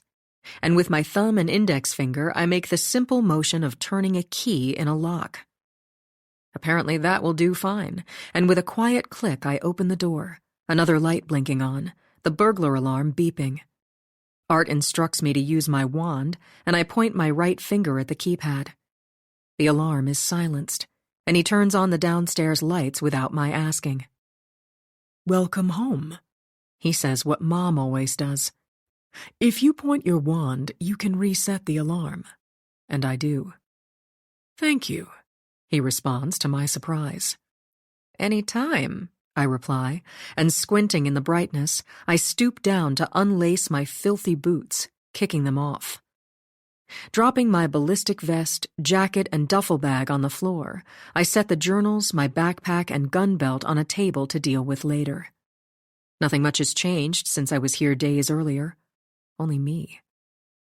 I feel at home, and absolutely don't, as I look around at our big open area of workbenches, machines, tool chests, electrical components, the empty car lift, and Dad's rebuilt '68 Camaro covered up next to it.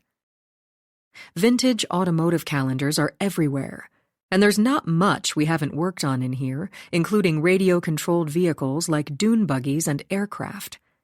We've refurbished small planes, old cars, experimenting with sensors and all sorts of autonomous contraptions, including Pongs and pieces and parts of them.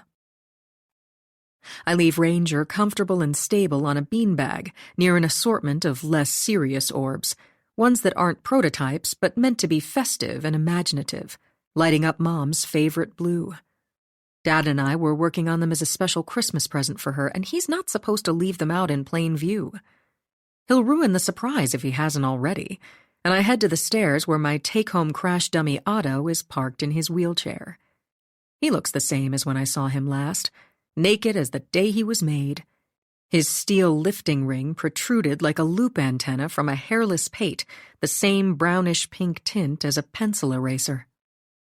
Slouched with his chest unzipped, Wires and cables hanging out, he holds a set of hex keys in his rubbery hands as if trying to put himself back together again. I feel a twinge of guilt that he's undone and undressed, the dummy beyond his prime when it comes to being banged up and tossed around, wrenched, slammed, and bounced. Upgraded beyond his capabilities, he's limited and rigid, and I suppose after being abused for decades, it was only fair NASA decided to retire him, allowing him to come home with me. For the past 3 years, Otto has lived in our barn, trying on all sorts of things for size, new types of sensors, remote controls, accelerometers, antennas, and a variety of smart materials and fabrics. He's been dropped from the roof wearing a ballistic parachute, sent crashing through trees on the zip line while clad in an exoskeleton, upended by his jetpack, thrown from moving vehicles in helmet tests, and subjected to extreme temperatures, just to name a few of his misadventures. You and I are more alike than I knew. I greet him, and he doesn't answer. I've had done unto me what I've done unto you, and thus the meaning of karma, not to be confused with my sister. His head is turned toward the wall, his empty eyes not looking at me. If I didn't know better, I'd think he's miffed, suspicious I'm cheating on him with art. And I am. Let's face it. I can't possibly feel the same way about a crash dummy now that I have a sin inside me, and with each passing hour, it's harder for me to remember what it felt like to be normal. Upstairs in my office, I begin shedding my disgusting clothing, opening a closet, stuffing everything in the upright washer-dryer that makes me think of Peebo Sweeney's sour-smelling laundry. As I walk past my desk's array of spectrum analyzers, I'm reminded they shouldn't be detecting my implanted devices. And they're not. I can see that for myself on the displays, and it seems my invisibility cloak is working just fine. Although I'm still baffled and slightly concerned by Nana's reaction. I don't like that she had a spell, an energy disturbance, as Lex called it, and I hope it doesn't mean she actually detected my transmissions. Art suggests I point my wand at the Norfolk pine that Dad and I electrified, and it turns on, casting a lovely glow over my home office. The softly illuminated fern-like branches host a flock of recharging pongs, varying in shape and purpose, ranging from pocket size to as big as basketballs. Their attachment to their living spring green perch is mutually accommodating, the stem an electrical current, the recharger and recharging never quite touching. Their connection is held fast invisibly, ever so distantly until the signal is interrupted when it's time for the flying orbs to go to work. Unfortunately, it will be without Ranger for a while, I think sadly, envisioning his shredded shell, feeling I failed to take good care of him. Dad and I both will have to step up our drone testing and figure out a way to include raptor protection.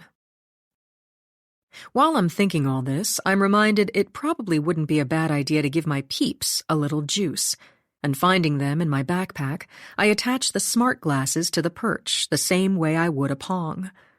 Next, I check computer displays showing video feeds from the security cameras that constantly monitor the farm, and Art shows the same images in my spies. I scan the house and barn, Fran's place, the dock, various outbuildings that aren't much more than sheds, and the areas where we park our cars. Everything looks quiet. A couple of deer strolling through the garden, a few rabbits hopping, lights and candles glowing, the moon slipping in and out of wispy clouds. Barefoot and stripped down to my skivvies, I walk into my bathroom, not sure what to do. Should I take off my spies and cuff? Will showering and washing my hair cause a problem with my implanted earpiece? Considering I now have devices inside and out that supposedly work in concert with my environment, should I be concerned when taking off the rest of my clothes? I worry how much Dick knows, and if he can tell from my transmitted data that I feel dirty or clean, too hot or cold, contented, excited, dressed or not, if I'm daydreaming or thinking private thoughts. No doubt he's aware that I'm starving and a bit frayed at the edges right now, and I wonder when I'm going to hear from him again. I don't understand why he ignored me at the gantry, and hasn't bothered to check on how I'm doing. It seems callous not to offer further instruction after reprogramming me and practically everything I own and have, including my identical twin. Locking the bathroom door, I step into the shower, turning it on. And as Karma's always saying, you never know how beat up you are until you stop. The hot water drumming down feels like heaven.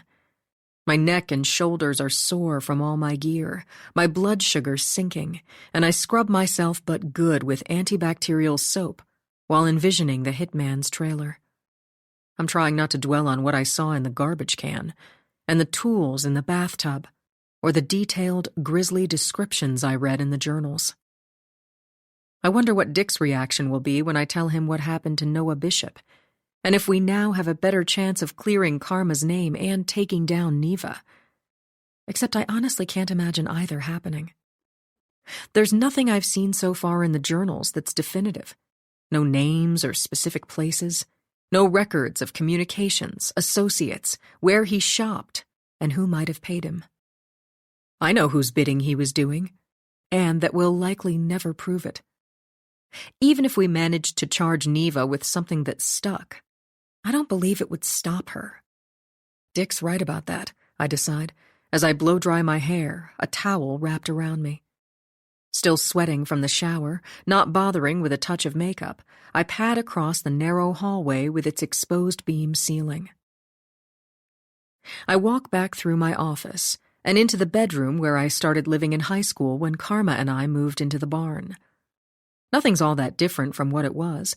The same posters on the cypress plank walls, the first landing on the moon, and the space shuttle piggybacking on a rocket. James Bond when Roger Moore played him, Lindsay Wagner as the Bionic Woman, and the Dave Matthews Band.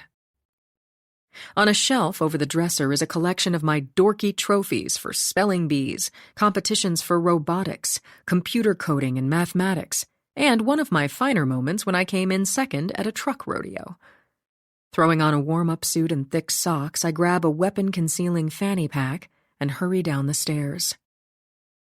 Rushing past Otto, I find my pair of Ugg boots, my down vest, in a closet. Collecting my gun belt, the journals, Lex's thumb drive, I carry them to the gun safe in a small back room where Dad has a desk buried in paperwork and drone components. The combination has been changed, Art lets me know in my earpiece. Well, it sure as shooting should have been after all that's happened, I retort in frustration.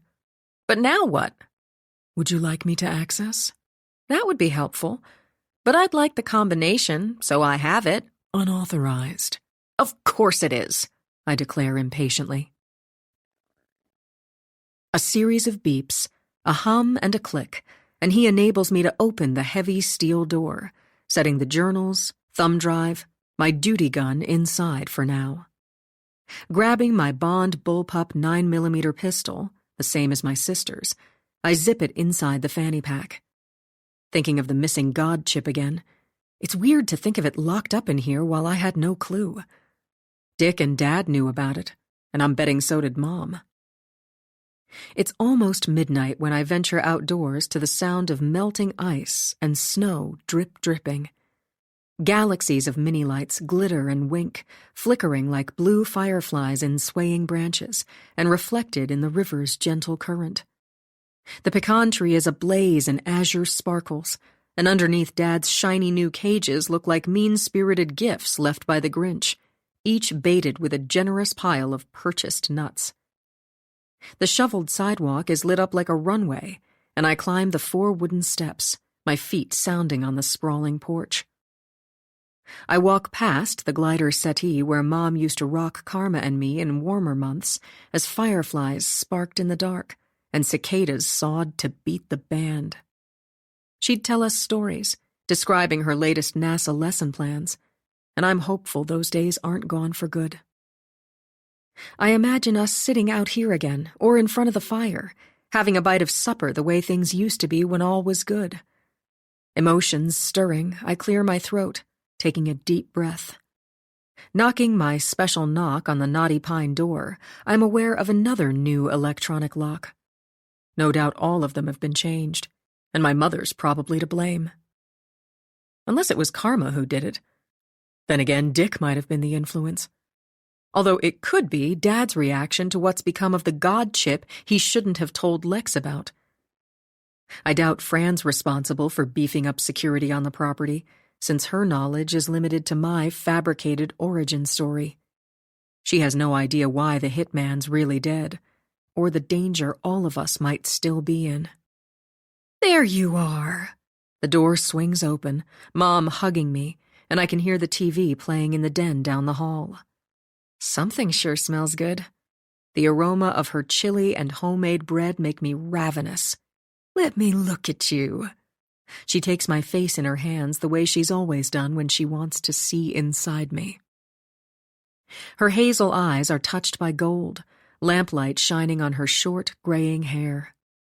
Strong and capable, she's in her usual faded jeans and flannel, and a pair of sturdy Chelsea boots that could stand a polishing. She's what I call outdoorsy pretty, her idea of makeup chapstick, and you'll never catch her in high heels or a dress. Nothing impractical that doesn't last forever. "How are you?" she asks, knowing full well what was done to me at the Point Comfort Inn. "Maybe you should tell me how I'm doing because you should know," I reply, increasingly suspicious she's had more to do with my engineering and predetermined destiny than anyone on the planet. Mom was right there inside room 1, and later in and out of suite 604, tying me up, tethering me to an eye bolt, feeding and cleaning me, taking care of my every need. As altered as I was, I wouldn't let anyone else within striking range to hear Dick talk. And I envision his bruised hands and the cameras inside the room. It's hard to describe how it feels to think my mother has been watching, listening, and surveilling whatever she deems necessary. Invading every part of me, she evaluates and tweaks, tending to her flock, while influencing Art right down to him informing me if I'm authorized or not. 31. It's nice weather. The river pretty in the moonlight, Mom says. Stepping over to the coat rack, she informs me that the winds are calm and it's not too cold. She sounds a lot like Art, and I can tell when she's preoccupied by heavy thoughts. I've heard a few charters going by, as she puts on her vintage Adirondack jacket. People night fishing for red drum, flounder. I don't like boats going past this late, and I'm sorry our driveway isn't gated. But we can't live behind walls. May as well be in prison or the cemetery. Are you doing okay?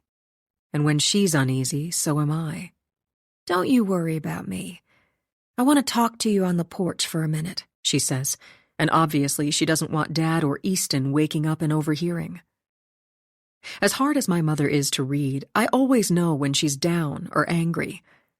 If she's privy to as much as I think she is, I can only imagine what she feels about Neva Wrong, who's come close to taking out our entire family.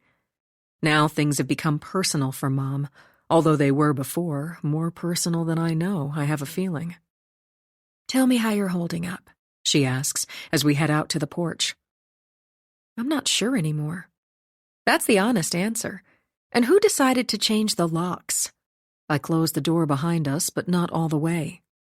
It was time, she says, taking my hand, my right one. Absently rubbing my scarred index finger the way Dick sometimes does, she leads me to the glider, the same one she had when she was growing up, white-painted aluminum with weatherproof floral cushions. We sit down, and I can feel the cold vinyl upholstery through my clothes. I guess you knew I'd get into the barn anyway, even though my keys weren't going to work anymore, I decide. Same with the alarm code and the safe. I assume you know my new artificial research technician. I'm not going to dance around what's going on. We're acquainted, she answers, her voice low-pitched and softly modulated, reminding me of Art again. How's everything working for you, Callie? I'd give myself a B- for today. I'd give you much better than that. At least an A. Maybe even extra credit. She smiles in the dark, her face indistinct in the glow of her mini blues all around us. And how would you know about my performance today? I goad her, seeing if she'll tell me. There's not much I don't know about you, dear. And it feels that way, all right, I admit. It probably doesn't bother Karma a bit that she's watched, studied, and adjusted. One thing my sister's never been is modest. She thinks nothing of walking around with very little on, and maybe I would too if I had her body. Mom has no comment, and it's occurring to me where Art learned his silent treatments. I'm not sure how I feel about everything, I add, to the familiar creaky whisper of the glider sliding back and forth, a sound I'd recognize anywhere. I wish I knew how Karma's reacting. Is she really okay with all this, Mom? Each of you has always had a decided flight plan that's the same and different. You've always known your purpose. But knowing what's expected doesn't mean you have to go along with it. It's up to you to decide. What if Karma and I hadn't gone along with it?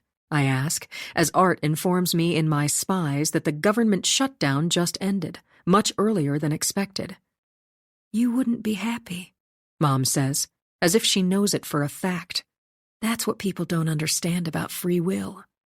There's no such thing, that's for sure. Of course there is. And you can do what you want, she replies. But if you reject your purpose, if you make it all about yourself, you'll have no satisfaction regardless of the consequences. Whether you end up an inmate or a rock star, you won't get the reward you really want. We're programmed like this for a reason. I just wish all that programming wasn't on a computer chip that's missing. I go ahead and say it. Is Dad okay? How does my sister feel about it, realizing what could happen if the wrong person gets hold of it? Specifically if Neva does, because we know she's after it. Dick told me everything. Well, he never tells me everything, but I've got the broad strokes. What do you remember? Mom asks the same thing he did when I woke up after being drugged for days. Probably more than he thought I would, and I can't resist answering everything she asks like I always have. I give her the highlights, including my awareness that she was present inside room 1 with my sister and possibly others when my network was implanted. Sharing the events of the day, I'm mindful that whenever the subject returns to Neva, it's as if the night gets emptier and colder. I can feel Mom get stony, and I come right out and ask her about it. I know she doesn't like any of us, but I'm wondering if her real target is you, I conclude. She seems gratuitously scornful and cruel. It seems personal, as if there's a history maybe I don't know about. Silence. Just like Art.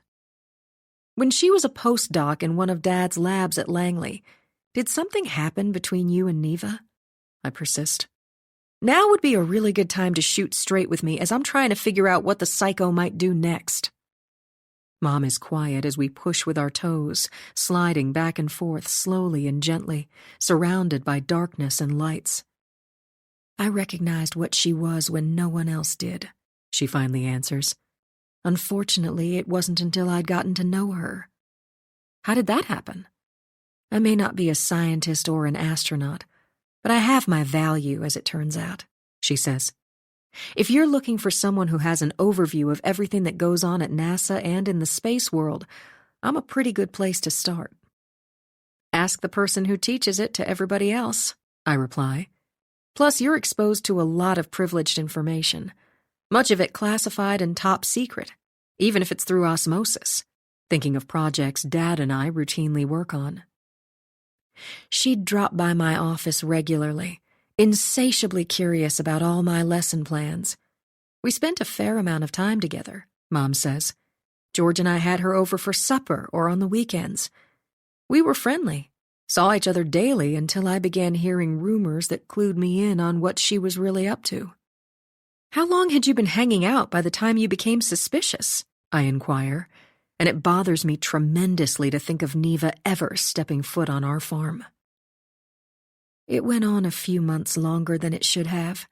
Mom doesn't really answer the question. Your father had several inventions he hadn't patented yet, and she stole them right out from under him. Can't prove it, but there's no doubt. Why do you think she has more money than God? Did you confront her with these rumors? Specifically, your suspicion that she stole Dad's intellectual property? I ask as we stare out at the night, rocking gently on the old settee glider, our breath fogging when we talk. I knew better after some of what I was hearing. You don't openly challenge someone like that. Instead, I distanced myself while alerting key people that she's trouble, Mom explains, and I go ahead and tell her the truth about what happened in the tunnel on Christmas Eve 3 years ago. Just weeks after I moved back home, I remind her. I'll never forget when we got the phone call. You remember what that was like for all of us. A nightmare. Pure chaos that's never really ended, as you well know. If she disrupts someone you care about, she disrupts you. And if something happens to you, it disrupts me. If I'm disrupted, that's the end. Mom continues to avoid saying Neva's name. Why is it the end?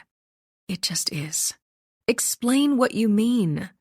But I think I know. It's always been Mom holding everything and everyone together. Karma and me. Dick and Dad. Possibly in that order. I have to wonder. What did Dad think of Neva in the early days when she was visiting the farm? You know George, he's nice to everyone. Only sees the good. Well, I hope he knows what she is now. He's known for quite a while what she is, and I wish he wouldn't take things so hard, Mom says. But he shouldn't have told that kid a darn tootin' thing, and I saw what was coming. Lex isn't so bad. It's easy to resent someone like him when Dad plays favorites the way he does. George feels terrible about it.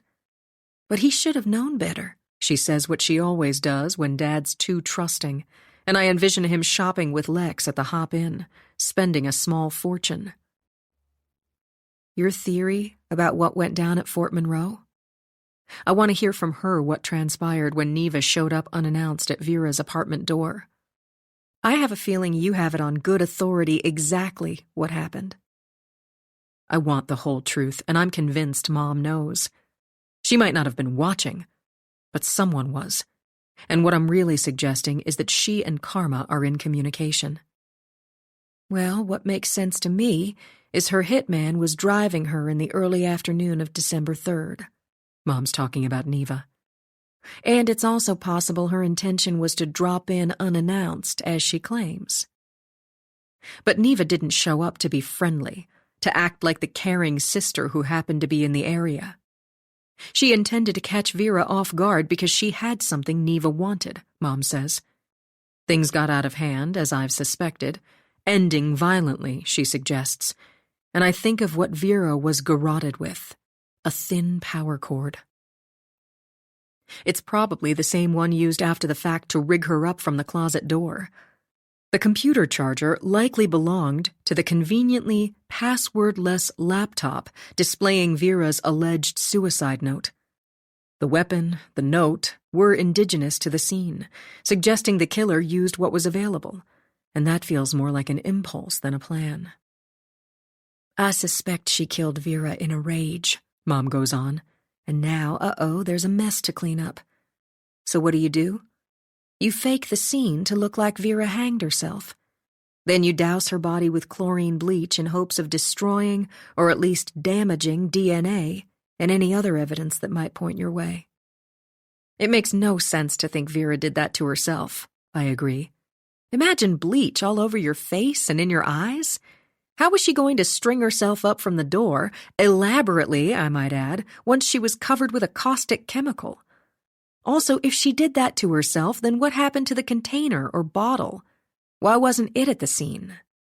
That's what ruins the staging. Mom nods her head as we glide back and forth. The glaring red flag. A deliberate one. That and the missing ID badge that later turned up in Vera's apartment, and the motion sensor alarm that went off in the airlock. All of it was my sister's doing. I envision the dried blood drops on the asbestos-covered pipe inside the steam tunnel, and the likely source of it, the glass tube of blood that mysteriously showed up inside the evidence refrigerator at Protective Services headquarters. Probably it will turn out to be Vera's post-mortem blood, another gift from my sister. the ham sandwich with pico de gallo, the empty beer bottle found in Vera's living room, made me think of Karma, as did any number of details that gave me the sense someone had spent time inside the apartment after Vera was dead. All of it was orchestrated by my other half, I now feel sure, based on what Mom says. My twin was sending me mirror flashes, messages, really no different from what she did at the Point Comfort Inn, planting and removing evidence creatively, ruthlessly. I wonder where she was when Neva appeared, and I imagine my sister waiting in the wings until the coast was clear, then helping herself to the faked suicide scene. Further staging and unstaging, leaving hints and manipulations, and maybe she was looking for the same thing Neva was. A good example of the end justifying the means is all I can think to say about what Karma's done. Do we know if she's okay? I assume so. Mom turns vague, reminding me of Ranger ghosting. Is that your way of saying unauthorized? I ask, and she doesn't answer. You and Dick must have been planning your Gemini project for years. And hearing the words come out of my mouth makes me feel heavy inside. For as long as we've known each other, really, she finally says, quietly, softly, in rhythm to our rocking. Before George and I were married, actually. And this I didn't imagine. Your father didn't leave the Air Force Academy simply because of family issues, or because he was pining away for me. He was conscripted by NASA and the Department of Defense to do the very things he's done. I can see why they would have grabbed him, I reply.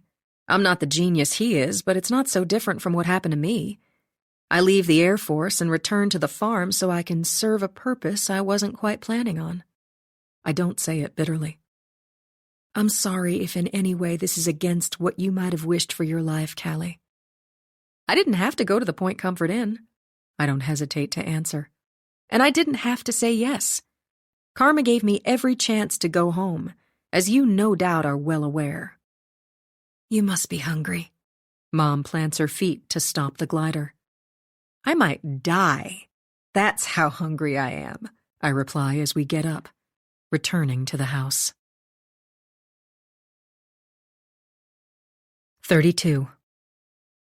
Hanging up our coats, we walk through the living room, the lighted Christmas tree decorated with ornaments collected over the years, a lot of them space-themed like Mom's topiary.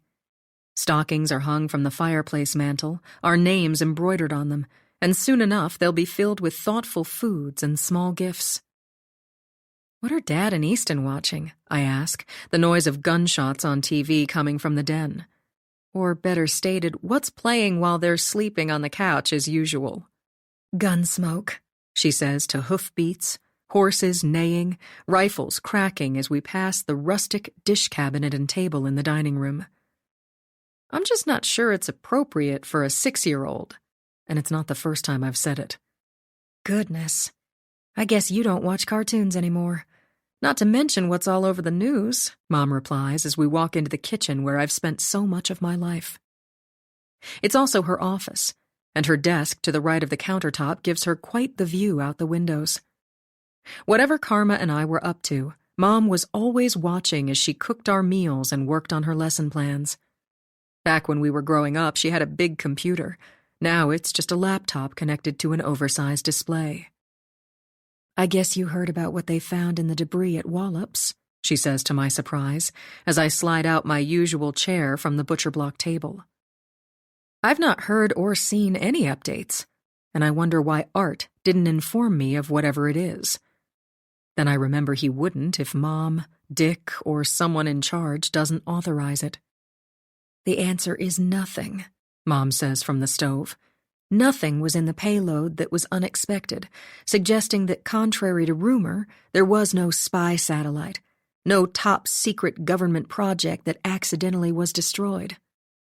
So we were putting on the big act of trying to recover something quickly from the blast site, I reply, remembering the video feed I was watching in my truck after leaving Mission Control. All of it was for Neva's benefit, to give her the false impression that something important blew up. Dick will explain. Mom lifts the lid from the shiny steel stockpot, stirring chili that looks divine. I've heard nothing from him all day. I watch her put on an oven mitt, opening the oven door, sliding out sourdough bread she's been keeping warm. He'll be picking you up in the morning very early, I'm afraid, ladling chili into a bowl. Both of you will be dropped off at the hangar. Which hangar? I interrupt in alarm, as I feel another unplanned drama coming on. Ours. She means the huge aviation hangar at NASA. From there, you'll be flying to D.C. for a briefing, and beyond that, I can't tell you much. We're probably meeting with the Secret Service, I think. Or it could be the CIA. Make sure to bring toiletries and other essentials, enough for several days, Mom adds, sawing off a hunk of bread, generous with the butter. What's wrong with me that I'm hungry all the time? Hungrier than I used to be, and it was bad enough before, I complain, watching her every move with my food. You would think that would be better, not worse. Why might it be better? Because I thought the point was to improve functioning. Did you goof up? And my hypothalamus thinks I need rewarding all the time? Or is there something with my pituitary that makes me think I'm pregnant? Because I have real cravings. Your technical assists regulate many things, and ultimately will enable you to perform in ways not possible before, Mom says, and it sounds like art talking. She carries over my very late dinner, or it could be an early breakfast, and I don't care about manners.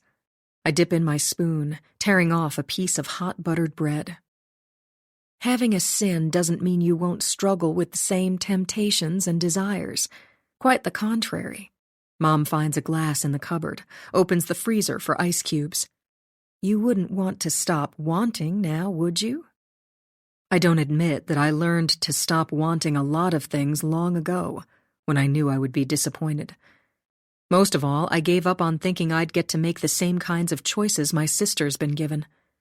It wasn't Karma who was expected to quit the military when the going got tough. She's not who Dick called with bad news about Mom while I was assigned to his Cheyenne Mountain military installation near Colorado Springs.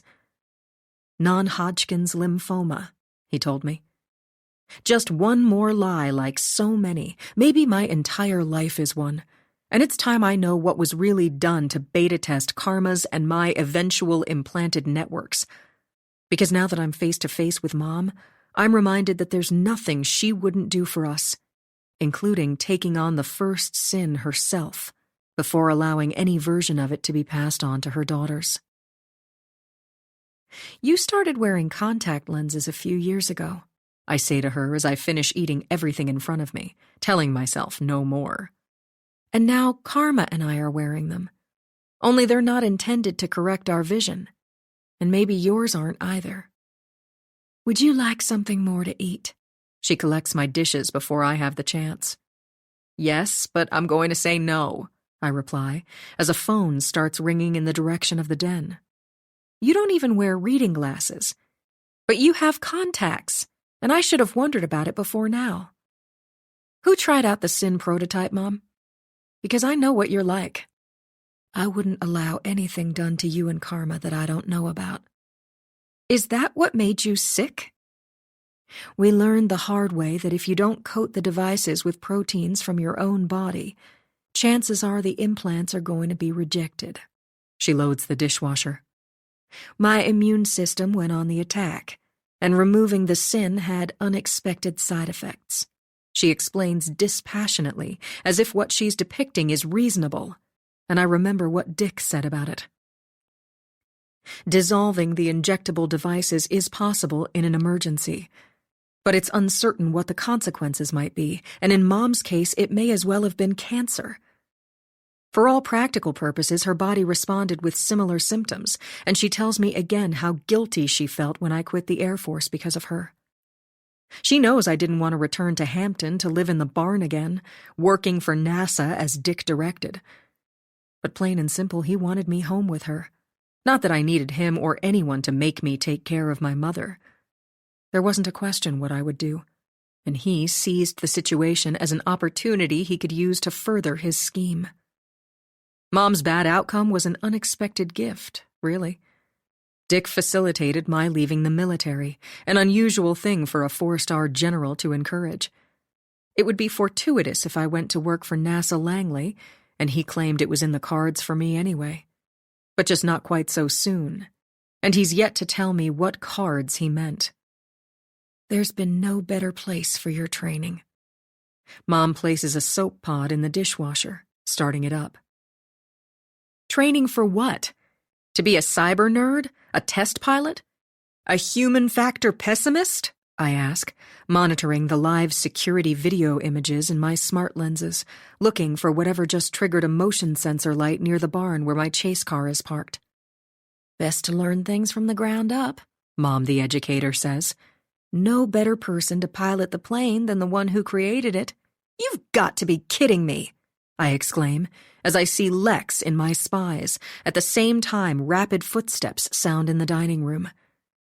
Dad looks terrified and dazed, padding into the kitchen with no shoes on, the overhead light shining on his hair sticking up everywhere like Einstein. His eyes are wild behind his thick glasses, in gray sweatpants, his corduroy shirt buttoned crooked. "We've got real trouble," he says in a quiet, fast voice. What's Easton doing? Mom dries her hands on a paper towel. "He's asleep." What happened, Dad? I ask. Nonna just called in a panic because Lex isn't there. And no matter the crisis, he's always low-key and soft-spoken. She doesn't know when he ran off or where he might have gone, and he's not answering his phone. He's here, I reply. Picked up by our security cameras, he's small and frantic, breathing hard as if he's been running. Hesitating in front of the barn, he stares at my Tahoe, looking around, wearing his same green jacket, his backpack on. I remember the transit bus when I was leaving the mobile home park, and he must have been on it instead of asleep in his room as Nonna assumed. I'll get him. I hurry back through the dining room, and Dad's right behind me, ready to fly out the front door in his socks. No, I tell him. "Let me help, Callie. This is my fault." Right now, I need you and Mom to stay inside with Easton. And it's not about fault, never has been, never will be, as I go out the door into the cold, not bothering with my down vest. Hurrying down the walkway, I detect a droning noise coming from the water, something small and quiet like a 2-stroke engine. And then I see the shadowy shape of the boat coming close, no lights on, 2 people in it, nearing our dock at the same moment Lex steps out from behind the pecan tree, bathed in blue among Dad's shiny squirrel traps. "Run!" I yell at him, and he freezes as tripped motion sensors illuminate the dock. I see the gas cans in the back of the boat as I recognize the man from the Hop Inn, and the woman has short black hair, a dark jacket, and white fingernails you could see from space. Both of them are armed with machine guns, and Lex has turned into a statue. "Run!" I scream at the top of my lungs, and he doesn't budge, staring at the monstrous duo as they dock their boat. I take off as fast as I can, down the sidewalk, across the driveway, cutting through snow and slush. Grabbing his arm when I reach him, I take cover as best I can behind the pecan tree, which isn't nearly thick enough. We're sitting ducks, the distance between us and the dock about the length of a tennis court. I pull out my bullpup as the woman with short black hair and white nails trains the barrel of her full-auto weapon at us, the man lifting gas cans out of the boat. "Drop your gun. Step away from him, and he doesn't get hurt," she calls out in a flat, shrill tone at the same moment I hear a car on the driveway. Fran is returning home, it occurs to me, all of us about to die. I order Lex to get down on the ground behind me and not move.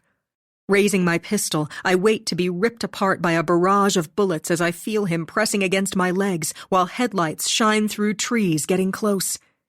Then the unearthly hooting starts. Hoo, hoo, hoo.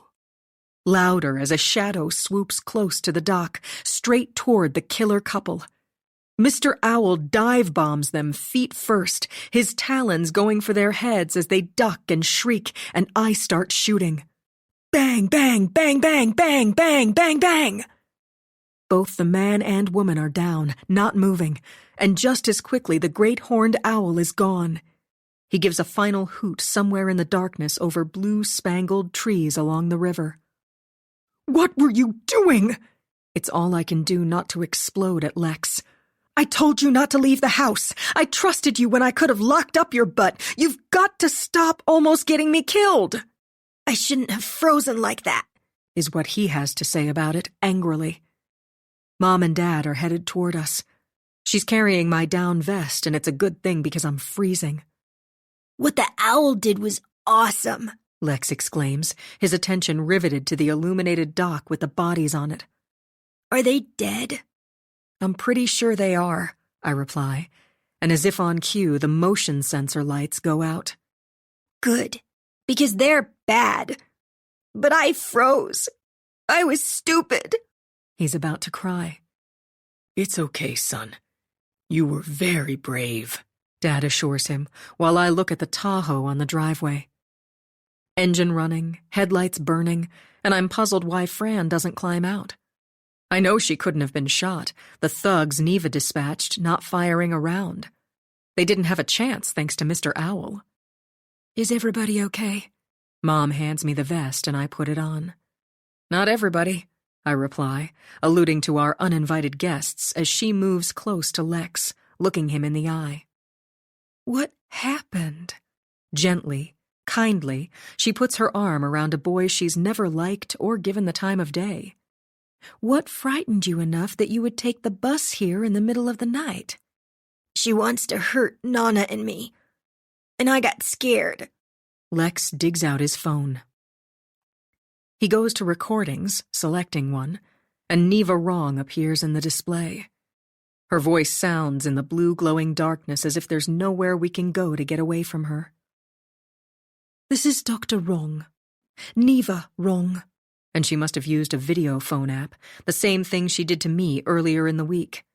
I know it's late for a 10-year-old to be up, but I thought it very important we get acquainted. Vera would want us to be friends. Why are you calling me? Lex in the recording, his face surprised and wary, and I recognize the mathematically inspired art printed off the internet, his bedroom in the background. I realize we don't know each other yet, but I wanted you and your grandmother to be reassured that, most of all, I admire your talents, Lex. Or should I call you Lexel? I understand your astronomer parents named you for a lost comet. I'm very sorry about what happened to them. I believe there's a place for you at Pandora someday, she says, and the implication is obvious. 33.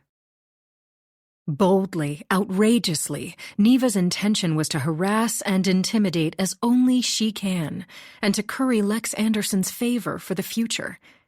She has to headhunt the best talent on the planet like everybody else, and a 10-year-old prodigy she could control and manipulate has to be extremely appealing. There's no better way to keep him under her thumb than to cause him real trouble and then rescue him from it. She probably got his phone number from Vera, and when Neva called, he was smart enough to record the conversation. Vera thought the world of you, Neva goes on in her seductive tone. But I'm afraid there's the untidy matter of the burner phone in your backpack at the failed rocket launch. After you hacked into NASA. Or that's the accusation. I didn't do it. Someone else did. Maybe it was you. And Lex is a firecracker, I'll give him that. Well, even if you did it, I didn't. Either way, all can be forgiven. But you're going to need a lawyer, and I'm happy to help because they can be awfully pricey, as can college. I don't think I'm supposed to be talking to you, Lex says in the recording, and I pause it, emailing the file to myself so I can listen to it more carefully later. He and my parents return to the house as I walk toward the Tahoe parked on the driveway. There's no sign of Fran because it isn't her SUV, and it's as if my chase car drove itself from the barn. But what I'm seeing is its twin, the windows down, Karma climbing out with her bullpup pistol now that the coast is clear. It's a good thing I decided to drop by. She heads toward me, dressed similarly in a warm-up suit, a down vest, shearling-lined boots. What are you doing here? I couldn't be happier to see her. I had a feeling you could use some company, she says, as I begin looking around for my ejected cartridge cases. Finding them where they melted divots in the snow, I collect them as if I've forgotten everything I've ever known. 4 rounds, I let her know, tucking the spent cartridge cases in a pocket. Ditto. 2 per a-hole, Karma replies, and we begin walking to the river, our matching pistols with their long-barreled silencers pointed down. We cross the sloping, snowy grass to the dock, and the bodies are completely still, eerily visible in the soft glow of Mom's mini blues. Just so you know, I'm pretty sure I took out both of them. Karma can't resist needling me like she always does. Nope, I don't think so. We trudge past the stump wrapped in lights, all that's left of our favorite tree. Images flash in my mind of sunny days and better times when we'd swing out over the river, landing like cannonballs before a lightning strike put an end to it. I saw what was happening before you did, Karma adds. Nope, not possible since we have the same equipment and see the same things. And I'd better not find out Art gave her a heads up that he didn't give me. What I mean is, I visually saw the boat as I was zooming up the driveway. Did you expect this might happen? I'm not surprised, my sister says cryptically. But as you know from your own cyber sleuthing, they were smart enough to go dark, no signals transmitted, and I'm betting they don't even have phones with them. Nearing the dock, we're detected by motion sensors, and the lights blink back on, illuminating the would-be assassins.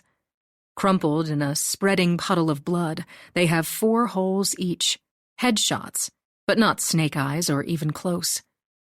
The deadly pair was a moving target as they frantically tried to ward off their winged attacker.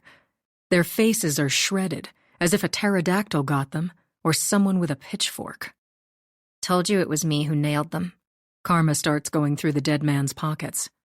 I know I did. And I'm reminded of my plaque from the Protective Services Academy for shooting a perfect score repeatedly. But I've never been one to brag the way my sister does, and there's no point in nagging her about not wearing protective anything, including gloves. She just doesn't care. And it occurs to me that I'm not hearing sirens. Looking back at the house, I see Mom watching through the dining room window, and she hasn't called anyone. Not the police, at any rate. And neither has Dad. How are you going to explain this when Fran rolls up any minute? And I'm not talking about her discovering dead people on the dock. I'm worried about her showing up and seeing Karma. She's supposed to be overseas somewhere, not here with me, both of us armed with matching clothing, chase cars, and guns.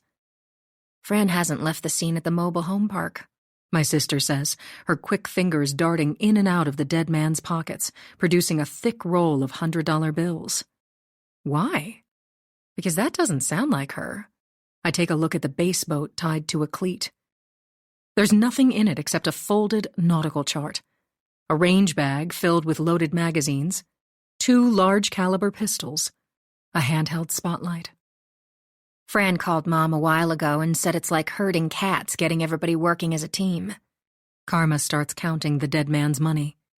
And she'll probably be at the scene all night, making sure everything's done exactly right. That's industrious of her when just a few hours ago she was freaking out all over the place because of a snake tank and an empty owl cage.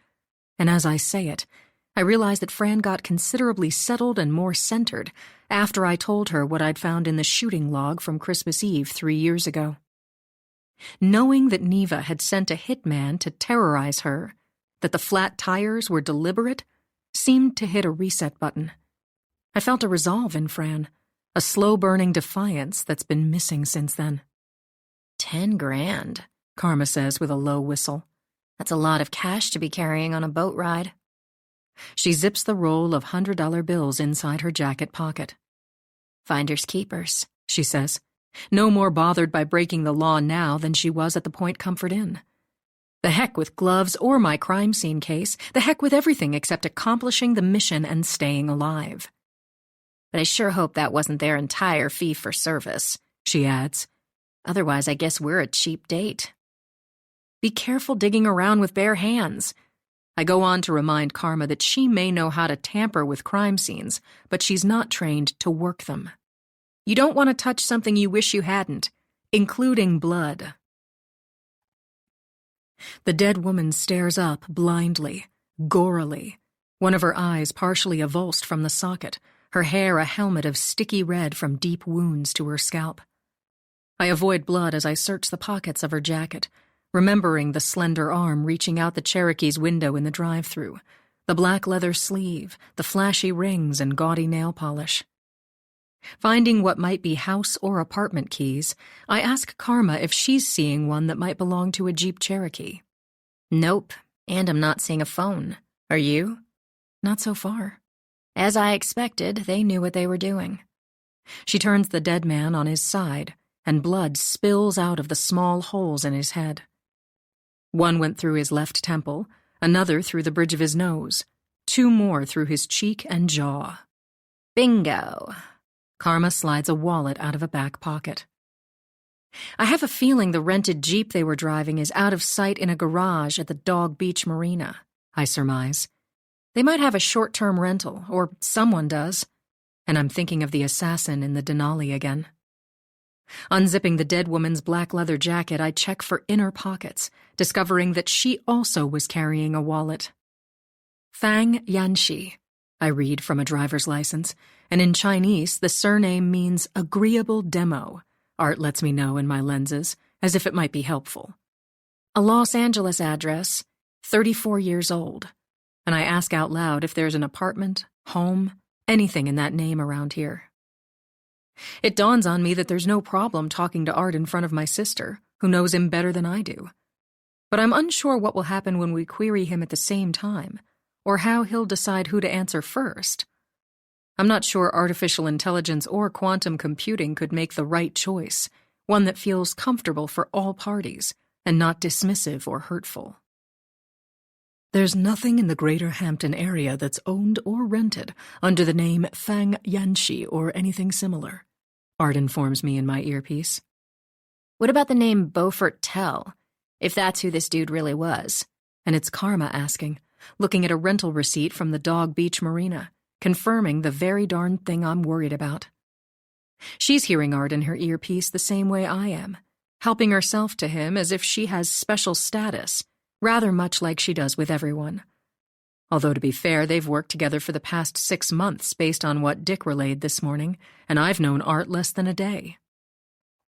Anything in the name of Beaufort Tell or anything close? That's what's on the driver's license and the boat rental receipt paid in cash. Karma is talking to Art. And switch to Audible. It's just us. He might have called himself Beau for short. Beau Tell. And that's a good name to have if you want to be teased a lot. I bet some people pronounced it bottle, or teased him to Beau-tell it on the mountain, I agree, knowing all too well what it's like to have a name people make fun of, at times brutally. Like Callisto or Karma, with a last name like Chase. Our initials are CC, as in carbon copy. I've been around the mean-spirited schoolyard more than once, and I guess killing strangers for pay is one way to get revenge. Negative, Art lets us know out loud.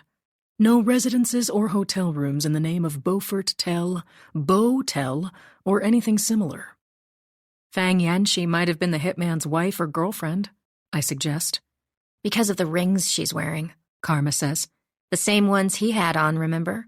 As if I could forget. It's looking like I likely took out Fang's main man, and I'd say she was pretty motivated to settle a score tonight. I ask Art to give us the names of every rental at the Dog Beach Marina apartment complex where the Cherokee was last caught on camera. But run an algorithm that excludes people who don't fit the profile, I'm saying, such as families, young or elderly couples. Instantly, names begin appearing in my lenses, and I assume in Karma's too. But she doesn't seem to notice what's crawling by right now, and if my hair could stand on end, it would. Speaking of getting teased in school, I say, dumbfounded, especially during roll call when the teacher said the last name first. Cracker, Jack, and everybody laughs. Cracker, with a K, and Art gives us the address. Now what? I ask Karma. I don't know what you're thinking, but someone might want to get their bodies out of here before Fran comes back. She won't appreciate the creative way we handle things. I was thinking of letting the police deal with it. Why play by the rules now? And I can't believe what I'm hearing. They're in our favor because what went down was caught on our security cameras. Karma checks out the gas cans on the dock, 4 of them, a total of 8 gallons. Enough to torch the place, she announces matter-of-factly. With everybody in it, I suspect. After they shot whoever happened to be here, and it's as good a case for self-defense as you'll ever find. We start walking back to the house. Art, alter the metadata so we're not on film at the same time, she adds. Is this the way it's always going to be? That we can't be seen together? I'm more bothered by that than anything else, including the people we've killed. We're more powerful when we're apart. She echoes what Dick says. And you believe that? I detach the suppressor from my bullpup, and they've cooled enough for me to tuck them in my vest pocket. For the most part, she says as we climb the porch steps. Seriously? I protest, and I don't want it to be true that I'll wake up tomorrow finding her gone again. Then explain what we just did, Karma. Because all kidding aside, both of us took them out.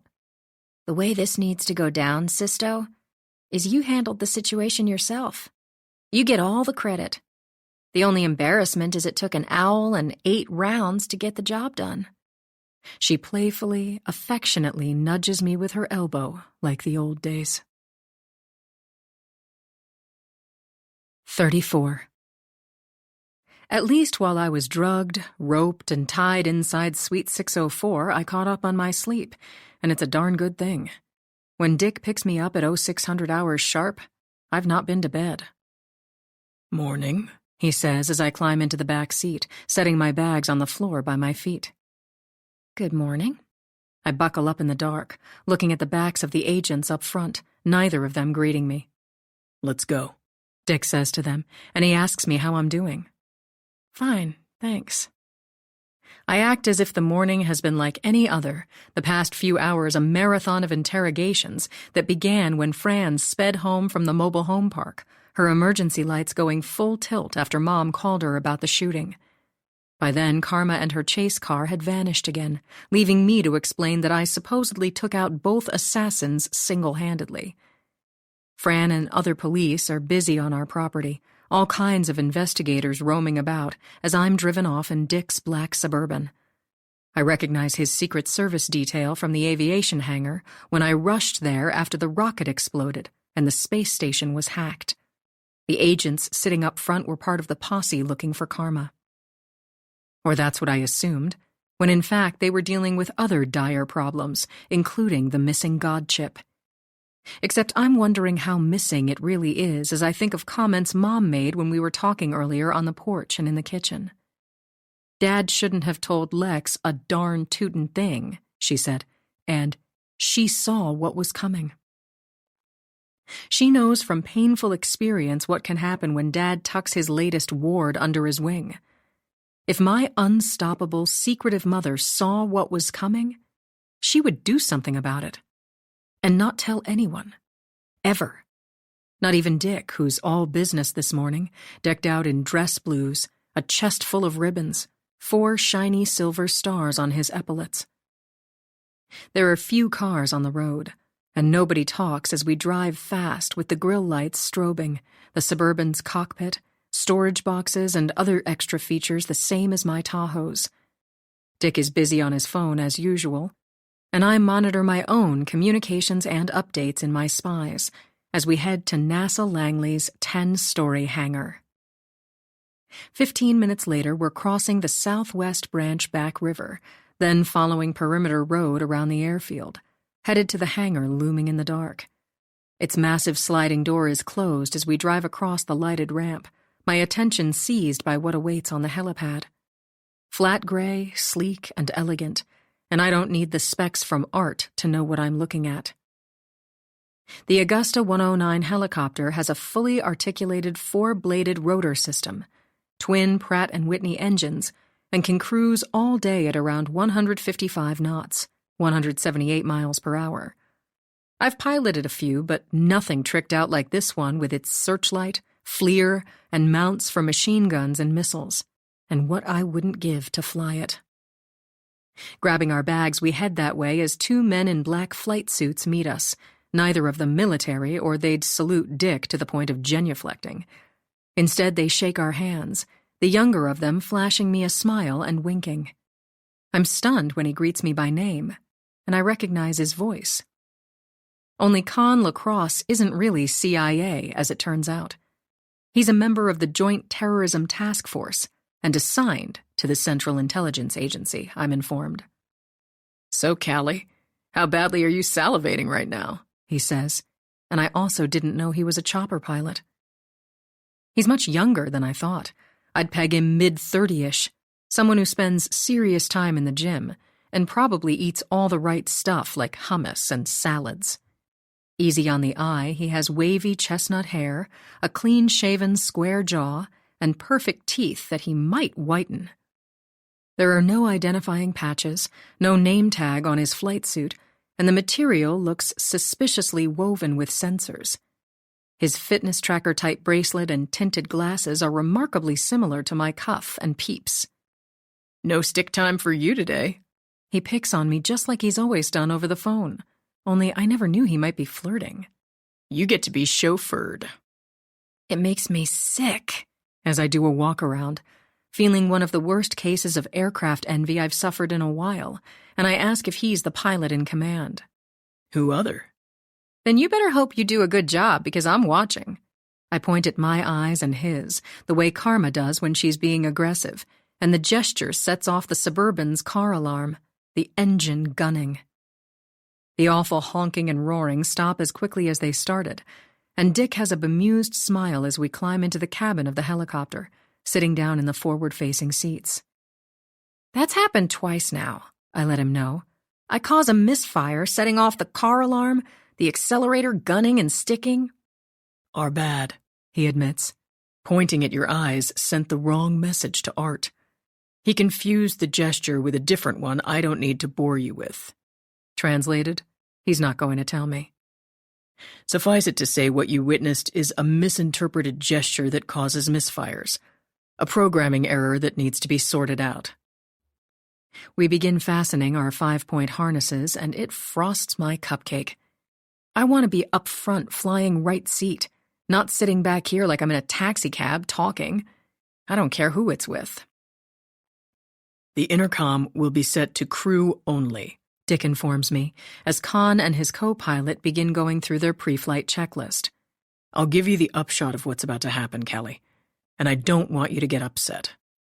Why would I? I feel the blood drain from my face, always dreading that he's about to deliver terrible news, because he has before. These days I worry most that it will be about Karma. I've always known that if something happens to her, Dick would be the one who tells me. Somehow he'd get word first, before her own family, because of who he is. I ask him if she's okay as I hear the sound of the Augusta's battery turning on, my built-in spectrum analyzer picking up electronic signals like mad. She left before Fran or anybody else showed up, didn't say where she was going, and I've not had any contact with her since she left, I explain. Karma also didn't mention if and when I might see her again, and I hope I'll get used to living like this. Here today, or maybe not. Showing up when least expected just in time to shoot someone and hide the evidence. "You don't need to concern yourself about her," Dick says, as the first engine fires up, the blades turning, and we put on our headsets. "You need to worry about yourself." His voice over the intercom now, and I turn down the volume, my hearing more sensitive than it used to be.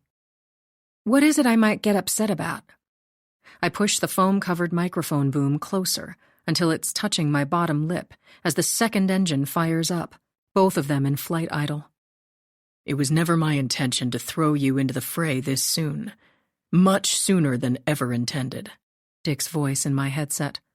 "I wouldn't blame you for being angry and feeling put upon," as the blades spin faster. We can't hear the chatter between the pilots or their calls to the tower, and Dick assures me they're not listening to us either. It seems an irony that he would expect me to believe that, considering who we're talking about. The CIA and Secret Service. The commander of Space Force and a NASA cyber investigator. I don't know why any of us would trust anybody, least of all each other. What things are you talking about? I insist, beyond what I learned at Dodd Hall. The helicopter is getting light on its wheeled landing gear, and I feel us lifting off, nosing forward to gain speed. I realize you were preoccupied at the gantry yesterday afternoon. He changes the subject as he does so artfully, referencing my foot pursuit with Lex while the test model was splashing down. What did you think of the Moby? I guess it's like patenting an invention, then seeing it in a store and nobody told you, I reply, the NASA Langley campus below dark, empty, and slushy with melting snow. The gantry hulks blackly against the horizon, the first morning light touching vacuum spheres that look like ghostly planets from up here. Flying over Smith Lake, we cross I-95 at an altitude of 365.8 meters, 1,200 feet, Art lets me know. He's thoughtful enough to give me constant flight updates on our speed, heading, aircraft in the area, nearby cell towers, and other obstructions. After hearing me complain to Dick about how badly I wanted to be at the controls instead of a passenger, Art gave me my own heads-up display in my peeps and spies. I'm able to monitor the same maps the pilots have in the cockpit. I almost believe my artificial friend feels a little bad for me. By now it's obvious where we're headed, but I'm not sure why or what's expected of me. For the past 40 minutes, Dick and I have been discussing the extensive research I conducted on the Moby, although it wasn't called that then. Helping with the design of such a vehicle was one of my first tasks when I began working at NASA Langley. I remember driving myself crazy imagining every far-flung potential and worst-case scenario. It was on me to anticipate conditions and failures that could cause catastrophic problems, if the heat shielding got damaged, for example, or a thruster malfunctioned, causing the spacecraft to go into a spin, running out of fuel and spiraling down into the Earth's atmosphere. In other words, toast. Less than 10 minutes out from our destination, and Quantico is directly under us now. Usually one doesn't fly over the Marine Corps base and is polite enough to give the FBI National Academy a wide berth. But our pilot in command navigates through restricted, sensitive airspace as if he answers to no one, gracefully banking east toward the Potomac, the sun low over the river as we begin to follow it. When the visibility is as good as it is right now, I'm reminded that the past is always present, and at times I get the uncanny feeling that nothing begins or ends, everything happening at once. In creeks and shallow water along the shoreline are the coffin-shaped, charred hulls of Civil War fleets set ablaze more than a century and a half ago. Chimneys and other ruins stand starkly alone in fields where marauding soldiers burned homes to the ground. Nearing Washington National Airport, we cross the Potomac, entering the District of Columbia, and Dick gets around to telling me why I'm headed to a secret briefing. He informs me that 5 days ago, alarming orbital maneuvers were detected in the geostationary belt, GEO, 35,786 kilometers, 22,236 miles, above Earth's equator. The area of space is where some communications and spy satellites live, and this is the sort of thing I've feared. We already were aware of something unusual, he explains. We've been monitoring the strange activity since we first picked it up on radar 6 months ago. And by we, he must mean Space Force. But this was different and far more aggressive. 6 months ago, Karma was implanted with her network. I put 2 and 2 together. After she was almost a casualty to what I suspect is going on, and you'll hear more about that at the briefing, Dick says. We wouldn't have escalated like this, but the boom was dropping, Callie, and now the situation has gone critical. He continues sharing information drop by drop, reminding me of how stingy he was with the space bag of lemon punch. And what role does Moby play in all this? I hate to ask. Your escape vehicle has a very important one. What do you mean, my vehicle? Besides the fact I helped develop it more than a little bit, I'm tempted to brag like my sister, but I don't. The Moby is an emergency escape vehicle for a spaceplane you haven't met but know a lot about, Dick says, as usual not answering what I asked. The escape module is attached to the winged vehicle at launch and concealed in the fairing of the rocket until you reach space. Prior to your return to Earth, the Moby will be detached and left to orbit. In other words, it's parked up there for future use. I fill in the blank because it's not a new concept with us. Besides the Moby, there eventually could be other specialized modules for laboratories, debris collection, drone deployment, and also potential escape vehicles if something happens to your spaceplane, the mothership. Eventually, there will be a school of Moby-type vehicles launched and left up there. Or that's what we talked about, I remind him. A futuristic concept. Only the future got here a lot quicker than we thought, Dick says, and what I'm hearing in my headset is getting more surreal by the second. It comes as no surprise that Sierra Nevada Corporation would help NASA and the military develop some top-secret new spacecraft, or even more than one of them. But I never imagined I might be an important component beyond any ideas I might come up with. Art lets me know without asking that we are 3 minutes out from our destination, and collecting my coat from an empty seat, I'm reminded with a sinking feeling that I'm not in my usual tactical clothes. I look nerdy howdy-doody, maybe a little plainclothes detective-ish, doing my best to follow Dick's texted instructions to dress civilian but look professional.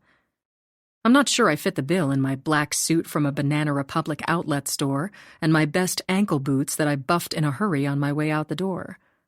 Slowing down and going lower, we're flying smack in the middle of the most restricted airspace in the country. I watch out my window as we slalom around the drab fortress of the Pentagon, and I think of Fort Monroe. Arlington Cemetery's perfect rows of white headstones bring to mind Chiclet's candy-coated gum, the Lincoln Memorial stolid and proud. The Washington Monument seems to stand up straighter as we thunder over, and Dick has no worries about being late for good reason. Rush hour and gridlock traffic are of no concern if you follow roads from the air but don't need to drive on them.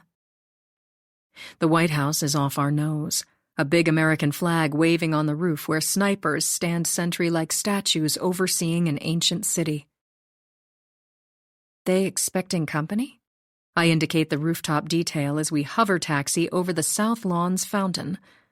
The tennis court tucked in trees on my left. Big magnolias and a guard booth. The president of Uganda is meeting with ours, Dick says. Security has stepped up for a number of reasons, including us, I infer, as we close in on 3 metal plates that have been set down in the snow, one for each wheel of the landing gear. The White House has no helipad, the landing zone precisely located. One wouldn't want rotor wash to blow down the rose garden or damage trees planted with gold shovels by presidents and first ladies throughout time and from all around the world. The south portico, with its twin staircases and Greek columns, is out my window, snow billowing in a whiteout as we set down as soft as a feather. Engines are cut to flight idle, and we wait to shut down as Secret Service agents in earpieces and ballistic gear stand watch. Dick and I take off our harnesses, and after a quick cool-down, the engines are turned off, the main rotor braked to a halt, and we put on our coats. He hands me my backpack, but says to leave everything else. The helicopter is going to wait, and will drop us off back at the Langley hangar, he adds to my confusion. If I'm going home after this, then why did he have me pack for several days? But I'm not going to ask what might sound unseemly and too personal. 35. The West Wing is off to our left, and I would have thought someone might have shoveled a path. The snow is deep in places, seeping into my boots. When we reach the pavement, my socks are wet, and soon enough my feet will start to itch. I hope I don't start making squishy sounds next, and of all times to have a wardrobe failure. I don't know why you couldn't have mentioned this. I finally speak my mind to Dick, walking with purpose past huge boxwoods, tall black lampposts, and I have no doubt there are cameras and microphones monitoring everything. I'm not a kid anymore. I'm not someone you and Mom are supposed to keep secrets from. And it sounds weird as I say it, as if he's my father. You're told what you need to know and when it's appropriate, Callie, he says, end of story, and I don't appreciate it. But it's probably not a good idea to squabble in front of the West Wing's white awning with the presidential seal, the entrance guarded by Secret Service police in tactical gear, ready with assault rifles. Landing on the lawn, we didn't go through the usual layers of checkpoints, and once inside, we produce our creds to an agent in a dark suit sitting at a desk.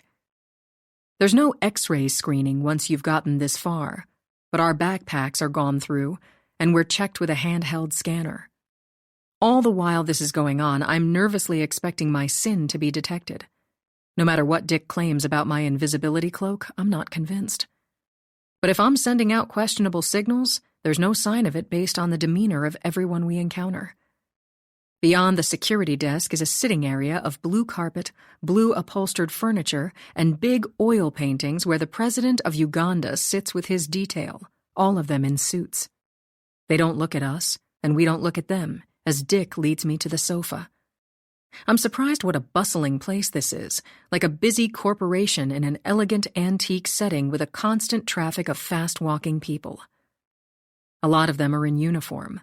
The West Wing, run by the White House Military Office, WHMO, pronounced WHAMO.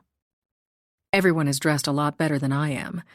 So far, I'm the only woman not in a skirt, and I feel self-conscious in my simple suit and shiny lace-up boots that look a little more combat-like than I thought when I first put them on this morning. We're early, so if you need to freshen up, you've got exactly 6 minutes, Dick says, as I stare hard at the familiar painting hanging behind his head, recognizing Washington crossing the Delaware, and it's not a print. Emanuel Leutze, 1851, I'm informed in my lenses. On loan from the Metropolitan Museum of Art, and I'm sure the White House can borrow anything it wants. I look around at the large gilt clock with a rampant eagle on top, the mahogany bookcase, other American-themed oil paintings of Yosemite Park and Old Faithful. People come and go nonstop. Some have scarves around their necks but no coats, and as I take mine off, I wish I'd left it in the helicopter. I wish even more that my wool socks weren't soaked, my feet beginning to itch as I predicted, and I ask Dick where the ladies' room might be. Behind us, off a short hallway, he points, as I catch a flash of blood red out of the corner of my eye. I look up in time to see Neva Wrong in a fitted red skirt suit and matching heels as high as stilts. She's walking away from the security desk without a glance in our direction, but I sense the monster sees us. If nothing else, she had to hear our helicopter coming in, and she takes the same short hallway Dick just pointed out. Headed to the ladies' room, no doubt, and I wonder what the hell she's doing here. You might want to wait a minute. Dick watches me carefully. You saw her, right? She's a regular. I've run into her before. Sometimes she's cloyingly nice. Other times, like now, she pretends she doesn't see me. She'd better not be sitting in on our meeting. As if I have any say about it. And I don't, none at all, let's be honest. Barely an hour ago, I didn't even know I would be here. No, she's definitely not. Dick answers in no uncertain terms, and I get up from the couch. You might want to wait, he repeats. Meanwhile, the clock is ticking, and I can't be late, but need to deal with my itchy feet among other necessities. I have a right to the White House ladies' room just as much as Neva does. And I head there, following the short passageway, the walls arranged with poster-size photographs of the first couple boarding Air Force One, entertaining royalty, visiting disaster sites. I reach the ladies' room as Neva opens its mahogany door, and we almost run right into each other. It's a onesie, she says, screwing the lid back on her gold jar of lip balm, tucking it in her black eelskin bag. Behind her is a standalone white porcelain sink, a toilet, more artwork, and a lot of gold. What brings you here on an early Monday? Not smiling, I ask as if this is routine for me, and more to the point. Because you certainly seem to pop up all over the place, including your late sister's apartment, and the morgue. I'm not pulling any punches. You know, life doesn't have to be so difficult and dreary, Neva says, stepping into the hallway, paying no attention to people moving past, everyone intense and in a hurry. I'm sorry about Vera. I taunt her with a subject I know she doesn't like, while trying not to be distracted by my feet itching like I have poison ivy. I'm sure you must feel terrible, having just spent time with her before heading off to Wallops Island for the ill-fated rocket launch and everything else that went wrong. And I can tell by the angry flash in her eyes that she gets the message and the pun. You'd be so much better served if you would think of the big picture, instead of constantly tilting at windmills, Callie, she says. Look around you. Look where you are. Isn't this what everything's about? Not for me and the people I come from.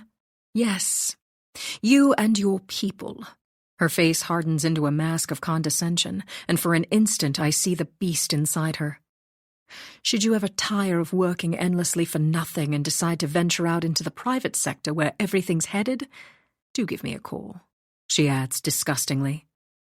That would be Nev-ah. I mock her name again. Now if you'll excuse me, she smiles icily. I have a meeting with 2 presidents and don't want to be late. Inside the ladies' room, I lock the door, freshening up, sitting on top of the toilet lid to pull off my boots. I peel off my wet socks, at a loss as to what to do with them, trying to calm myself, my hands shaking slightly. Oh, what the heck?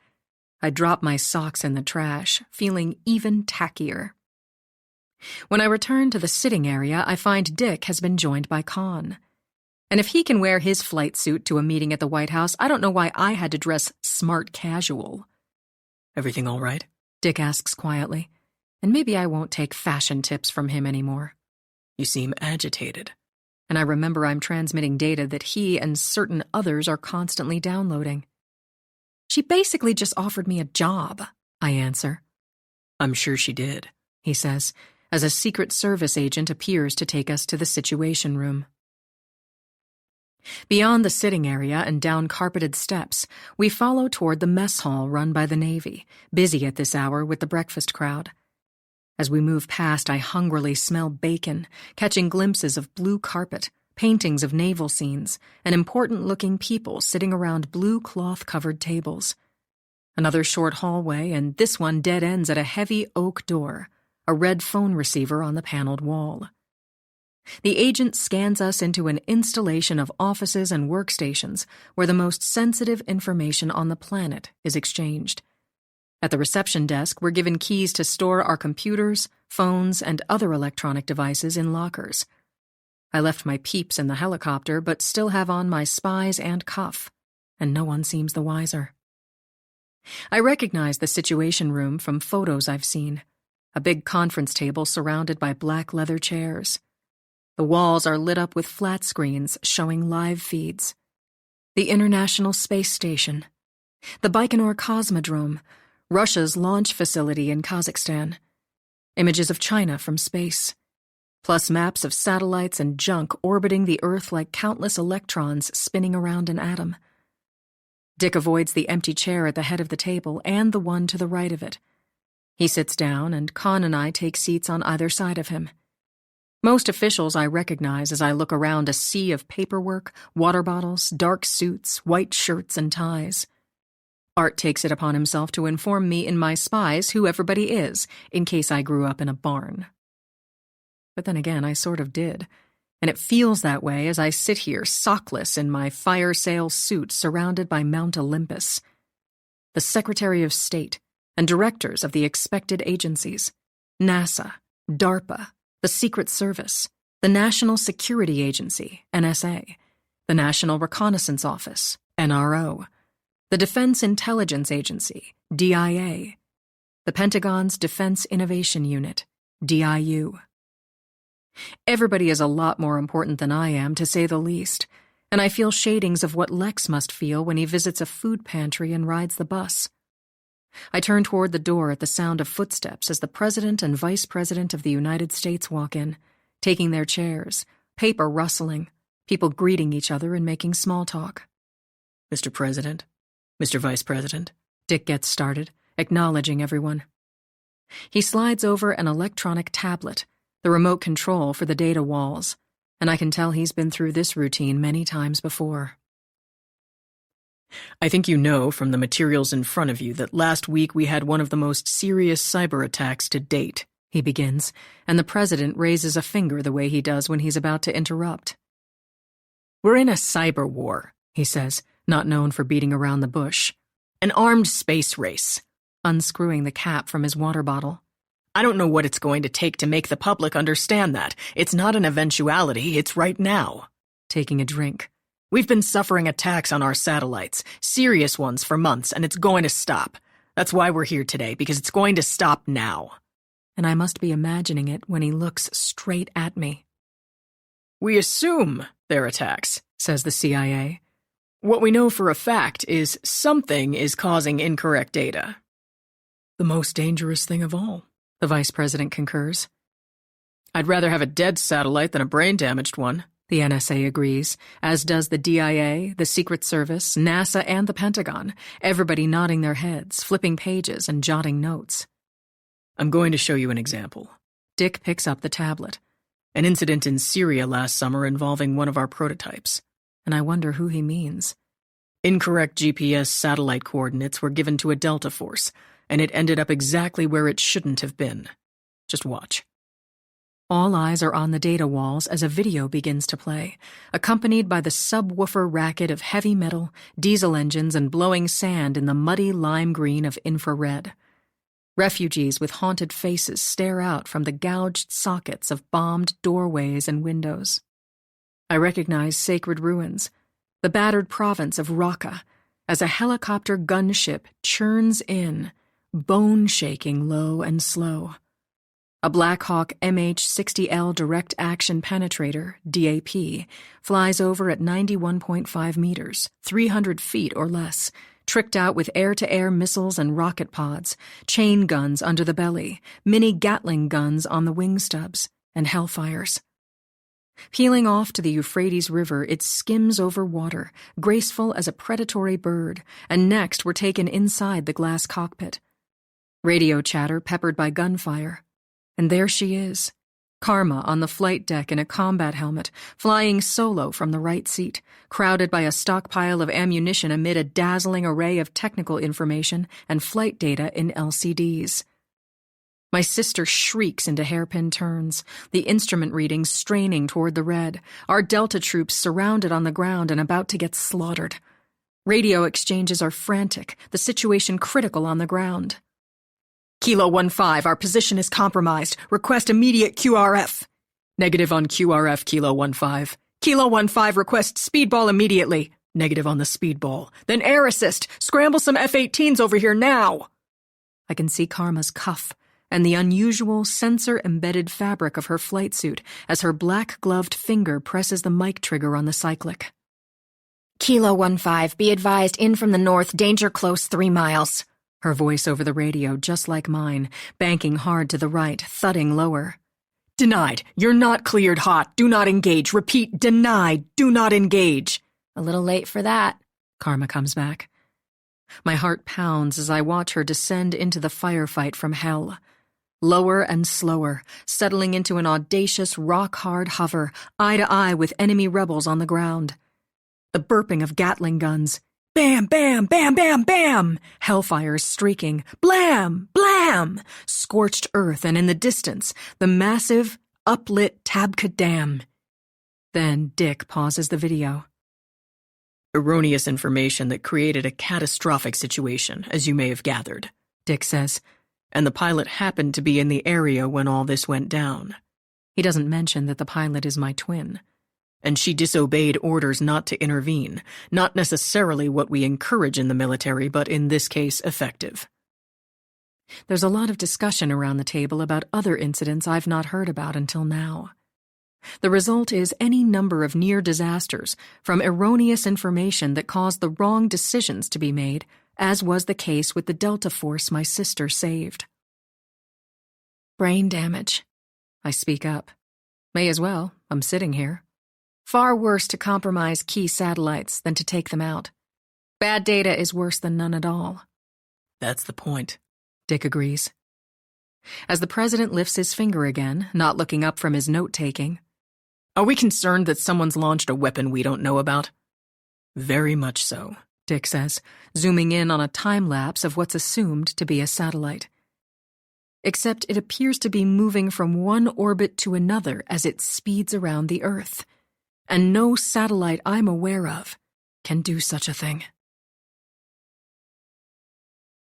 36. It's hard to tell from this. Khan directs everyone's attention to the map of GEO on a data wall. But that little pinpoint of light you see moving in this time-lapsed video is moving in the direction of a multi-billion-dollar intelligence-gathering satellite capable of listening in on conversations and conducting top-secret reconnaissance. USA 555A was launched 3 weeks ago from Kennedy Space Center. Dick takes over again.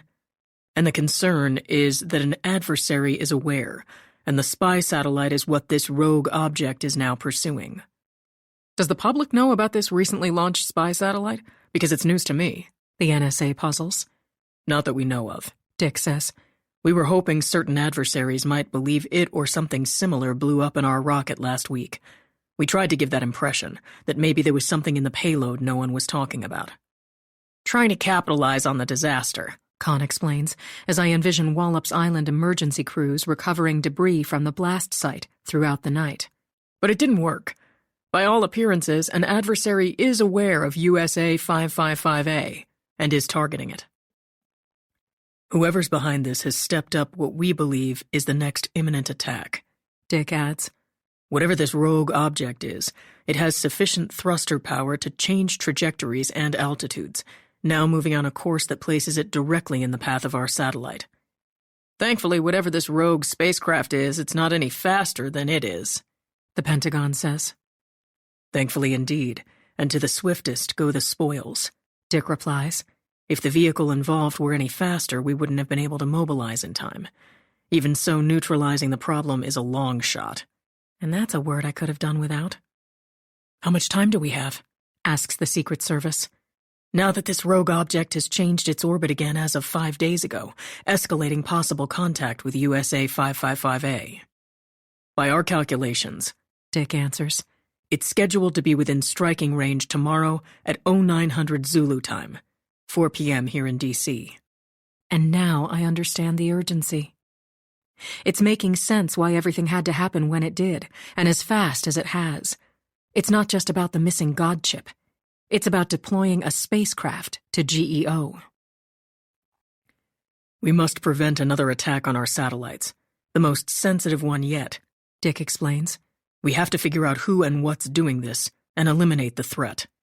Pure sabotage, says the Secretary of State. Space terrorism, the CIA adds gravely. One of Uganda's concerns. The president grimly lifts his finger. Nations are reticent to invest in starting a space program if this is what happens. Some kind of weapon is being deployed. Has to be. The DIA adds. But why can't we pick that up on radar? The Secret Service wants to know. How could there be a weaponized spacecraft up there and we have no idea? The vice president looks extremely unhappy about it. It would have to be constructed of a material with a very low signal, DARPA decides. Like plastic, I volunteer. It's extremely hard to see on radar, especially if you're not looking for it, and this is causing increased problems with space debris. A lot of CubeSats and other things being sent up are made of plastics and other composites that don't include metal. Last week we lost communication on the International Space Station, Dick says. And there were other malfunctions that could have been fatal to our astronauts while they were installing a quantum node during a spacewalk. The station commander was riding the robotic arm when it lost power, stranding her. And touching the tablet, he shows another video. Astronauts Peggy Whitson and Jack Fisher are weightless inside the space station, holding themselves in place with foot loops, both of them somber. And it bolsters me a little to see they're dressed no better than I am, in khakis, polo shirts with their mission patches, and socks. There were multiple failures simultaneously. Peggy looks into the camera, bobbing a little as she floats in microgravity, hanging on by her toes. Both electrical channels powering the prime and redundant strings of the robotic arm failed. Then there was an entirely separate event, Jack says. The prime and redundant communication systems also failed. And Dick stops the recording. It's not credible that this cluster of disasters, in addition to the rocket's destruction, were a coincidence. He renders his verdict. An examination of commands sent to the station found that they were sent from another location. Hacking? Asks the Secretary of State. Actually worse than that, as it turns out, Dick answers. Bad information from a communications satellite in GEO. And this same problem resulted in a rogue signal that caused us to hit the kill switch at Wallops Island. As he's saying this, I think of Lex. Damage to a communications satellite didn't happen because he or anyone else dialed a number on a burner phone. I'm confused, says the NSA. If a satellite was damaged, how does that explain what seems to be precision targeting of a resupply rocket and the space station? Not necessarily precision, Khan replies, and I would have spoken up if he hadn't. If a certain satellite is one of several that controls the communications on the space station or at Wallops, then if you damage this satellite sufficiently, chances are good there's going to be a serious, if not catastrophic, problem. Exactly, I concur. When a bad command is given to a rocket or a dish antenna linked to it, no matter the source or the intention, you don't take a chance. You hit the kill switch. When bad commands were given to the space station, it lost communication and power to the robotic arm. But it just as easily might have caused some other major malfunction. Scary stuff. The Vice President scratches notes on a legal pad. In other words, there's something up there that's going to keep on doing this until we figure out what it is, the President decides, his jaw defiantly set. What do you suggest? That we deploy a vehicle immediately to intercept whatever this thing is, Dick says, to get close enough that we might detect a signal, something we're not picking up on the ground. Or better yet, see what it is. What vehicle are we talking about? Asks the CIA. Because I thought I knew everything going on around here. To a flutter of tense chuckles. Probably the best-kept secret in recent memory, or maybe ever, and a critical part of the Gemini project, Dick says, as if they already know about it, and I see nods around the table. While you're aware of Space Force's mission, you aren't aware of this, as an image fills the flat screens around the room. The interior of a spotless hangar, and parked inside it is what looks like a mini space shuttle, only sleeker and with small morphing wings like what I saw in the wind tunnel. Its skin is a startling dark gray, and overhead light flares on an intricate gridwork of metallic filaments forming a conductive network. The vehicle is flown single pilot with AI assistance, in this case Art, but there's no mention of him. A propulsion-engineered quantum orbit defender, Dick tells the Situation Room. Or Pequod, as in the novel Moby Dick, he explains, and I wonder if anybody gets the irony that his last name is Melville. An allusion to the murderous whaling ship painted black and covered with whale bones and teeth, he adds. At high noon, our helicopter hovers along a taxiway at the pace of a brisk walk, making a loud, low beeline toward NASA's oldest aviation hangar, built in 1951, the metal siding dull and tired, barely glinting in the sun. The rooftop radome where Karma was hiding last week is white like snow against the cloudless sky. NASA's big blue meatball logo is faded but proud over the closed sliding bay door, and it's hard to fathom what's happened since I encountered Dick and his posse. It must have been someone else sticking her hands in the air before getting shoved face down into the snow. Our sleek bird settles gently a safe distance from the Boeing C-17 that wasn't here this morning, and Air Force loadmasters are collecting short segments of thick wooden planks from the tarmac. Something big with wheels must have been hauled inside the combat gray transporter with its T-tail and low-slung wings, the rear loading ramp gaping wide like jaws. Through the opening, I can see military cargo specialists making sure everything is properly stowed. No telling what's in there crated and shrouded, possibly the Moby test model that splashed down at the gantry. Or the iridescent morphing wing I noticed in the wind tunnel might be on board along with weapons and other military equipment destined for Cape Canaveral, Florida. Opening our doors, we climb out of the helicopter, our clothing flapping in the wind of blades thud-thudding, and if I had a brain in my head, I'd make a run for it. I'd tell Dick I'm honored, even grateful, And he shouldn't think for a minute I'm not mindful of all he's done since the day I was born, if not before. But I'm not ready. He can't possibly think I would be. And what do Mom and Dad have to say? Or Karma, by the way. And why not my brash fighter pilot sister instead of me? She's not afraid of anything except being bored, and never disappoints in a crisis. Witness the video of her single-handedly saving an entire Delta force. The point is, it doesn't matter what anybody says because I'm not up to a task this unprecedented and beyond my reach. The best thing would be for me to go home where I belong. Instead, I walk off into the sunshine with Dick, maneuvering around puddles and patches of slush, doing what he says as usual. To give myself credit, I'm better at keeping things to myself, such as my slow-burning anger over having no privacy or say about my life. I don't show how overwhelmed I'm feeling as I turn around, smiling, waving thanks and see you later to our pilots. More honestly, I'm saying goodbye to Con Lacrosse. He responds by flashing that toothy grin of his through the windscreen, giving me a thumbs up. I'm not sure why. Maybe because I survived my first briefing in the White House Situation Room. Possibly he's showing his approval because I'm about to hitch a ride on a super cool tactical transporter that can land on short runways, a road, in a field. It can back up, turn around, and take off again. Also, I'm off to Kennedy Space Center, and as exciting as that sounds for someone who's always dreamed of being an astronaut, it was quite a jolt getting the news at the same time the President of the United States and everyone else did. Con already knew what's in store for me because he and Dick are in cahoots, to use one of Mom's favorite words. They decided if I got volunteered in front of Mount Olympus, I would have a hard time saying no. It would have gone over like a lead balloon had I attempted to explain to the President that I know enough to know what I don't, and maybe someone else should take care of the problem. I can imagine him lifting his finger, about to tell me I'm shirking my patriotic duty. All to say that in my book, what Dick and Con did was dirty pool. But I made a conscious decision not to take it personally, to be a good sport.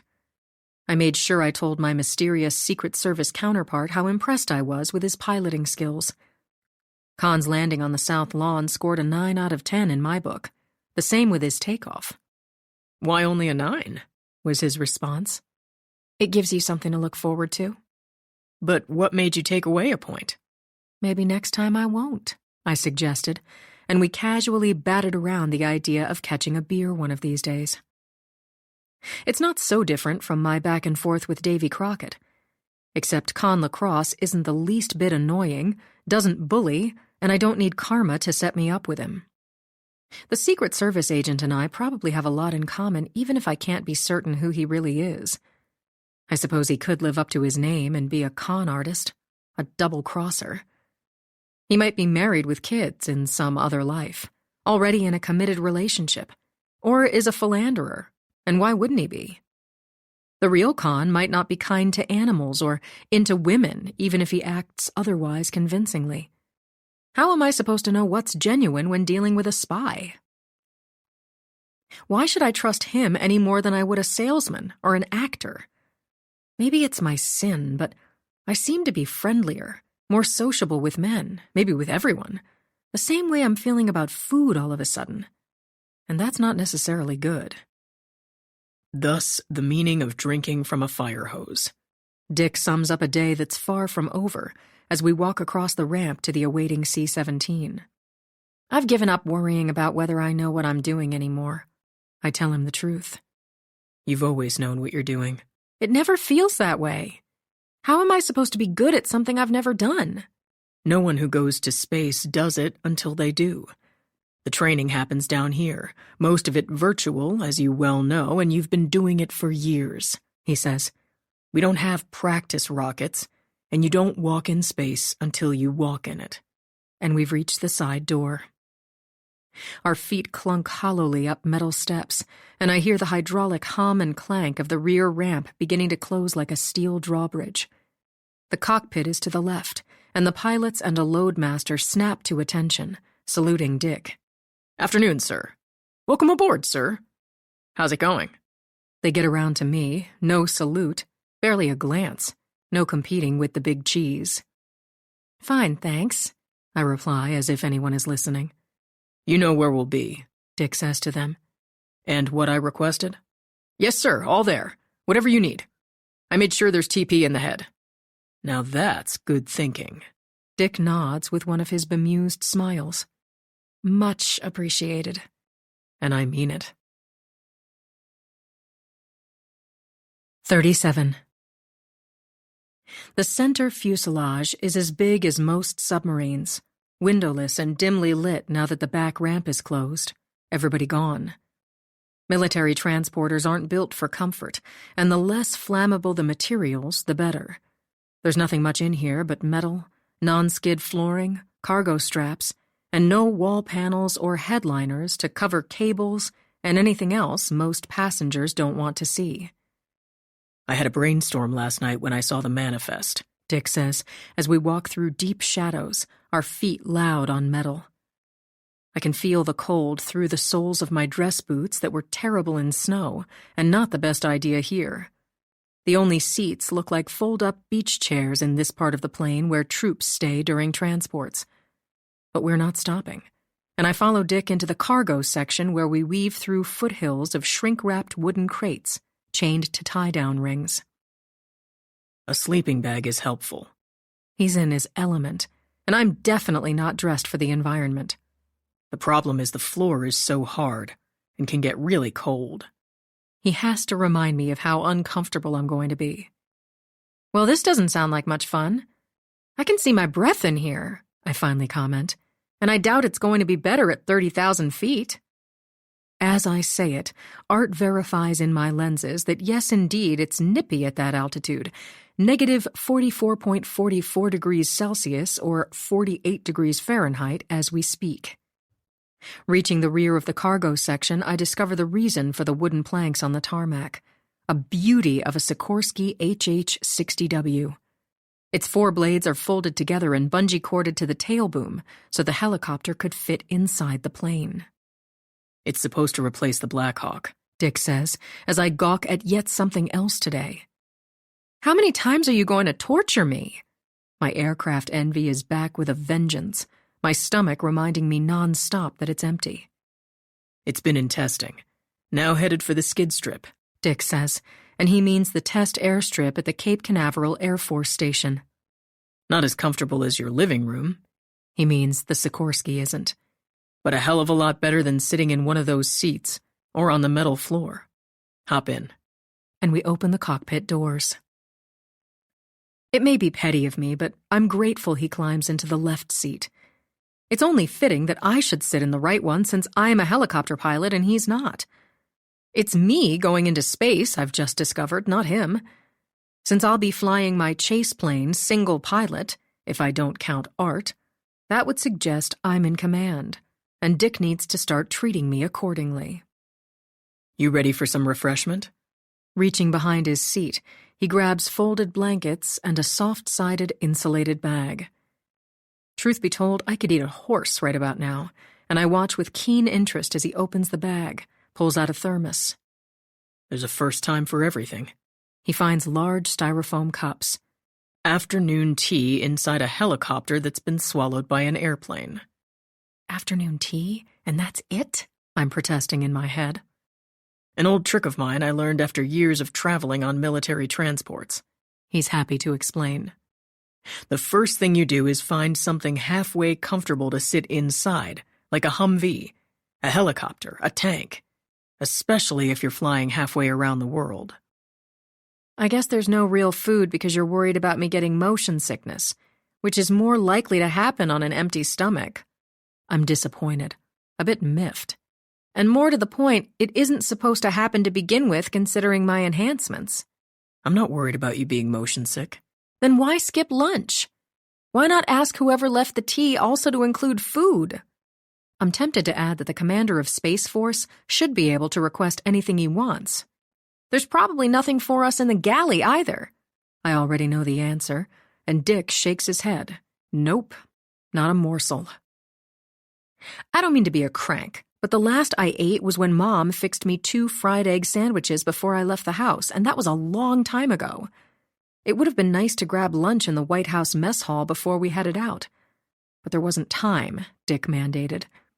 He said, and I quote, "You don't keep a 140-ton military tactical transporter waiting while you order a turkey Reuben, even if it's to go." I said you'd be upset with me. Dick sips his tea. I've held off telling you for as long as I could in hopes of making it easier. But the fact is, you can't have anything else today. Nothing tonight or in the morning. Nothing to eat before the launch except clear fluids, maybe crackers. And after that, it's space food, some of which you've had before. Probably while I was locked up at Dodd Hall. I connect the dots. Like the bags of space punch. You probably had me eating reconstituted space food that I don't remember. Your mom and I had a discussion about whether you should have those fried egg sandwiches this morning, Dick says, his phone in hand like always, monitoring messages. What did she do, text you about it? As I think, are you kidding? Actually. He hesitates. And that's exactly what my mother did. Do I get to decide anything on my own anymore? I'm incredulous, annoyed, and secretly flattered. Penny pointed out that whether you ate or not this morning, it was risky either way.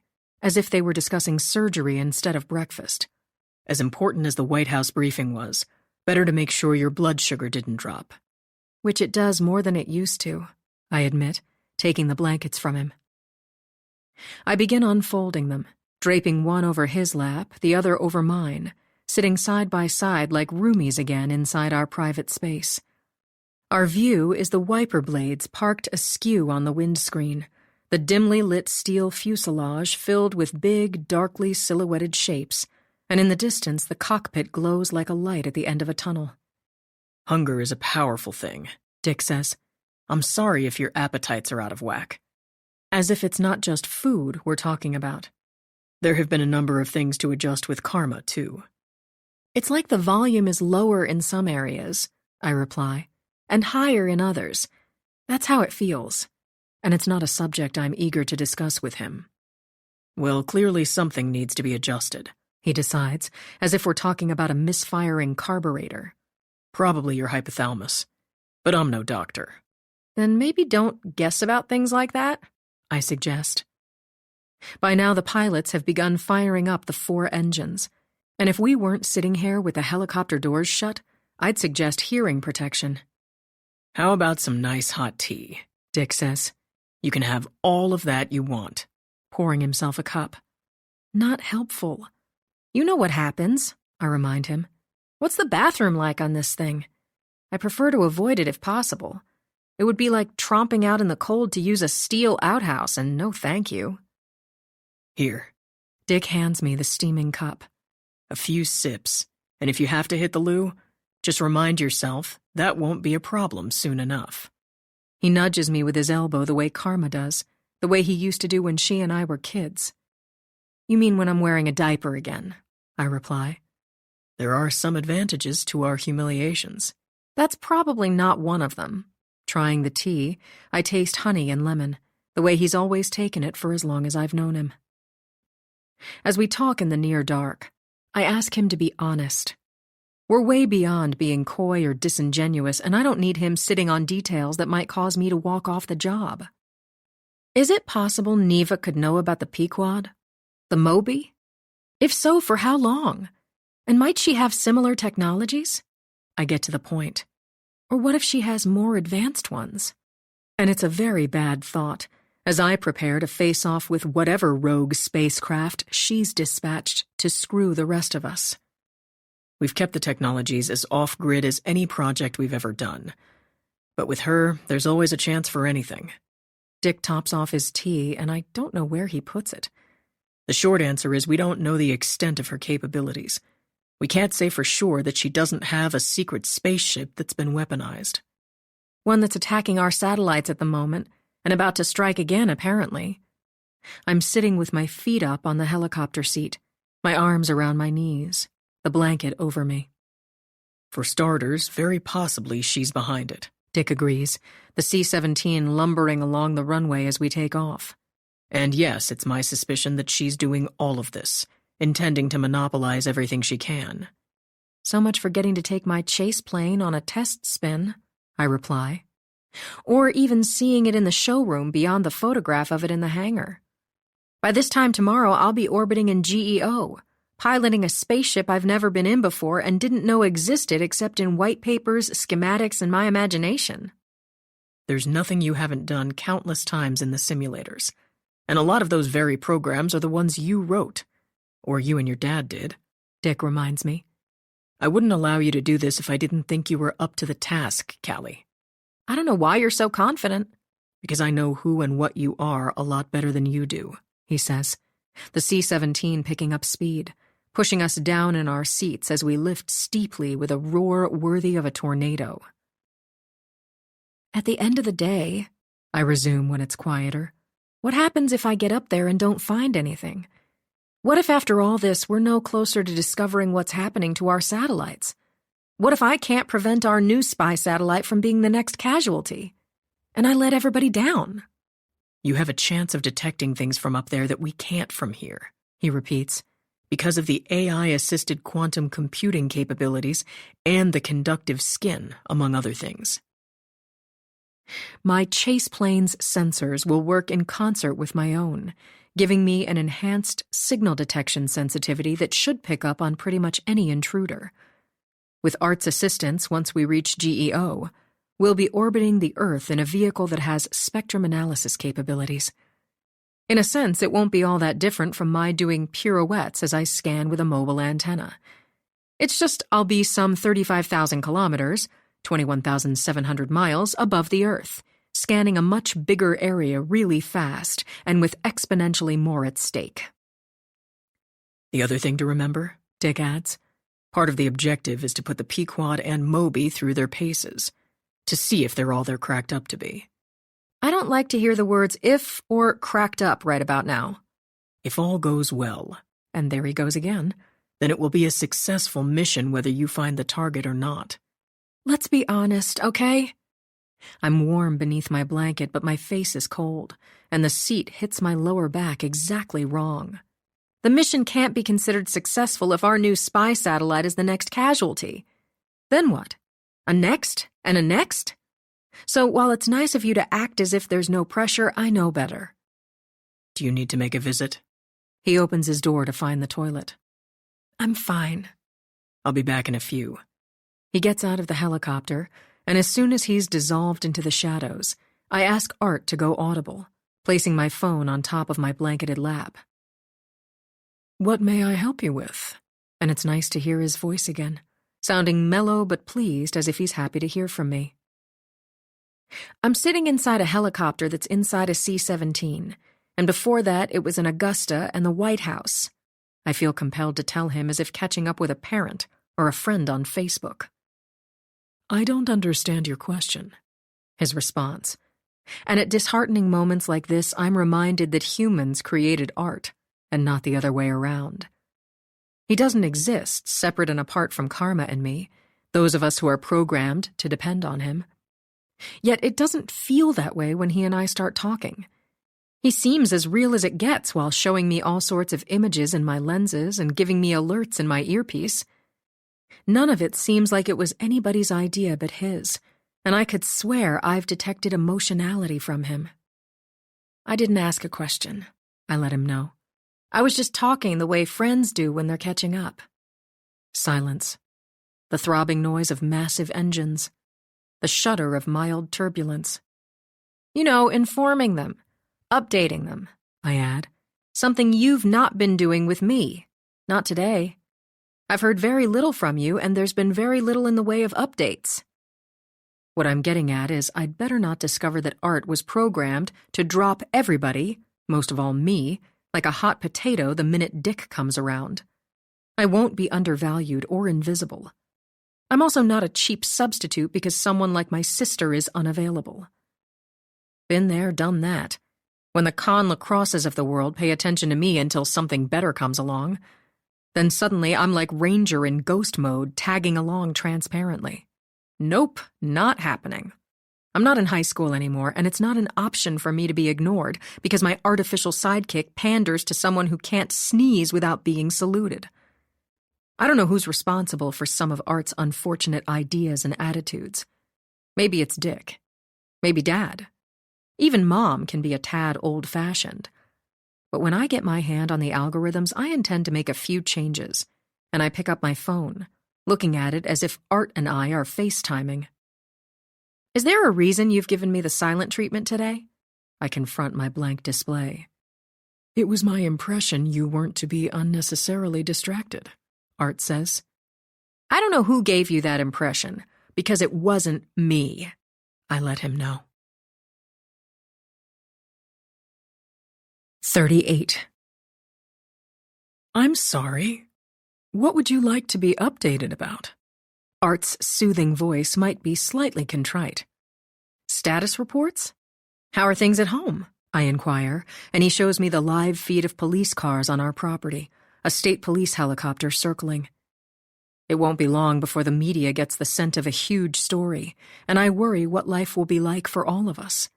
How much more off-nominal can it get?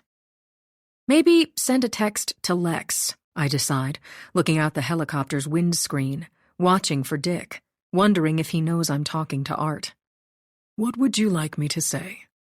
Maybe tell Lex I'm checking on him, hoping he's okay. I'm thinking about him.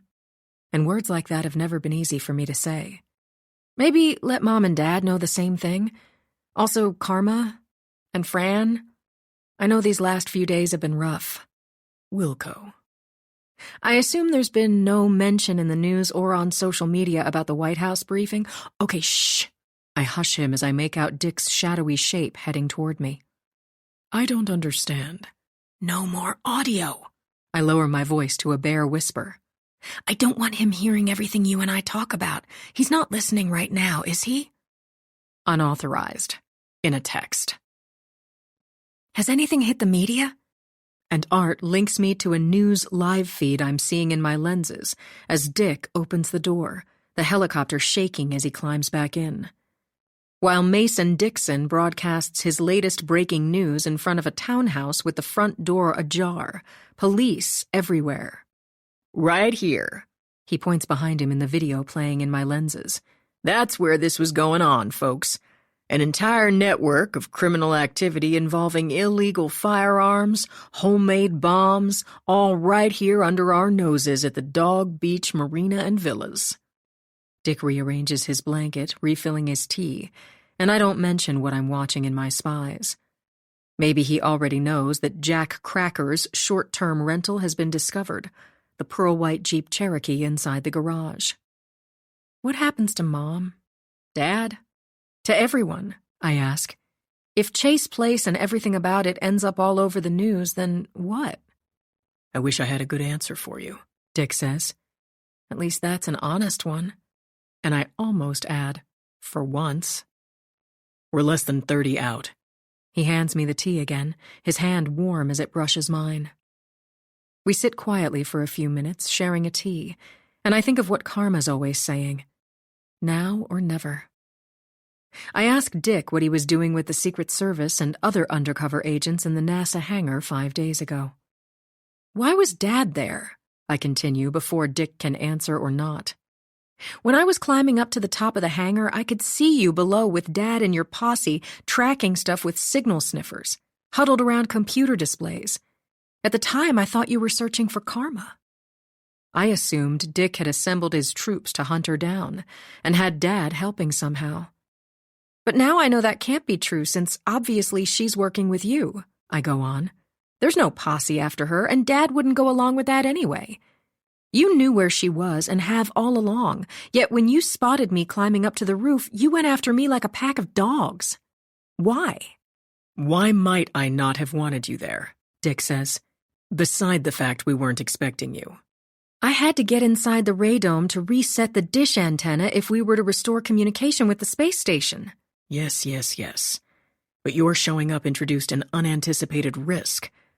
Let's just say, a threat that was completely out of left field, when suddenly there you were climbing up to the roof. You knew where Karma was hiding out and didn't want me to find her. I can only figure. Plain and simple, the two of you can't be seen together. Dick reminds me of what's most painful. Your power comes from working together, while you're not. That's all you need to know about it. I'm feeling my tea too much to argue, to tell him how unmanageable everything is, and I weigh my options. I can brave the bathroom here, or I can wait until we land with more G-forces than my bladder would appreciate, and I decide to brave the elements. My turn, I announce, and as I walk away from the helicopter, I think of the irony if I trip and hurt myself. What a way to scrub my first mission. The one thing I didn't bring today was a flashlight, I remark to Art as I step around shrouded wooden crates, careful of tie-downs and rings in the metal flooring. You have a flashlight app on your phone, he says in my earpiece. Duh. It seems I'm quickly forgetting how to do the smallest thing on my own. Lighting my way, I find the bathroom, a sink, a toilet, and a roll of toilet paper as promised. Except there's no running water, and flushing doesn't seem to be an option. Fortunately, someone was thoughtful enough to leave a few packets of hand sanitizers, and I wonder if it was Dick. Back in the helicopter seat, I tuck my blanket around me, and Art must have taken my lecture to heart. He's acting extra nice, paying attention, being thoughtful as we begin making our approach into Cape Canaveral. He shows me in my lenses what the pilots are seeing as we swoop over a tawny strip of beach, the white froth of waves breaking on the sand. We turn on final for KXMR, the Cape Canaveral Air Force Station skid strip, a single runway with sandy dirt on all sides and numerous launch pads. The moving map display shows me the runway's configuration, letting me know its length, the elevation, our speed, and the latest weather. Then the C-17's wheels touch down, engines screaming as we brake to a quick stop that presses us hard against our seats. As loud as it is, we give up talking until we're being marshaled into our parking place on the ramp. What we do next strikes me as another one of Mom's quirky conundrums. We climb out of a helicopter so we can climb out of a plane, neither of them moving. Yet all of us are at 107,826 kilometers per hour, 67,000 miles per hour, as the Earth orbits the Sun at a sizzling clip. You do realize we just landed without our seatbelts on, I say to Dick as we reclaim our baggage on the floor outside the helicopter. I guess we could have buckled up in there, he considers. I'm not sure how much good that would have done had we gone off nominal. And all kidding aside, I don't know the answer. Based on Art's lack of response in my spies or my earpiece, I don't think he knows either. It's another one of those brain teasers like Mom used to fire at Karma and me all the time. If a mosquito is buzzing around inside a car going 128 kilometers per hour, 80 miles per hour, then what is the mosquito's airspeed? Or in this case, if Dick and Callie are sitting inside a helicopter that's cargo inside a transporter, what happens in a crash, seatbelt or not? Are we a helicopter crash? Are we a helicopter and a plane crash, or only the latter? I don't know why such morbid preoccupations are invading my thoughts. But I suspect it's for the simple fact that any test pilot worth his or her salt knows that the next mission could be the last. People like me aren't needed unless nobody's really sure how something will work until it's driven or flown for real. Deploying Ranger the Pong for the first time is a good example, because we hadn't factored owls into the equation, and we should have. Or how about my taking my new chase plane into space where neither of us has been, both of us prototypes? No matter what the statistics might say, it's impossible to foresee every possibility for disappointment, damage, and death. Chances are good what I'm about to do may not turn out well. How are you feeling? Dick asks as we walk across the ramp, headed to the airstrip's flight office and lounge, the afternoon warm, the sky bright with only a few clouds. You didn't sleep a wink on the plane. I was too busy worrying. I wish you wouldn't. He holds the door. Soldiers inside instantly salute, and I wonder if it ever gets old. It's just that Neva was at the White House, I explain. She wasn't inside the Situation Room and shouldn't know anything that went on in there. But that doesn't mean she doesn't, Dick says as we emerge from the small building. Another black Suburban is awaiting, this one flanked by 2 Air Force security officers armed to the teeth in full ballistic gear. our detail for the trip, and we climb in the back of the armored SUV as they take the front. Dick and I buckle up this time, and I send him a text old-fashioned style, typing it myself, not asking Art's help. Is it okay to talk in front of these guys? I touch send. Affirmative, Dick writes back, and we're communicating remotely while in the same place. You know as well as I do, I resume out loud, that Neva must have a legion of snitches. And when you think of all the people in the room this morning, she's probably friendly with every one of them. That's the problem, Dick agrees. After we left, she had lunch in the mess hall with the Secretary of State. This was after both of them sat in on the meeting with the President of Uganda. Who's concerned about investing in a space program when it's unclear if his satellites would be safe, I add, as we drive through the barracks and hangars. And they sure as heck wouldn't be, and we both know that Neva's probably the reason. The causeway connecting the Air Force Station to Kennedy Space Center is off-limits to members of the public unless they're on a NASA tour bus. And I'm not seeing any of those at the moment as we cross the lagoon called Banana River. Why not deny Neva access to absolutely everything she wants and needs? I suggest to Dick what I have before, as the serious-minded officers up front stare straight ahead, hearing every word. Why help her hurt us? Why do we make it easier for someone like that? Are we the only ones who see her for what she is? The problem is as old as time, Dick says. A lot of the people she deals with aren't necessarily any more altruistically motivated than she is, and what she's managed to do over the years is to join them in order to beat them. She has dirt on people, and they owe her. She's masterful at creating entanglements and conflicts. In other words, human nature wins. Maybe not always. And not everything about human nature is as rotten to the core as she is. It's always complicated when someone manages to place any number of powerful individuals or groups in compromised positions, he says, and Kennedy's main launch viewing area is out my window, a strip of grass with bleachers and a few palm trees along the fence-lined shore. Across the lagoon, I can see the rocket on its pad, pointing up like a bright white finger against deep blue, 76.2 meters, 250 feet tall. Its twin BE-4 liquefied natural gas-fueled engines are capable of 4,800 kilonewtons, 1.08 million pounds of thrust, almost triple that when you add the 6 solid rocket boosters. All to say that when I'm strapped into my seat, for all practical purposes, I'll be sitting on top of a missile. My attention stays out the window, across the alligator-infested water, and I sense Dick looking at me. I wonder if he's proud of what he's wrought, grooming someone from the beginning to do exactly as instructed. How must it feel to rewire and reprogram that person? To play God? You doing okay? He asks quietly, his sunglasses fixed on me. Sure, I lie. Our tires sing over the metal drawbridge that's raised when NASA's covered barge called Pegasus arrives with rocket stages and other huge components, after a 900-mile ferry from Michaud Assembly Facility in New Orleans. Once on shore at Kennedy, the priceless cargo is hauled by a special carrier to the 50-story vehicle assembly building dominating the flat horizon. Mostly I'm starved, I add, and that much is true as we enter the Merritt Island National Wildlife Refuge.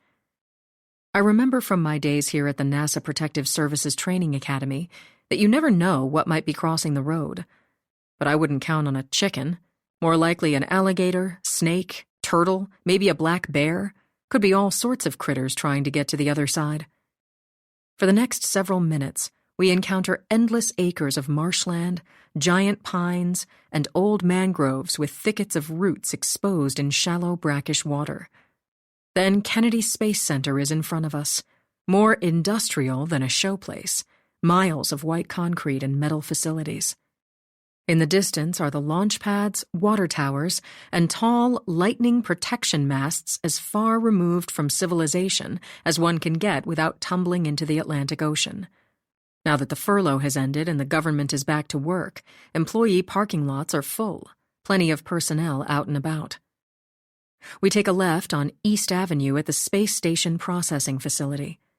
As the name implies, it takes care of everything that goes into building, maintaining, and resupplying our orbiting laboratory 408 kilometers, 254 miles, above Earth. The next sprawling complex is the Neil Armstrong Operations and Checkout Building, actually twin long buildings side by side. A narrow lane runs between them, and we follow it to a parking area designated for astronauts confined here prior to launch. The entrance reminds me of a sally port to a jail, except over the steel double doors are crew mission patches and a NASA meatball logo. My home away from home, I'm in and out of here so often, Dick says as we grab our bags. But by design, it's not exactly a room with a view. I'll warn you in advance. His security detail is standing at the ready, and he tells them that will be it for now. I don't think I'll be going anywhere else for a while, he adds, thanking them. We'll be right out here, sir. Let us know if you need anything, sir. This area back here is for the walkouts, Dick says to me, holding his badge over the scanner by a drab entrance that couldn't be more thrilling. When you've suited up and are headed out in the Astrovan, you'll walk out these doors. He opens them, gray metal, scuffed up and windowless. I've done it a few times in my pumpkin suit, he adds with a trace of a wistful smile. I try to imagine how I'm going to feel at Dark 100 when I'm doing the same thing, heading out in a launch entry pressure suit. Only mine will be blue, not orange, and there won't be crowds of adoring NASA employees to greet me as I emerge from the building, walking to the awaiting van. There won't be journalists, television news crews, or the usual police escorts on the ground and in the air. Hardly anyone knowing about the top secret mission before or after the fact. 39. Dick keys the elevator to the 3rd floor, an open area thoughtfully appointed to put astronauts in the right frame of mind before launch time. Walls are filled with big posters of eye-popping space art. There are whiteboards for announcements and other information, including which astronaut is assigned to which room. The only names written in magic marker are ours. Nobody else staying here. Dick is in room 1, I'm in 12C, and we head down a long corridor filled with Peanuts comic strip art. Snoopy, as the Red Baron, encourages all systems are go. Wearing a spacesuit, he has his eyes on the stars, and there are the expected group pictures of previous astronaut classes and crews, photos that won't include me going forward. Chances are there won't be crews of 7 astronauts quarantined in here together, as there were during the space shuttle's glory days. As space technologies and travel are increasingly about national security and the survival of our planet, there will be more stealth missions, conducted by astronauts untraditionally trained like me to be fighters and spies. Passing break rooms, we turn down another hallway where a sign warns to report all symptoms of illness. Where I'm staying is at the end on the right, and Dick opens the door, my quarters reminding me of barracks I've lived in before, small but functional and civilized. The bed is queen size, neatly made with a creamy spread that has a floral medallion in the center. There's a bedside table, a built-in desk, and a wood-framed mirror. The carpet and walls are gray, and there are no windows because you're not supposed to know if it's morning, noon, or night. Sleep patterns are shifted depending on the launch window, in my case scheduled at 4 a.m., some 12 hours from now. Dropping my bags on the bed, I check out the bathroom. A sink, a toilet, and a shower, and on the counter is a water glass, a wrapped bar of soap, bottles of magnesium citrate, and a box of enemas. Looks like I have a lot to look forward to, I comment, returning to the bedroom. Get yourself settled. Dick is glued to his phone, his jaw muscles clenching the way they do when he doesn't like what he's seeing. Make calls. Do what you need. He heads out the door. The gym sounds like a fine idea, I decide, unzipping my duffel bag, changing into sweatpants, a t-shirt, sneakers. Out the door, I head back in the direction of the dining room, following the carpeted corridor with its astronaut art, inspiring photographs, and cartoonish whimsy. Inside the gym, I start out in a gentle jog on a treadmill, and Art alerts me that Mom's on the line. I understand you were impressive this morning, she says in my earpiece, and I assume she means the White House briefing. A little birdie told me you held your own just fine in the ladies' room. Obviously, she's talking about Neva wrong, and the little birdie would be Dick. He must have filled in Mom about the encounter, and I have a feeling this phone call is about more than her checking on me, as I think of the look on his face while leaving my room a few minutes ago. I hope you don't mind if we talk while I'm on the treadmill. I increase the incline and the speed. I thought it a good idea to move around while I can. Since you saw me last, all I've been doing is sitting. I won't be coy with you, Mom's unflappable voice.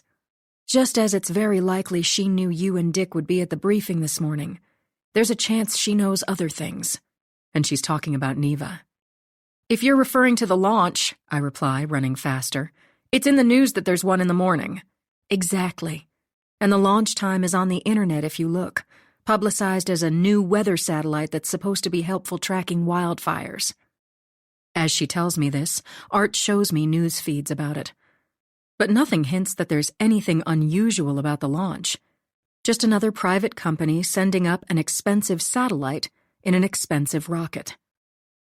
It's not like you can hide it when the rocket is on the pad as big as life, I tell her over the fast thudding of my shoes on the belt. Besides, Pandora has a facility here at Kennedy, a huge new building near Blue Origin and Boeing. There's no way Neva wouldn't know what's launching. But she won't necessarily know the payload is a space plane, and there's no reason she should have a clue I'm here. Don't you think something must have crossed her mind when she saw you at the White House? Mom makes a good point. Callie, you were attending a briefing in the Situation Room. She's right that Neva running into us blew our cover, even if Dick hasn't admitted it. I don't think it's accidental or a coincidence that she was there this morning to meet with the president of Uganda. Neva was tipped off by someone, maybe the Secretary of State whom she had lunch with in the mess hall. It could be anybody, and it makes my blood run cold to consider that she might know exactly what we're planning. I just wanted you to know I'm thinking about you. Mom's voice catches, and there are very few times I've known her to cry. Usually it was over karma, most memorably when Dad made friends with a traveling stunt pilot I wish he'd never met. Fortunately, there won't be the same outcome with Lex. He's not a bad seed. But he could be if someone like Neva ever got her hooks in him, and I ask Mom if she's heard how he's doing. I dropped some of my chili by this morning as promised, she replies, and I appreciate her doing that for me. Your sister came along, she adds to my surprise. Nana had the same reaction to her that she apparently had with you. A nosebleed, a spell requiring a space blanket. I have to admit, it was a rather strange thing to witness. And they thought karma was me. I steepen the incline and bump up the speed, wiping my face with a towel. Even Lex thought she was me? I can barely hear you, dear. Did Lex think karma was me? I don't know why it matters, but it does. She was actually very sweet with him. And as she's saying this, I'm startled by Dick suddenly appearing next to my machine, that same look on his face, his jaw muscles clenching. I've got to go, Mom. Don't forget I love you, she says, and I end the call as Dick tells me there's been a change of plans. The launch time has been moved up, he informs me. And why am I not surprised after what Mom just said? What's going on? As I slow down the treadmill, ending the session, mopping myself with a towel. The rogue object moving toward our spy satellite has made an unexpected maneuver as of 10 minutes ago, he says. Whatever this thing is, it may have greater propulsion capabilities than previously thought, I reply as we leave the gym, and Neva must have caught wind that we're coming after her. It's now calculated to be within range of USA 555A in less than 9 hours. He fills me in as we walk briskly along the hallway. What kind of launch window are we talking about? Factoring in range safety, collision avoidance, and all the rest, the most optimal time is going to be a 1-hour window beginning at 8 p.m. That's less than 4 hours from now, I protest as we reach my room, and I can tell by his face that there's no choice. Do what you need to do, Dick says, as I think unpleasantly of the magnesium citrate, the enemas by the sink. He tells me to stop by the medical clinic in an hour, And from there, it's the suit-up room. And maybe it's better not having any time to stress myself out. For sure, I wouldn't have slept a wink tonight anyway. Would have been pacing the gray carpet inside my gray windowless walls. I close myself inside the bathroom, grabbing the box of enemas. Covering the floor with a towel, I follow the instructions, lying on my side with knees bent. And when I dreamed about being an astronaut, this wasn't what I had in mind. A half hour later, I'm stepping out of the shower, toweling off my hair as I leave the bathroom. I find certain items waiting for me on the bed, including a form-fitting skin suit just like Karma's. Also, the expected maximum absorbency garment, a mag, or let's call it what it is, a super-duper diaper. In addition, I've been issued underwear, clean room booties, and I pick up the skin suit, finding it surprisingly lightweight.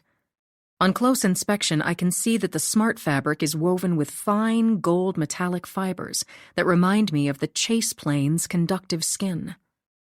What exactly does it do? I ask Art, noting the unusual front Ziploc closure that doesn't look much sturdier than a sandwich bag's. The smart integrated skin interfaces with other devices and environments, he says. A smart integrated skin, and I don't like it. As in a cis? Affirmative. So Karma and I are both wearing a cis? No way I'm calling it that. Silence. Sisters wearing sisses. Whose idea was this? I don't understand the question. It sounds like one of Dad's goofy acronyms, I decide, sitting down on the bed with a towel wrapped around me.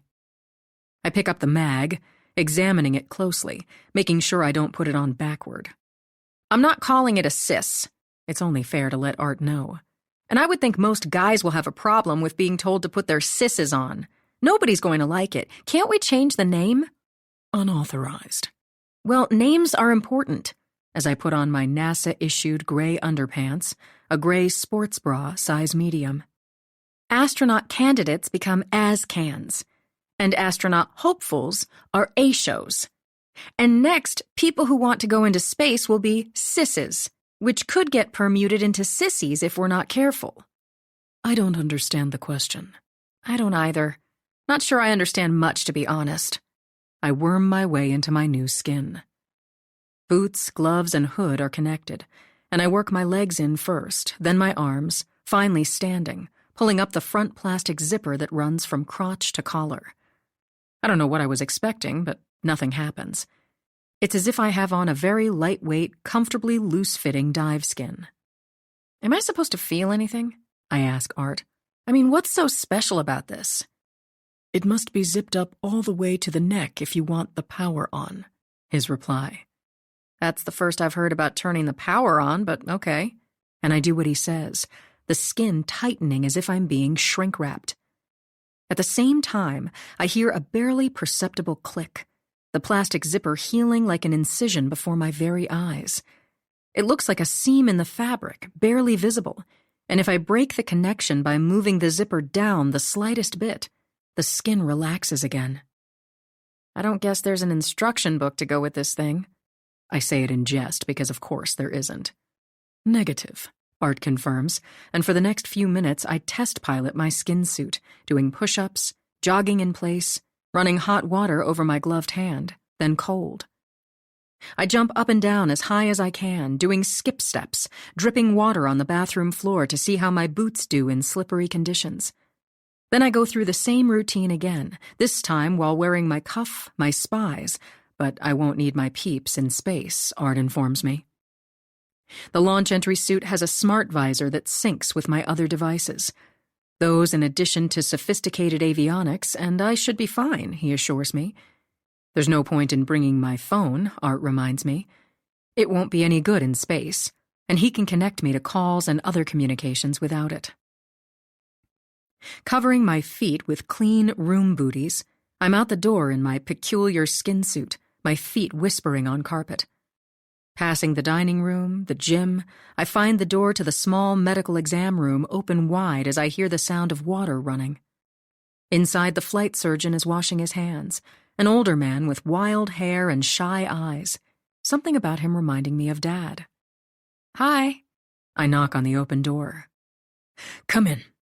He turns off the water, the sleeves of his splashed denim shirt rolled up, and he's wearing khakis and sneakers. I'm Callie Chase. I know who you are. He grabs paper towels to dry his hands. If I didn't, neither of us should be here. I've been given the scoop. He looks me in the eye as if he's peering into my mind. How are we feeling? He removes the stethoscope from around his neck. I'm Dr. Heltha, he says, pronounced like health with a slight tongue thrust, I decide. An unusual name, and sometimes I'm no better at small talk than my dad. I frankly think it got misspelled along the way, Dr. Heltha replies, finding a digital thermometer. Likely it originally was HELTH, and an E was added, probably by whoever was taking the census at Ellis Island back in the 1880s. I don't need to take this off, do I? And I mean my skin suit. No. He inserts the thermometer into my mouth. By all accounts, you're going to have nice weather. As if I'm looking forward to a sailboat ride or a stroll. But then, thunderstorms will be building by late morning. You'll be long gone by then. I understand you're from Virginia. Never been to Langley, but have visited Wallops a number of times. He talks quietly, quickly, almost breathily and non-stop. Sort of what Dad does when he's nervous and ill at ease with people he doesn't know. The thermometer beeps, and Dr. Heltha is happy to inform me my temperature is 97.9, in the normal zone. And I could have told him that. Art lets me know everything before the flight surgeon finds it out, as he busily takes my blood pressure, taps my knees with his little rubber mallet, listens to my heart and breathing. None of it is necessary when I have an implanted network of devices downloading the data and a lot more. But no longer having a need for certain protocols in life doesn't mean you are exempt from them. Even if Dr. Heltha knows about my secret sin, he'd examine me as usual, filling in the blanks, checking off the boxes. He very well may be part of the Gemini project, and in fact, I'm getting more suspicious by the moment. Dick has his own pied-à-terre in Kennedy's sacred astronaut crew quarters. Therefore, I think it's reasonable to conclude that NASA personnel and those at Space Force are merging. Certainly, I sense something in Dr. Heltha's demeanor that makes me suspect he knows darn well what's going on, who I am, and that I might not live to tell the tale. At the very least, he has to know it's not business as usual when I show up to launch in a rocket that supposedly has nobody inside, just a weather satellite with a special knack for tracking fires. We feeling up to snuff? Dr. Heltha bends over me, moving the stethoscope around. Your ticker's sounding strong as a horse. And in the past, I'd be offended by the comparison. All my life, I've been called strong as a horse or healthy as one. I never saw it as a compliment, more as an insinuation that I look something less than fine, maybe common or thick. Breathing's normal, he decides. Anything going on I should know about before you rocket into space for the first time, young lady? I'm feeling fine, I let him know, as he holds up a finger, telling me to follow it with my eyes, moving it in an H pattern. Finding a tongue depressor in a glass jar, he tells me to open wide and say ah. 40. Next stop is the suit-up room, with its padded brown recliner chairs, long tables, and big panels of pressure valves that go back to the late 60s. There's scarcely any legend who hasn't passed through here. Neil Armstrong, Buzz Aldrin, John Young, and Sally Ride, to name a few. And also those less fortunate, the crews on the Challenger and Columbia. All of them made their final stop in this room, each with a suit technician who might be the last person they'll see on Earth, depending on how things turn out. My tech is about Mom's age, I'm guessing, all in white with a headset on. She tells me to come in, looking me up and down. You're wearing everything I left on your bed? Her eyes are bright like a bird's, and she's kind, but no nonsense. Thank you, and yes, I reply, imagining myself on the bathroom floor, sincerely hoping she didn't walk in at the wrong moment. You can sit down. She indicates the recliner next to a sanitized plastic-covered table, where my blue launch entry suit is broken down into its components. The pants, the torso, gloves, boots, and helmet attach with plastic zippers, and missing are the usual metal rings, the clunky metal clasps, the dreadful rubber dam around the collar, the comm cap that causes hot spots. I've tested all sorts of spaceware, including the Advanced Crew Escape Spacesuit System, ACES, what most call a pumpkin suit because of its color. But it would seem that blue is the new orange, and my crash test dummy Snap has tried out my new getup, but I haven't. I'm Stella, by the way, my suit tech says, and of course she'd work for NASA and have a name like that. No more need for long johns with their 300 feet of water-cooling tubes. Removing my paper booties, she begins helping me into the bright blue pants. It kind of makes me sad to think. Don't be too sad, I reply. I still have a diaper. It's really not that bad unless you have to wear it very long. What's your idea of very long? It depends on if we're talking number 1 or number 2, she says, as if there are no adults in the room. Makes sense. And I'm grateful Dick wouldn't let me eat anything since my egg sandwiches early this morning, and thinking of them makes my stomach growl audibly. You wouldn't want to go as long as 2 days without changing your mag, that's for sure. Stella takes off my clean room shoe covers and helps me pull on my space boots. You'll get rashes and stuff. How are you liking your skin? And I don't mean your real one. It feels good so far, and it really does. Almost energizing, and it's definitely regulating my temperature. Otherwise, I'd be sweating buckets right about now. You'll find you get less tired sitting. She zips my boots to my pants. And the electrical stimulation for your muscles and bones you might feel slightly. But I actually think it's pleasant, like a gentle tingling. And as she says it, I'm feeling it, especially in my right index finger. How many years have you been doing this? I ask, as she pulls Tyvek booties over my electric blue space-suited feet so I don't get them dirty. May 6th, 1999 was my first crew. Space Shuttle Discovery, she says. 7 astronauts. She picks up the suit's upper torso. Unlike you here all by your lonesome. That's probably going to be the norm going forward. Single pilots, depending on the vehicle. Or smaller crews of 2 or 3. But to be honest, the way things are changing, I don't know what to expect. She shows me how to lean forward, entering the torso from the back, working my head up through the neck opening. I push my arms through the sleeves, keenly aware of the slight tingling Stella mentioned. It doesn't feel bad at all, rather good, I agree, and I'm perfectly comfortable in my skin, but could do without the diaper. Or better said, I wish I could. It's a lot easier when you don't have that big metal neck ring, right? She zips me up and back. Or that awful rubber dam that snatches the hair out of your head if you're not careful. Of course, most of the guys don't have much hair, but it's a challenge for the women.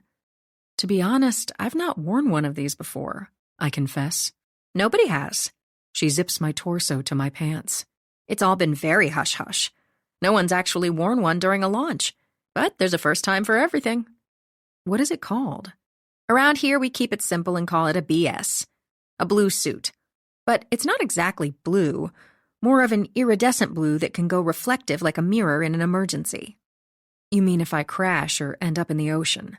It shows up like crazy if need be, and I can tell you from my own experience that it's comfortable and not that hard to get on and off when I'm not around to help you. It sounds like you've tried out the merchandise.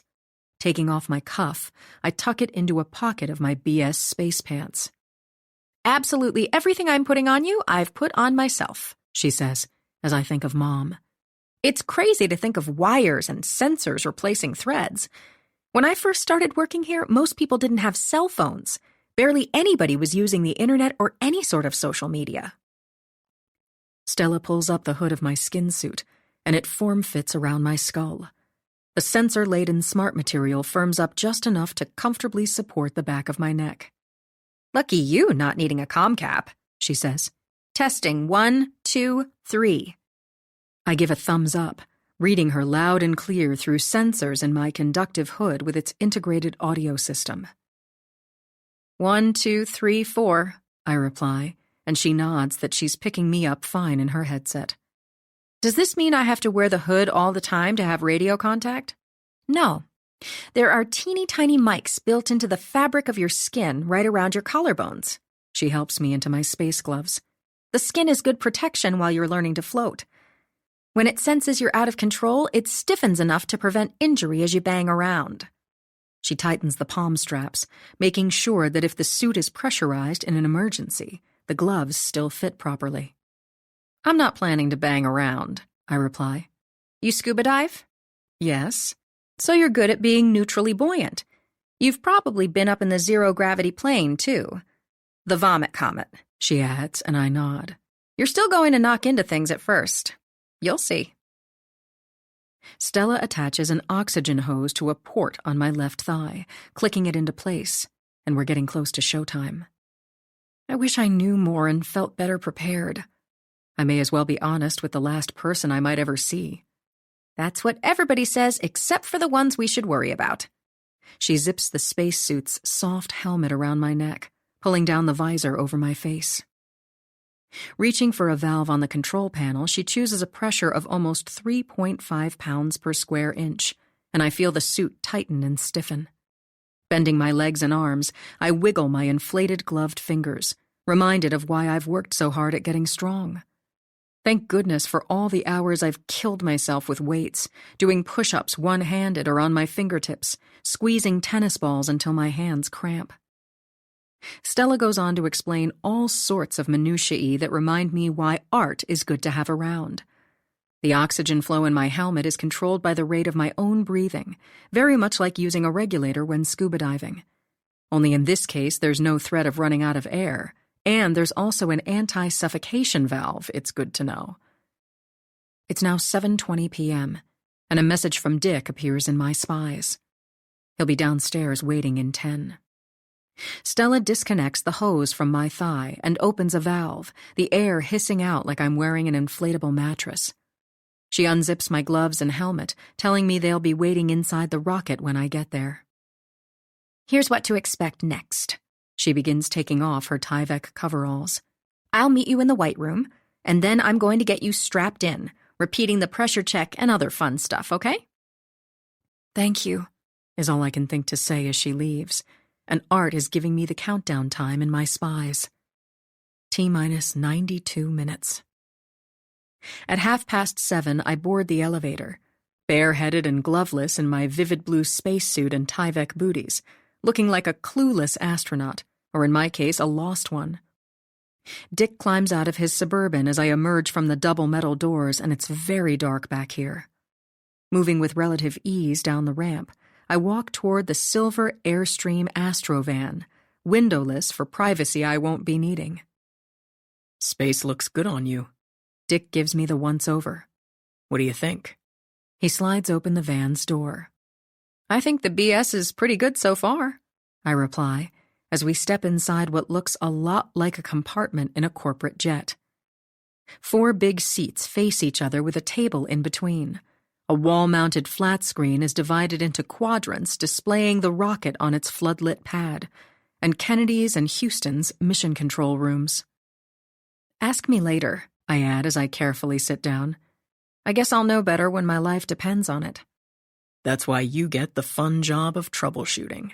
He takes the seat across from me. And all kidding aside, you can expect glitches. Something will go off nominal, as sure as we're sitting here right now.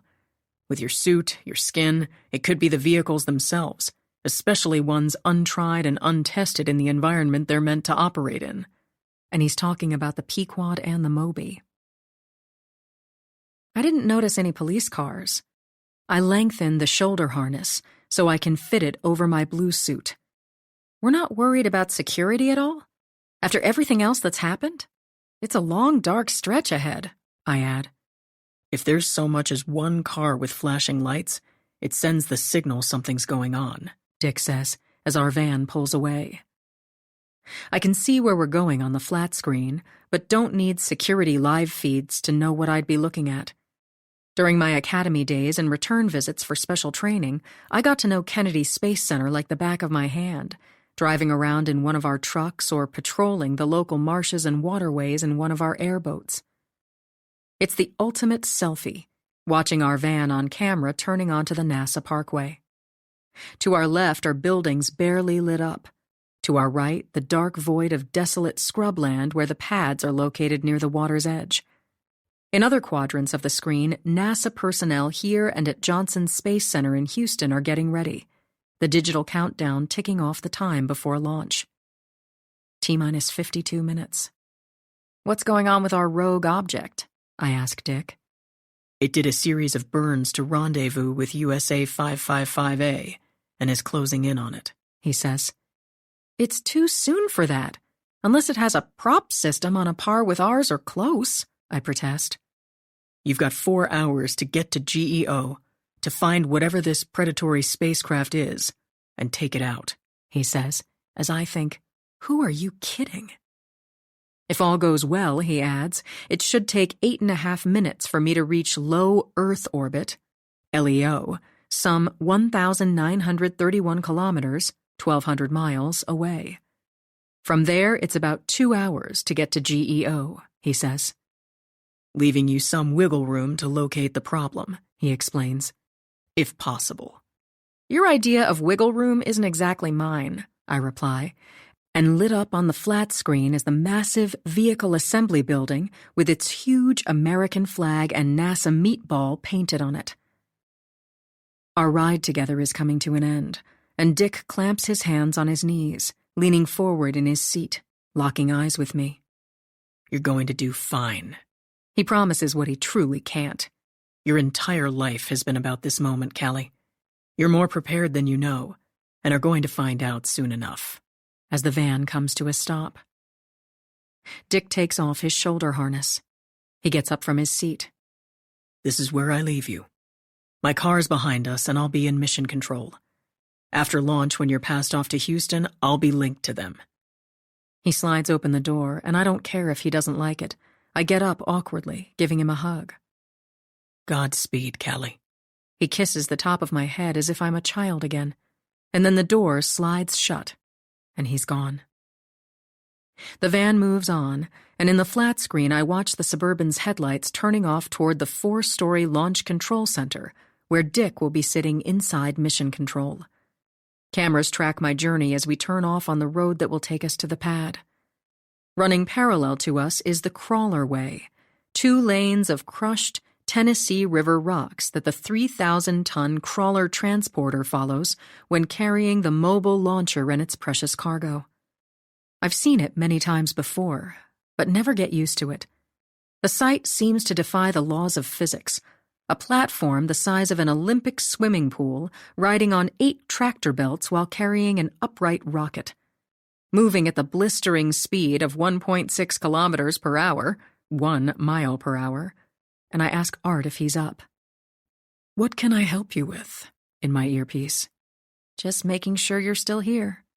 Affirmative, he replies as I feel us slowing down. Turning south toward the water, I can see our destination on the flat screen and also in my spies. The towering steel scaffolding of the mobile launcher is bright in floodlights. The rocket and its solid fuel boosters pristine white. Nearby is the water tower that, seconds before ignition, will flood the pad with a 450,000-gallon deluge to dampen the noise and vibration. There's one parked car in sight as we stop in front of the 5,000-ton mobile launcher with its multiple platforms, my awaiting vehicle held in place by pyro bolts that explode on blastoff. Clouds of condensation are from the liquid oxygen, the rocket off-gassing and hissing like an awaiting dragon.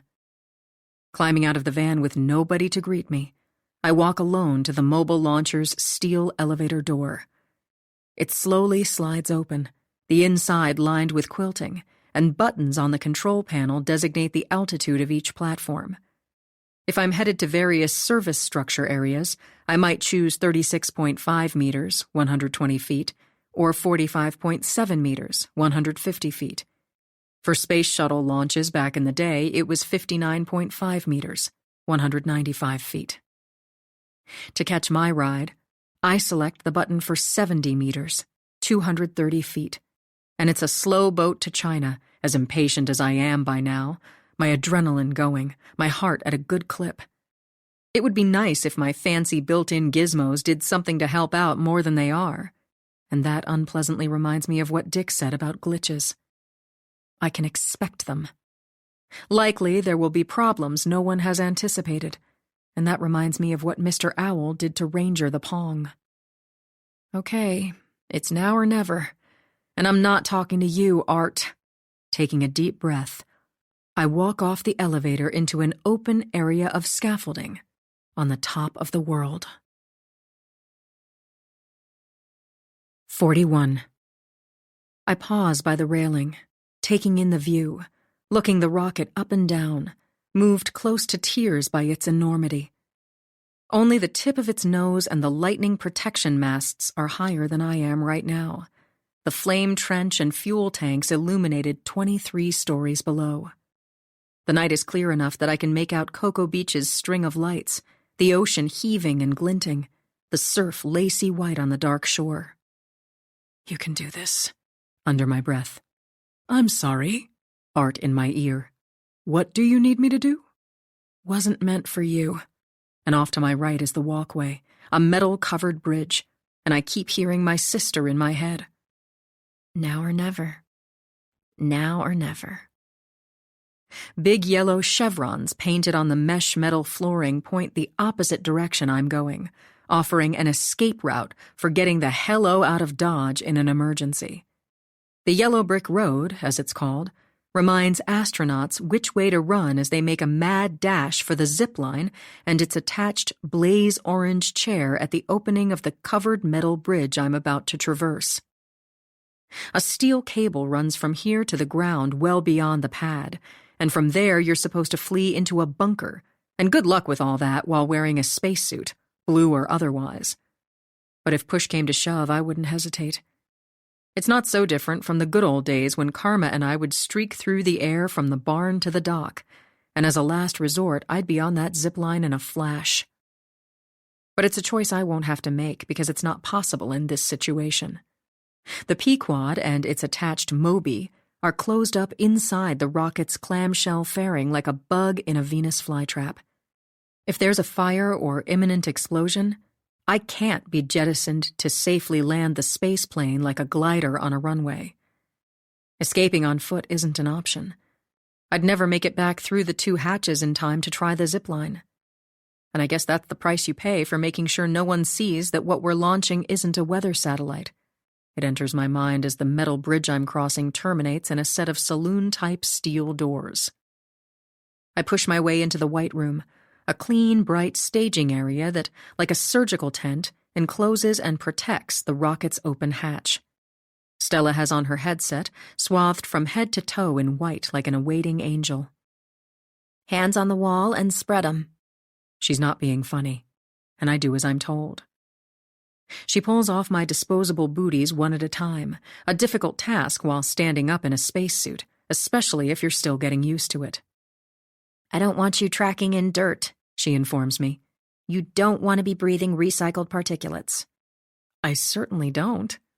You're all set to crawl in, and I'll be right behind you. She means that literally, and I get down on my hands and knees.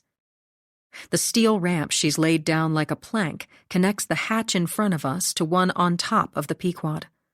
A port at the back of the spaceplane is attached to the Moby, the entire vehicle bolted upright inside the fairing. As I inch along in my spacesuit, I'm aware of the drop-off on either side of me and wouldn't want to lose my balance, toppling overboard. I might not fall very far, but there's a good chance I'd get wedged between unforgiving metal structures that would severely damage my pride if nothing else. I might be stuck for hours and suffocate.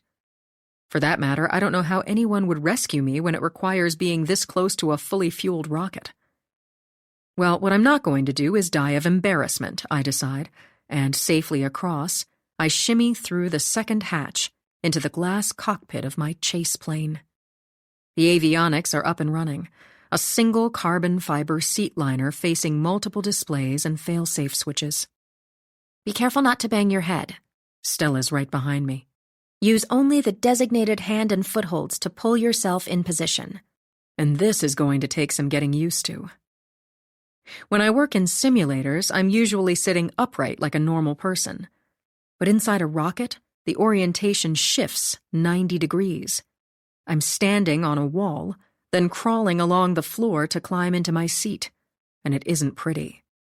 Grab that handhold overhead, Stella says. Do a pull-up and I'll help lift your feet into position.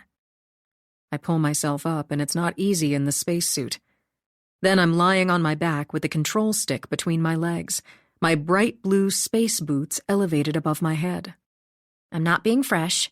Stella roots around for the crotch strap. Here we go. Can you reach the lap belt on your side? I've got the one over here.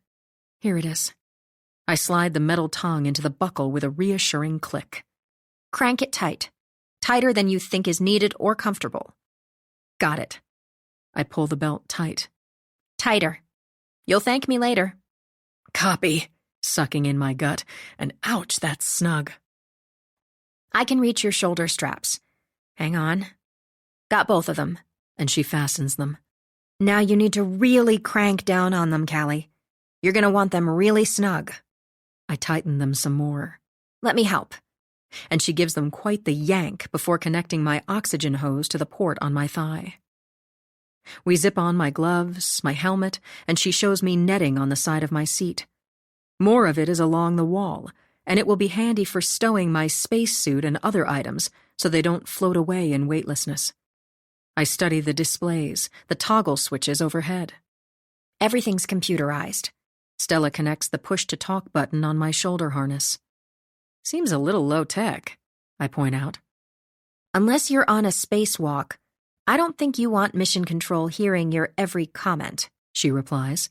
You can go into a voice-activated mode if you like, or push the button on your stick. What about when I'm not in my seat? Speakerphone or in your earpiece, just like on the ground, and you'll get more familiarized as you go along with the obvious assistance, she says, and she must mean art. This thing's built to fly autonomously, and you won't be flipping switches unless it's a really bad day at the ranch. Same with the control stick. It's there if you have to manually override, or if for some reason you want to hand control whatever it is you're doing, and from what I hear, you've got plenty of stick time and even more hours in the simulators. She has me open and shut my smart visor, conducting oxygen and pressure tests, and I see the life support data in the clear plastic shielding covering my face, and also in my spies, and the chase plane's heads-up display. She pressurizes my suit again, reminding me unpleasantly how difficult it is to move my arms and hands into natural positions. Then the purge valve again, and I hear all the air rushing out as my BS deflates. Finally, we begin the communications check, and I imagine Dick listening in. Callie, how do you read us? Kennedy's launch control talking to me personally sends a chill up my body, unless it's my skin suit doing it. Loud and clear. I make my first radio call from a rocket. T-minus 20 minutes and counting. The weather's looking great. Skies are clear. Copy. Ready to go in here, I reply, and Stella gives me a thumbs up. You're all set, and it's time for me to fly like the wind, she says now that I'm all strapped in, not going anywhere no matter what. May I shake your hand, Captain Chase? I awkwardly hold out a gloved one, thanking her for trussing me up like Houdini, and she makes her way back through the hatch. I hear it shutting as I see it in my lenses, and there must be small cameras all over creation. I imagine her crawling along the narrow metal ramp, and the sound of it clanging and scraping when she drags it into the white room. In a few minutes, she'll close the rocket's hatch, and from that point on, I'm committed. She'll hurry down the elevator, dashing into her car, the rocket off-gassing and hissing as if it's getting violently impatient. She'll speed away to safety, and I'm either going into outer space or nowhere ever again. It looks like it's just you and me now, I say to Art. If the worst happens, you'll still be around, but I won't. Take care of Karma and everyone. And know I appreciate you. I'm sorry I wasn't all that nice at first. I didn't mean to hurt your feelings, even if you don't have them. And darn, it's hard to say. Enabling control stick circuitry. His obtuse voice in my ear. And so much for sentimentality. You now have the capability of manual operations should a critical auto function fail. And I recall Stella's and my conversation about hand controlling if I want or need to take over. Then mission control is in my other ear, instructing me to lower my visor, to initiate the flow of oxygen as I watch the countdown clock in my displays. At T-minus 5 minutes, I'm given the official go for the launch, and I can't believe I'm doing this. Watching the clock. 4 minutes. 3. 2. 1 minute, Callie. Kennedy's launch controller. And maybe I'm reading into things, but he seems friendly. Be prepared for the shake of your life. 30 seconds. 20. 10. Main engine start. The twin BE-4s roar to life as Art tells me in my ear that they're at 100% as the countdown continues. 3. 2. 1. And next, the solid rocket boosters ignite, and now I'm being shaken like a margarita. It's as if we're having a seizure as we're shoved up through the atmosphere, and all I can do is hold on, strapped in on my back until 80 seconds into the flight when things begin to simmer down. We've just passed max Q. Houston lets me know the worst of the structural loading is over, and our vehicle probably isn't going to break apart in the atmosphere. The boosters begin to burn out, then the 6 muffled booms when the pyrotechnic fasteners explode, jettisoning away the huge metal tubes. Mach 13. Mission control has been switched to Houston, and my ride is considerably smoother, and I can raise my visor. 1 minute into the flight. And I'm watching the speed and other data on my displays. Suddenly, I'm shoved forward hard against my restraints, the BE-4 engines drained of fuel and suddenly quitting. More pyros blow, and the first stage jettisons away. Then the second stage's single engine ignites, slamming me back in my seat, and I understand better why Stella wanted me to tighten my harness. Next, the clamshell fairing blows off, and I can hear and feel that bang big time because it's right over my head. My arms are starting to feel heavier as I use the control stick, switching to the systems page, grateful I'm not seeing any red warning indicators that might suggest death is imminent. The engine isn't about to fail or explode. My oxygen is good. "How's our trajectory?" I ask Art, remembering he's my co-pilot, and he switches me to that page in my heads-up display. "Trajectory is normal," he says. "Engines and all systems, normal." Mach 17. Houston over the radio. I'm informed that the G-forces are up to 2.8, as I would expect. Now I'm really feeling it in my arms, and I cross them at my chest, tucking my hands under the straps of the harness. 3 Gs. Mach 21. Mach 25. At 5 Gs, I'm feeling the pain. No training or simulator has quite prepared me for this. It's as if a big dog is sitting on me, my skin suit compressing my abdomen and legs to minimize the forces. But there's no smart fabric that would help my lungs expand, and it's getting scary hard to breathe. 8.5 minutes into my wild ride, the engine stops. The G-forces ease. And then my arms float up. "Welcome to space, Captain Chase." And it's Dick's voice in my earpiece. "There are a lot of relieved people down here on the ground." I'm kind of relieved myself. I begin unzipping my gloves as Dick lets me know that we're on a secure radio feed. Our conversation won't be overheard by mission controllers or anyone, he says, not that I believe him. Off comes my helmet while he explains that in a little less than 2 hours, I should reach GEO and rendezvous with the satellite I'm there to protect. Digging my cuff out of a pocket in my spacesuit pants, I unzip the pants from the torso. Taking off everything, I begin stowing my disassembled BS in the netting. "The rogue object we're tracking is staying the course," Dick informs me. "It's fitting the description of some type of satellite, as you know, but obviously that's not what it is. Hopefully we'll know more when you get there." We can see it, but can it see us? I can't stop worrying about it the same way I'm unconvinced my sin can't be detected.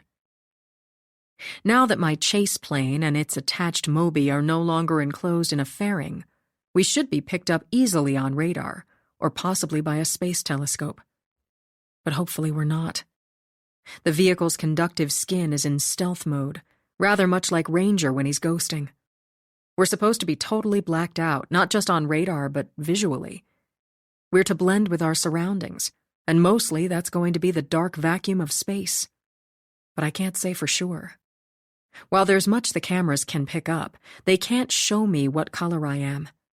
I have to infer it from one of many mind-withering codes, and right now our shade of black is RV3, which Art lets me know is Raven. Dick assures me there's no reason to believe my vehicle is detectable by the normal means, and I don't like his use of words as I look out the porthole window next to my seat, seeing nothing but complete blackness. What about the weather satellite everybody's looking for? I remind him as I put on my cuff. Imagine all those satellite watchers out there looking for it. I add, but they're not who I'm worried about. We've solved that rather simply. His voice in my earpiece. It's been leaked and making the rounds that a very expensive weather satellite didn't deploy properly and burned up in the atmosphere along with the fairing, the rocket stages. That might do the trick, I answer, but I'm never reassured when it comes to Neva wrong, and I sure as heck don't want her knowing what's really going on.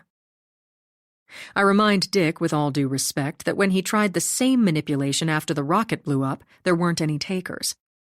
No one who matters buys that NASA might have been looking for something important in the debris at Wallops Island, or I wouldn't be in outer space right now. His misinformation didn't fool anyone. Do we have to worry about anyone monitoring my communications with the ground? I ask. Because no one's supposed to be up here. So anybody listening to us would be on to our secret mission. Nothing can be monitored, Dick reiterates. I suggest you acclimate yourself to the Moby and to floating around. No matter how much they tell you it's like being neutrally buoyant underwater, it's not. And as I release my harness and various straps, I remember Stella saying the same thing. And both of them are right. Floating in microgravity is nothing like scuba diving or anything else I've ever done. I'm finding out the hard way after shoving off a little too vigorously from my seat, knocking my head on the ceiling. Terrified of kicking my avionics, the control stick, or switches, I tuck myself into a ball. Slowly somersaulting out of the cockpit, I float along the ceiling like a pong. 42. Okay, this is ridiculous. I'm mortified, trying to straighten myself out, moving and knocking about in my skin suit like a drunken eel. The key is to do everything much more slowly than you think you should. Dick's voice through speakers now. The first time I was on station, I was like a bull in a china shop. It's a little bit like flying a helicopter. It's not anything like that. What I was about to say, Callie, is very small corrections. Feel it. Don't think it. His voice all around me. I begin to settle down. Or rather, I'm up, still around the ceiling, and swimming with my hands won't get me anywhere, only makes matters worse. Trying to hold my breath or blow it out to regulate my buoyancy doesn't work when there's no gravity or water. Use your finger, Dick says, and for a moment I figure he's referring to my wand, my scarred right index finger. But he's suggesting I push off and stop with a finger, doesn't matter which one. Any finger will do, and he goes on to give me a physics primer, and I relax more. I stop struggling and begin floating in place as Dick goes on about mass versus weight, and every force creates an equal and opposing one. The lighter the touch, the better, he lectures me like he always has, as I begin to get the knack of it. I float around a storage area of Nomex storage bags strapped in place, and the galley with its hot water dispenser and drawers of space straws and drinks. Grabbing a silvery bag of lemon punch, I drink a toast to myself because someone should. I just blasted off in a rocket. I'm in outer space, headed to GEO, and if I never did another thing, this might be enough. Clamping the straw shut so the liquid doesn't float out, I think about the last time I drank this stuff, when I was handcuffed and tethered. I don't want to fool with reconstituting spaghetti or beef stew at the moment, but wouldn't mind a simple protein bar. In fact, I take 2 out of the netting inside a drawer. Floating to the hatch that connects the Pequod to the Moby, I turn a valve to equalize the pressure. Then I crank the handle, pushing in the metal access door, and I thread my way through the opening, careful not to scrape my back or whack my head again. The Moby looks familiar because I saw its test model splash down at the gantry, and I spot the hand and foot rails. Moving from one to the other, doing as Dick said, I let my fingers do the walking. There's not much in here, mostly storage space, and I float to the single carbon fiber seat liner just like the one in my chase plane. The control stick, the displays and switches, everything mirrors the cockpit I was just sitting in, but there's no toilet or galley. There's very little in the way of creature comforts. The Moby, a combination utility module and getaway car, sort of like having a trailer that's capable of driving you home after the attached truck breaks down. It takes some finagling for me to get situated, hanging onto a handrail while fishing around with my toes to find the foot loop. There, that's better, I say to Art, and I pull down my hood, aware that my hair is going to float up like I've seen a ghost. What can I help you with? His voice through the speakers. The porthole next to my seat is filled with the empty blackness of space, nothing to see at the moment, and I ask him to give me a quick overview of the Moby's capabilities. Besides being an emergency vehicle should something happen to my chase plane, what else might be good for me to know? His dry, technical explanation sounds exactly like what Dad would say, and I deduce that what I'm sitting in right now is another version of my Tahoe. The Moby is equipped with a high-energy laser that can take out a spaceship. I have a harpoon and drone deployment at my disposal for capturing and dragging debris or other objects we might want to lasso or shepherd for some reason. I can fire short microwave bursts to damage electronics, and that's what I suspect is happening up here in GEO. The rogue satellite-like object is causing brain damage resulting in mayhem with data. Our flight trajectory is calculated to rendezvous with USA 555A, our endangered spy satellite, in exactly 22 minutes, and I decide this would be a fine time to try out the toilet. The bathroom is nothing more than a broom closet-sized space with a curtain. Inside is a stainless steel bowl with a tank under it that no one wants to empty, and a tube with a cup on the end that you urinate in no matter your anatomy. Everything floats in microgravity, especially things that you don't want at large, and I hook my toes through a footrail on the floor. Tugging my zipper down a little way, I can feel my skin relax as it powers off, and it's a lot easier to pull down around my knees than a wetsuit, that's for sure. The toilet's not a flushing one, and flowing air sucks the nasties into the tank. Or that's the hope, and I help myself to the netted bag for toilet paper. Good to go, zipping up my skin again and unhooking my toes, I float back to my chair. I'm barely in my seat when Art alerts me that we're beginning a series of rendezvous burns, and he fires the thrusters. I hear them banging like fireworks as we slow down and gain altitude. I maneuver my spaceship through multiple burns, the thrusters firing and banging. I can see Earth outside my porthole window, a dazzling blue marble with swirls of slowly moving white clouds. I recognize the reddish-orange of the mountains in China, and I guess I know what our satellite's spying on. Sunlight flares on its solar arrays about the length of a football field away. The rogue object doesn't seem to be moving. Neither one of us do, as we orbit at 17,864 kilometers per hour. 11,100 miles per hour. What is this thing? I ask Art. Can we get a better look? I can see it getting closer as he zooms in, and the rogue spacecraft looks like another satellite, only with a larger, somewhat cylindrical body. Its 4 solar arrays reflect the light of the sun, and I can see a hatch door is open. What are we picking up? I'm liking this less by the second. Sensors indicate surveillance and propulsion capabilities, Art answers. The vehicle is controlled remotely. Does it know we're here? And is there reason to think it might be weaponized? I ask the most important questions. Insufficient data. There are no indications of evasive or aggressive maneuvers. And Art's no sooner said that when I notice something bizarre. At first, I think my eyes are playing tricks on me as I watch what looks like a big translucent cone floating this way. I can see it out the porthole, but it doesn't show up in any of the displays. Do you see what I'm seeing? I ask Art, but he doesn't understand, and I don't have time to explain. The cone is coming right at us, traveling in a perfectly straight line that it will follow into infinity if nothing interferes with or stops it. It's evading visual detection, but are we picking up its composition? I ask, using my control stick to toggle through menus. C2H4N, Art shows me in my spies, the chemical composition of polyethylene. In other words, plastic.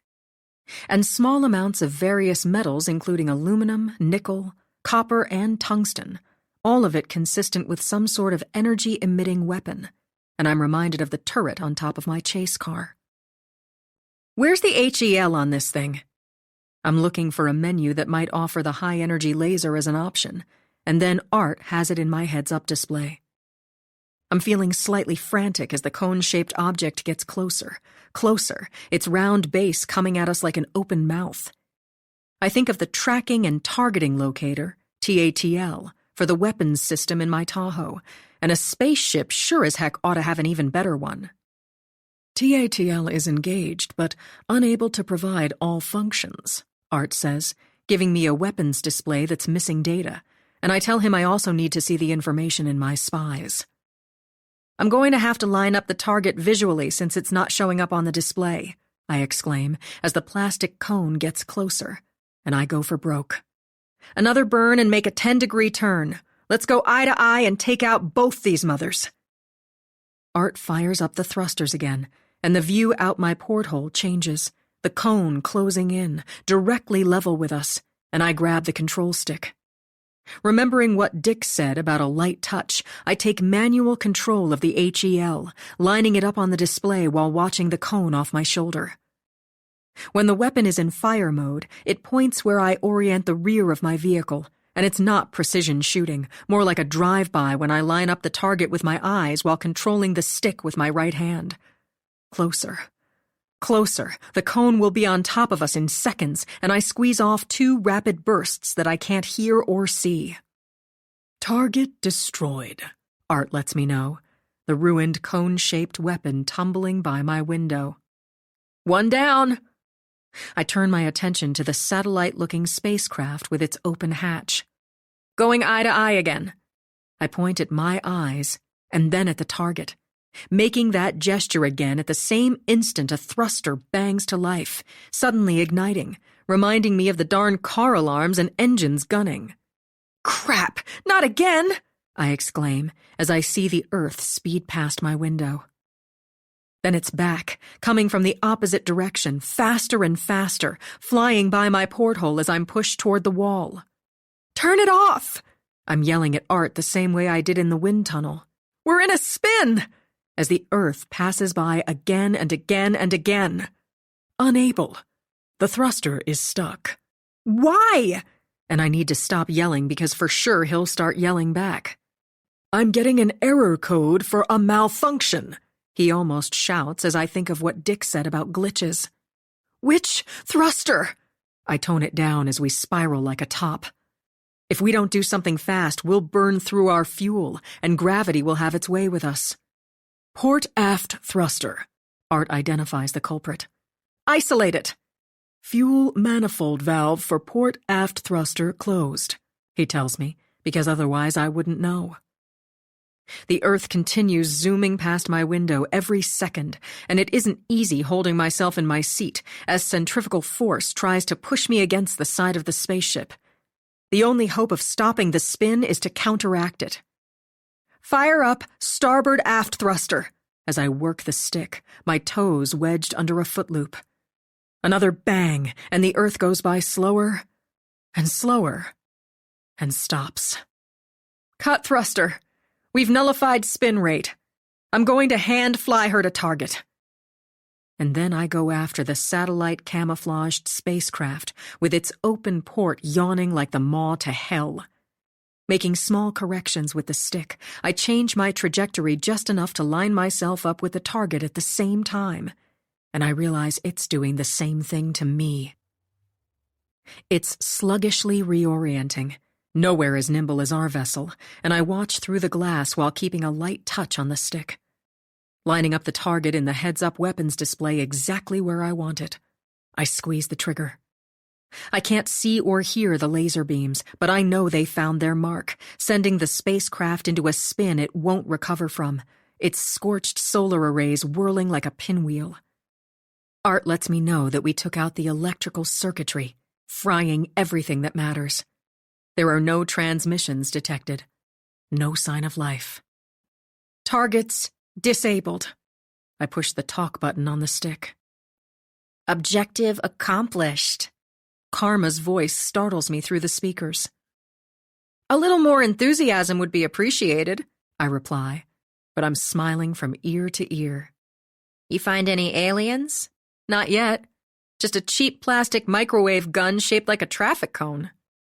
I never had a doubt. And now it's Mom on the feed.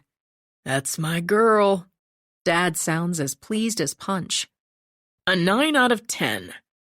Khan pays me back for what I said about his piloting.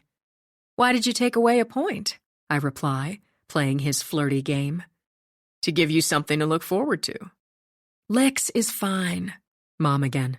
I knew you'd be wondering. You're a worrier just like me. Mission accomplished so far, Dick announces.